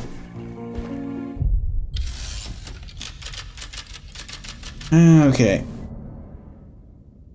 Make sure you inspect this collectible. So yeah, okay, so you actually do need to inspect things. Then they should like last across characters, you know?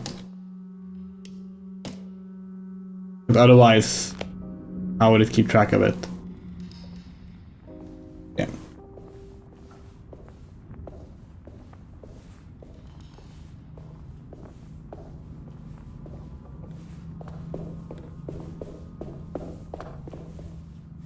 What's this?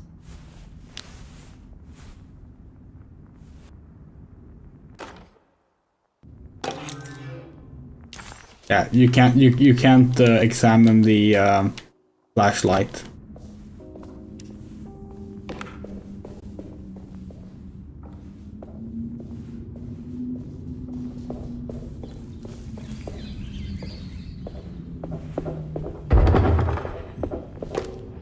Hello, Jinpan. Yes, old school Emily and Edward, but we're not playing as Edward.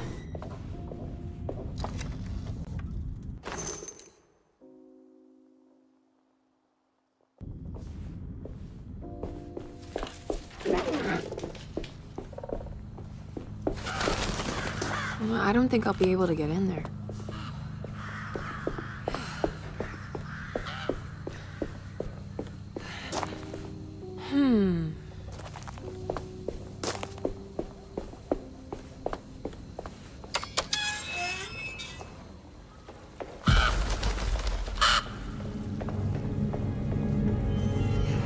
It's the housekeeper's key, yes.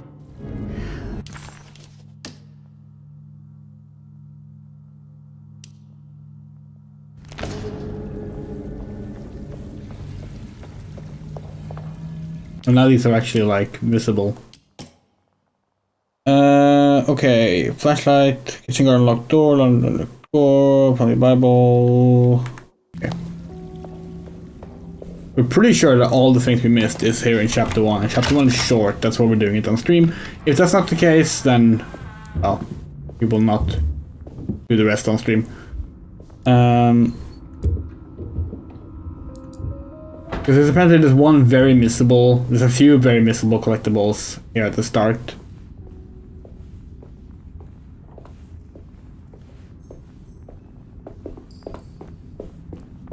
I'll just take this.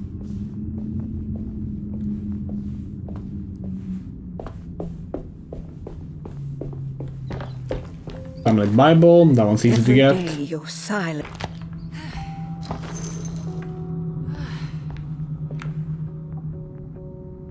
Lanyards we don't need, we already have all of them. Sabotage.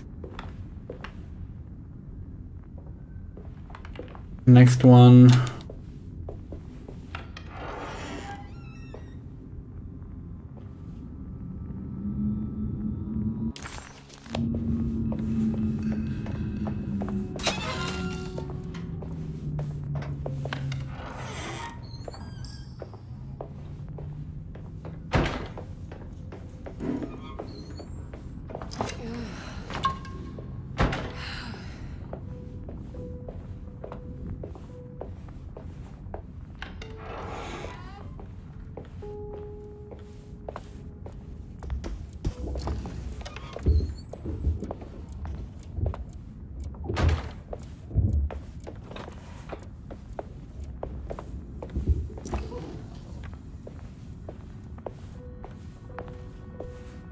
I was kind of amazed how good this game was. Like, it was such a nice surprise.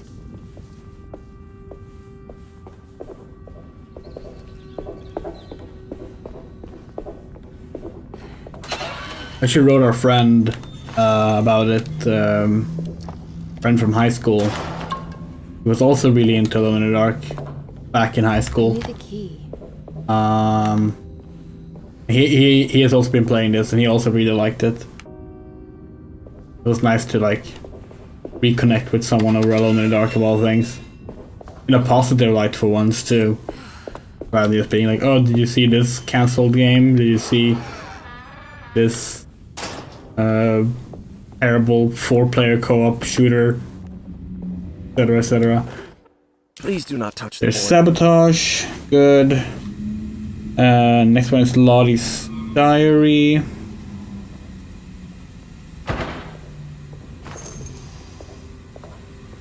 That doesn't look safe.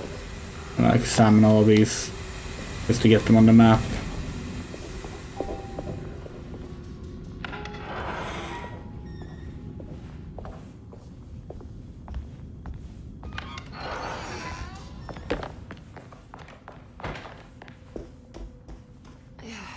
Okay, let's see. Lottie's room is here.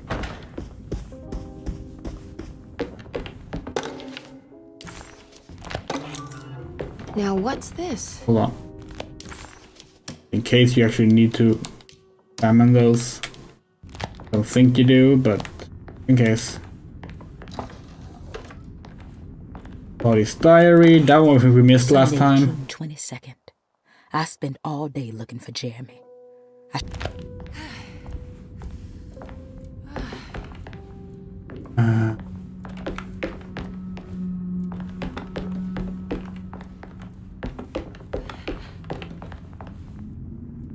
And miss.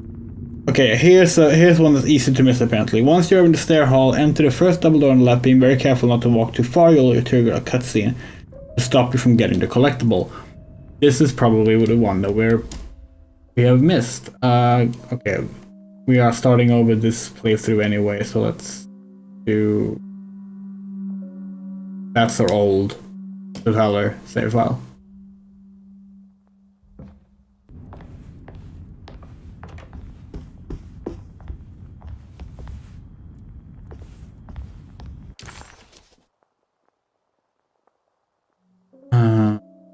Just for the sake of the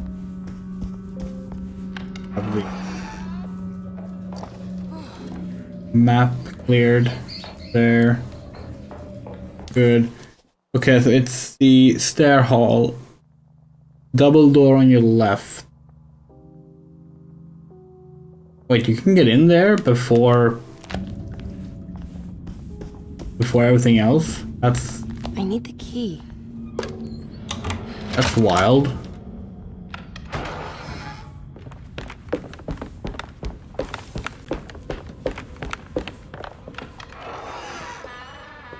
Whoa. We said left, but just to make sure, they don't mean this one. No, that was locked. I need the key. You can actually get in here at the start of the game. That's wild. What the fuck? Okay. The peek you in post. The Great Depression. President There's a Hoover trophy. raises tariffs on over 20,000 imported goods in an act to protect American labor.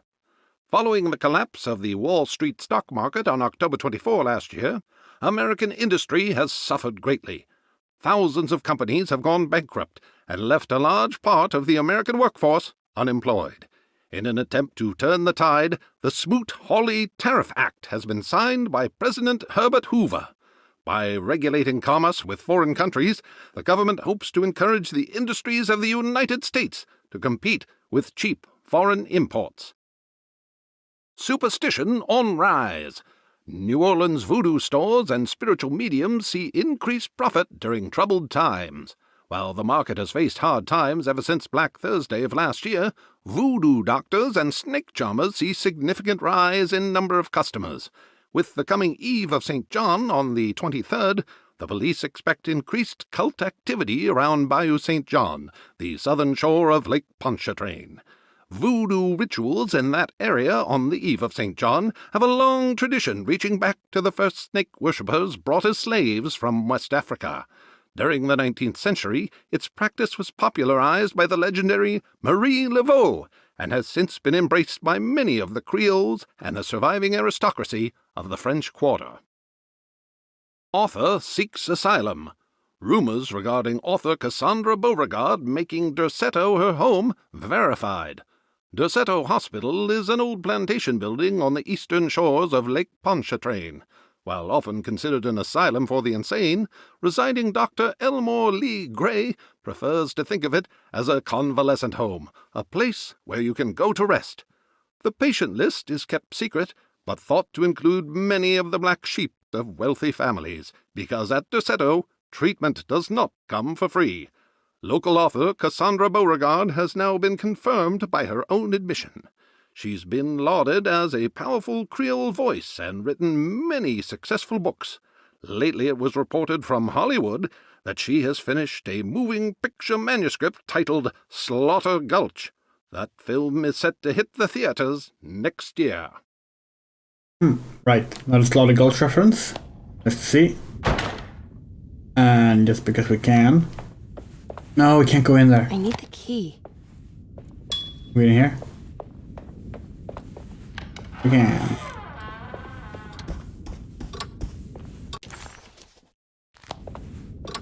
Not in there. Okay.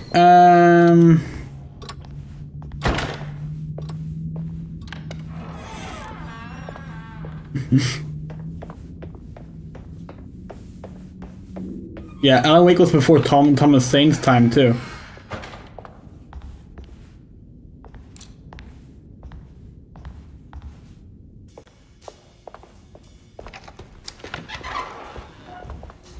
Wait, don't. Excuse me? Do you know where I can find Jeremy Hartwood? Of course not. McCarthy, what are you doing? I told you not to lose sight of the girl. Don't you worry, Mags. I'll find that little rascal. Who are you people? What are you doing here? We really wonder how they did the pixel His name is Jeremy. rendering thing. That is so cool. What are you doing to I feel like it could be used for really, really, really neat effects in like games, and not just like little Are you here for the joke things Play-Doh like this. dough? Go upstairs now. My name is Emily Hartwood. I'm the niece of Jeremy Hartwood. This is Detective Carnby. The police? Why are you here? No, I'm a private investigator. Sorry to bother you. My client. We're gonna skip this because we want to aim a gun at Edward. There.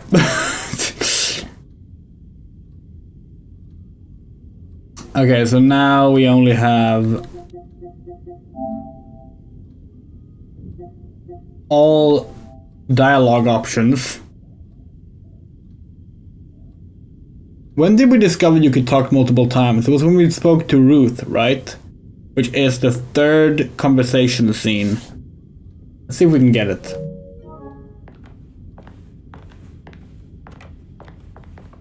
What kind of stuff are we looking for? I've never been part of an investigation before. Letters, diaries, receipts, all sorts of notes. We think we've talked to everyone about everything after that. I've read about police analyzing teeth marks and blood samples and fingerprints to find criminals. Is that something you can do? No, that sounds more like the way the Bureau of Investigation does things. But, you know, if you do find teeth or blood, it's still worth mentioning.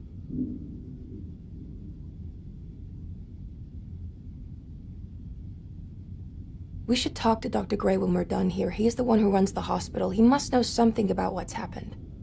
Yeah, I just want to get a feel of what we're dealing with here first. Of course.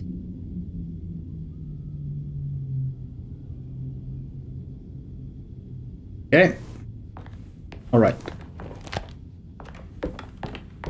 Every night that...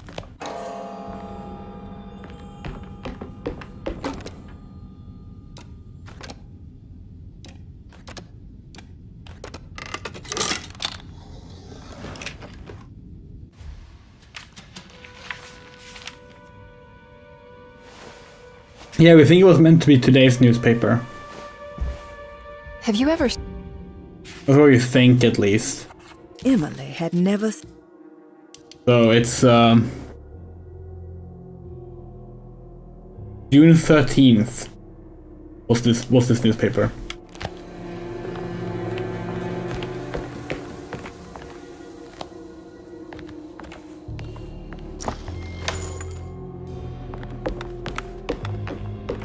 Okay, now we're gonna show you our amazing not taking damage skills. Not worried at all.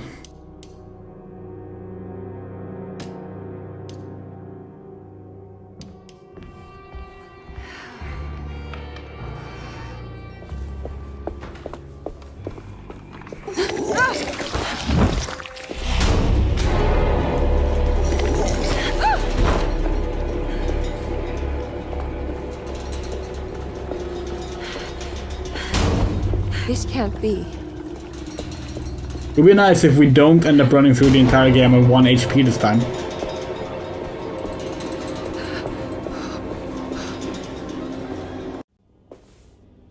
Actually, no, we want to see what it looks like when 1992 Emily gets slammed down on the table by Baptiste.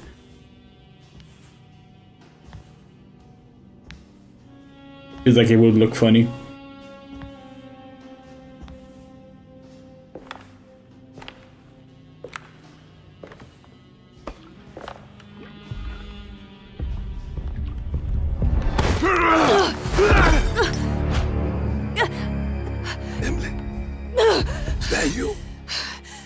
Baptiste? How'd you get here? I was back at Derceto. Looking for my Uncle Jeremy? Jeremy's young. Okay, let's talk to Baptiste. So this should be the only dialogue scene we haven't done all the dialogue in. Are you staying you think? here? For a while. Want to see if Jeremy shows up.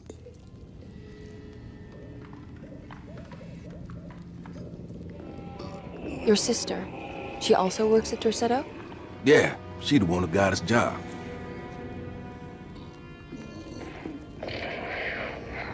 Be careful, okay? You said it, miss. There we go. Got a box unlocked.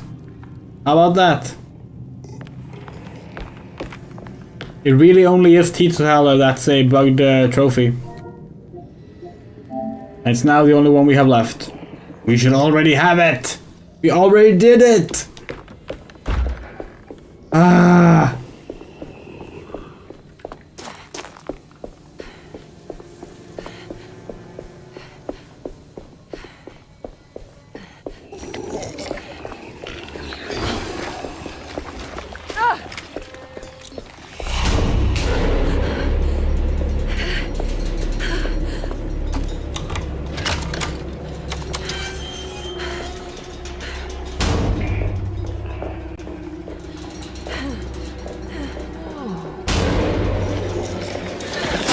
Oh fuck, that we did not think we would take damage there, but oh well.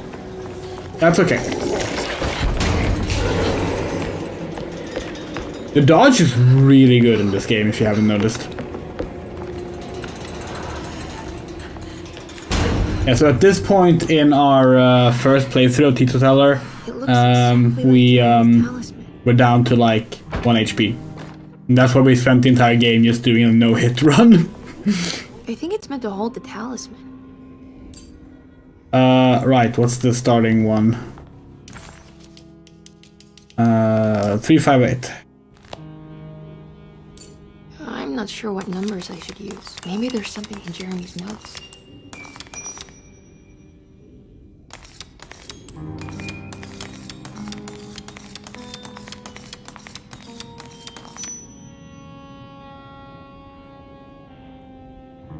Huh? Oh, wait. You keep getting tricked because the middle one is inverted on the numbers. You think we've done that exact mistake every time on that one? We think we set it to 5, but we set it to 3. Good to see you again, Miss Hartwood. Mrs. Chapter 2. So, like... You want to watch us do it? Place he mentioned in the book. No matter where he is, it's clear that my search won't be limited to Derceto.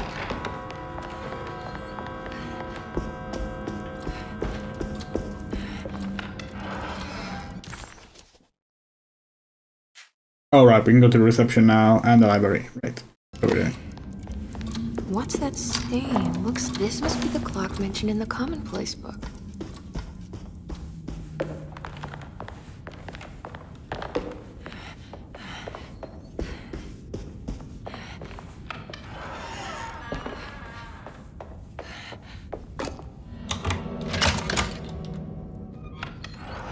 Go this game.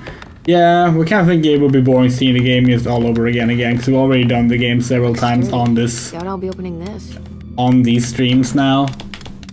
So like... Oh wow, I can't believe I guessed the combination. I must be some kind of genius. Interesting. It's all a patient file except for Jeremy's. Doctor... Paul... Such...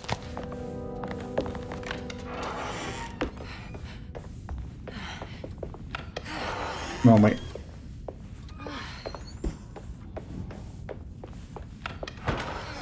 Yeah, you know, we're just gonna close it out. We won't be able to focus on not taking damage anyway if we're streaming at the same time. We're not that good a gamer. Thank you so much for watching this. Maybe someday we'll actually play through the RPG Maker remake of Alone in the Dark and not get stuck in an unwinnable death loop. And of course, the next Alone in the Dark game we're playing is Alone in the Dark for Wii, which is full of very, very finicky motion controls.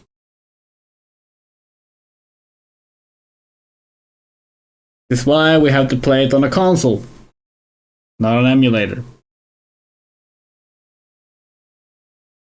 Yay. Anyway, thank you so much for watching this. This game was wonderful. We're very happy we played through this game.